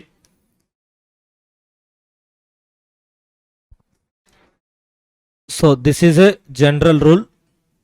This is a general rule. Subsidiary company should not become a member of holding company. Subsidiary company should not become a member of holding company. అది general rule. ఆ general రూల్కి exceptions. So ఏంటి exceptions అంటే, under what circumstances subsidiary company can become a member of a holding company. So జనరల్గా subsidiary company హోల్డింగ్లో member అవ్వకూడదు, అది general rule. So వాటికి multiple exceptions ఉన్నాయి, ఓకే రైట్. చూడండి, subsidiary a company shall not hold any shares in its holding company either by itself or through nominees. By itself means directly, nominees means indirectly. So direct గా కానీ indirect గా కానీ subsidiary company holding కంపెనీలో shares కొనకూడదు. Subsidiary company holding కంపెనీలో shares కొనకూడదు. ఆ point ఎప్పుడు apply అవుద్దంటే, holding కంపెనీకి share capital ఉన్నప్పుడు సబ్సిడరీ కంపెనీ ఈ షేర్ క్యాపిటల్లో ఇన్వెస్ట్ చేయకూడదు. హోల్డింగ్ కంపెనీకి షేర్ క్యాపిటల్ ఉన్నప్పుడు సబ్సిడరీ కంపెనీ ఆ షేర్ క్యాపిటల్లో ఇన్వెస్ట్ చేయకూడదు. సో హోల్డింగ్ కంపెనీకి అసలు షేర్ క్యాపిటలే లేదనుకోండి, not having share capital. Holding కంపెనీకి అసలు షేర్ క్యాపిటలే లేదు, not having share capital. So two types of companies ఉంటాయి, not carrying share capital, not having share capital. అవి గ్యారంటీ కంపెనీ, అన్లిమిటెడ్ కంపెనీ. వాటిలో షేర్ క్యాపిటల్ మ్యాండేటరీ కాదు. Guarantee company with share capital ఉంటుంది, without share capital ఉంటుంది. అలాగే unlimited company కూడా with share capital ఉంటుంది, without share capital ఉంటుంది. So అలా గ్యారంటీ కానీ అన్లిమిటెడ్ కంపెనీ. హోల్డింగ్ కంపెనీ అసలు షేర్ క్యాపిటలే లేదు. మరి షేర్ క్యాపిటలే లేనప్పుడు ఆ కంపెనీలో మెంబర్స్ ఉండరా అంటే ఉంటారు. ఓకే, సో మెంబర్స్ ఉంటారు, షేర్ క్యాపిటల్ లేకపోయినా మెంబర్స్ ఉంటారు. షేర్ క్యాపిటల్ ఉన్న కంపెనీస్లోనూ మెంబర్స్ ఉంటారు, షేర్ క్యాపిటల్ లేని కంపెనీస్లో మెంబర్స్ ఉంటారు. కాబట్టి కంపెనీ ఓనర్స్ని మనం షేర్ హోల్డర్స్ అనకుండా మెంబర్స్ అని ఎందుకు అంటున్నామంటే అది రీజన్. ఓకే, కంపెనీ ఓనర్స్ని షేర్ హోల్డర్స్ అని కామన్గా పిలుస్తాము, కానీ టెక్నికల్గా మెంబర్స్ అనే పిలవాలి. వాళ్ళు లాజికల్గా లీగల్గా అయితే మెంబర్స్ అనాలి. సో ఎందుకు వాళ్ళని మెంబర్స్ అంటున్నాం, ఓనర్స్ని షేర్ హోల్డర్స్ అనకుండా మెంబర్స్ ఎందుకు అంటున్నాం అంటే రీజన్ ఇది. షేర్ క్యాపిటల్ ఉన్న కంపెనీస్లో మెంబర్స్ ఉంటారు, షేర్ క్యాపిటల్ లేని కంపెనీస్లో కూడా మెంబర్స్ ఉంటారు. వీళ్ళిద్దరూ ఓనర్సే, వీళ్ళిద్దరూ కంపెనీకి ఓనర్స్ లాంటి వాళ్ళు. ఓకే, కంపెనీకి ఓనర్స్ లాంటి ఉంటారు. కాబట్టి ఈ కంపెనీ నుంచి బెనిఫిట్స్ వస్తాయి. ఇది షేర్ క్యాపిటల్ ఉన్న కంపెనీ కాబట్టి దాని నుంచి వాళ్ళకి ఎలాంటి బెనిఫిట్స్ వస్తాయి? సో డివిడెండ్ వస్తుంది, డివిడెండ్ ఓటింగ్ రైట్స్ వస్తాయి, డివిడెండ్ ఓటింగ్ రైట్. మరి షేర్ క్యాపిటల్ లేని కంపెనీలో ఉన్న మెంబర్స్కి ఏమొస్తాయంటే ఓటింగ్ రైట్స్ వస్తాయి. డివిడెండ్ ఇవ్వడానికి లేదు, అసలు క్యాపిటలే లేదుగా. షేర్ క్యాపిటల్ ఉంటాయి కదా, వాటి మీద డివిడెండ్ ఇస్తాం. సో ఇక్కడ ఈ కంపెనీకి అసలు షేర్ క్యాపిటల్ లేదు, ఓటింగ్ రైట్స్ ఇస్తారు. వాళ్ళు డెసిషన్స్ ఉన్నప్పుడు మీటింగ్లో వీళ్ళు అటెండ్ అవుతారు, డెసిషన్స్ ఇస్తారు. నెక్స్ట్ అదర్ బెనిఫిట్స్ కూడా ఇస్తారు. అదర్ బెనిఫిట్స్ కూడా ఇస్తారు. ఏంటి అదర్ బెనిఫిట్స్ అంటే, సే ఫర్ ఎగ్జాంపుల్ ఈ హోల్డింగ్ కంపెనీ అనేది ఒక స్పోర్ట్స్ క్లబ్ అనుకోండి, ఓకే, ఒక స్పోర్ట్స్ స్టేడియం ఆర్ క్లబ్ అనుకోండి. దీన్ని ఒక కంపెనీలా క్రియేట్ చేసాం, ఏబీసీ లిమిటెడ్ ఒక కంపెనీ. ఓకే, ఈ కంపెనీ క్రియేట్ చేసి ఏం చేసామంటే ఒక స్పోర్ట్స్ అసోసియేషన్ స్టార్ట్ చేసాం, సెక్షన్ 8 కంపెనీ లాగా. ఓకే, ఒక స్టేడియం ఉంది. సో ఎవరైతే ఈ కంపెనీలో మెంబర్స్ ఉన్నారో, ఓకే, ఎవరైతే ఈ కంపెనీలో మెంబర్స్ ఉన్నారో వాళ్ళకు మాత్రమే ఈ స్టేడియంలో ప్లే చేసే రైట్ ఉంటుంది. ఓకే, మనం ఒక స్టేడియం కన్స్ట్రక్ట్ చేసాం స్పోర్ట్స్ కోసం. ఆ స్టేడియంని ఎవరు రన్ చేస్తున్నారంటే ఒక సెక్షన్ 8 కంపెనీ రన్ చేస్తున్నారు. ఒక సెక్షన్ 8 కంపెనీ రన్ చేస్తున్నారు. అందులో క్యాపిటల్ ఏముండదు, డొనేషన్స్ తీసుకొని ఆ స్టేడియం కలెక్ట్ చేస్తాం. అది చార్ట్ ప్రాఫిట్ మోటివ్ కాదు, మళ్ళీ బయట వాళ్ళకి రెంట్ ఇవ్వడం అలా ఏముండదు. జస్ట్ ఆ స్పోర్ట్ని ఎంకరేజ్ చేయడానికి, క్రికెట్ ఫుట్బాల్ ఏదో ఒకటే, అది ఎంకరేజ్ చేయడానికి, ప్రాక్టీస్ చేయడం కోసం స్టేడియం ఇచ్చేసాం అనమాట. ఇంట్రెస్ట్ ఉన్న వాళ్ళు, ఆ స్పోర్ట్ ఆ గేమ్ నేర్చుకోవాలి అన్న ఇంట్రెస్ట్ ఉన్న వాళ్ళు ఫ్రీగా నేర్చుకోవడానికి మనం స్టేడియం ఇచ్చేస్తాం. ఓకే, అందులో షేర్ క్యాపిటల్ ఉండదు, ప్రాఫిట్ ఏమి ఉండదు. కాబట్టి ఇప్పుడు ఇలాంటి కంపెనీస్లో మెంబర్ అవుతే మీకు బెనిఫిట్ ఏంటి అంటే ఈ స్టేడియంని మీరు యూస్ చేసుకోవచ్చు. అలా షేర్ క్యాపిటల్ లేని కంపెనీస్లో అదర్ మెంబర్షిప్ బెనిఫిట్స్ ఉంటాయి. షేర్ క్యాపిటల్ లేని కంపెనీస్లో అదర్ మెంబర్షిప్ బెనిఫిట్స్ ఉంటాయి. So for example stock exchange తీసుకున్నారనుకోండి. సో స్టాక్ ఎక్స్చేంజ్ అంటే ఏంటి, ఒక వర్చువల్ ప్లాట్ఫామ్. అక్కడికి బయర్స్ సెల్లర్స్ వస్తారు. కానీ అక్కడ ట్రేడ్ చేసేటప్పుడు ఆ బ్రోకర్స్ ఉంటారు, షేర్ బ్రోకర్స్ అని. వాళ్ళు స్టాక్ ఎక్స్చేంజ్లో మెంబర్స్. ఈ స్టాక్ ఎక్స్చేంజ్కి షేర్ క్యాపిటల్ లేదనుకోండి, వితౌట్ షేర్ క్యాపిటల్. స్టాక్ ఎక్స్చేంజ్కి షేర్ క్యాపిటల్ లేదు, వితౌట్ షేర్ క్యాపిటల్. మళ్ళీ ఇలాంటి కంపెనీలో మెంబర్స్ ఉంటే వాళ్ళకి ఏంటి అడ్వాంటేజ్ ఏంటంటే వాళ్ళకు లైసెన్స్ అనమాట. Becoming a member of a stock exchange not having share capital, you will have a licence to do the stock broking business. Stock broking business చేయడానికి లైసెన్స్ ఆ స్టాక్ ఎక్స్చేంజ్ అనే కంపెనీలో, బాంబే స్టాక్ ఎక్స్చేంజ్ అనే కంపెనీలో మీరు member అవుతే మీకు advantage ఏంటి అంటే, so you can act as a share broker. మీరు షేర్ బ్రోకింగ్ బిజినెస్ చేయడానికి లైసెన్స్. ఆ కంపెనీలో మెంబర్ అవుతే మీకు వచ్చే అడ్వాంటేజ్ ఏంటంటే you can do the share broking business. ఆ బిజినెస్ చేయడానికి మనకు లైసెన్స్. అలా షేర్ క్యాపిటల్ లేని కంపెనీస్లో మెంబర్ అవడం వల్ల చాలా బెనిఫిట్స్ ఉంటాయి. ఓకే, ఆ స్టేడియంని మనం యూస్ చేసుకోవడం, లేదా ఈ స్టాక్ ఎక్స్చేంజ్లో మనం బిజినెస్ చేయడం, షేర్ బ్రోకింగ్ బిజినెస్ చేయడం, అలా షేర్ క్యాపిటల్ లేని కంపెనీస్లో కూడా మెంబర్స్కి బెనిఫిట్స్ వస్తాయి.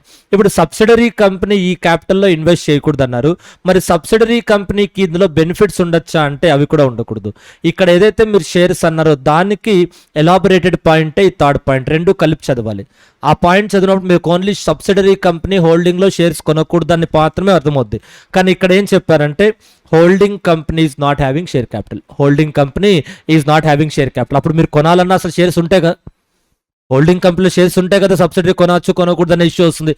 అసలు హోల్డింగ్ కంపెనీలో షేర్సే లేవు. Holding company is not having share capital. The reference to the shares, ఏదైతే ఇక్కడ షేర్స్ అని చదువుతున్నారో దాని ప్లేస్లో మీరు ఏం రాయాలి, ఇంట్రెస్ట్ ఆఫ్ ఇట్స్ మెంబర్స్, అంటే other membership rights or benefits. Share capital ఉన్న కంపెనీస్లో ఎలాగైతే సబ్సిడరీ హోల్డింగ్లో షేర్స్ కొనకూడదు అంటున్నారో, అలాగే షేర్ క్యాపిటల్ లేని కంపెనీస్లో ఏమని రాస్తామంటే subsidiary company should not get any other membership benefits. So conclusion ఏంటంటే subsidiary company should not become a member of a holding company whether or not holding companies having share capital. Holding కంపెనీలో share capital ఉన్నా subsidiary అందులో member అవ్వకూడదు, holding కంపెనీలో share capital లేకపోయినా అందులో member అవ్వకూడదు. Okay, so conclusion ఏంటంటే subsidiary company should not purchase the shares of holding company. అలా రాయడానికన్నా subsidiary company should not purchase shares of holding company ఇలా రాయడానికన్నా మనం కరెక్ట్గా ఏం రాయాలంటే subsidiary company should not become a member of a holding company. అక్కడ షేర్స్తో సంబంధం లేదు, షేర్స్ ఉంటే షేర్స్కి సంబంధించిన బెనిఫిట్స్, షేర్స్ లేకపోతే అదర్ బెనిఫిట్స్, ఏదైనా మెంబర్స్కే కదా ఇస్తారు. Subsidiary company should not become a member of a holding company. Okay, whether or not holding companies having share capital. Whether or not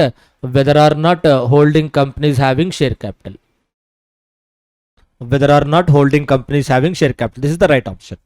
Okay, subsidiary company should not become a member of a holding company whether or not holding companies having share capital. కాబట్టి ఇక్కడ ఈ sentence ఏమో share capital, holding కంపెనీకి share capital ఉంటే అప్పుడు ఈ point apply అవుద్ది. Holding కంపెనీకి షేర్ క్యాపిటల్ ఉంటే ఈ పాయింట్ అప్లై అవుద్ది. హోల్డింగ్ కంపెనీకి షేర్ క్యాపిటల్ లేకపోతే ఈ పాయింట్ అప్లై అవుద్ది. హోల్డింగ్ కంపెనీకి షేర్ క్యాపిటల్ లేకపోతే ఈ పాయింట్ అప్లై అవుద్ది. Third point, okay, if the holding company is having share capital then first point will be applicable. If the holding company is not having share capital then third point will be applicable. ఇక్కడ third point apply అవుద్ది. Next, okay, so a company shall not hold any shares in its holding company అన్నారు. తర్వాత holding company shall neither allot nor transfer any of its shares to its subsidiary company. Neither allot nor transfer, neither allot nor transfer. So subsidiary company హోల్డింగ్లో purchase చేయకూడదు. ఒకవేళ తెలియక వాళ్ళు apply చేసిన holding allot చేయకూడదు. Holding company subsidiary కంపెనీలో allot చేయకూడదు. Okay, అక్కడ రెండో పాయింట్ ఎందుకు పెట్టాల్సి వచ్చిందంటే holding company subsidiary company. First మనం ఏం చెప్తున్నాం, సబ్సిడరీ కంపెనీ హోల్డింగ్లో షేర్స్ కోసం అప్లై చేయకూడదు. సబ్సిడరీ కంపెనీ హోల్డింగ్లో షేర్స్ కోసం అప్లై చేయకూడదు. ఓకే, నెక్స్ట్ ఇంకొక పాయింట్ ఏం చెప్తున్నాము, వీళ్ళు అలాట్ చేయకూడదు. సబ్సిడరీ హోల్డింగ్ కంపెనీ సబ్సిడరీకి షేర్స్ అలాట్ చేయకూడదు. అంటే ఇద్దరు సైడ్ నుంచి మీకు ప్రొహిబిషన్ పెట్టారు. ఓకే, సబ్సిడరీకి ఒక కండిషన్ పెట్టారు, మీరు హోల్డింగ్లో షేర్స్ కొనకండి అని. హోల్డింగ్కి ఒక కండిషన్ పెట్టారు, ఏంటది, మీరు సబ్సిడరీకి షేర్స్ ఇవ్వదని. ఇక్కడ మీకు సెకండ్ పాయింట్ చూడడానికి రిడెండెంట్లా కనిపిస్తుంది. అసలు వాళ్ళు అప్లై చేస్తే కదా సార్ వీళ్ళు అలాట్ చేసేది, అసలు వాళ్ళని అప్లై చేయొద్దు అన్నప్పుడు ఇంకా వీళ్ళు అలాట్ చేసే ఛాన్స్ ఎక్కడుంది అనే డౌట్ రావచ్చు. That is nothing but bonus issue. Bonus shares మనం ఏం అప్లై చేయంగా, ప్రైస్ ఏం పే చేయంగా, వాలంటరీగా వస్తాయిగా. మనం అప్లై చేస్తే ఇస్తారా కంపెనీ బోనస్? అలా కాదు కదా. బోనస్ అంటే వన్ సైడ్ అంతే. కంపెనీ ఆటోమేటిక్గా ఉన్న షేర్ హోల్డర్స్ అందరికీ బోనస్ షేర్స్ ఇస్తారు. ఇక్కడ ఈ పాయింట్ ఉంది కాబట్టి బోనస్ షేర్స్ కూడా ఇవ్వకూడదు. బోనస్ షేర్స్ కూడా ఇవ్వకూడదు. సార్ బోనస్ షేర్స్ ఎలా ఇస్తారు సార్? బోనస్ షేర్స్ ఎవరికి ఇస్తారు? ఆల్రెడీ కంపెనీలో షేర్ హోల్డర్ అవుతూనే కదా బోనస్ షేర్స్ ఇస్తారు. మరి అసలు సబ్సిడరీ కంపెనీ అప్లై చేయలేదు, మెంబరే అవ్వలేదు, ఇంకా బోనస్ షేర్స్ ఎలా ఇస్తారంటే సబ్సిడరీ కంపెనీ అప్లై చేయడానికి కొన్ని ఎక్సెప్షన్స్ ఉన్నాయి. ఈ కేసెస్లో మెంబర్ అవ్వచ్చు, ఈ కేసెస్లో మెంబర్ అవ్వచ్చు. ఓకే, ఈ రీజన్స్ వల్ల కనుక సబ్సిడరీ కంపెనీ మెంబర్ అవుతే ఆ సిచ్యుయేషన్లో కూడా హోల్డింగ్ సబ్సిడరీకి బోనస్ షేర్స్ ఇవ్వకూడదు. ఓకే, సో హోల్డింగ్ సబ్సిడరీ కంపెనీకి ఎట్టి పరిస్థితిలో బోనస్ షేర్స్ ఇవ్వకూడదు. అది బిఫోర్ సబ్సిడరీయా ఆఫ్టర్ సబ్సిడరీ అన్నది రిలవెంట్. ఓకే, చూడండి, subsidiary company can hold such shares as the legal representative of a deceased member. Holding కంపెనీలో ఒక మెంబర్ ఉన్నాడు, హోల్డింగ్ కంపెనీలో ఒక మెంబర్ ఉన్నాడు, ఆ మెంబర్ చనిపోయాడు, ఆ మెంబర్కి లీగల్ రిప్రజెంటేటివ్గా సబ్సిడరీ కంపెనీ కంటిన్యూ అవచ్చు. Okay, there is a holding company, there is a member in that holding company, that member died, thereafter as a legal representative of that member subsidiary company can become a member of a holding company. ఇలా member అవ్వచ్చు. Exception, holding కంపెనీలో ఉన్న member చనిపోతే ఆ మెంబర్కి legal రిప్రజెంటేటివ్గా subsidiary company ఉండొచ్చు. అందుకే లీగల్ రిప్రజెంటేటివ్ అన్నారు, లీగల్ హెయిర్ అని లేదు. లీగల్ హెయిర్ అంటే ఇండివిజువల్స్, హ్యూమన్ బీయింగ్స్, ఆ బ్లడ్ రిలేషన్షిప్ వల్ల వచ్చిన ఫ్యామిలీ మెంబర్స్ మాత్రమే అవుతారు. లీగల్ రిప్రజెంటేటివ్ అంటే ఎవరైనా అవ్వచ్చు. అర్థమైందా? ఒక పర్సన్ చనిపోతే లీగల్ హెయిర్స్ అంటే ఫ్యామిలీ మెంబర్స్, లీగల్ రిప్రజెంటేటివ్ అయితే ఎవరైనా ఉండొచ్చు. లీగల్ రిప్రజెంటేటివ్ అయితే ఎనీ పర్సన్ ఉండొచ్చు. ఓకే, హోల్డింగ్ కంపెనీలో మెంబర్ చనిపోతే ఆ మెంబర్కి లీగల్ రిప్రజెంటేటివ్గా సబ్సిడరీ కంపెనీ ఉండొచ్చు. ఓకే, అది right, that is the point. So కాబట్టి ఇప్పుడు మనం ఇక్కడ అబ్జర్వ్ చేస్తే say for example ABC company ఉంది. ఏబిసి కంపెనీ మిస్టర్ బికి షేర్స్ అలాట్ చేశారు. రిజిస్టర్ ఆఫ్ మెంబర్స్లో బి నేమ్ రాశారు, రిజిస్టర్ ఆఫ్ మెంబర్స్లో బి నేమ్ రాశారు, బికి షేర్స్ అలాట్ చేశారు. ఓకే, ఇప్పుడు బి చనిపోయాడు, బి డైడ్. సో బి చనిపోతే బి ప్లేస్లో డిఎఫ్ లిమిటెడ్ ఉంది, డిఎఫ్ లిమిటెడ్. ఎవరి డిఎఫ్ లిమిటెడ్ అంటే ఈ ఏబిసికి సబ్సిడరీ కంపెనీ, ఈ ఏబిసికి సబ్సిడరీ కంపెనీ. ఏబిసి అన్నది హోల్డింగ్ కంపెనీ, డిఎఫ్ అనేది సబ్సిడరీ కంపెనీ. ఏబిసికి డిఎఫ్లో కంట్రోల్ ఉంది, ఏబిసికి డిఎఫ్లో కంట్రోల్ ఉంది. సో కాబట్టి ఇప్పుడు ఇది సబ్సిడరీ కంపెనీ అవుతుంది. ఇప్పుడు బి ప్లేస్లో డిఎఫ్ని లీగల్ రిప్రజెంటేటివ్గా ఉంచొచ్చా అంటే ఉంచొచ్చు. సో అప్పుడు రిజిస్టర్ ఆఫ్ మెంబర్స్లో బి నేమ్ తీసేసి డిఎఫ్ అని రాస్తాం. ఎవరి రిజిస్టర్స్లో ఎవరి నేమ్ రాసాం? ఏబిసి మెయింటైన్ చేసిన రికార్డ్స్లో డిఎఫ్ అని రాసాం. ఎవరి డిఎఫ్? ఏబిసికి సబ్సిడరీ. మరి ఈ విధంగా సబ్సిడరీ హోల్డింగ్లో మెంబర్ అవ్వచ్చు. In this way subsidiary company can become a member of a holding company. ఇది పర్మిటెడ్. డైరెక్ట్గా వీళ్ళు అలాట్ చేయకూడదు, కానీ వీళ్ళు వేరే పర్సన్కి అలాట్ చేసి ఆ పర్సన్ చనిపోతే వాళ్ళకు లీగల్ రిప్రజెంటేటివ్గా అప్పుడు డిఎఫ్ ఉండొచ్చు మెంబర్గా. ఫర్ ఎగ్జాంపుల్ ఇతనికి 1000 షేర్స్ ఉన్నాయి, ఇక 1000 షేర్స్ ఉన్నాయి. సో ఇప్పుడు డిఎఫ్ లిమిటెడ్ని మెంబర్గా చేశారు. ఒకవేళ కంపెనీ బోనస్ షేర్స్ ఇవ్వచ్చా? కంపెనీ బోనస్ షేర్స్ ఇవ్వచ్చా అంటే ఈ 1000 షేర్స్కి బోనస్ షేర్స్ ఇవ్వచ్చు, ఈ 1000 షేర్స్కి బోనస్ షేర్స్ ఇవ్వచ్చు. ఎందుకంటే ఇక్కడ లీగల్ రిప్రజెంటేటివ్ అంతే డిఎఫ్, కానీ బెనిఫిషియల్ ఓనర్స్ ఎవరు అంటే ఈ బి యొక్క legal heirs, legal heirs or family members. వాళ్ళకి బెనిఫిట్స్. షేర్స్ పేపర్ మీద డిఎఫ్ పేరు మీద ఉంటాయి, కానీ బెనిఫిట్స్ అన్నీ ఎవరికి వస్తాయి? ఈ చనిపోయిన బి వాళ్ళ ఫ్యామిలీ మెంబర్స్కి వస్తాయి. ఆ చనిపోయిన బి వాళ్ళ ఫ్యామిలీ మెంబర్స్కి వస్తాయి, ఒకవేళ బి వాళ్ళ ఫ్యామిలీ మెంబర్స్కి వస్తాయి, కాబట్టి అప్పుడు బోనస్ షేర్స్ ఇవ్వచ్చు. At that point of time bonus shares ఇవ్వచ్చు. ఇది ఫస్ట్ పాయింట్. సెకండ్ సిచ్యుయేషన్ ఏంటి? సెకండ్ సిచ్యుయేషన్ ఏంటంటే ఒక ట్రస్ట్ క్రియేట్ చేయడం. ఒక ట్రస్ట్ క్రియేట్ చేయడం. You can give a trust. Okay, so ABC company ఉంది, అందులో బి అనే పర్సన్కి షేర్స్ ఇచ్చారు. బి అనే పర్సన్కి షేర్స్ ఇచ్చారు. ఇతను ఒక ట్రస్ట్ క్రియేట్ చేశాడు. ట్రస్ట్ అన్నది ఒక ఆర్గనైజేషన్. ట్రస్ట్ అనేది ఒక ఆర్గనైజేషన్. సో బి ఒక ట్రస్ట్ క్రియేట్ చేశాడు. ఆ ట్రస్ట్కి డిఎఫ్ లిమిటెడ్ అనేది ట్రస్టీగా అపాయింట్ చేశారు. డిఎఫ్ లిమిటెడ్ని ట్రస్టీగా అపాయింట్ చేశారు. Trust is an organisation. Trustee is an in charge for that organisation. an entity which is managing the organization. Trust అంటే ఒక ఎంటిటీ, ఒక ఆర్గనైజేషన్, దాన్ని మేనేజ్ చేస్తున్న వాళ్ళని ట్రస్టీ అంటారు.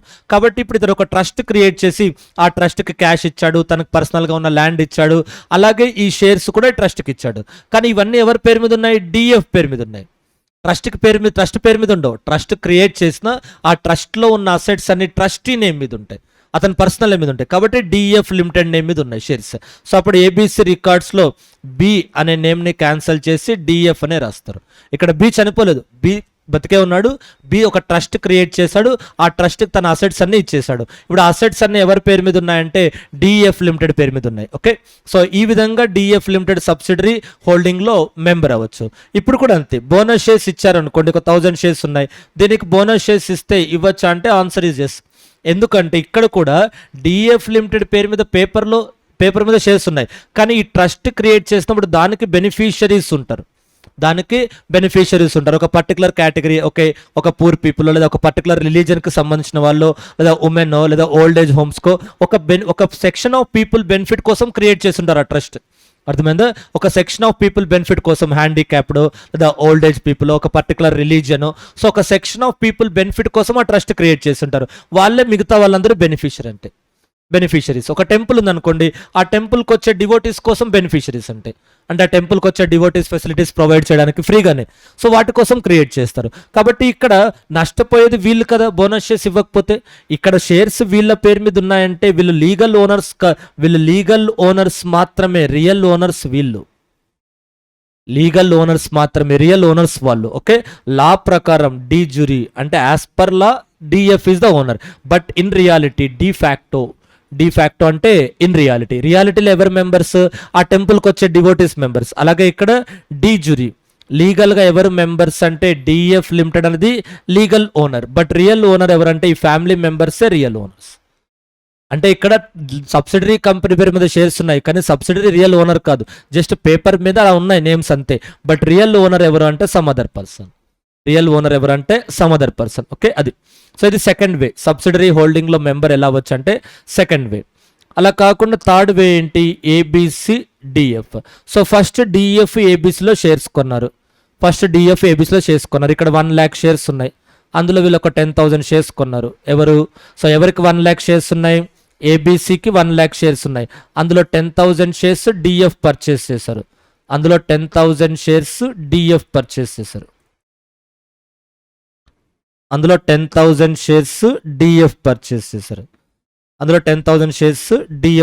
చేశారు. ఓకే, అంటే 10%.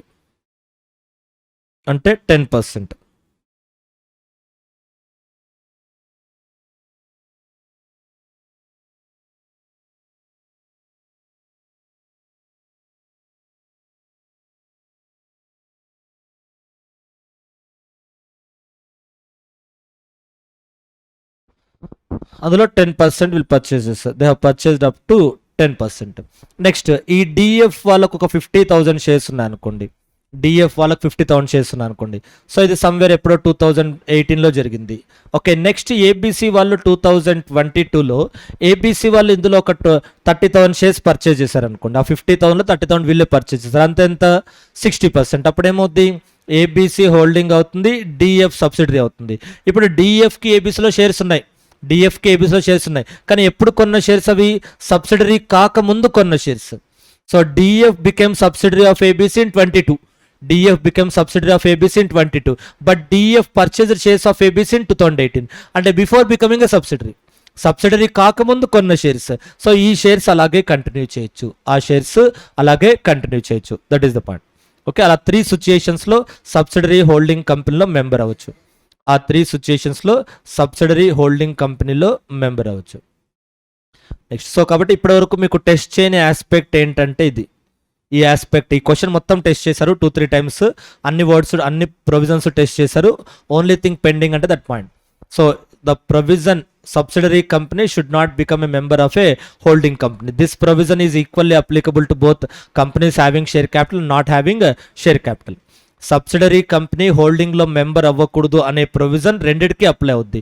హోల్డింగ్ కంపెనీకి షేర్ క్యాపిటల్ ఉన్నా అప్లై అవుద్ది, హోల్డింగ్ కంపెనీకి షేర్ క్యాపిటల్ లేకపోయినా అప్లై అవుద్ది. షేర్ క్యాపిటల్ ఉంటే డివిడెండ్ తీసుకోకూడదు, షేర్ క్యాపిటల్ లేకపోతే అదర్ బెనిఫిట్స్ తీసుకోకూడదు. కాబట్టి మనం షేర్స్ అనే వర్డ్ వాడకుండా మెంబర్ అనే వర్డ్ వాడితే రెండిటికి కామన్గా ఉంటుంది.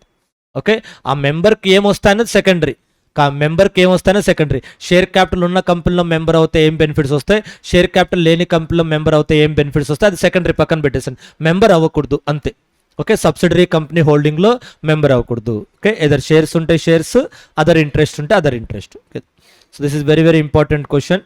Subsidiary company not to hold shares in the holding company.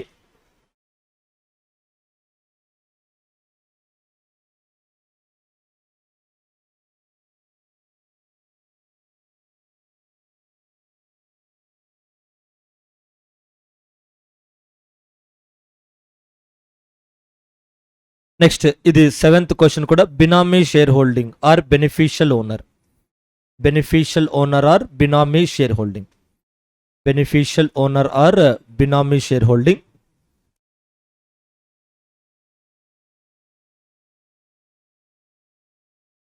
Okay, there are many situations.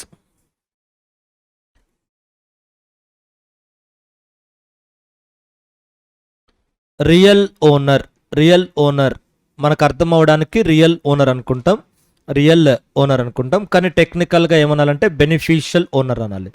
Beneficial owner, owner in reality, real owner or beneficial owner.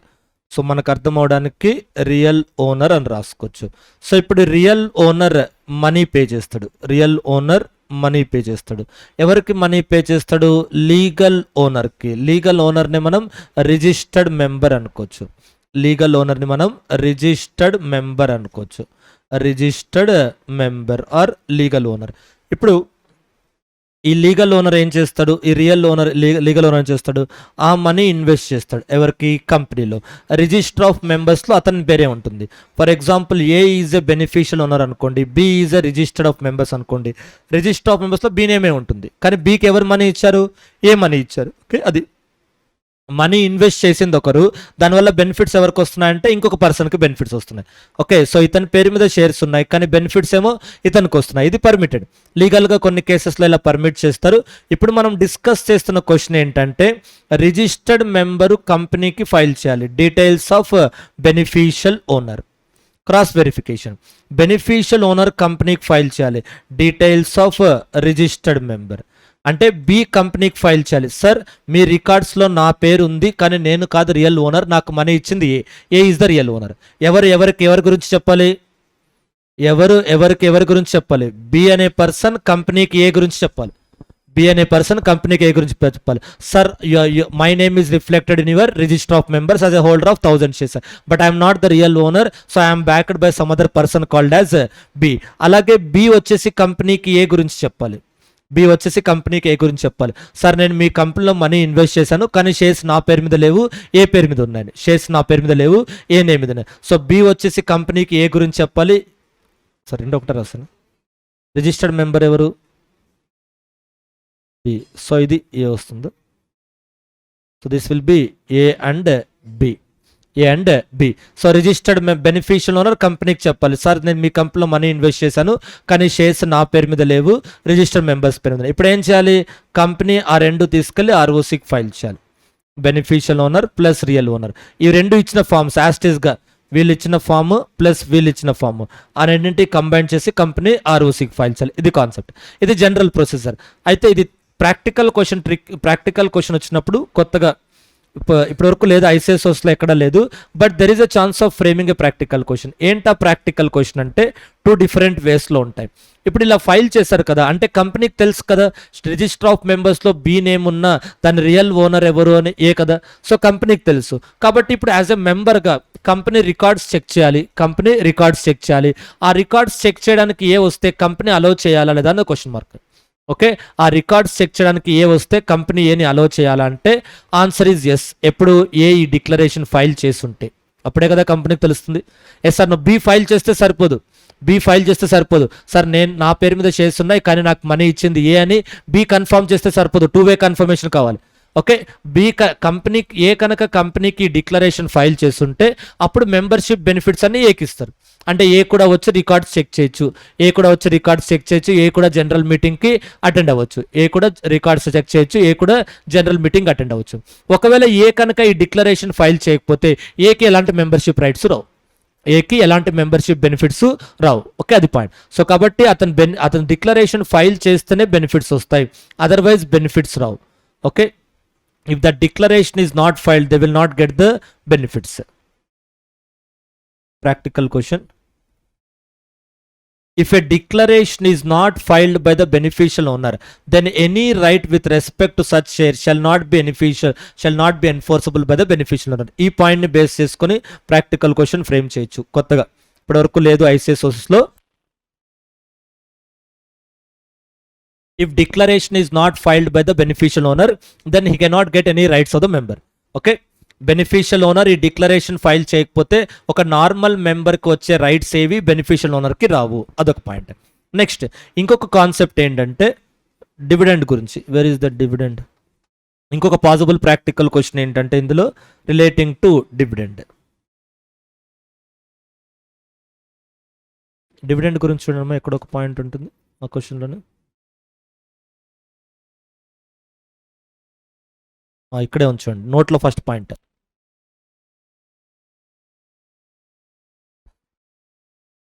Nothing contained in this section shall be deemed to prejudice the obligation of a company to pay dividend to its members under this act, and the said obligation shall on such payment stands discharged. అంటే ఇప్పుడు company register of మెంబర్స్లో ఎవరి name ఉంది? B name ఉంది. కానీ membership benefits ఎవరికి ఇస్తున్నారు? ఏకి ఇస్తున్నారు. ఎక్సెప్ట్ డివిడెండ్ మాత్రం మళ్ళీ బీకే ఇస్తారు. డివిడెండ్ కంపెనీ బీకే ఇస్తారు, బి ఏకి ఇవ్వకపోతే అది కంపెనీకి సంబంధం లేదు. Even though A has filed this declaration, still company may pay dividend to B. Now A cannot question the company, why you have paid dividend to B? Even though I informed that I am the real owner, why you paid dividend to B? So A cannot question the company. Company's obligation is satisfied. Company's obligation of a company to pay dividend to its members. Obligation of a company to pay dividend to its members. So company obligation ఏంటి? Dividend ఎవరికి ఇవ్వాలి? మెంబర్కే ఇవ్వాలి. Okay, and on such payment the said obligation on such payment stands discharge. అంటే అక్కడతో company duty అయిపోయింది. B ఏకి ఇస్తాడా లేదా అన్నది కంపెనీకి అనవసరం. అర్థమైందా? రూల్ ప్రకారం బి మళ్ళీ తీసుకెళ్ళి ఏకి ఇవ్వాలి. బి ఏకి ఇస్తాడా లేదా అన్నది కంపెనీకి అనవసరం. కంపెనీ డ్యూటీ అయిపోద్ది ఎప్పుడు? Company pay dividend to B. Company's obligation is satisfied. It is immaterial whether A has received the dividend or not. Okay, అది. సో డివిడెండ్ ఎవరికి ఇస్తారు? ఆల్వేస్ రిజిస్టర్డ్ మెంబర్స్కి. డివిడెండ్ కాకుండా అదర్ మెంబర్షిప్ బెనిఫిట్స్ ఎవరికి ఇస్తారు? Declaration file చేస్తుంటే beneficial ఓనర్కి ఇస్తారు, డిక్లరేషన్ ఫైల్ చేయకపోతే రిజిస్టర్డ్ ఓనర్కి ఇస్తారు. Okay, right. సో కాబట్టి కంపెనీ డివిడెండ్ ఎవరికి ఇస్తారు? రిజిస్టర్డ్ మెంబర్కే ఇస్తారు. Okay, company other membership benefits, other membership rights ఎవరికి ఇస్తారు? Other membership rights if beneficial owner filed declaration. ఒకవేళ బెనిఫిషియల్ ఓనర్ డిక్లరేషన్ కనుక ఫైల్ చేస్తుంటే అది ఎవరికి ఇస్తారు? అప్పుడు బెనిఫిషియల్ ఓనర్కే ఇస్తారు. If beneficial owner not filed declaration, ఒకవేళ బెనిఫిషియల్ ఓనర్ కనుక డిక్లరేషన్ ఫైల్ చేయకపోతే ఎవరికి ఇస్తారు? రిజిస్టర్డ్ మెంబర్స్కి ఇస్తారు. ఓకే, డివిడెండ్ కంపెనీ ఎవరికి ఇవ్వాలంటే రిజిస్టర్డ్ మెంబర్స్కి ఇవ్వాలి. అదర్ మెంబర్షిప్ బెనిఫిట్స్ ఎవరికి ఇవ్వాలంటే ఈ డిక్లరేషన్ ఫైల్ చేస్తుంటే అది బెనిఫిషియల్ ఓనర్కి ఇస్తారు. డిక్లరేషన్ ఫైల్ చేయకపోతే రిజిస్టర్డ్ మెంబర్స్కి ఇస్తారు. If beneficial owner not filed the declaration, okay, అది. సో దీని బేస్ మీద ప్రాక్టికల్ క్వశ్చన్స్. ఓకే, సో ఈ membership benefits based on this point also you can expect a practical question, and based on this dividend point also. Okay, next so ఇంకొక point ఉంది possible practical question, that is what this third point. ఈ note point basis కూడా practical question రావచ్చు. Shall not apply to a trust which is created to set up A mutual fund are venture capital fund. ఇదే mediator ఇక్కడ B అనే ప్లేస్లో నేను B అనే ప్లేస్లో ఏదో మ్యూచువల్ ఫండ్ పెట్టాను అనుకోండి, మ్యూచువల్ ఫండ్ కానీ వెంచర్ క్యాపిటల్ ఫండ్ కానీ పెట్టాను అనుకోండి, అప్పుడు వాళ్ళకి ప్రొవిజన్స్ అప్లికబుల్ కావు. అంటే వాళ్ళు ఈ డిక్లరేషన్స్ ఫైల్ చేయాల్సిన అవసరం లేదు. ఓకే, అంటే ఒక నార్మల్ పబ్లిక్ బెనిఫిషియల్ ఓనర్ అంటే ఒక నార్మల్ ఇన్వెస్టర్. ఈ ఇన్వెస్టర్ తీసుకెళ్లి మ్యూచువల్ ఫండ్కి మనీ ఇచ్చారు, మ్యూచువల్ ఫండ్ వాళ్ళు ఒక కంపెనీలో మనీ ఇన్వెస్ట్ చేశారు. అప్పుడు ఎవరి మనీ అని 1 by 1 ట్రేస్ చేయడానికి పాసిబుల్ అవ్వదు. అర్థమైందా? మీరందరూ, నేను ఒక మ్యూచువల్ ఫండ్ రన్ చేస్తున్నాను, మీరందరూ కలిసి నాకు ఒక 5 crores ఇచ్చారనుకోండి, ఆ 5 crores లంసమ్ అమౌంట్ నేను కొన్ని కంపెనీస్లో ఇన్వెస్ట్ చేస్తాను. ఎవరు ఇచ్చిన మనీ ఏ కంపెనీలో ఇన్వెస్ట్ చేస్తానో క్లారిటీ ఉండదు, అంత పూల్ చేస్తాం. మీరు అందరూ కలిసి ఒక 5 crores మనీ ఇచ్చారు, ఆ 5 crores ఒక 10,000, ఒక 2 crores ఒక కంపెనీలో, 50 lakhs ఒక కంపెనీలో ఇన్వెస్ట్ చేస్తాను. 1 by 1 ట్రేస్ చేయడం పాసిబుల్ అవ్వదు, 1 by 1 ట్రేస్ చేయడం పాసిబుల్ అవ్వదు. అండ్ మోర్ ఓవర్ ఏంటి, న్యూమరియస్ షేర్ హోల్డర్స్ ఉంటారు, థౌజండ్స్లో ల్యాక్స్లో ఉంటారు. కాబట్టి ఈ డిక్లరేషన్ పాసిబుల్ అవ్వదు, ఈ డిక్లరేషన్స్ పాసిబుల్ అవ్వవు. రెండు సేమే, నార్మల్కి మ్యూచువల్ ఫండ్ వెంచర్ క్యాపిటల్కి సేమ్. ఇక్కడ ఉన్న మీడియేటర్ రిజిస్టర్డ్ మెంబర్ కనుక మ్యూచువల్ ఫండ్ కానీ వెంచర్ క్యాపిటల్ ఫండ్ కానీ అయితే ఈ డిక్లరేషన్ ప్రొవిజన్స్ ఏవి అప్లికబుల్ కావు. ఓకే చూడండి, so nothing in this section requirement of filing of return with respect to declaration. So ఇప్పటి వరకు మనం చెప్పిన డిక్లరేషన్స్ అప్లికబుల్ కావు ఎవరికి, మ్యూచువల్ ఫండ్కి వెంచర్ క్యాపిటల్ ఫండ్కి ఇప్పటివరకు మనం చెప్పిన డిక్లరేషన్స్ ఏవి అప్లికబుల్ కావు. ఇది ఒక possible practical question. Okay, so this is also important question ma beneficial owner. Okay,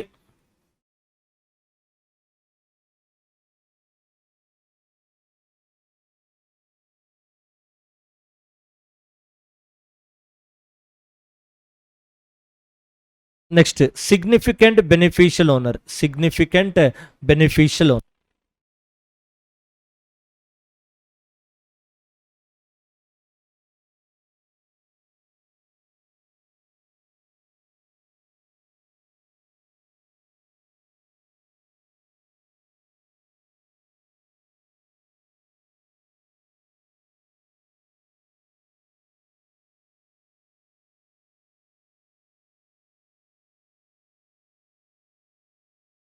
ఇక్కడ సిగ్నిఫికెంట్ బెనిఫిషియల్ ఓనర్కి నార్మల్ బెనిఫిషియల్ ఓనర్కి డిఫరెన్స్లో మీకు సిగ్నిఫికెంట్ కనిపిస్తుంది కదా, అదే ఇది నాట్ లెస్ దాన్ 10%, అంటే మినిమం 10%.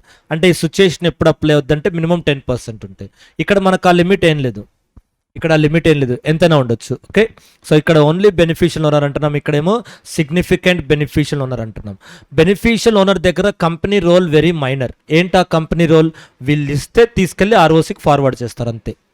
ఓకే, బెనిఫిషియల్ ఓనర్స్లో వాళ్ళు కంపెనీకి ఇన్ఫార్మ్ చేస్తే కంపెనీ ఆర్ఓసికి ఫైల్ చేస్తారు. అంటే ఇక్కడ బి అనే పర్సన్ కంపెనీలో ఇన్వెస్ట్ చేశాడు, బి అనే పర్సన్ ఈ కంపెనీలో ఒక 1% 2% ఇన్వెస్ట్ చేశారనుకోండి, బి అనే పర్సన్ ఈ కంపెనీలో ఒక 1% 2% ఇన్వెస్ట్ చేశారనుకోండి, ఆ మనీ బీదేనా లేదా బి ఇంకెవరి నుంచైనా కలెక్ట్ చేసి ఇన్వెస్ట్ చేశాడా అది తెలుసుకోవాల్సిన ఆబ్లిగేషన్ కంపెనీకి లేదు. బి వచ్చి చెప్తే సార్ ఇది నా మనీ కాదు, నాకు ఏ ఇచ్చాడు, నేను ఇన్వెస్ట్ చేశానని, అది తీసుకెళ్లి కంపెనీ ఆర్ఓసికి ఫార్వర్డ్ చేస్తారు అంతే. కంపెనీ వాలంటరీగా ఇనిషియేషన్ తీసుకొని వాళ్ళు ఇన్వెస్టిగేట్ చేయరు, అర్థమైందా, 1 or 2%. అదే కనుక బి ఒకవేళ 10% కానీ అంతకన్నా ఎక్కువ హోల్డ్ చేశారనుకోండి, కంపెనీకి డౌట్ వస్తే అప్పుడు ఇన్వెస్టిగేట్ చేస్తారు, ఇది నీ మనీ అయినా ఇంకెవరైనా ఇచ్చారన్నది. అర్థమైందా, కంపెనీకి డౌట్ వచ్చినప్పుడు ఇన్వెస్టిగేట్ చేయాలి. అదే సిగ్నిఫికెంట్ బెనిఫిషియల్ ఓనర్స్ అంటే ఏ షేర్ హోల్డర్కి అయితే 10% కన్నా తక్కువ ఉంటాయో అప్పుడు కంపెనీకి ఆబ్లిగేషన్ ఉండదు, వాళ్ళే వచ్చి చెప్తే వాలంటరీగా సరే మా పేరు మీద షేర్స్ ఉన్నాయి కానీ మనీ మాది కాదు, మాకు ఎవరో ఇచ్చారు సమ్ అదర్ పర్సన్ అని వాళ్ళే చెప్పాలి. చెప్తే కంపెనీ ఆర్ఓసికి ఫైల్ చేస్తారు. ROC company role is very minor, administrative role. కానీ సిగ్నిఫికెంట్ బెనిఫిషియల్ ఓనర్ అలా కాదు, కంపెనీకి డౌట్ వచ్చినప్పుడు కంపెనీయే కనుక్కోవాలి, కంపెనీకి డౌట్ వచ్చినప్పుడు కంపెనీయే కనుక్కోవాలి, ఎవరు ఓనర్ అని తెలుసుకోవడానికి కంపెనీ అప్లై చేయాలి, నోటీస్ ఇవ్వాలి.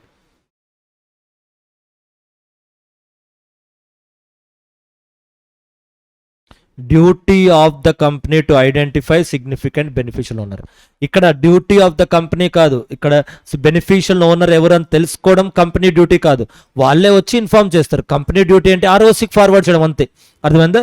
కానీ ఇక్కడ ఏం చెప్తున్నారు, duty of company to identify significant beneficial owner. So కాబట్టి కంపెనీలో ఏదైనా ఒక సింగిల్ షేర్ హోల్డర్ మీద 10% షేర్స్ కన్నా ఎక్కువ ఉన్నప్పుడు కంపెనీ క్లియర్గా అనలైజ్ చేయాలి, అది రియల్గా అతని మనీ అయి ఉంటుందా లేదా ఇంకెవరి నుంచైనా తెచ్చి ఇన్వెస్ట్ చేశాడు అనేది అనలైజ్ చేయాలి. Duty of company to identify significant beneficial owner.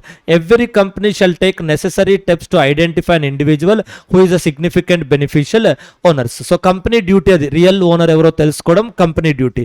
దానికి కంపెనీ ఏం చేయాలి అంటే డౌట్ వచ్చిన పర్సన్కి నోటీస్ ఇవ్వాలి. కంపెనీకి ఎవరైతే డౌట్ వచ్చిందో ఆ పర్సన్కి నోటీస్ ఇవ్వాలి. To any person whom the company knows or reasonable cause to believe. Okay, company shall give notice.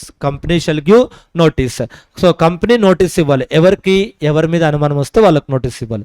అంటే కంపెనీ రిజిస్టర్ ఆఫ్ మెంబర్స్లో బి నేమ్ ఉంది కానీ బి అయి ఉండకపోవచ్చు. సో బి ఒక డ్రైవర్గా వర్క్ చేస్తున్నాడు ఒక మినిస్టర్ దగ్గర, లేదా బి ఒక మినిస్టర్ యొక్క రిలేటివ్, లేదా ఇంకేదైనా కాన్సెప్ట్ ఉంది అనుకోండి. అంటే బి ఓనర్ కాకపోవచ్చు, బి వెనకాల ఈ పర్సన్ ఉండొచ్చు అనే డౌట్ వస్తుంది ఎవరికి? కంపెనీకి. అలా కంపెనీకి ఎవరి మీద అయితే అనుమానం వస్తుందో వాళ్ళకు నోటీస్ ఇవ్వాలి. డైరెక్ట్గా వెళ్ళి బీని అడిగితే సరిపోదు, నువ్వే చెప్పు నీ రియల్ ఓనర్ ఎవరు అని, అలా అడగకూడదు. అర్థమైందా? కంపెనీకి అలా అడిగితే వాళ్ళే ఇన్ఫార్మ్ చేస్తారు కదా, అలా అడగకూడదు. కాబట్టి ఇప్పుడు ఏంటంటే కంపెనీకి ఎవరి మీద డౌట్ వస్తే వాళ్ళకు నోటీస్ ఇవ్వాలి, believe. Okay, night to be a significant beneficial owner. So B కంపెనీలో మనీ ఇన్వెస్ట్ చేశాడు కానీ బి ఎవరు అంటే ఏ అనే పర్సన్ వల్ల క్లోజ్ రిలేటివ్ అనుకోండి. ఇతను ఒక బిజినెస్ మ్యాన్. ఓకే, ఇతను ఒక బిజినెస్ మ్యాన్. ఇది వరకు మన కంపెనీని పర్చేస్ చేయాలని ట్రై చేశాడు కానీ ఫెయిల్ అయిపోయాడు, పర్చేస్ లేదు. లేదా ఇతను ఒక పొలిటీషియన్, అతని దగ్గర వర్క్ చేసే ఆ డ్రైవరో లేకపోతే పిఏనో అయ్యుండొచ్చు ఇతని పర్సన్. అప్పుడు కంపెనీకి డౌట్ రావచ్చుగా. ఇతను జస్ట్ ఆఫ్టర్ ఆల్ పిఏనే, ఇతని దగ్గర 100 crores మనీ ఉండే ఛాన్స్ లేదు. కాబట్టి ఇతను ఈ మినిస్టర్కి పిఏగా వర్క్ చేస్తున్నాడు, లేదా ఇతను ఒక బిజినెస్ పర్సన్ ఇండస్ట్రియలిస్ట్కి పిఏగా వర్క్ చేస్తున్నాడు కాబట్టి ఇతను ఓనర్ అయి ఉండొచ్చు అనే డౌట్ కంపెనీకి వస్తే కంపెనీ ఇతనికి నోటీస్ ఇవ్వాలి, ఎవరికి డౌట్ వస్తే. నెక్స్ట్ ఇంకొక ఆస్పెక్ట్ ఏంటంటే వాటి గురించి ఎవరికి తెలిసారో వాళ్ళకి ఇవ్వచ్చు. అంటే ఫర్ ఎగ్జాంపుల్ బి వచ్చి కంపెనీకి మనీ ఇన్వెస్ట్ చేశాడు, బి కంపెనీలో మనీ ఇన్వెస్ట్ చేశాడు. బి వాళ్ళ ఆడిటర్ ఉన్నారు లేదా ఫైనాన్షియల్ అడ్వైజర్ ఉన్నారు. కంపెనీ వీళ్ళకు నోటీస్ ఇవ్వచ్చు. బి అనే పర్సన్ మా కంపెనీలో ఇన్వెస్ట్ చేశారు 12% షేర్స్, మీరే కదా అతనికి financial advisor or chartered accountant. So కాబట్టి మీకు ఏదైనా తెలుసా ఆ మనీ బీదేనా, లేదా మీరే గైడ్ చేశారా వేరే వాళ్ళకు, మీరే బీకి గైడ్ చేశారా ఇలా ఏ మనీని బి ద్వారా ఇన్వెస్ట్ చేయడానికి మీరే గైడ్ చేశారా? అంటే వీళ్ళు బెనిఫిషియల్ ఓనర్స్ కాదు కానీ వీళ్ళకు తెలుసుంటుంది అనే డౌట్ కంపెనీకి వచ్చింది. Company is not suspecting that these are the significant beneficial owners, but company is having opinion that they know who is significant beneficial owners. వాళ్ళు సిగ్నిఫికెంట్ బెనిఫిషియల్ ఓనర్స్ అని కంపెనీ అడగట్లేదు, వాళ్ళు ఎలా అడుగుతున్నారు మీకు తెలుసుంటే మీరు చెప్పండి అని.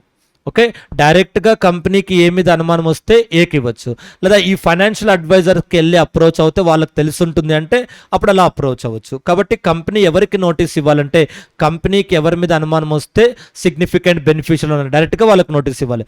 లేదా ఇంకెవరికి నోటీస్ ఇవ్వాలంటే person likely to have knowledge of the identity of a significant person.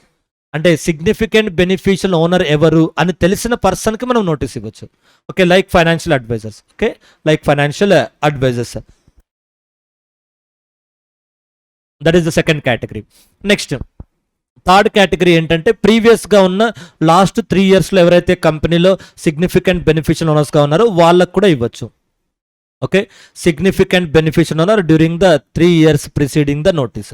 Last 3 yearsలో ఎవరినైతే మనం ఐడెంటిఫై చేసామో మళ్ళీ డౌట్ వస్తే వాళ్ళని వెళ్ళి అప్రోచ్ అవ్వచ్చు. లాస్ట్ 3 yearsలో ఎవరినైతే మనం ఐడెంటిఫై చేసామో డౌట్ వస్తే మళ్ళీ వెళ్ళి వాళ్ళని అప్రోచ్ అవ్వచ్చు. ఎందుకంటే జనరల్గా ఈ సిగ్నిఫికెంట్ బెనిఫిషియల్ ఓనర్ అనే కాన్సెప్ట్ ఎప్పుడు వస్తుందంటే ఇలా బినామీ ట్రాన్సాక్షన్స్ ఉన్నప్పుడు, ఒక రియల్ పర్సన్ తన హైడ్ అయిపోయి వేరే వాళ్ళని ఇన్వెస్ట్ చేస్తున్నాడు. Okay, right. ఇక్కడ రెండిట్లోనూ బెనిఫిషియల్ ఓనర్సే. ప్రీవియస్ క్వశ్చన్లో ఇక్కడ బెనిఫిషియల్ ఓనర్గా ఎందుకుంటున్నాడు అంటే not that A wants to hide himself or conceal himself, because legally it is not permit. Legally A may be having restrictions to invest money in the company. That is the reason A is voluntarily disclosing to the company. A తనను conceal చేసుకోవడానికి కాదు ఇలా invest చేసింది, అలా చేస్తే disclose చేయడుగా ఇక్కడ. ఎస్ఆర్ను ఇక్కడ legal restrictions వల్ల ఎవరైనా కంపెనీలో డైరెక్ట్గా మనీ ఇన్వెస్ట్ చేయలేకపోతే వాళ్ళు ఇంకొకరి ద్వారా మనీ ఇన్వెస్ట్ చేసి కంపెనీకి ఇన్ఫార్మ్ చేస్తారు, సార్ నా దగ్గర మనీ ఉంది, మీ కంపెనీలో మనీ ఇన్వెస్ట్ చేయాలనుకుంటున్నాను కానీ ఈ లీగల్ రిస్ట్రిక్షన్స్ ఉన్నాయి కాబట్టి ఇన్వెస్ట్ చేయలేకపోతున్నాను, therefore I'm investing through my representatives అలా చెప్పొచ్చు. కానీ ఇక్కడ అలా కాదు, కన్సీల్ చేయడానికే ఇన్వెస్ట్ చేస్తారు. కాబట్టి కన్సీల్ చేయడానికి ఇన్వెస్ట్ చేశారు, అప్పుడు కంపెనీ ఐడెంటిఫై చేస్తారు. సే ఫర్ ఎగ్జాంపుల్ ఒక మిస్టర్ ఏ అనే పర్సన్ ఉన్నాడు, బి కంపెనీ. సో కంపెనీ ఈ బి వచ్చేసి కంపెనీలో ఒక 12% షేర్స్ హోల్డ్ చేశాడు. బి వచ్చేసి కంపెనీలో ఒక 12% షేర్స్ హోల్డ్ చేశాడు. Okay right. కంపెనీకి డౌట్ వచ్చింది, తర్వాత కంపెనీకి ఏం తెలిసిందంటే A is A significant beneficial owner అని తెలిసింది. ఓకే అయిపోయింది. కంపెనీ ఇన్వెస్టిగేట్ చేసి ఐడెంటిఫై చేశారు, బి కంపెనీలో మనీ ఇన్వెస్ట్ చేస్తే ఆ మనీ ఇచ్చింది ఏనే అని కంపెనీ ఐడెంటిఫై చేశారు ఇన్వెస్టిగేట్ చేసి. తర్వాత కొద్ది రోజుల తర్వాత బి డీకి ట్రాన్స్ఫర్ చేస్తాడు, బి డీకి ట్రాన్స్ఫర్ చేస్తాడు. ఇదే 12% షేర్స్ ఇప్పుడు డీకి ఉన్నాయి. ఇప్పుడు డీకి బ్యాక్గ్రౌండ్ ఎవరు? ఇతనే అయి ఉండొచ్చుగా, ఇతనే ట్రాన్స్ఫర్ చేసి ఉండొచ్చుగా. సో కాబట్టి అప్పుడు కూడా మళ్ళీ కంపెనీ ఏనే అడగాలి. లాస్ట్ 3 years ఈ 12% షేర్స్ మీ పేరు మీద మీరు హోల్డ్ చేశారు బ్యాక్ ఎండ్ నుంచి, ఇప్పుడు బీకి ట్రాన్స్ఫర్ చేస్తున్నాడు, డీకి కూడా మీరే బ్యాక్ ఎండ్ అలాగే కన్ఫర్మ్ చేసుకోవచ్చు. ఇప్పటి వరకు బీకి మీరు బ్యాక్ అండ్ సపోర్ట్గా ఉన్నారు, ఇప్పుడు బి డీకి ట్రాన్స్ఫర్ చేశారు, డీకి కూడా మీరే బ్యాక్గ్రౌండ్ అవ్వచ్చు, లేదా ఇంకొకరు ఎవరైనా ఏ అయి ఉండొచ్చు, చెప్పలేం. కాబట్టి ఒకవేళ ఇతనే అనే ఛాన్స్ కూడా ఉన్నాయి కదా, అతనే ఉండే ఛాన్స్ ఉంది కదా, కాబట్టి అతనికి కూడా మళ్ళీ ఇంకొకసారి నోటీస్ ఇచ్చి కన్ఫర్మ్ చేసుకుంటారు. ఓకే అది. కాబట్టి ఇక్కడ బేసిక్ ఆస్పెక్ట్ ఏంటంటే company duty. Okay significant beneficial owner ఎవరు అని తెలుసుకోవడం కంపెనీ డ్యూటీ. కంపెనీ నోటీస్ ఇచ్చిన తర్వాత విత్ ఇన్ 30 daysలో వాళ్ళు రెస్పాండ్ అవ్వాలి. Okay the information shall be given by the concerned person with in 30 days. కంపెనీకి ఎవరి మీద అయితే అనుమానం వచ్చిందో వాళ్ళందరికీ నోటీస్ ఇస్తారు. కంపెనీకి ఎవరి మీద డౌట్ వచ్చినా వాళ్ళందరికీ నోటీస్ ఇస్తారు. ఇచ్చిన వాళ్ళు విత్ ఇన్ 30 daysలో రెస్పాండ్ అవ్వాలి. ఒకవేళ వాళ్ళు రెస్పాండ్ అవ్వకపోతే, నోటీస్ ఇచ్చిన విత్ ఇన్ 30 daysలో రెస్పాండ్ అవ్వకపోతే కంపెనీ ట్రిబ్యునల్కి వెళ్ళి అప్లై చేస్తారు. ఓకే సరే ఇలా మేము వీళ్ళ మీద మాకు డౌట్ వచ్చింది, నోటీస్ ఇచ్చాము కానీ వాళ్ళు రెస్పాండ్ అవ్వట్లేదు, వాళ్ళ మీద మాకు డౌట్ వచ్చింది, నోటీస్ ఇచ్చాము, వాళ్ళు రెస్పాండ్ అవ్వట్లేదని. సో ట్రిబ్యునల్కి అప్లికేషన్ ఫైల్ చేస్తారు. ట్రిబ్యునల్ వాళ్ళని ఇన్వెస్టిగేట్ చేసిన తర్వాత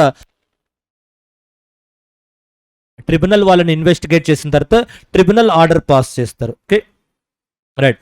The company shall seek an order of the tribunal on an application. The tribunal may, after giving an opportunity, restrict the order restricting the rights attached to the shares within a 60 days.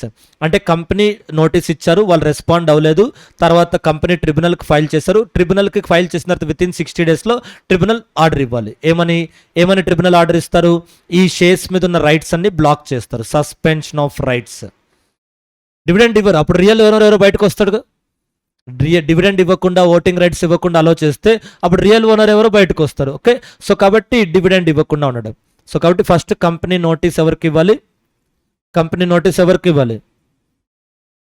Suspected persons, కంపెనీకి అనుమానం వచ్చిన వాళ్ళకు notice ఇవ్వాలి. వాళ్ళు కంపెనీకి respond ఇవ్వాలి. ఈ respond అవ్వడానికి కంపెనీ టైం ఇవ్వాలి. ఎంతలోపు రెస్పాండ్ అవ్వాలి? ఈ నోటీస్లో చెప్పిన టైంలో రెస్పాండ్ అవ్వాలి. ఇందులో 10 days చెప్తే 10 days లోపు రెస్పాండ్ అవ్వాలి, 1 week చెప్తే 1 week లోపు రెస్పాండ్ అవ్వాలి. ఓకే ఆ నోటీస్లో ఎంత టైం చెప్తే అంతలోపే రెస్పాండ్ అవ్వాలి. నోటీస్లో 2 months చెప్తే 2 months అంటే అప్పుడు ఇన్వాలిడ్, 30 days అవుతుంది. వాళ్ళు ఎంతలోపు రెస్పాండ్ అవ్వాలంటే 30 days or time specified in notice whichever is earlier or lower. Okay అది. సో కంపెనీ వాళ్ళకు నోటీస్ ఇచ్చారు, నోటీస్లో 10 days అని రాస్తారు అనుకో, 10 days అప్లై అవుతుంది, 30 days అప్లికబుల్ అవుతుంది. నోటీస్లో 2 months అని రాస్తే అప్పుడు 30 days అప్లై అవుతుంది, ఆ నోటీస్ ఇన్వాలిడ్ అవుతుంది. అంటే కంపెనీ 30 days కన్నా ఎక్కువ టైం ఇవ్వకూడదు వాళ్ళు రెస్పాండ్ అవ్వడానికి. Not exceeding 30 days. సో నోటీస్లో మనం టైం స్పెసిఫై చేయాలి. Okay 30 days or time specified in the notice whichever is earlier. ఒకవేళ వీళ్ళు రెస్పాండ్ అవ్వలేదనుకోండి, అప్పుడు కంపెనీ ట్రిబ్యునల్కి అప్లికేషన్ ఫైల్ చేస్తారు. ఎప్పటిలోపు? ఈ రెస్పాండ్ అవ్వడానికి టైం ఉన్న 15 days లోపు. సో తర్వాత ట్రిబ్యునల్ కంపెనీకి ఆర్డర్ పాస్ చేస్తారు. ఏమని ఈ ఆర్డర్ పాస్ చేయడానికి టైం లిమిట్ ఏంటి? ఈ అప్లికేషన్ ఫైల్ చేసిన తర్వాత 60 daysలో. ఏంటి ఆర్డర్ అంటే సస్పెన్షన్ ఆఫ్ రైట్స్. ఆర్డర్ ఏంటి అంటే సస్పెన్షన్ ఆఫ్ రైట్స్. ఆ షేర్స్ మీద ఉన్న రైట్స్ అన్ని క్యాన్సిల్ చేస్తున్నట్టుగా ఆర్డర్ పాస్ చేస్తారు విత్ ఇన్ 60 daysలో. ఓకే 60 daysలో ఆర్డర్ పాస్ చేస్తారు. ఇప్పుడు ఎవరైతే ఈ బెనిఫిషియల్ ఓనర్ ఉన్నారో వీళ్ళెళ్ళి ట్రిబ్యునల్కి అప్లికేషన్ ఫైల్ చేయొచ్చు. ఇలా నా పేరు మీద మీరు నేను మనీ ఇన్వెస్ట్ చేసిన షేర్స్ అన్ని మీరు బ్లాక్ చేశారు, ఆ బ్లాక్ని రిలీజ్ చేయండి. ఎప్పటిలోపు అప్లికేషన్ ఫైల్ చేయాలి? ట్రిబ్యునల్ సస్పెండ్ చేసిన విత్ ఇన్ 1 year లోపు వాళ్ళు రెస్పాండ్ అవ్వాలి. విత్ ఇన్ 1 year లోపు వాళ్ళు రెస్పాండ్ అవ్వకపోతే 1 year తర్వాత ఆ షేర్స్ అన్నీ కూడా IEPFకి ట్రాన్స్ఫర్ చేసేస్తారు. Insolvency investor education and protection fund 1 year లోపు వాళ్ళు రెస్పాండ్ అవ్వాలి. రెస్పాండ్ అవ్వకపోతే ఆ షేర్స్ని ఇన్వెస్టర్ ఎడ్యుకేషన్ అండ్ ప్రొటెక్షన్ ఫండ్కి ట్రాన్స్ఫర్ చేస్తారు.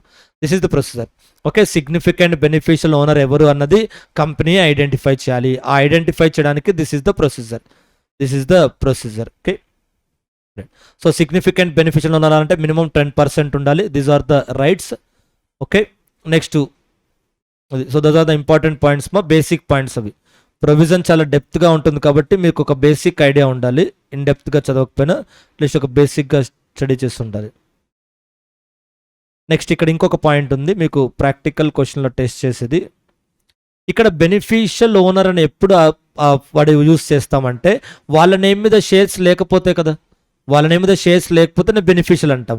ఒకవేళ వాళ్ళ పేరు మీద డైరెక్ట్గా షేర్స్ ఉన్నాయి అనుకోండి, when an individual holds any shares or entitlement directly the said individual shall not be considered as a beneficial owner. ఇక్కడ ఆ డైరెక్ట్లీ దగ్గర ఇంకొక పాయింట్ ఉండాలి, ఓన్లీ అనే పాయింట్.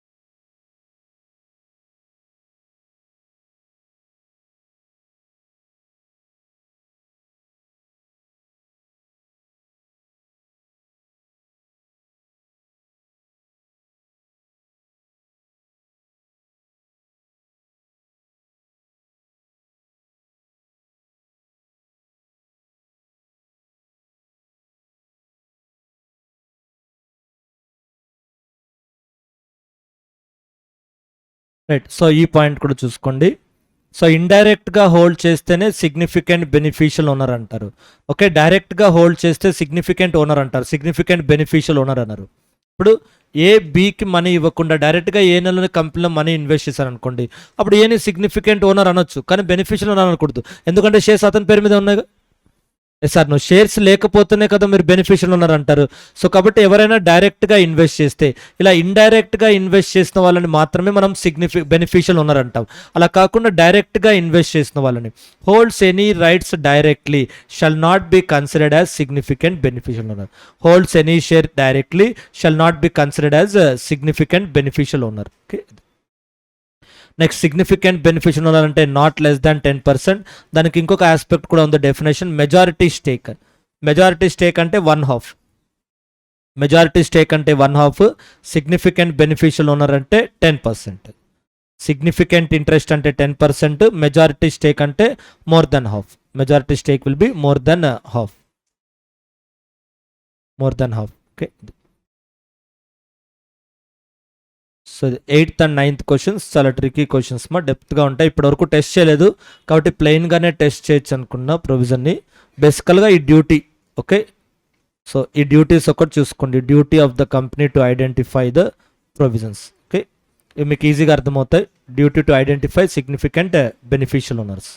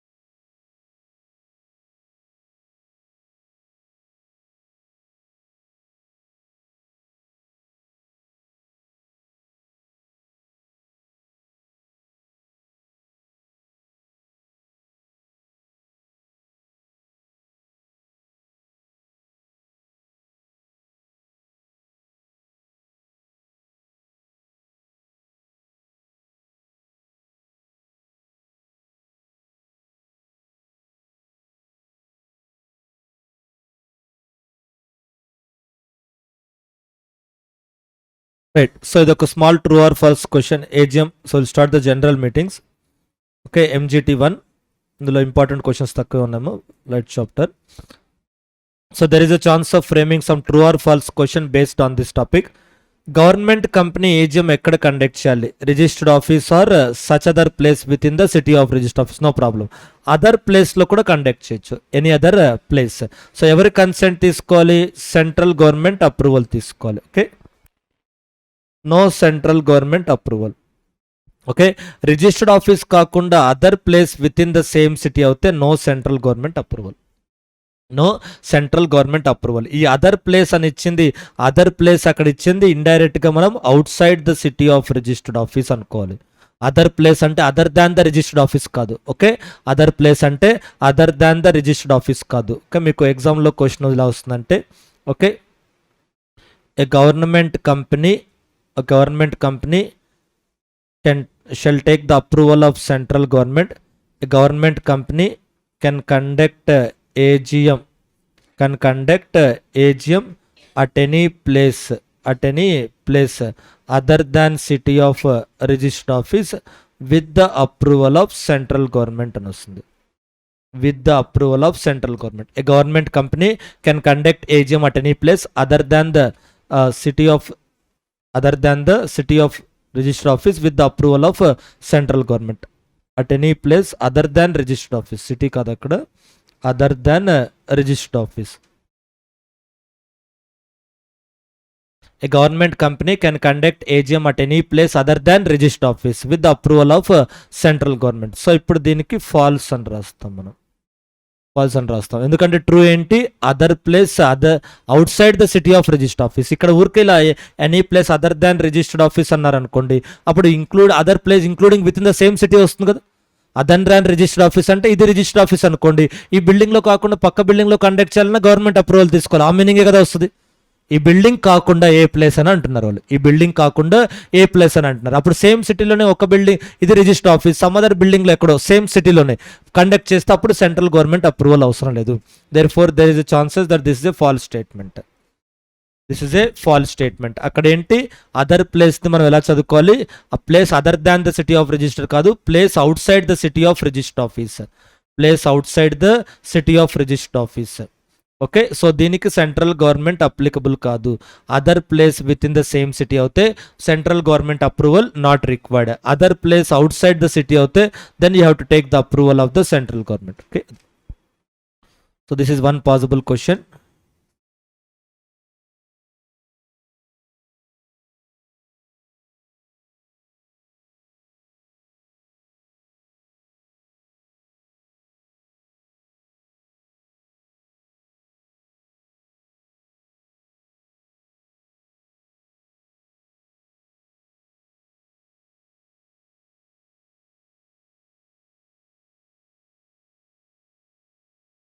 రైట్, నెక్స్ట్ ఈ 7th క్వశ్చన్లో ఈ point based on this also you can expect practical question.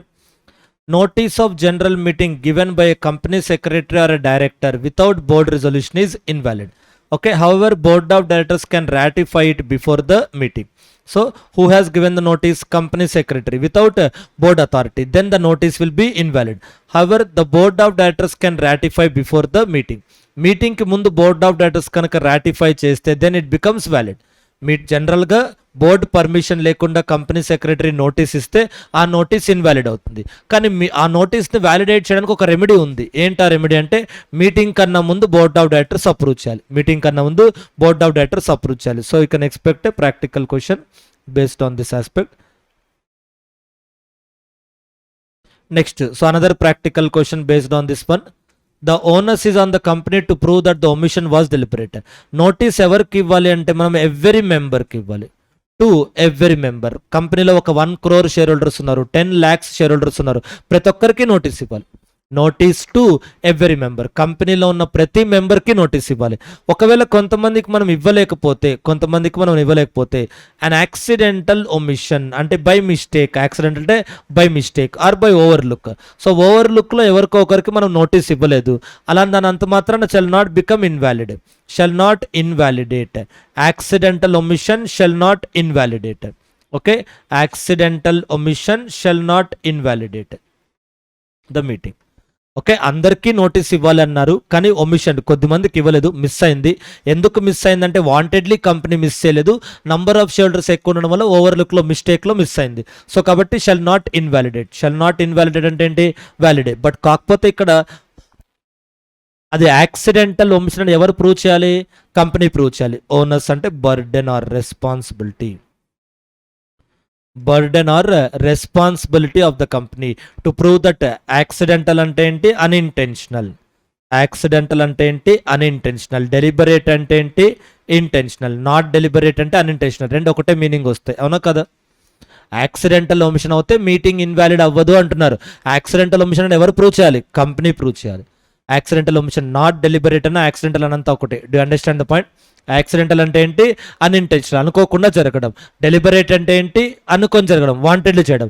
Not deliberate అని ఇచ్చారు ఎస్ సార్. డెలిబరేట్ అంటే ఇంటెన్షనల్, నాట్ డెలిబరేట్ అంటే అన్ఇంటెన్షనల్. అప్పుడు రెండు ఒకటే కదా. సో యాక్సిడెంటల్ ఒమిషన్ అన్న నాట్ డెలిబరేట్ ఒమిషన్ అన్న రెండు ఒకటి meaning. Accidental omission, not deliberate omission, both are having same meaning, రెండు ఒకటి. ఓకే, అంటే షేర్ హోల్డర్ కంపెనీకి ప్రూవ్ చేయాల్సిన అవసరం లేదు. సార్ వీళ్ళు వాంటెడ్లీ నాకు ఇవ్వలేదు అని, కోర్టు అదే అజంప్షన్తో ప్రూవ్ అవుతారు. కంపెనీ వాంటెడ్లీ ఒక షేర్ హోల్డర్ని మీటింగ్కి రాకుండా ప్రివెంట్ చేయడానికి నోటీస్ ఇవ్వలేదు, deliberate omission. That means when a share holder who has not received a notice from the company, when he files a complaint in the court starts the case with assumption that company wantedly has not given the notice. Deliberately company notice ఇవ్వలేదని share holder ఫేవర్గా court proceed అవుతారు. మేము wantedly ఇవ్వలేం కాదు, మర్చిపోయి ఇవ్వలేదు, by మిస్టేక్లో miss అయ్యాం అని చెప్పి కంపెనీ ప్రూవ్ చేయాలి. ఓకే, కంపెనీ ప్రూవ్ చేయకపోతే షేర్ హోల్డర్ చెప్పింది నమ్మి కోర్టు షేర్ హోల్డర్కి ఫేవర్గా జడ్జ్మెంట్ ఇస్తారు. Therefore burden or responsibility is on the company, అది company responsibility. Okay, notice share హోల్డర్కి ఇవ్వకపోవడం మిస్ అవుతుంది, కంపెనీ రెస్పాన్సిబిలిటీ. ఎందుకు ఇవ్వలేదు అనేది కంపెనీ ప్రూవ్ చేయాలి.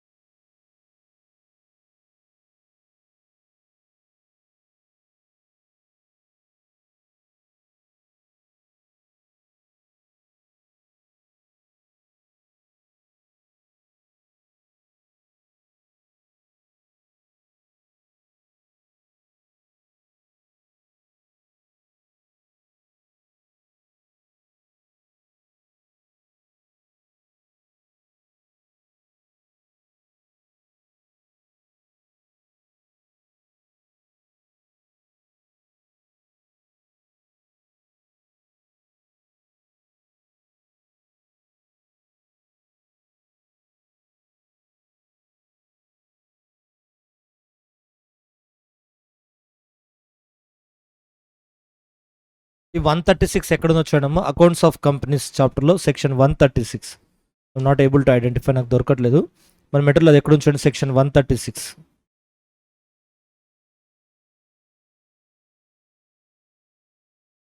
To every member trustee or debenture holders. Financial statements ఎవరికి ఇవ్వాలి అని ఉంటుంది. ఫైనాన్షియల్ స్టేట్మెంట్స్ ఎవరికి ఇవ్వాలి, అందులో every member trustee or debenture holder.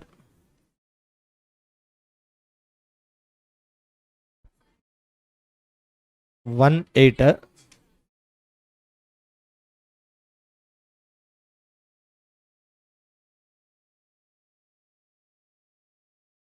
ఇక్కడ ఉందమ్మా.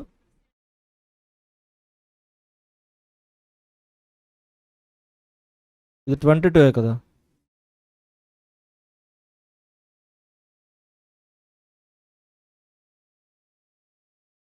సరే ఓకే, ఎక్కడ మీ దగ్గర 47 కనీసం దానికి ఫ్రంట్ బ్యాక్ ఉన్న క్వశ్చన్స్ చెప్పండి, అది ఎక్కడుందో.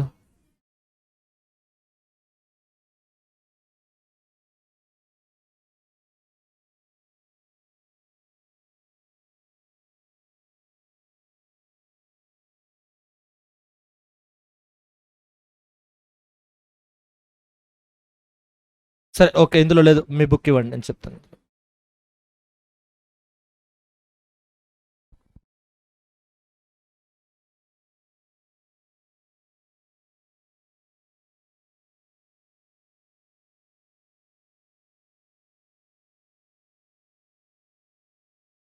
క్వశ్చన్ ఉంది కానీ ఇవ్వలేదు, ఇక్కడ క్వశ్చన్ అయితే ఉంది కానీ ఆన్సర్ లేదు. Okay right.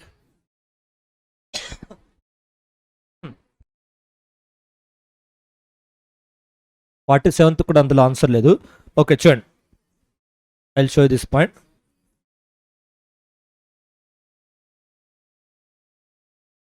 బోర్డ్ మెటీరియల్ చూపిస్తాను, తర్వాత మీరు వెళ్ళి రెఫర్ చేసుకోవడానికి కూడా పాసిబుల్ అవుతుంది. Okay, I will show in the board material accounts of కంపెనీస్లో.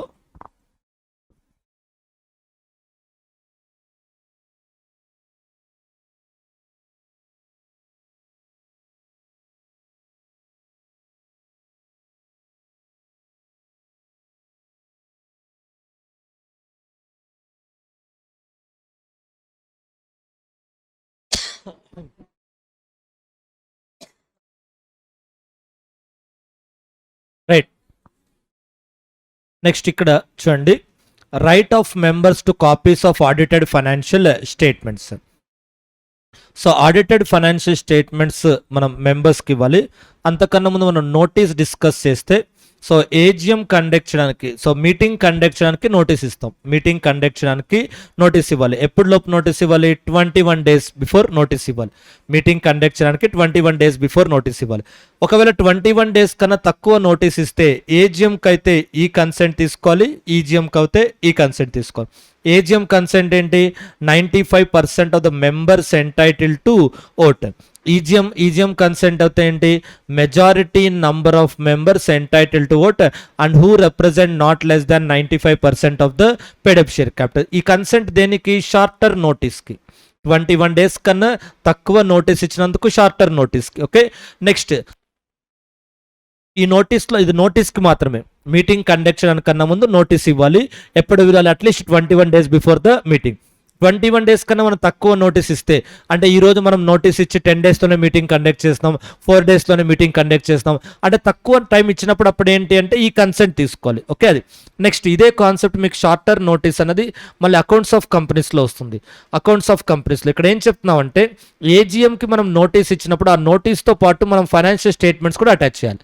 నోటీస్తో పాటు ఫైనాన్షియల్ స్టేట్మెంట్స్ కూడా అటాచ్ చేయాలి. నోటీస్ తక్కువ టైంలో ఇస్తే ఈ ప్రొవిజన్స్ అప్లై అవుతాయి, ఫైనాన్షియల్ స్టేట్మెంట్స్ తక్కువ టైంలో ఇస్తే ఈ ప్రొవిజన్స్ అప్లై అవుతాయి. చూడండి, what if the documents are sent less than 21 days before the date of the meeting?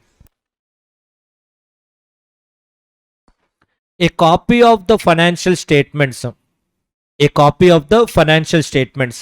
So financial statements కూడా ఇవ్వాలి షేర్ హోల్డర్స్కి. ఎప్పుడు ఇవ్వాలి? At least 21 days before the date of the meeting. Financial statements షేర్ హోల్డర్స్కి ఇవ్వాలి. ఎప్పుడు ఇవ్వాలి? At least 21 days before the date of meeting. ఇక్కడ మనం డిస్కస్ చేస్తుంది ఏంటి? నోటీస్ ఇవ్వాలి. నోటీస్ ఎవరికి ఇవ్వాలి? These persons. ఓకే, నోటీస్ ఎవరికి ఇవ్వాలంటే member, legal representative of deceased member. కానీ ఫైనాన్షియల్ స్టేట్మెంట్స్ ఎవరెవరికి ఇవ్వాలి మనం? Member and debenture trustee. Okay, trust debenture trust వీళ్ళిద్దరికి ఇవ్వాలి. ఇది కూడా ఇప్పుడు 21 days before the date of the meeting. Next, what if documents are sent less than 21 days before the date of meeting? 21 days కన్నా ముందు మీరు 21 days తక్కువ send చేస్తే majority number entitle to vote and who represent not less than 95% of the paid up share capital having voting rights. Okay, ఇక్కడ మీరు ట్రిక్కీగా ఉంటుంది. ఇప్పుడు కంపెనీ ఏజిఎం ప్లాన్ చేశారనుకోండి, కంపెనీ ఏజిఎం ప్లాన్ చేశారు. ఆ ఏజిఎంలో మనం డిస్కస్ చేసే ఐటమ్స్ ఉంటాయి, ఏ పాయింట్స్ డిస్కస్ చేస్తామని. అందులో వన్ ఆఫ్ ద పాయింట్ ఏంటి, అడాప్షన్ ఆఫ్ ఫైనాన్షియల్ స్టేట్మెంట్స్ కదా. అడాప్షన్ ఆఫ్ ఫైనాన్షియల్ స్టేట్మెంట్స్ మన ఏజిఎంలో మ్యాండేటరీగా డిస్కస్ చేసేది adoption of financial statements. Okay, ఏజిఎంలో మీరు ఫైనాన్షియల్ స్టేట్మెంట్స్ డిస్కస్ చేయాలంటే కంపెనీ నోటీస్ ఇవ్వాలి, కంపెనీ నోటీస్ ఇవ్వాలి. సో నోటీస్ ఇవ్వాలి. నోటీస్లో ఏమని రాస్తాం, బేసికల్గా date time place, date time place of AGM, ఏ రోజు కండక్ట్ చేసినా నోటీస్ ఇస్తాం. నెక్స్ట్ అజెండా, బిజినెస్ మీటింగ్లో ఏం డిస్కస్ చేస్తామంటే ఏం రాస్తాం, అడాప్షన్ ఆఫ్ ఫైనాన్షియల్ స్టేట్మెంట్స్ అని రాస్తారు అంతే. కానీ ఏంటి ఆ ఫైనాన్షియల్ స్టేట్మెంట్స్, అవి కూడా అటాచ్ చేయాలి కదా దీనికి. మీరు నోటీస్లో రాస్తారు ఫైనాన్షియల్ స్టేట్మెంట్స్ మీటింగ్లో డిస్కస్ చేస్తామని. మీ ఎవరికైనా షేర్ హోల్డర్స్కి అందులో డౌట్ ఉంటే మీటింగ్లో రేస్ చేయొచ్చు. డౌట్ రావాలంటే ఫస్ట్ చదవాలిగా. మీరు నోటీస్ ఇస్తున్నారు, నోటీస్ ఇచ్చి ఏం చెప్తున్నారు, ఇలా నెక్స్ట్ మంత్ ఫస్ట్ మీకు ఏజిఎం కండక్ట్ చేస్తున్నాం, ఆ ఏజిఎంలో ఫైనాన్షియల్ స్టేట్మెంట్స్ గురించి డిస్కషన్ జరుగుతుంది, ఎవరికైనా ఏదైనా క్వైరీస్ ఉంటే రైజ్ చేయొచ్చు అని. వాళ్ళు అలా రైజ్ చేయాలంటే మనం వాళ్ళకి ఇవ్వాలిగా ఫైనాన్షియల్ స్టేట్మెంట్స్. కాబట్టి ఈ నోటీస్కి ఫైనాన్షియల్ స్టేట్మెంట్స్ అటాచ్ చేయాలి. నోటీస్ ఇవ్వాలి అన్నది మీకు 101లో కవర్ అవుతుంది. నోటీస్ ఇవ్వాలనేది 101లో కవర్ అవుతుంది. నోటీస్కి ఫైనాన్షియల్ స్టేట్మెంట్స్ అటాచ్ చేయాలనేది 136లో కవర్ అవుతుంది. 136లో కవర్ అవుతుంది. This will B 136. నెక్స్ట్ 101 నోటీస్లో మీరు ఎవరికి ఇవ్వాలి అంటే మెంబర్స్కి ఇస్తారు. 136లో ఫైనాన్షియల్ స్టేట్మెంట్స్ ఎవరికి ఇవ్వాలంటే మనం ఏం చెప్తాం, మెంబరు డిబెంచర్ ట్రస్ట్ ఇద్దరికి ఇవ్వాలి. మెంబర్స్కి ఇవ్వాలి, డిబెంచర్ ట్రస్ట్కి ఇవ్వాలి. ఇది ఎప్పుడు ఇవ్వాలి, నోటీస్ 21 days బిఫోర్. ఇది ఎప్పుడు ఇవ్వాలి, 21 days బిఫోర్. ఇది కూడా 21 days బిఫోర్ ద మీటింగ్, ఇది కూడా 21 days బిఫోర్ ద మీటింగ్. ఒకవేళ ఇది 21 days బిఫోర్ ఇవ్వలేదు, షార్టర్ నోటీస్ మనం ఏం కండక్ట్ చేస్తున్నాం, ఏజిఎంకి 21 days బిఫోర్ మనం నోటీస్ ఇవ్వలేదు. ఈరోజు 7th October, ఈరోజు నోటీస్ ఇచ్చి మనం ఏం చెప్తున్నాం, 17th October ఏజిఎం అని చెప్తున్నాం. 7th October రోజు నోటీస్ ఇచ్చి 17th October ఏజిఎం అని పంపిస్తాం. అంటే 10 days ముందే చెప్తాం. 21 days ముందు చెప్పాలి, కానీ ఓన్లీ 10 days ముందు చెప్పాం. అప్పుడు ఏం చేయాలి అంటే మనం ఎవరి కన్సెంట్ తీసుకోవాలి, 95% of what, 95% of number of members having voting rights. 95% of members having voting rights. Voting rights ఉన్న మెంబర్స్లో 95% మెంబర్స్కి ఇవ్వాలి. ఈ 95% ఏం చేస్తున్నాం మనం, అమౌంట్ కాదు, నంబర్ ఆఫ్ మెంబర్స్ చూస్తున్నాం. ఒకే కంపెనీలో 1000 మెంబర్స్ ఉన్నారు, అందులో 400 మెంబర్స్కి ఓటింగ్ రైట్స్ రావు, ఈ 600 మెంబర్స్కి ఓటింగ్ రైట్స్ వస్తాయి. ఆ 600లో 95% అప్లై చేస్తాం. ఏంటి ఆ 600, number of members, not the capital held. ఆ 600లో మనం 95% సెలెక్ట్ చేసుకోవాలి. ఆ మనం సెలెక్ట్ చేసుకున్న 95%కి ఎంత క్యాపిటల్ ఉండాలనేది రిలవెంట్. అర్థమైందా, ఎంత క్యాపిటల్ ఉండాలనేది రిలవెంట్. సో మనం ఏం చేస్తున్నాము, కంపెనీలో ఉన్న టోటల్ మెంబర్స్ 1000 ఏంటిది, మెంబర్స్, నంబర్ ఆఫ్ మెంబర్స్. ఇందులో ఓటింగ్ రైట్స్ ఉన్న వాళ్ళు 400, నో ఓటింగ్ రైట్స్ లేదు. 600 ఏంటి, విత్ ఓటింగ్ రైట్స్. ఈ 600లో 95% అప్లై చేయాలి. ఈ 600లో 95% అప్లై చేయాలి. అది మీకు సెక్షన్ 101లో ఉంటుంది. 101లో ఉంటుంది. కానీ ఫైనాన్షియల్ స్టేట్మెంట్స్కి 136 వచ్చేసరికి ఏం చెప్తారంటే less than 21 days shorter notice. అంటే సేమ్ ఏజిఎం అయినా సరే సేమ్ ఏజిఎం కండక్ట్ చేస్తాం. వీళ్ళు ఏం చెప్తున్నారంటే ఆ 600లో మెజారిటీ తీసుకోండి. మెజారిటీ తీసుకుంటే 301 అవుతాయి. ఆ 600లో మెజారిటీ తీసుకోండి, 301 అవుతాయి. ఆ 301 మెంబర్స్ కన్సెంట్ తీసుకోవాలి. కానీ ఆ 600లో 301 ఎలా సెలెక్ట్ చేయాలి అంటే, 600లో 301 ఎలా సెలెక్ట్ చేయాలంటే ఈ 600 మెంబర్స్కి ఉన్న టోటల్ క్యాపిటల్లో, ఆ 600 మెంబర్స్కి ఉన్న టోటల్ క్యాపిటల్లో 95 అమౌంట్, ఇది క్యాపిటల్ అమౌంట్. ఏంటా క్యాపిటల్ అమౌంట్, కంపెనీకి ఉన్న టోటల్ క్యాపిటల్ అమౌంట్ కాదు, ఆ 600 మెంబర్స్కి ఉన్న క్యాపిటల్ అమౌంట్. ఆ 600 మెంబర్స్కి ఉన్న క్యాపిటల్ అమౌంట్. ఈ 600 మెంబర్స్కి కలిపి అగ్రిగేట్గా ఎంతైతే క్యాపిటల్ ఉందో అందులో 95% క్యాపిటల్ వీళ్ళకి 301కే ఉండాలి. అలాంటి 301ని మనం సెలెక్ట్ చేసుకోవాలి. ఒక ఎంతమంది మెంబర్స్ని మనం సెలెక్ట్ చేసుకోవాలంటే 301 మెంబర్స్ కన్సెంట్ మనం తీసుకోవాలి. ఎవరు ఆ 301 అంటే ఈ 600 మెంబర్స్కి ఉన్న అగ్రిగేట్ క్యాపిటల్లో అట్లీస్ట్ 95% వీళ్ళకు ఉండాలి. అంటే మనం వదిలేసిన 299 members very small share holders, అందరికీ కలిపి ఇందులో 5% ఉంది. 600 మెంబర్స్కి కలిపి ఎంత క్యాపిటల్ ఉందో అందులో 299కి ఓన్లీ 5% ఉంది. 301కి రిమైనింగ్ 95% ఉంది. అంటే మేజర్ షేర్ హోల్డర్స్ని మనం సెలెక్ట్ చేసుకొని మైనర్ షేర్ హోల్డర్స్ని ఇగ్నోర్ చేసుకోవచ్చు. అర్థమైందా? ఓకే, అంటే ఇక్కడ రెండు అప్లై అవుతాయి. అంటే ఇక్కడ మీరు అర్థం చేసుకోవాల్సింది ఏంటంటే, ఇక్కడ మీరు చూస్తున్నప్పుడు ఏజిఎంకి ఇదవుతుంది, ఈజిఎంకి ఇదవుతుంది. ఏజిఎంకి ఈ పాయింట్ దేనికి అప్లై అవుతుంది? ఏజిఎంకి మీకు ఈ పాయింట్ దేనికి అప్లై అవుతుంది? ఏజిఎం అంటే ఏంటి? 95% of the members, number of members. కానీ దేనికి ఇది? నోటీస్కి, ఫైనాన్షియల్ స్టేట్మెంట్స్ కాదు. అదే ఏజిఎంలో మనం ఫైనాన్షియల్ స్టేట్మెంట్స్ కూడా పంపించాలి. ఫైనాన్షియల్ స్టేట్మెంట్స్ పంపించినప్పుడు ఏమవుతుంది అంటే ఆటోమేటిక్గా ఈ కాన్సెప్ట్ అప్లై అవుతుంది. Majority number of members not less than 95% of the capital. కాబట్టి ఇక్కడ కాన్సెప్ట్ ఏంటంటే, ఈవెన్ దో ఇక్కడ రెండు మీకు సపరేట్గా ఇచ్చిన ఏజిఎం, ఈజిఎం అని, నోటీస్తో పాటే జనరల్గా ఫైనాన్షియల్ స్టేట్మెంట్స్ కూడా అటాచ్ చేస్తాం. కాబట్టి ప్రాక్టికల్గా ఇది ఇర్రిలవెంట్ అవుతుంది. ఏజిఎం అయినా ఈజిఎం అయినా ఇదే తీసుకోవాలి. ఎందుకంటే నోటీస్కి ఆ టైం లిమిట్, నోటీస్కి అటాచ్ చేసే డాక్యుమెంట్స్కి ఈ టైం లిమిట్ అని చెప్తున్నారు. అంటే నోటీస్ సపరేట్, అటాచ్మెంట్ సపరేట్ పంపించరు. జనరల్గా రెండు ఒకటేసారి పంపిస్తారు. సో కాబట్టి ప్రాక్టికల్గా ఎక్కువ ఇది అప్లై అవుతుంది. ఓకే, సో కాబట్టి ఈ రెండు కాన్సెప్ట్స్ చూసుకోవాలి.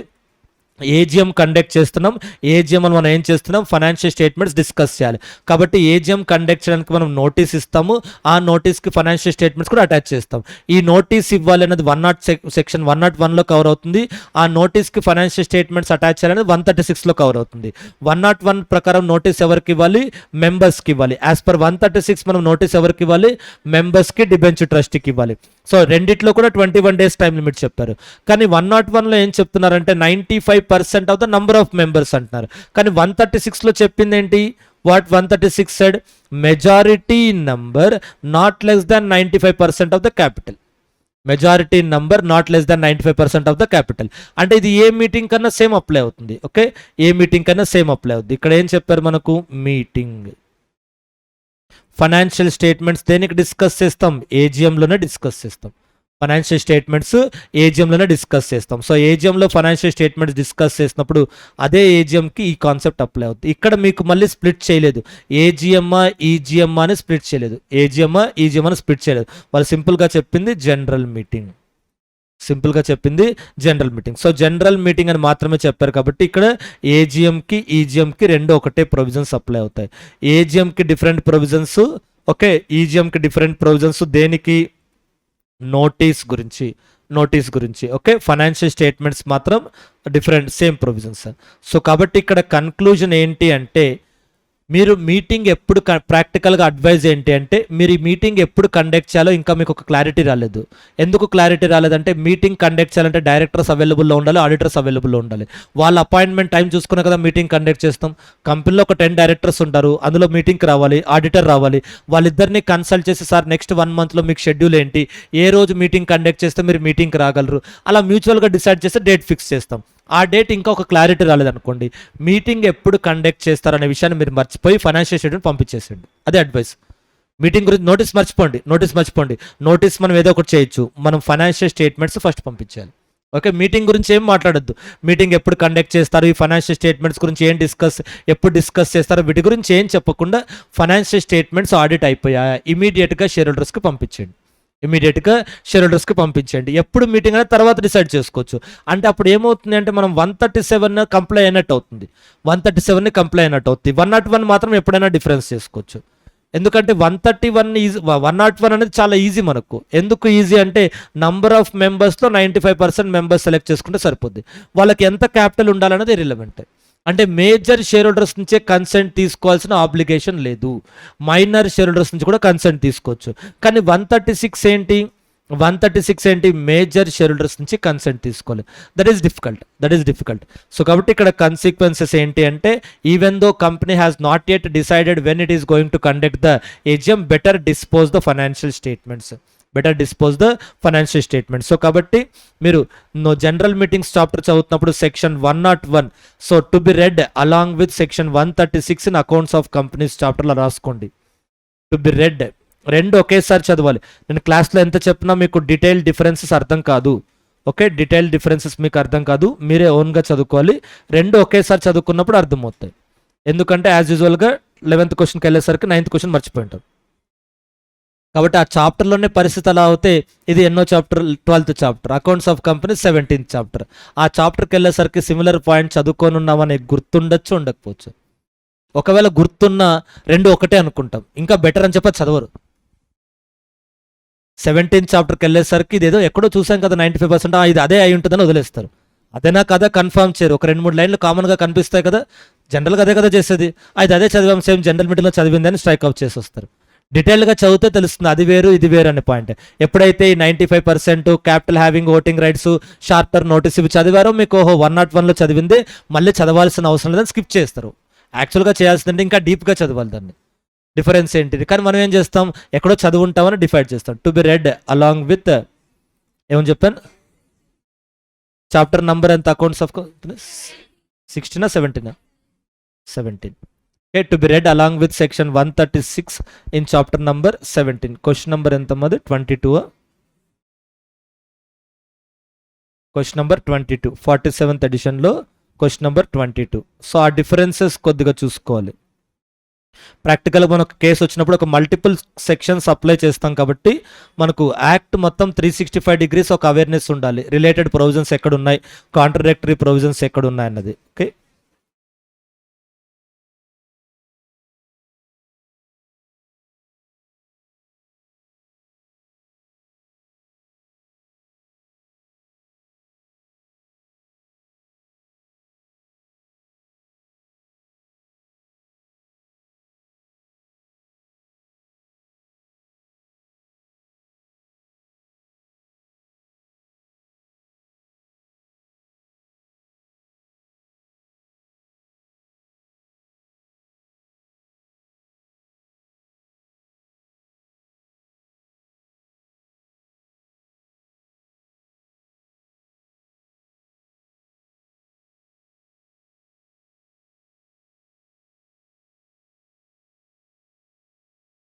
లాస్ట్ క్వశ్చన్ అమ్మా, ఇది ఒక్కరి పాయింట్ చూడండి, will close for today.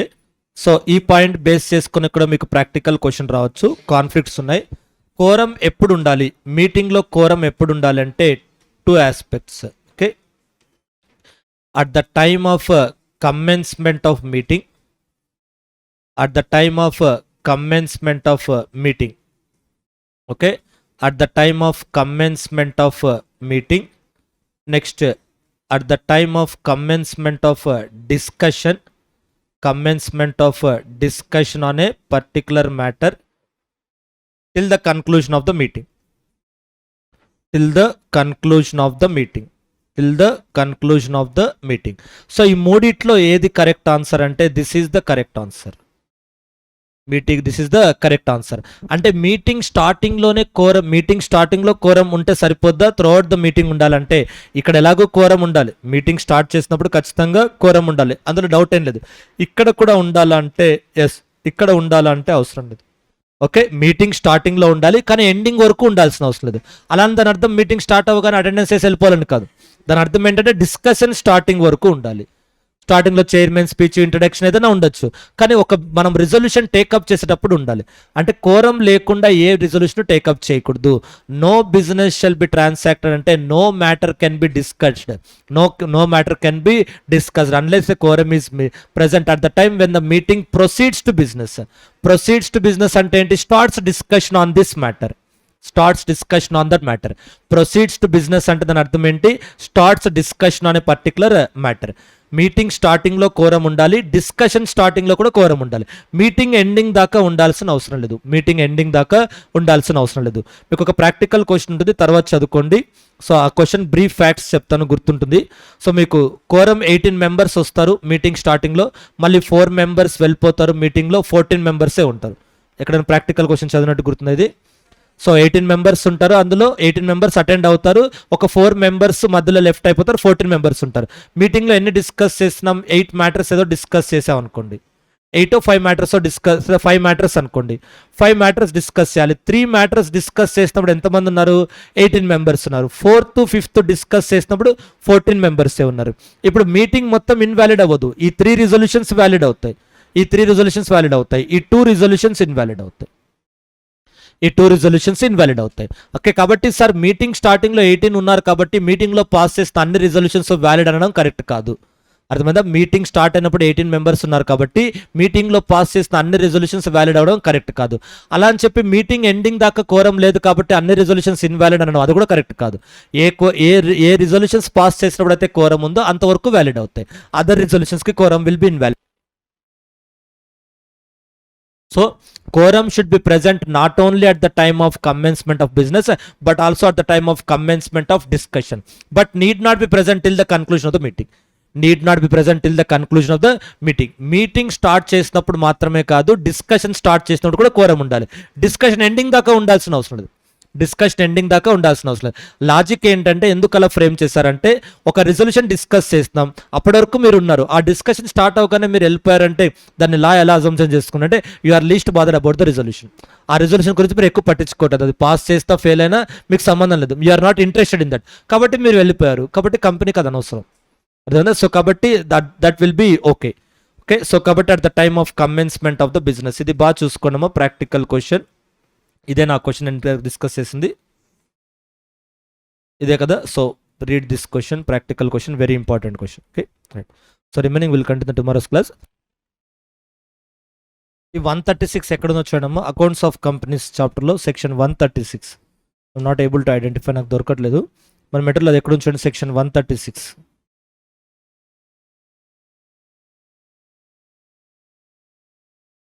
To every member, trustee or debenture holders. Financial statements ఎవరికి ఇవ్వాలి అని ఉంటుంది. ఫైనాన్షియల్ స్టేట్మెంట్స్ ఎవరికి ఇవ్వాలి, అందులో every member, trustee or debenture holder. సరే ఓకే, ఎక్కడో మీ దగ్గర 47 కనీసం దానికి ఫ్రంట్ బ్యాక్ ఉన్న క్వశ్చన్స్ చెప్పండి, అది ఎక్కడుందో. సరే ఓకే, ఇందులో లేదు, మీ బుక్ ఇవ్వండి నేను చెప్తాను. క్వశ్చన్ ఉంది కానీ ఇవ్వలేదు. ఇక్కడ క్వశ్చన్ అయితే ఉంది కానీ ఆన్సర్ లేదు. ఓకే రైట్, 47 కూడా అందులో ఆన్సర్ లేదు. ఓకే చూడండి, I will show this point. Okay, board material చూపిస్తాను, తర్వాత మీరు వెళ్ళి రెఫర్ చేసుకోవడానికి కూడా పాసిబుల్ అవుతుంది. Okay, I will show in the board material accounts of కంపెనీస్లో. నెక్స్ట్ ఇక్కడ చూడండి, right of members to copies of audited financial statements. So audited financial statements మనం మెంబర్స్కి ఇవ్వాలి. అంతకన్నా ముందు మనం నోటీస్ డిస్కస్ చేస్తే, సో ఏజిఎం కండక్ట్ చేయడానికి, సో మీటింగ్ కండక్ట్ చేయడానికి నోటీస్ ఇస్తాం. మీటింగ్ కండక్ట్ చేయడానికి నోటీస్ ఇవ్వాలి. ఎప్పుడు లోపు నోటీస్ ఇవ్వాలి? 21 days బిఫోర్ నోటీస్ ఇవ్వాలి. మీటింగ్ కండక్ట్ చేయడానికి 21 days బిఫోర్ నోటీస్ ఇవ్వాలి. ఒకవేళ 21 days కన్నా తక్కువ నోటీస్ ఇస్తే ఏజిఎంకి అయితే ఈ కన్సెంట్ తీసుకోవాలి, ఈజిఎంకి అయితే ఈ కన్సెంట్ తీసుకోవాలి. ఏజిఎం కన్సెంట్ ఏంటి? 95% of the members entitle to vote. EGM consent అయితే ఏంటి? Majority number of members entitle to vote and who represent not less than 95% of the paid up share capital. ఈ consent దేనికి? Shorter నోటీస్కి. 21 days కన్నా తక్కువ notice ఇచ్చినందుకు shorter నోటీస్కి. Okay, next ఈ నోటీస్లో, ఇది నోటీస్కి మాత్రమే. మీటింగ్ కండక్ట్ చేయడానికన్నా ముందు నోటీస్ ఇవ్వాలి. ఎప్పుడు ఇవ్వాలి? At least 21 days before the meeting.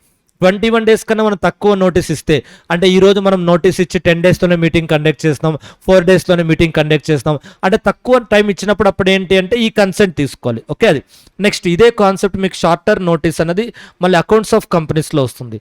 Accounts of కంపెనీస్లో ఇక్కడ ఏం చెప్తున్నాం అంటే, ఏజిఎంకి మనం నోటీస్ ఇచ్చినప్పుడు ఆ నోటీస్తో పాటు మనం ఫైనాన్షియల్ స్టేట్మెంట్స్ కూడా అటాచ్ చేయాలి. నోటీస్తో పాటు ఫైనాన్షియల్ స్టేట్మెంట్స్ కూడా అటాచ్ చేయాలి. నోటీస్ తక్కువ టైంలో ఇస్తే ఈ ప్రొవిజన్స్ అప్లై అవుతాయి, ఫైనాన్షియల్ స్టేట్మెంట్స్ తక్కువ టైంలో ఇస్తే ఈ ప్రొవిజన్స్ అప్లై అవుతాయి. చూడండి, what if the documents are sent less than 21 days before the date of the meeting? A copy of the financial statements, a copy of the financial statements. So financial statements కూడా ఇవ్వాలి share హోల్డర్స్కి. ఎప్పుడు ఇవ్వాలి? At least 21 days before the date of the meeting. Financial statements షేర్ హోల్డర్స్కి ఇవ్వాలి. ఎప్పుడు ఇవ్వాలి? At least 21 days before the date of meeting. ఇక్కడ మనం డిస్కస్ చేస్తుంది ఏంటి? నోటీస్ ఇవ్వాలి. నోటీస్ ఎవరికి ఇవ్వాలి? These persons. ఓకే, నోటీస్ ఎవరికి ఇవ్వాలంటే member, legal representative of deceased member. కానీ ఫైనాన్షియల్ స్టేట్మెంట్స్ ఎవరెవరికి ఇవ్వాలి మనం? Member and debenture trustee. Okay, debenture trustee వీళ్ళిద్దరికి ఇవ్వాలి. ఇది కూడా ఇప్పుడు 21 days before the date of the meeting. Next, what if documents are sent less than 21 days before the date of meeting? 21 days కన్నా ముందు మీరు 21 days తక్కువ సెండ్ చేస్తే majority number entitle to vote and who represent not less than 95% of the paid up share capital having voting rights. Okay, ఇక్కడ మీరు ట్రిక్కీగా ఉంటుంది. ఇప్పుడు కంపెనీ ఏజిఎం ప్లాన్ చేశారనుకోండి, కంపెనీ ఏజిఎం ప్లాన్ చేశారు. ఆ ఏజిఎంలో మనం డిస్కస్ చేసే ఐటమ్స్ ఉంటాయి, ఏ పాయింట్స్ డిస్కస్ చేస్తామని. అందులో వన్ ఆఫ్ ద పాయింట్ ఏంటి, అడాప్షన్ ఆఫ్ ఫైనాన్షియల్ స్టేట్మెంట్స్ కదా.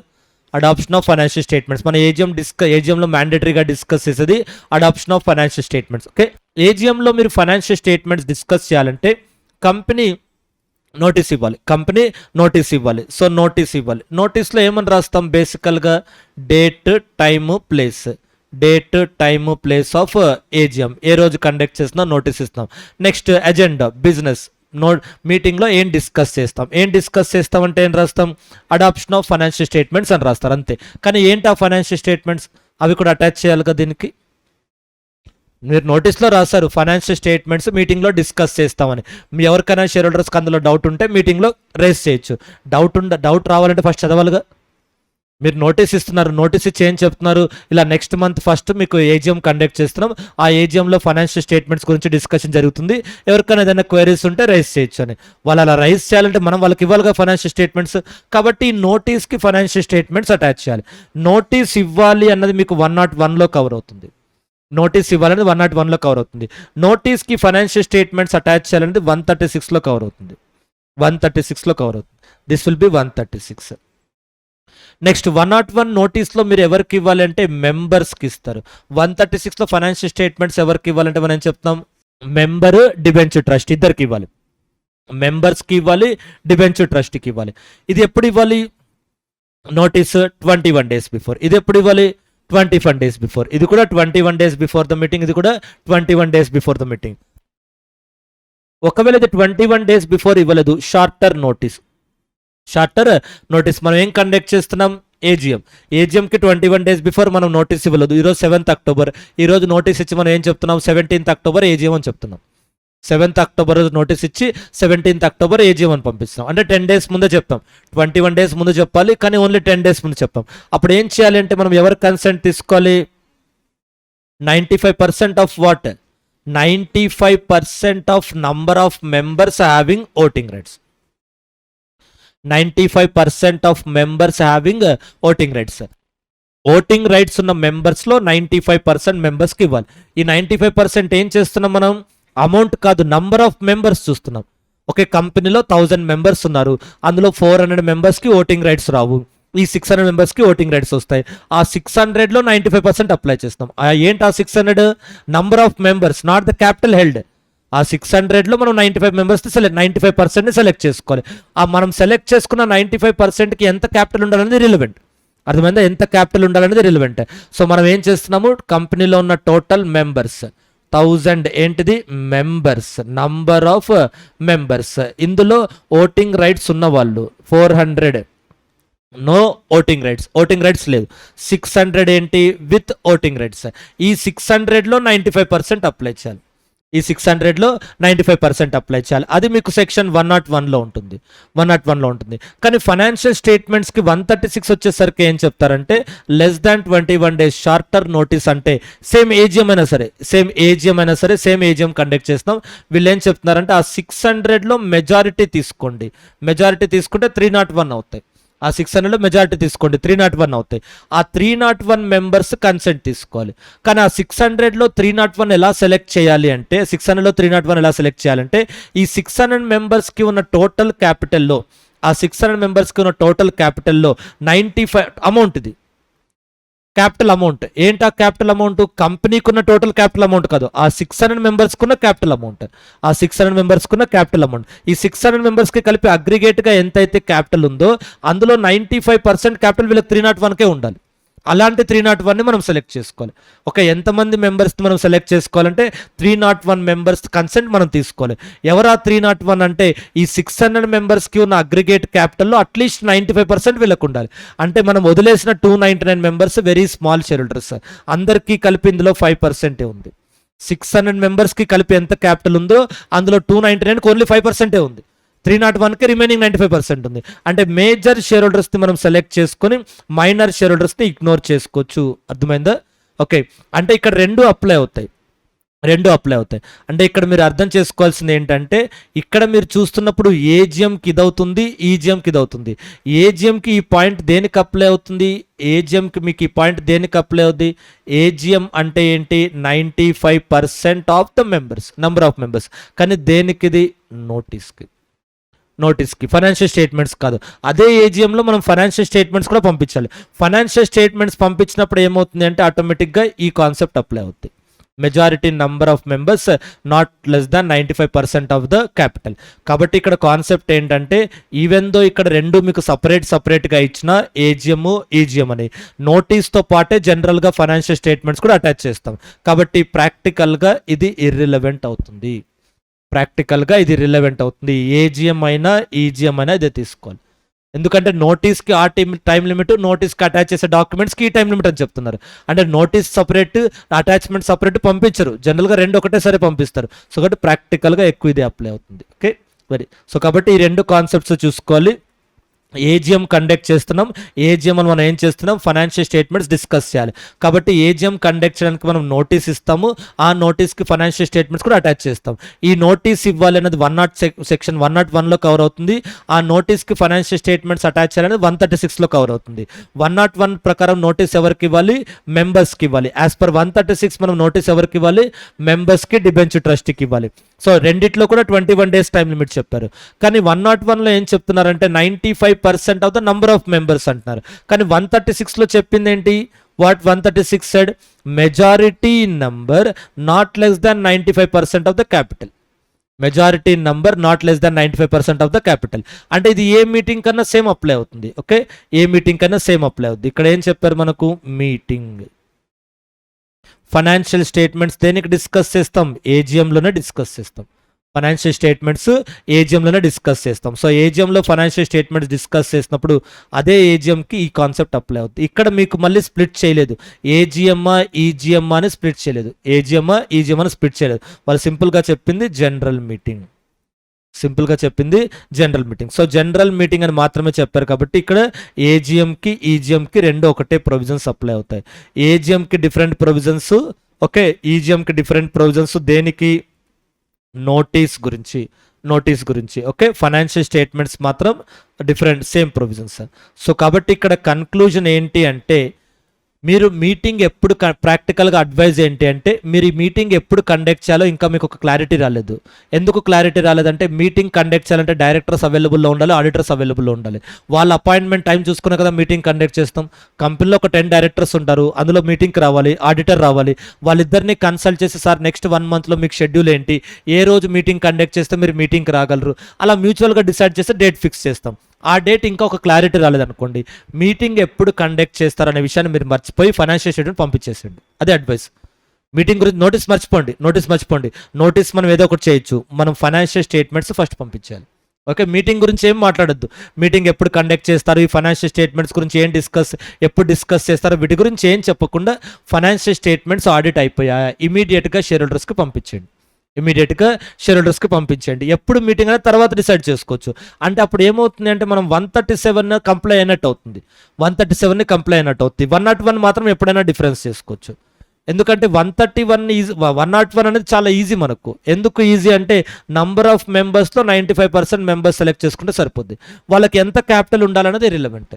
అంటే మేజర్ షేర్ హోల్డర్స్ నుంచే కన్సెంట్ తీసుకోవాల్సిన ఆబ్లిగేషన్ లేదు, మైనర్ షేర్ హోల్డర్స్ నుంచి కూడా కన్సెంట్ తీసుకోవచ్చు. కానీ 136 ఏంటి, మేజర్ షేర్ హోల్డర్స్ నుంచి కన్సెంట్ తీసుకోవాలి. That is difficult. సో కాబట్టి ఇక్కడ కన్సిక్వెన్సెస్ ఏంటి అంటే even though company has not yet decided when it is going to conduct the AGM, better dispose the financial statements. So కాబట్టి మీరు జనరల్ మీటింగ్స్ చాప్టర్ చదువుతున్నప్పుడు section 101 so to be red along with section 136 in accounts of companies చాప్టర్లో రాసుకోండి. To be red, రెండు ఒకేసారి చదవాలి. నేను క్లాస్లో ఎంత చెప్పినా మీకు డీటెయిల్ డిఫరెన్సెస్ అర్థం కాదు.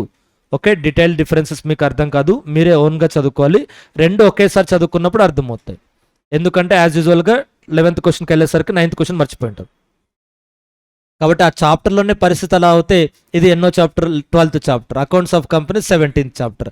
ఆ చాప్టర్కి వెళ్ళేసరికి సిమిలర్ పాయింట్ చదువుకొని ఉన్నామని గుర్తుండొచ్చు, ఉండకపోవచ్చు. ఒకవేళ గుర్తున్న రెండు ఒకటే అనుకుంటాం, ఇంకా బెటర్ అని చెప్పి చదవరు.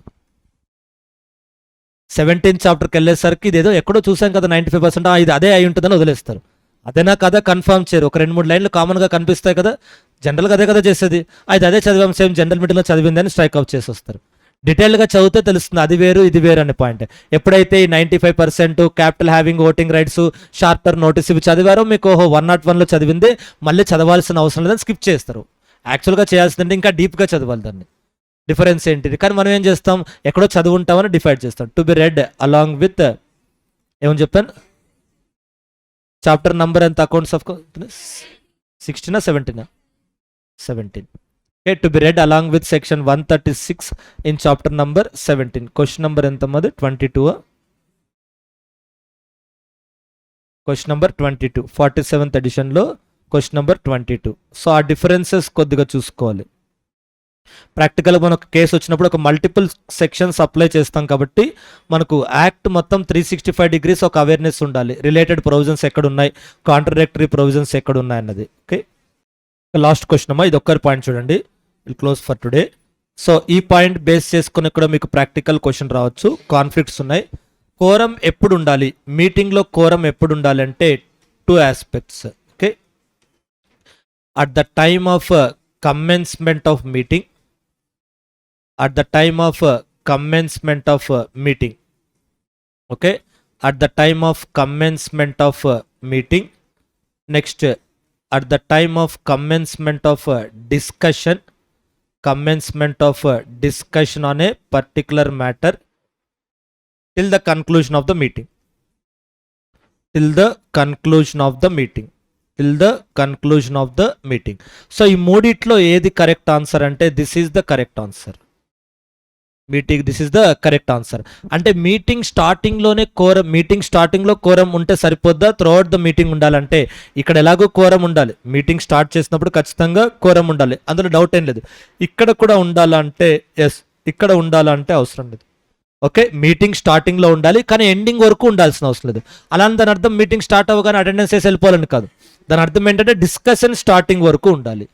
స్టార్టింగ్లో చైర్మన్ స్పీచ్, ఇంట్రడక్షన్ ఏదైనా ఉండొచ్చు, కానీ ఒక మనం రిజల్యూషన్ టేకప్ చేసేటప్పుడు ఉండాలి. అంటే కోరం లేకుండా ఏ రిజల్యూషన్ టేకప్ చేయకూడదు. No business shall be transacted అంటే no matter can be discussed, no matter can be discussed unless a quorum is present at the time when the meeting proceeds to business. Proceeds to business అంటే ఏంటి, starts discussion on this matter, starts discussion on that matter. Proceeds to business అంటే దాని అర్థం ఏంటి, starts discussion on a particular matter. Meeting స్టార్టింగ్లో quorum ఉండాలి, discussion స్టార్టింగ్లో కూడా కోరం ఉండాలి. మీటింగ్ ఎండింగ్ దాకా ఉండాల్సిన అవసరం లేదు, మీటింగ్ ఎండింగ్ దాకా ఉండాల్సిన అవసరం లేదు. మీకు ఒక ప్రాక్టికల్ క్వశ్చన్ ఉంటుంది, తర్వాత చదువుకోండి. సో ఆ క్వశ్చన్ బ్రీఫ్ ఫ్యాక్ట్స్ చెప్తాను, గుర్తుంటుంది. సో మీకు కోరం 18 members వస్తారు మీటింగ్ స్టార్టింగ్లో, మళ్ళీ 4 members వెళ్ళిపోతారు మీటింగ్లో, 14 members ఉంటారు. ఎక్కడైనా ప్రాక్టికల్ క్వశ్చన్ చదివినట్టు గుర్తుంది ఇది. సో 18 members ఉంటారు, అందులో 18 members అటెండ్ అవుతారు, ఒక 4 members మధ్యలో లెఫ్ట్ అయిపోతారు, 14 members ఉంటారు.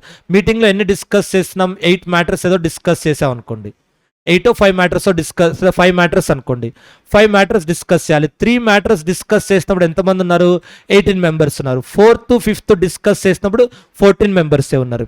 ఇప్పుడు మీటింగ్ మొత్తం ఇన్వాలిడ్ అవ్వదు, ఈ 3 resolutions వ్యాలిడ్ అవుతాయి, ఈ 3 resolutions వ్యాలిడ్ అవుతాయి, ఈ 2 resolutions ఇన్వాలిడ్ అవుతాయి, ఈ 2 resolutions ఇన్వాలిడ్ అవుతాయి. ఓకే, కాబట్టి సార్ మీటింగ్ స్టార్టింగ్లో 18 ఉన్నారు కాబట్టి మీటింగ్లో పాస్ చేస్తే అన్ని రిజల్యూషన్స్ వ్యాలిడ్ అనడం కరెక్ట్ కాదు.